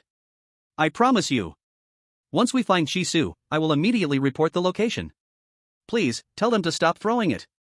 The young man cried uncontrollably, falling to his knees in front of Lu Yanma, kowtowing several times. Beside him, his teammates, with bruised faces and bodies lying on the ground, let out faint cries of pain. Lu Yanma used a branch to open the young man's coat, looking at the Tianxua Academy uniform inside. A metal name tag marked with Captain hung on the young man's chest, dull and lackluster. He loosened the branch and spoke gently, not only do you need to find Chi-Su, but you must also find all the participants from Jialan. This is a flare gun. Can you use it? Yes. Yes. The Tianxua captain nodded repeatedly. Good. Lu Yanma raised his hand and caught the kitten thrown toward him, returning it to the young man. He then took out 2 low-grade yellow-tier strong bone pills and a pack of snacks, handing them over as well. As long as you can use it, if you encounter Jialan people, handle it yourselves. If you can't handle it, fire the flare gun, hold them off with all your might, and wait for my support. Lu Yanma petted the kitten's head, his tone carrying some reproach. If you'd agreed earlier, it wouldn't have to suffer this torment, and your hard-earned money wouldn't be so little. You're the captain, yet you couldn't see the situation clearly, insisting on leading people to hit a rock with eggs, which not only dragged down your beast cub but also your teammates. The young man lowered his head, clutching the cat in his arms, his knuckles turning white. You need to remember, Lu Yanma said as he looked down at him, weakness with dignity and integrity is not something to be praised. It's foolishness, causing unnecessary trouble for yourself. Don't make this mistake again. I remember. The young man's voice trembled, and he lowered his head, not daring to look directly at this high-ranking young master. Lu Yanma waved his hand, let's go. Woo woo. The young man sobbed as he held the kitten, crushed the pill, and fed it to the little beast, using clean water to help it swallow. He was isolated from information, unaware that the lineup sent by the Zetone faction had been altered. It was a total mismatch. A single person, just one, wiped out their 30 people. With teary eyes, he looked at the group of purple figures in the distance, filled with hatred. But he couldn't do anything, and he didn't dare to throw away the flare gun. Bang! Blue smoke shot straight into the sky, just not far away. Lu Yanma looked up for a moment, but his ring showed no response, meaning it wasn't Su Hongwen. The Phoenix's bloodline was severed, and now those two were hiding somewhere unknown.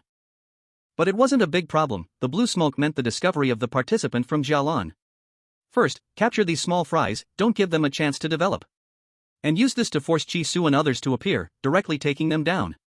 This is secure. Keep up, don't fall behind, Lu Yanma sped up.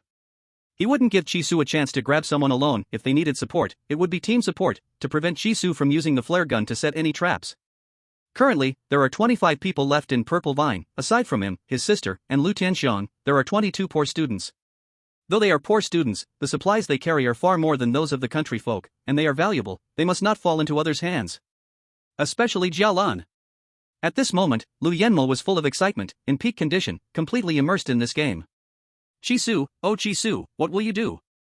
The towering trees stretch into the clouds, blocking the sunlight completely. The dense forest is pitch black, as if the night had fallen. 2 faint beams of light split the path. Chi-Su and Su Hongwen walk side by side, a rope tied around their waists to keep them together and prevent getting lost. The contestants who came with us this time are all old-timers, some have participated 3 times. This is my 2nd time, and you're the only newcomer. Su Hongwen said, the gathering spot we agreed on is right here, the giant fir forest. Chi-Su looked at the huge tree beside him. Compared to the ginkgo trees seen in the first-level secret realm, this was truly an insignificant comparison. He leaned against the tree, crossing his arms to measure. 15 people holding hands could barely wrap around it. Standing next to the giant tree, a person looked like an ant, pitifully small. Though it's called a giant fir forest, not all the trees are firs. Because the giant firs are tall and thick, reaching straight into the sky, towering over other tree species, making them very noticeable from afar, thus becoming the landmark. Its branches hang in mid-air, not reaching the ground. To attack someone, it has to pull all its roots out of the soil, causing the ground to sink deeply. It's exhausting for the giant fir to move, and it can't handle things for itself afterward. It's easy for it to come out, but returning is also easy. However, there is no one to cover the soil. Thus, it won't attack humans easily, its temper is forced to be mild. But it's not that mild. Get out, the face on the giant fir tree spoke, followed by bird songs and fragrant flowers, and the national essence came out of its mouth, as if it was about to stretch out its legs and give Chisu a luxurious 10 combo, happily pulling out a rare limited card, the body of the genius boy. Chapter 57, The Battle for Supremacy, 8. Su Hongwen saw the giant fir get angry and quickly grabbed Chisu to run forward. He reminded, the giant fir is not afraid of fire. It secretes a fireproof agent called tannic acid. In case of an emergency, it will summon lightning and set fires to protect itself, burning enemies to death. Don't court death. The giant fir can't move freely, but that doesn't mean humans can treat it like a dumb log and casually chop it down. If you dare provoke it, you'll either be electrocuted or burned to death. It is an extremely powerful attacking spirit plant. And in the giant fir forest, it's not the giant fir that will protect them, but the strangling fig that tightens around the giant trees. Su Hongwen stopped, standing beside a giant fir that was tightly wrapped by countless roots. On the giant fir tree, thick roots were entwined, those were the strangling figs. The strangling fig was like a wooden net, sticking firmly to the giant fir. It cut off the giant fir's nutrients and water, growing stronger by clinging to the tree. In the end, the giant fir was strangled to death, decaying from the inside, leaving only the hollowed-out bark. Around the bark, the strangling fig grew, taller than the giant fir. The inside of the giant fir was already empty, completely dead, and a large hole appeared at the bottom. They could sneak in and rest without anyone noticing. Su Hongwen took the lead and climbed into the hole, with Chisu closely following. Immediately, a rotten, damp smell rushed into their noses. Su Hongwen took out the collected twigs and smashed them into the exploding fruit to start the fire, preparing lunch. Chisu threw the stolen Jin Wu warm jade into the fire. Fake goods, just decorations. He was set up. But thinking positively, he didn't realize it was a fake, perfectly avoiding the suspicion of the universal magic eye. The magic eye isn't that foolish. Thinking of his golden finger, the magic eye account had already accumulated over 20,000 followers on the platform. Wang Defa frequently messed up, even falling out with his backers in the ghost market, lacking professional ethics, which actually gained him a lot of attention. During the day, he worked hard in the first-level secret realm, and at night, he streamed for 2 hours, currently having accumulated several 100,000 in tips. In the past, this would have been a huge sum, but now with people's spending habits changing, he felt it was too little. Chisu looked at Su Hongwen, who was pulling out hard steamed buns, and asked, how much more do you still need to repay? 3 to 400 million. Luckily, you helped me find the expensive spirit plants, or I wouldn't have known they were worth so much. Su Hongwen raised his smiling face, the firelight reflecting off his face, making it look like his skin was melting at first glance. Chisu. He didn't care about appearances, but this, it was really a bit scary. Su Hongwen noticed Chisu's discomfort and immediately lowered his head, his smile disappearing completely. He placed 2 chopsticks on the pot, put the hard steamed bun on top to steam, and didn't feel upset about Chisu's reaction. Being a classmate to this point was already being a great person. Even if he offended him, he had no right to be angry. He was more afraid that Chisu would ignore him, thinking he was too ugly or had too many problems, and would turn to hang out with others, so he whispered. I'll clear my debt soon. After the tournament, I can pay it all off at once, and won't owe anything. I'll be able to save some money and take you to restaurants every day. He then thought about the last tournament, where the earnings were less than 100 million. Now talking about paying off 400 million in one go, it sounded like he planned to kill Chisu with the burden, so he quickly added. I don't want to trouble you. I don't need you to help me find resources, my spirit power is over 2,000 now, plus I have the Beastmaster Phoenix, much stronger than before. I'll definitely take down a lot of monsters this time, and selling the spirit cores will clear the debt. I don't want you to help me, really. I'm not trying to exploit you or take advantage of you, nor do I have any plans to keep the prizes for myself. He explained in a long string, fearing Chisu would misunderstand. Alright, I know, don't worry. Chisu laughed helplessly, and scooped a bowl of instant noodles with seasoning soup to block his mouth. Speaking of the prizes, he was in a dilemma, it was hard to divide them. Boiling the bifang egg and splitting it into pieces to taste was okay, but the key was, it couldn't be boiled. Chisu wasn't interested in the bifang egg, mutated egg, he valued his life. Moreover, in his view, there were many beastmasters stronger than Bifong, countless even, so he wasn't impressed. But it was too early to discuss who should get the Bifong egg. The enemy, Lu Yanma, was tightening the noose, not giving any time for growth. Realistically speaking, out of the 90,000 contestants, how many wouldn't fear power? How many viewed money like dirt? Most likely, more than 80,000 had already turned sides, helping Lu Yanma search for Jelan's whereabouts, enemies everywhere. Shi Su had seen the smoke from a flare. It wasn't the usual red, green, or yellow, it was blue, Jelan's blue. Sigh. He sighed. His teammates had been scattered by the crowd and didn't know where they were resting for the moment. Though they had set a gathering spot in advance, how many had actually managed to enter the giant redwood forest? The situation wasn't looking good. Shi Su. Who is the magic eye? Su Hongwen turned the steamed bun over to steam the other side, focusing on watching. This person was very famous, whether in school or online, undoubtedly a little celebrity. He had many fans, but also many enemies, yet no one had ever seen him, only heard of his name. Su Hongwen said, I asked the principal, but he gave me riddles, only showing a mysterious smile, making it impossible to understand. Have you seen him? Shi Su nodded, teasing, I've seen him, he's quite handsome. Very handsome. Su Hongwen muttered softly, not sure what he was thinking. After a long pause, he said, I've watched his live streams. I think he'll definitely get into the Danqing Pavilion. Have you ever compared knowledge with him? I have, the demon eye wins. Shi Su said sincerely. Actually, if you count properly, Demon Eye is his teacher. All his understanding was taught by this teacher, no matter how confident he is, he cannot forget his roots. In terms of knowledge, he only admits Demon Eye is stronger than him. You lost. Su Hongwen looked surprised, then silently nodded and said, You lost, it's normal, he is all-powerful. The appraisal platform has many categories, beast taming, spirit plants, antiques, jade, spirit tools, pills, etc. Shi Su is only skilled in a few, while Demon Eye claims to be an all-round talent, never making a mistake, so Shi Su losing is inevitable. Su Hongwen asked again, did he come to the championship? I want to know his strength. This was the key point he wanted to ask. If Demon Eye is a hexagon warrior, Jelan's chance of winning would greatly increase. Shi Su casually said, he came, probably sleeping somewhere, don't expect him. Oh. Bang. Bang. 2 signal flares suddenly went off. Shi Su frowned. Surely, 2 more Jelan participants have been discovered.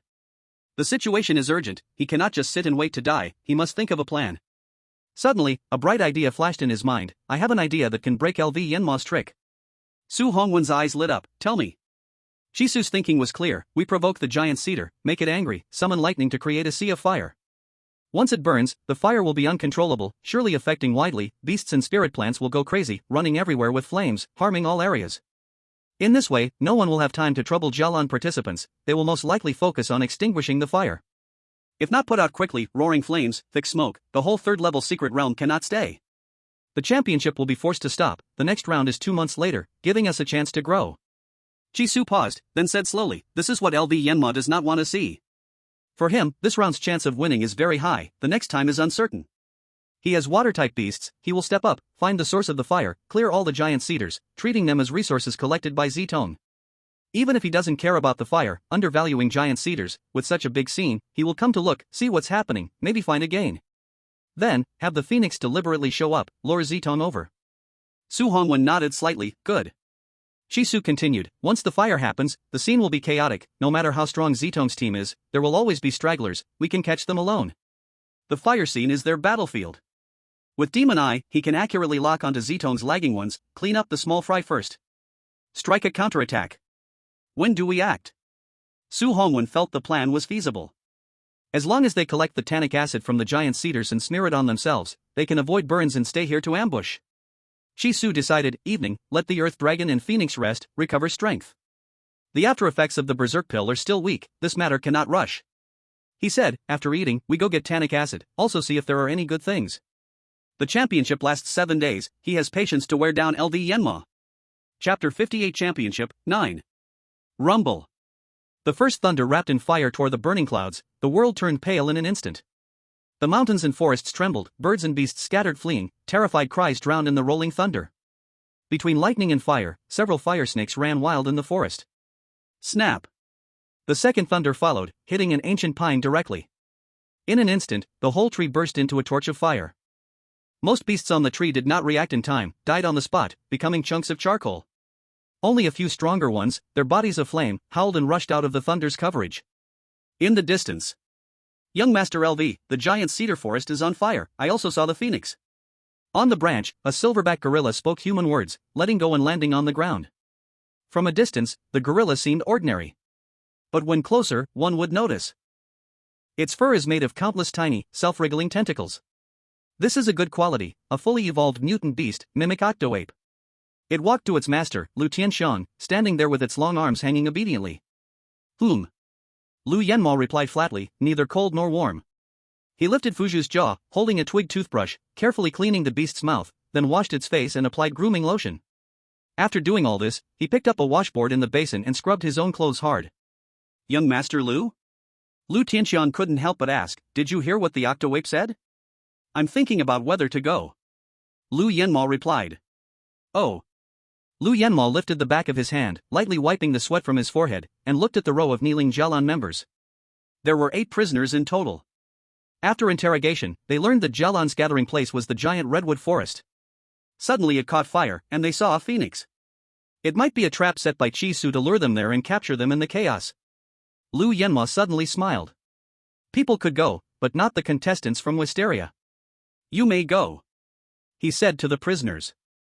Help me find Chi Su and Su Hongwen's locations, fire a signal flare, and also check who the demon eye really is. Lu Qingqiu took out lower-tier beast spirit pills and chi-gathering pills, planning to give 2 to each person. But no Jialan contestant accepted them. Though kneeling, their bodies were straight, full of disdain. Lu Qingqiu's hand froze in midair, looking at his older brother. If they don't cooperate, what now? Lu Yanma's face remained calm as he slowly explained a fact. Loyalty cannot bring you anything. Loyalty is just an illusion. Only money and pills are real. Only when you hold them in your hands are they real. You haven't done anything wrong. You just made the right choice. This proves you are not fools, people are not stupid. Yet no one accepted them. Lu Yanma then changed his method to persuade. In fact, even if one of you is lucky and finds a rare treasure, wins first place, and gets the Bifang egg, it still doesn't belong to you. The Jialan headmaster will surely train the new star, making you give it to him. As for the reason, Su Hongwen has high talent, it should be his, to ensure the next competition still ranks, bringing glory to the school. Lu Yanma curled his lips, hitting the truth sharply. Not only the Bifang egg, but even the prizes for the top 10 don't belong to you, even if you earn them yourself, it's none of your business. You don't want to give, but facing Su Hongwen's strength, the headmaster's moral pressure, the whole school's expectations, can you hold your ground?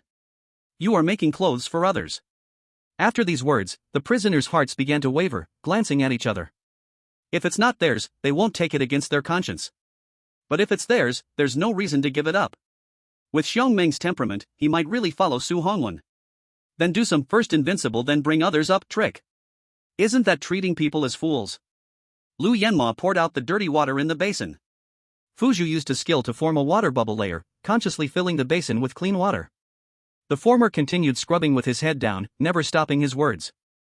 Think about last time, Su Hongwen got the 10th prize. Did he share the money from selling it with you? This is a team competition, not a solo show. Whether you helped or not, this money should be evenly divided. You have a share. Moreover, you did help, indirectly drawing many beasts away, defeating many competitors. Though you did not fight side by side, did not gather the resources for him to reach 10th place. But as I said, indirectly. You have no credit but have hard work. Why not get your share? He was first unjust and selfish. You suffered once, do you want to suffer again? Lu Yanmo wrung the clothes dry and placed them by the fire to dry. He pressed his sister's hand, smiling, since you are from Jialan, these pills. After the matter is done, I will give you more. Don't worry, you won't lose out. After it's done, I'll give each of you 2 million more. With my reputation outside, as long as you don't betray me and wholeheartedly work for me, the benefits will be plentiful. As soon as the words were spoken, the Jialan contestants stood up, decisively picked up the signal guns, and left together. Safe travels. LV Yanmo smiled brightly and waved, be careful on the way. After their figures disappeared, he made 2 preparations and called for the mimicking chimpanzee, follow them, don't be discovered. Human hearts are hard to predict. What if those captives change their minds again? What should we do if loyalty kicks in? The mimicking chimpanzee leaped up, grabbing a branch and quietly swinging toward the Jialan contestants. LV Qingqiu whispered to his older brother, what about the fire? If no one handles it, the championship will be called off. Lu Tianxiang immediately released the second gorilla, the tank King Kong, slightly weaker, not a mutated beast, but still capable of speaking. He volunteered, "LV Xiao, let me have it notify the other contestants to put out the fire." LV Yenmo nodded in agreement. He picked up the scissors and focused on trimming his small garden. Once the fire is put out, good things will remain intact, but garbage will turn to ashes. This fire is a perfect filter. By the time most of the contestants gather in the giant cedar forest, there will definitely be a fight over resources. Not to mention, just the market value of one giant cedar tree can exceed 3 million. Chi Su is in the center of chaos. With his spiritual power, he can't grab anything. Even if he does get something, it will take a lot of effort. No matter how many frenzied pills he has, he will run out. The Earth Dragon King, Phoenix, and Su Hongwen will all enter a state of exhaustion. When the signal flare explodes again, locking their general location, he can send someone to harvest. Whoever goes will be able to press them down. As the Ace of Wisteria, LV Yenmo really doesn't want to personally step in and get into close combat, inhaling the breath they exhale. If they ate garlic, he would definitely suffocate. Right now, with soldiers to deploy, if he can use money to take down Jilan's ace, he will never get his hands dirty. Chapter 59, The Championship, 10. The fire raged. Chi Su held a soaked towel tightly, covering his mouth and nose, the thick sticky liquid that covered his body wrapping him tightly. He and Su Hongwen hid inside a strangling banyan tree, avoiding the heavenly thunder. Several giant cedars crawled their roots, rushing past, angrily, but unable to find the ants to spray back at them. They could only keep attracting lightning and setting fire, turning the whole forest into a purgatory. At this time, the strangling banyan's roots couldn't hold on anymore, sparks flying out.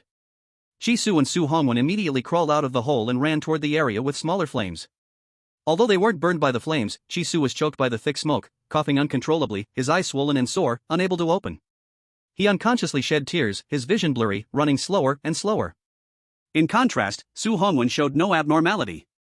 He noticed Chi Su couldn't hold on and simply threw him over his shoulder, bending down to sprint away from the black smoke. They didn't know how long they ran, but ahead, a vast area covered in cold air appeared. The cold air blocked the spread of the black smoke and fire, and the surrounding trees were covered in a layer of fine ice shards. Without hesitation, Su Hongwen charged in, immediately feeling the cold seep into his bones. As a cultivator with a power of over 2,000, his fire element was very strong. Even in temperatures below freezing, he didn't feel much cold. But now, he couldn't stop shivering. If he was like this, what about Chi Su? Su Hongwen quickly put down the weakling, pulled out the towel frozen in his palm, lifted his shirt, and stuffed Chi Su's head into it. Ha! Ha! Feeling the warmth, Chi Su felt like he was alive. But except for his head, every part of his body was freezing. His teeth were chattering as he stammered, find what is causing the trouble. Su Hongwen summoned the phoenix, letting the fire-type spirit beast wrap Chi Su, then stood up and looked around. With the warmer body temperature, Chi Su felt better. He stealthily opened his magic eye, seeing all the magic beasts and spiritual plants clearly. Soul-conducting vine. What just passed by? Chi Su immediately turned back to look, locking onto that spiritual plant. The rejuvenating flower grew under an inconspicuous tree root, its whole body crystal clear like snow, with 6 petals that were semi-transparent, and silver light faintly visible. Su. Chi Su stammered, too excited to speak. He lowered his head for a moment, then raised his voice, Old Su. The flower. It's the rejuvenating flower. Su Hongwen stiffened, his whole body frozen. He doubted he had heard correctly, rubbed his ears, and looked at Chi Su with confusion. Chi Su had already retracted his golden finger, pointing at the flower, a smile stretching from ear to ear. The flower you wanted. Before the words could even finish, Su Hongwen suddenly spun on his heel. Boom! A loud explosion echoed, and before the smoke from his starting point could dissipate, he was already standing in front of the rejuvenating flower, his clothes fluttering, the wind from his movements still howling behind him. Don't eat it directly. Chi Su quickly reminded, be careful, you might get sucked dry. Take it back to the principal and see how to mix the medicine. The more precious the spiritual herbs, the more caution needed before taking them. The rejuvenating flower has a powerful medicinal effect, growing flesh and bones, changing one's appearance, like undergoing plastic surgery. At least when having surgery, they would first give you anesthesia. They hadn't prepared anything, and if they recklessly consumed it without care, being sucked dry would be one way to die. Another way would be having one's bones snapped, blood pouring from the 7 orifices, a death both extremely painful and prolonged.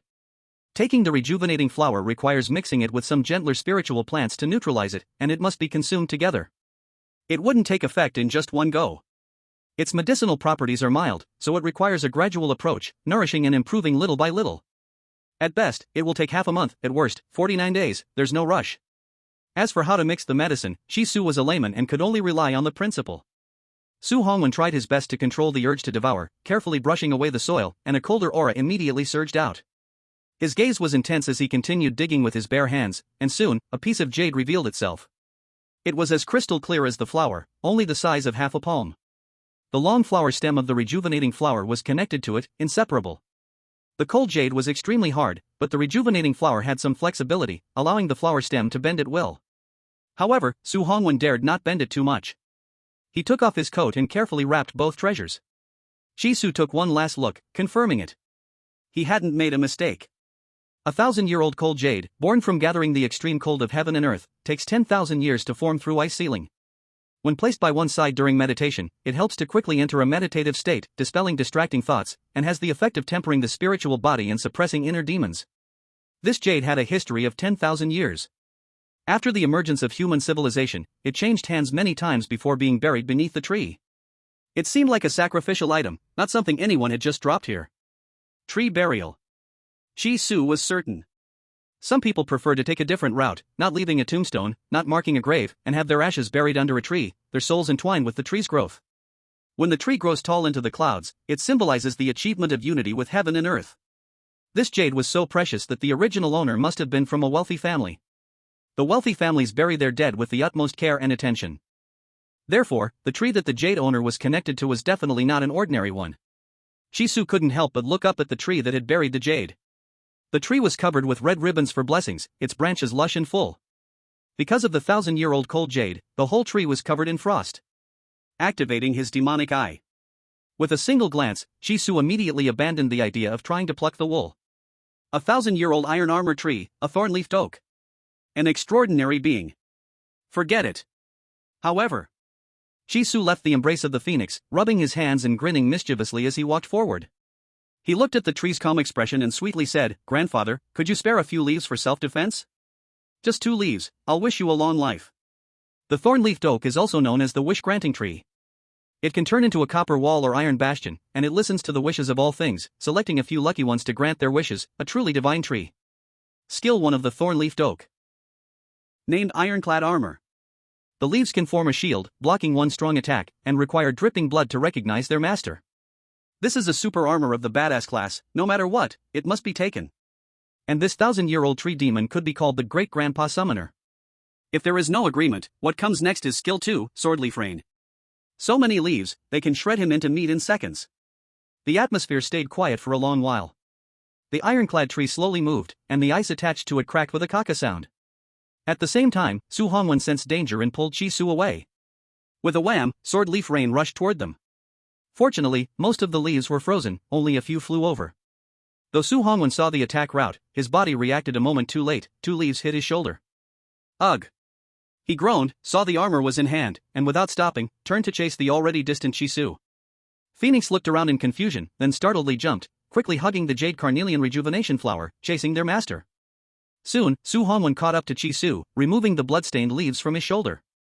He handed a leaf to Shi Su and said with a smile, "Long life? Did you provoke it on purpose? Otherwise, it would have been hard to pick." The tree was clearly over 100 years old, and the national protection sign was still there. Wishing it a long life. How is that different from cursing it to die immediately? If we don't provoke it, how can we get the armor? Shi Su took the leaf, pricked his palm, and bonded as its master. Against a transcendent body, even Lu Yenmo might not be able to cut down the leaf.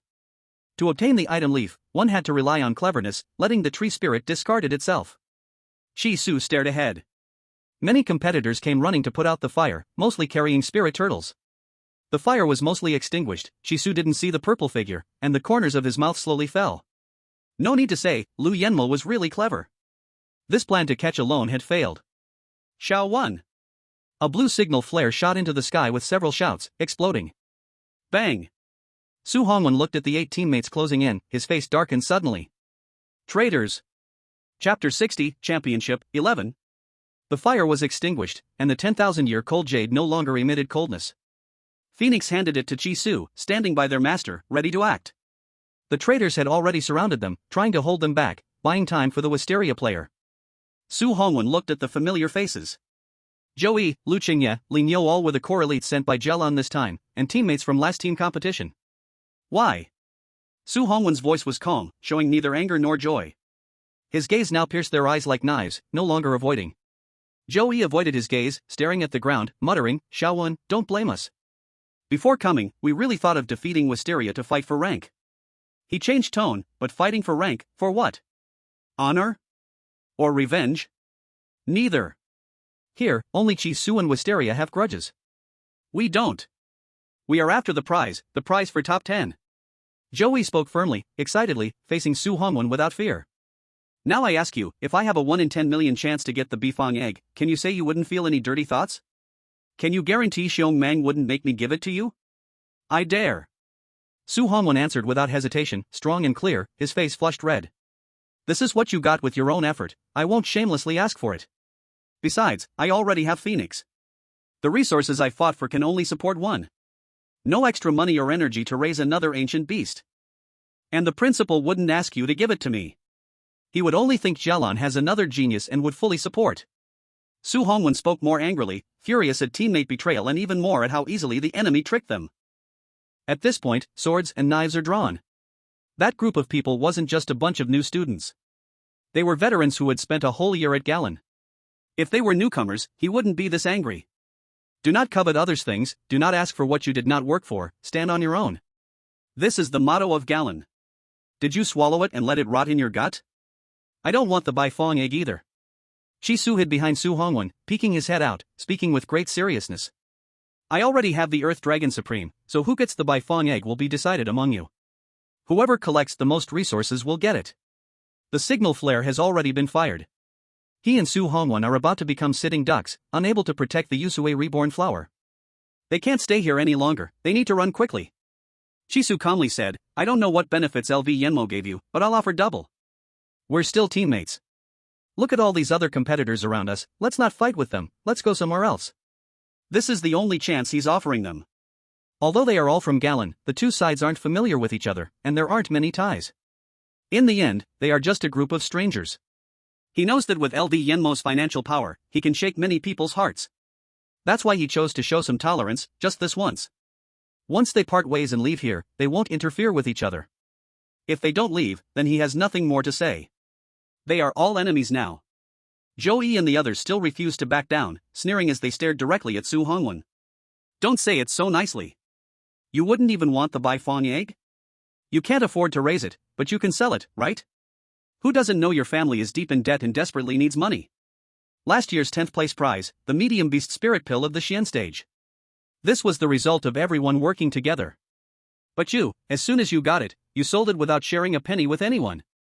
Since you didn't care about your teammates, then we're not your teammates anymore. Lu Qingye took over, his lips curling into a mocking arc, his eyes scanning Chi Su. You two better not bring up the matter of the frenzied pill. Giving it to us was just letting us pave the way for you even more, right?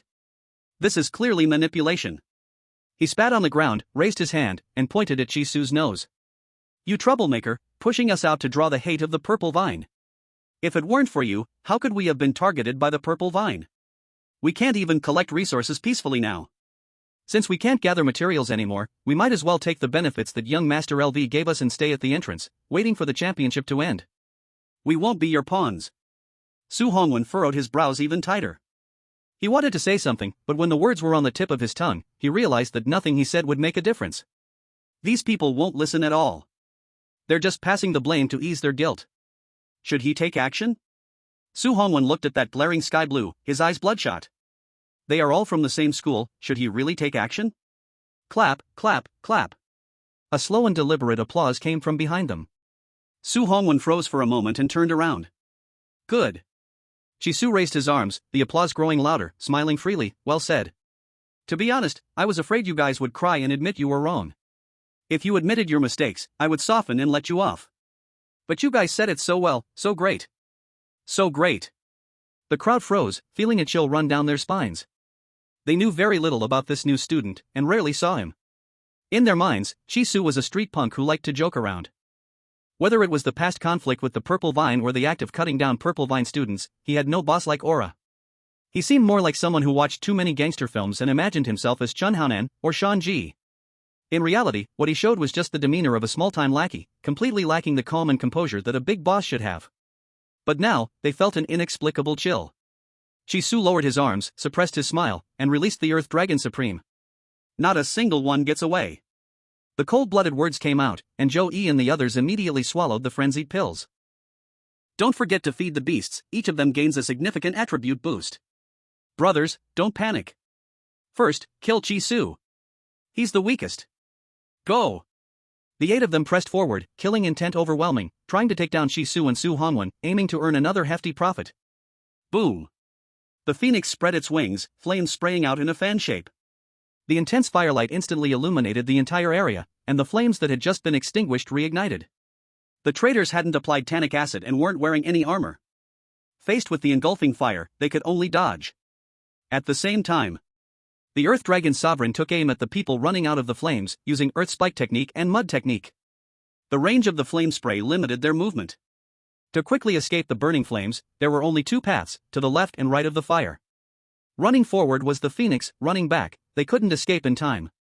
So, the Earth Dragon Sovereign's skills precisely hit their inevitable path. Poochie, 5 people were impaled by stone spikes, 3 others sank into the swamp.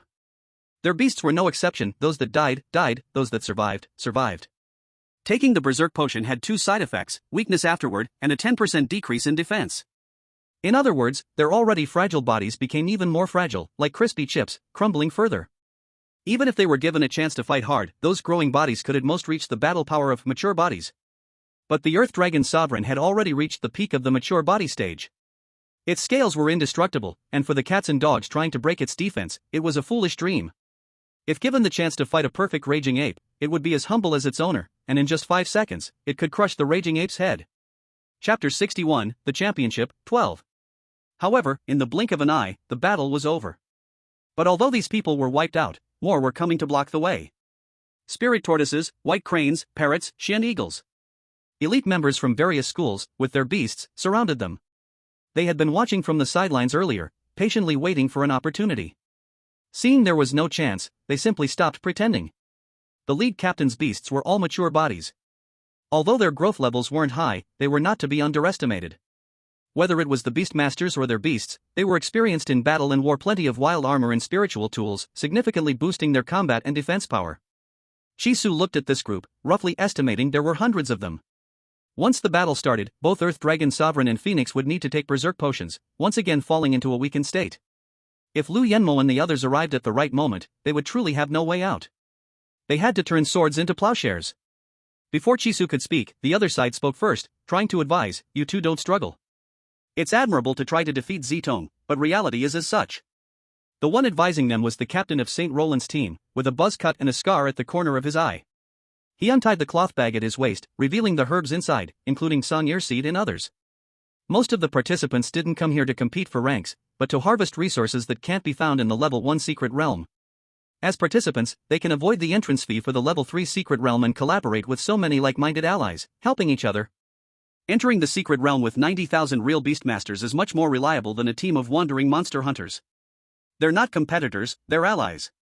The captain explained clearly, but these herbs aren't worth much. The price at the alchemy shop is high, but the raw materials themselves are much cheaper. Unless they are rare treasures, they can't be sold for high prices. You can shout 50,000, but the alchemy shop won't accept them. They'll all be stuck with you.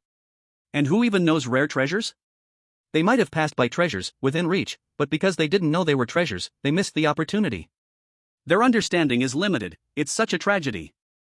They can't seize the chance. The captain pulled out its Sangir seed, its sharp spikes piercing his rough palm, causing a few drops of blood to form. But it seemed he didn't feel any pain, having long been accustomed to it. These Sangir seeds, if made into a pill, can sell for 100 to 80 million, but as raw materials, they can only sell for a few thousand at best. A whole pile selling raw materials cheap, crazy pushing down the price, all are roll kings. Picking medicinal herbs is dangerous, but we have nothing, too many people have nothing. Only a rotten life. Want to earn money, have to risk your life. The captain pointed to the team members behind him, most carrying bamboo baskets, baskets full of herbs. When we settle, a small team carrying this many resources, total not more than 1 million.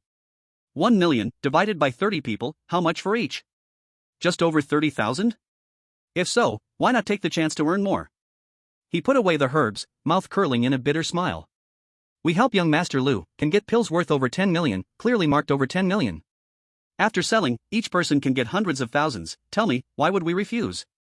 Moreover, if you refuse, don't want to join the conflict between Wisteria and Jelon, the result is a harsh beating. Life can be saved, but what about the tamed beasts' lives? Whether in the secret realm or outside, killing tamed beasts is justified. A tamed beast that is obedient and smart is a bottom line no one can touch. For his own little one, he can do anything, even kill or burn. This is much easier than killing a perfect magical beast to extract its soul core. Chisu looked at Captain St. Roland's complex gaze, then gazed at the participants still rushing toward them, silent. In front of interests, he cannot guarantee his own justice. How could he demand it from others? He, as always, gives a chance, only once. I will help you find valuable herbs. Heard of Demon Eye? I am his student. As soon as these words came out, a slight stir rose in the crowd, and the tension disappeared. The name Demon Eye, anyone who's been in the circle for a few days has heard, not an ordinary treasure appraiser. It is said with one glance, can know what spiritual plant, what year, what medicinal effect, exactly, and is an all-round talent. Chisu seized the chance. I can also connect you with a pill master. Want low-grade yellow pills? Just provide raw materials and refining fee no more than 50,000. Pill masters are rarer than ancient mutated beasts. Even a one-star pill master, their prestige and value far exceed the principal of a beast training school. This is also why Brother Shion lasted so long under Wisteria's pressure. Otherwise, on the day of refusing recruitment, the school would collapse. Also, he could hide Demon Eye's ID account smoothly, because of being a one-star pill master. Otherwise, anyone casually wanting to be a special case on the official platform as a mysterious person, at least need Lu family level. Pill master, a pill master with badge, another captain asked. Chisu, of course, 1 star. 1 star is already very powerful. Pill masters are special profession, much rarer than passing beast master exam. Even a well-rounded treasure appraiser test is not as hard as pill master. Right, as long as have badge, that is a big support. We can provide raw materials, have pill master make pills, then sell at high price. Chisu saw the participants getting excited, smile with some roguishness, pressed the advantage. What I offer may not be as generous as young Master Lu, but we aim for long-term cooperation. The herbs you picked this time, I can buy above market price, exact price after competition. Our cooperation is honest, no need to lower ourselves, no one is lower than anyone, no one is anyone's junior. You help me, I help you, mutually beneficial, we all get due respect. After the last words, the surroundings suddenly went quiet. As if these words hit hearts, looking at each other's beating injuries, long silence. After a long while, Captain Tianshu held the orange kitten and stepped forward, word by word, I support you. After speaking, he pulled out the signal gun, threw it on the ground, and it shattered into pieces. He made the first move, the Tianshu team turned traitor, then the St. Roland team turned traitor. Chisu laughed, his side glance catching the silverback gorilla moving farther away, his smile growing wider. The fire scene was dark everywhere, everyone wore dark-colored cotton jackets, only that bright silver stood out, even reflecting light. Young Master Lu's trick of using others to kill had been uncovered. If he dared to come over, let him feel the size of everyone's fists like sandbags, let him know what it means for 2 fists to lose against 4 hands. Chisu tightened his hold on the treasure in his arms, feeling a slight chill, remaining calm and unshaken. As the sky grew late, he thought about slipping away after everyone slept, but where could he run to? There was no safe place in the level 3 secret realm. He would rather have people around him he could control than any fully formed super beast. Chisu said without changing his expression, we have worked all day, let's rest here. Tomorrow we cut the giant cedar first, then we find the spirit plant. No matter what kind of spirit plant, none had the value of the 10,000-year cold jade. Okay. The captains dispersed, organizing their team to set up tents, methodically arranging guards for the night. Chapter 62, Championship, Part 13. The delicate little garden was in a dense forest, very eye-catching, forming a sharp contrast with the surrounding messy, broken scene. This was the resting place specially cleaned by Lu Yenma.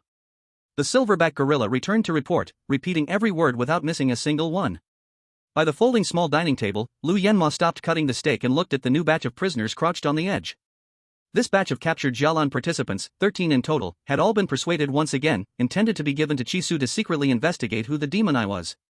But his eyebrows furrowed slightly. He had witnessed Chisu's way with words, not simple. It was expected that other school participants would be persuaded. He just did not expect Chisu would kill the traitors, ignoring school loyalty, truly decisive. In this way, sending prisoners again would be inappropriate, making it seem as if he personally sent the sheep into the tiger's mouth, only adding guilt. Lu Yenma's mouth twisted downward. Seeing this, Lu Tianshan, with 1400 spiritual power, holding the seized berserk pill, volunteered, young Master Lu, I will give them a lesson. He wanted them to know what despair meant, what a gap harder to cross than class meant. He believed with his perfect form mutated beast, he could deliver a dimensional strike to the low-level participants. Especially Su Hongwen, he could not let him develop any further. In terms of spiritual power, he was indeed a bit low, but as a beast tamer, beasts were the main fighting power. Speaking of beasts, two perfect form beasts taking berserk pills, fighting a mature phoenix, would surely win. Then go. Lu Yanma took a sip of red wine to moisten his throat. After Lu Tianxiang left, he called a tall, thin man. This man had been specially admitted by Zitong, owning a low-quality mutated beast, the illusion butterfly. Caterpillar turned into butterfly. Now it had evolved to good quality, reached perfect form, no attack power, but excellent at affecting people's minds. Lu Yanma glanced at the Jialan prisoners, choose one to disguise and infiltrate the enemy, gain Chi Su's trust. Since Chi Su and Su Hongwen insisted on giving the Bifang egg to the most hard-working teammate, he would send someone to secretly hide. In the end, whether Zitong or Jialan won, the Bifang egg would belong to Zitong. The tall thin man faced the prisoners, chose a woman with a pretty face, illusion butterfly. The tiny butterfly flapped its wings, spreading glowing fine scales, covering its master's body. Gradually, the man's appearance and figure became identical to that of the woman, adding some charm, delicate and captivating. Charm was also the illusion butterfly's skill. Even if Chi Su suspected his teammate, he would lose rational judgment due to obsession with beauty. He roughly tore off the prisoner's clothes, shocking the woman into screaming repeatedly. Yet he still lost the blue team uniform. And the Jialan participants all took off their jackets, wrapping the female team member's body, angry but silent. The tall thin man was neatly dressed, and Huan Dai had also changed, becoming a shadowy black cat. Both humans and tamed beasts were perfectly replicated. Its side effect was that it used too much blue energy. For 7 days straight, he had to constantly give Huan Dai spiritual power to recover blue. With his body, the speed of absorbing spiritual energy was far slower than the consumption. But it wasn't a big problem. There were plenty of blue recovery pills given by Lu Xiao. Lu Xiao, I'm leaving. If things go wrong, retreat. Don't lose your life. Don't joke. The tall thin man teased lightly and walked away slowly. His spiritual power was 1300, also climbed from the bottom. His experiences were no less than Su Hongwen's. The secret realm was his home. If he fought Su Hongwen, he had little confidence. With basic talent laid out, no matter how hard he tried, he couldn't catch up. But against Chi Su, more than enough. Soon. Lu Yanma ate his fill, looked at the captives, and used the old method to ease guilt. You all go, wait at the main gate until the competition ends. These people struggled hard, causing the few remaining spiritual power points to drop to 0. The tamed beasts were severely injured, could only enter their space to rest, no longer able to gather resources. Knowing Chi Su's approximate location, they were useless. He would not keep them, wasting Zitong's food for nothing. Killing was not his style, let them survive or die on their own. Lu Yanma watched the captives support each other, go deep into the forest, then stood up to tidy the table. Suddenly, several screams sounded, startling a large flock of birds. He ignored it, pouring a few drops of dish soap into the basin. Another short-lived ghost. Lu Xiao, I'm going to the bathroom. Wang Xingchen held his stomach and reported. No need to tell me such things. Wang Xingchen pressed his lips. He wanted Lu Yanma to send someone to watch the area. But Lu Yanma didn't assign anyone immediately. He felt embarrassed to hint a second time, looking useless. Wang Xingchen could only clutch the expensive toilet paper, slowly leaving the team. To avoid Lu Yanma noticing, he walked farther, squatted beside low bushes, and released the white tiger to patrol. Ayo! The white tiger saw something, and ran wildly after it. Wang Xingchen could not get up in time, only watching the tamed beast disappear into the dense forest. His heart was uneasy, eyes darting, silently comforting himself. It's okay, the big bosses are nearby, it's okay. A glance caught in his peripheral vision. A pale face appeared among the bushes. That familiar face was colorless, eyes red around, lips black. On both cheeks were irregular green cauliflower-like flesh growths. Wang Xingchen's eyes widened, body trembling uncontrollably. He had seen possessed cultivators whose desire for strength was too strong. Overusing pills, spiritual power skyrocketed. The price was to become neither human nor ghost, losing reason, their bodies changing. Some grew grass, some grew flowers, some grew scales. The official channel played 24/7, warning everyone not to go mad in cultivation. Isa, Wang Xingchen's eyes full of fear, tears fell unconsciously. Before he could beg, the white tiger's dying roar drowned out his heart-wrenching cries. Chapter 63 Competition, 14. Night fell, the ghostly forest was quiet. Su Hongwen wore a headlamp, walking through knee-high ferns, searching for wooden fuel for the night. He paused at the entrance of an abandoned subway station. The walls were covered with thick, glossy moss, and the semicircular cement dome full of holes. This once busiest line, where multiple subway lines intersected, was now tightly blocked by layers of ferns. Because spiritual plants contained a lot of water, fire did not damage the roots, still lush and green. Between the fern leaves, countless small white faces hung down. His facial features were sharp and distinct. A flat nose, bright eyes, and a face that looked just like a monkey's. They all faced outward, lined up perfectly, staring at Su Hongwen in silence. The monkey-faced orchid. This spiritual plant had no offensive power. Once it noticed anyone lingering nearby, it would all stare in unison at the intruder, making the intruder feel uncomfortable and leave voluntarily.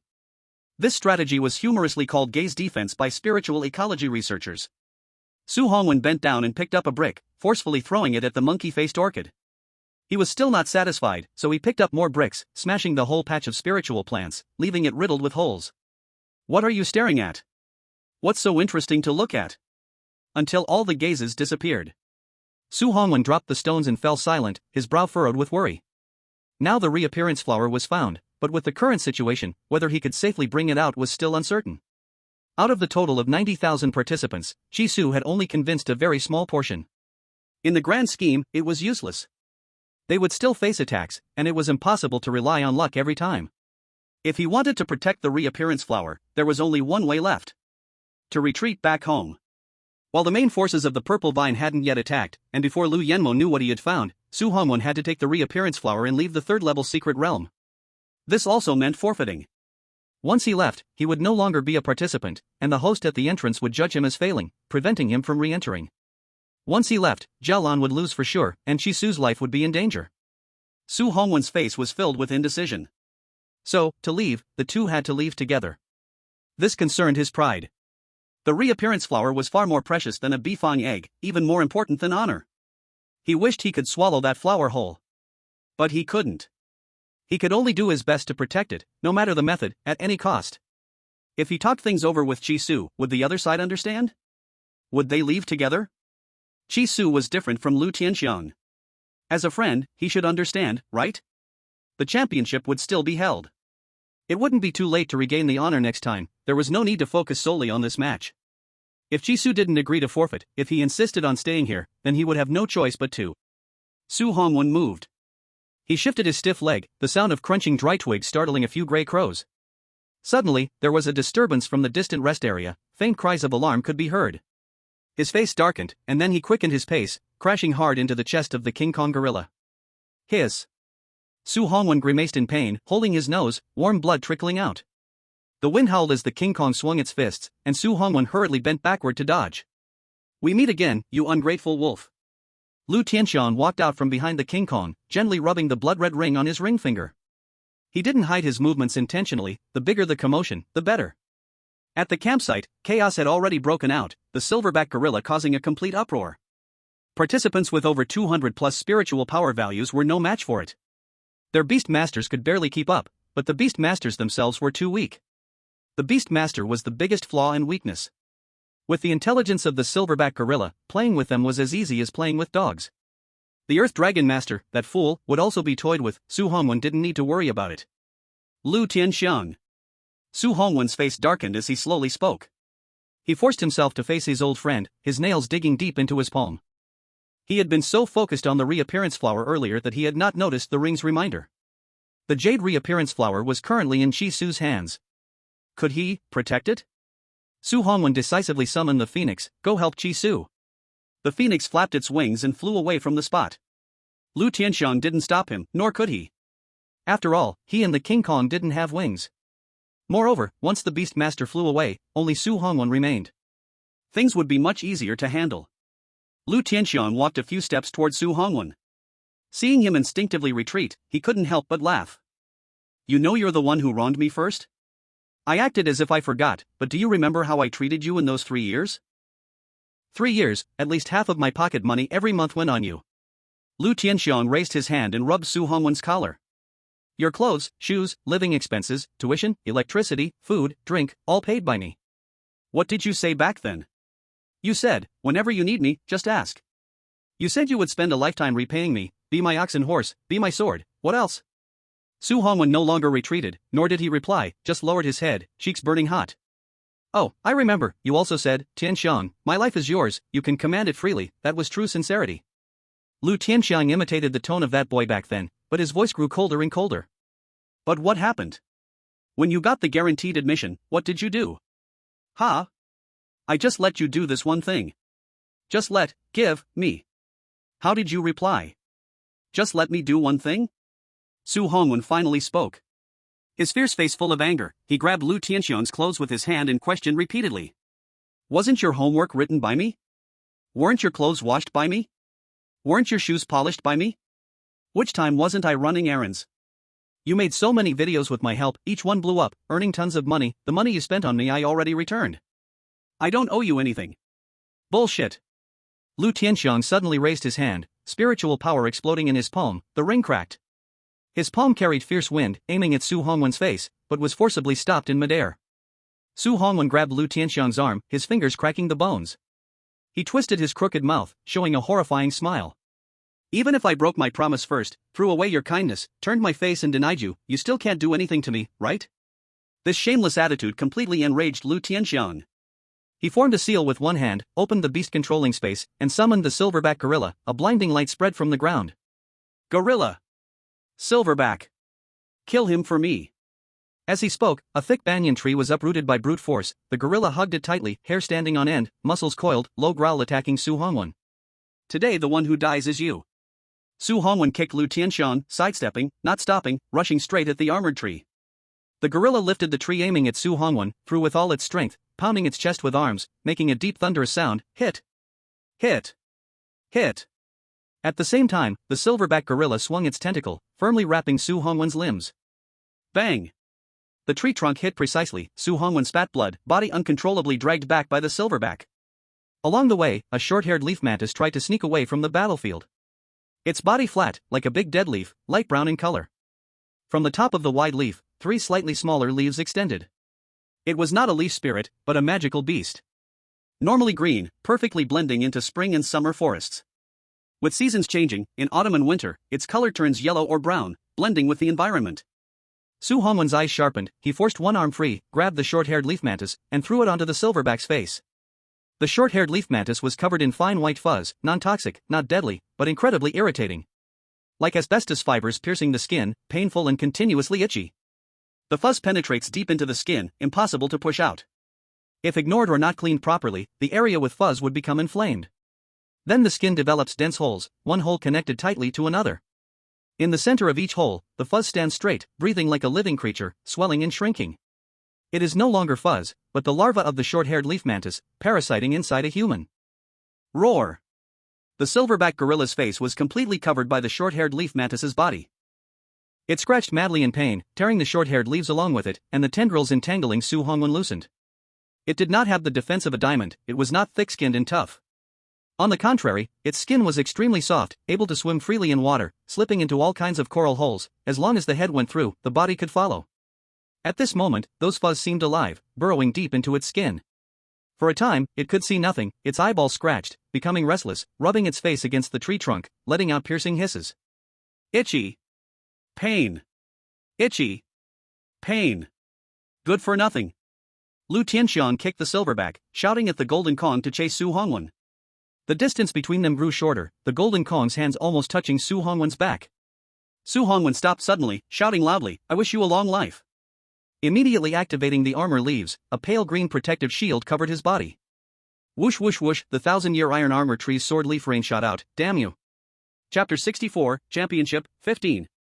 The Golden Kong hurriedly used its defense skill, its body turning to stone, shielding Lu Tianxiang. But at its growth level, it could not resist the attack of a transcendental body. Countless leaves pierced through the stone monkey, a golden spirit core fell out. Time passed unknowingly. The iron armor tree shed all its leaves, spent spirit energy, regrowing into a flourishing tree. Seeing no one dared provoke it anymore, it slowly closed its eyes to rest. Su Hongwen, breathing heavily, picked up the spirit core, pushing aside the fragile stone monkey, mounting Lu Tianxiang.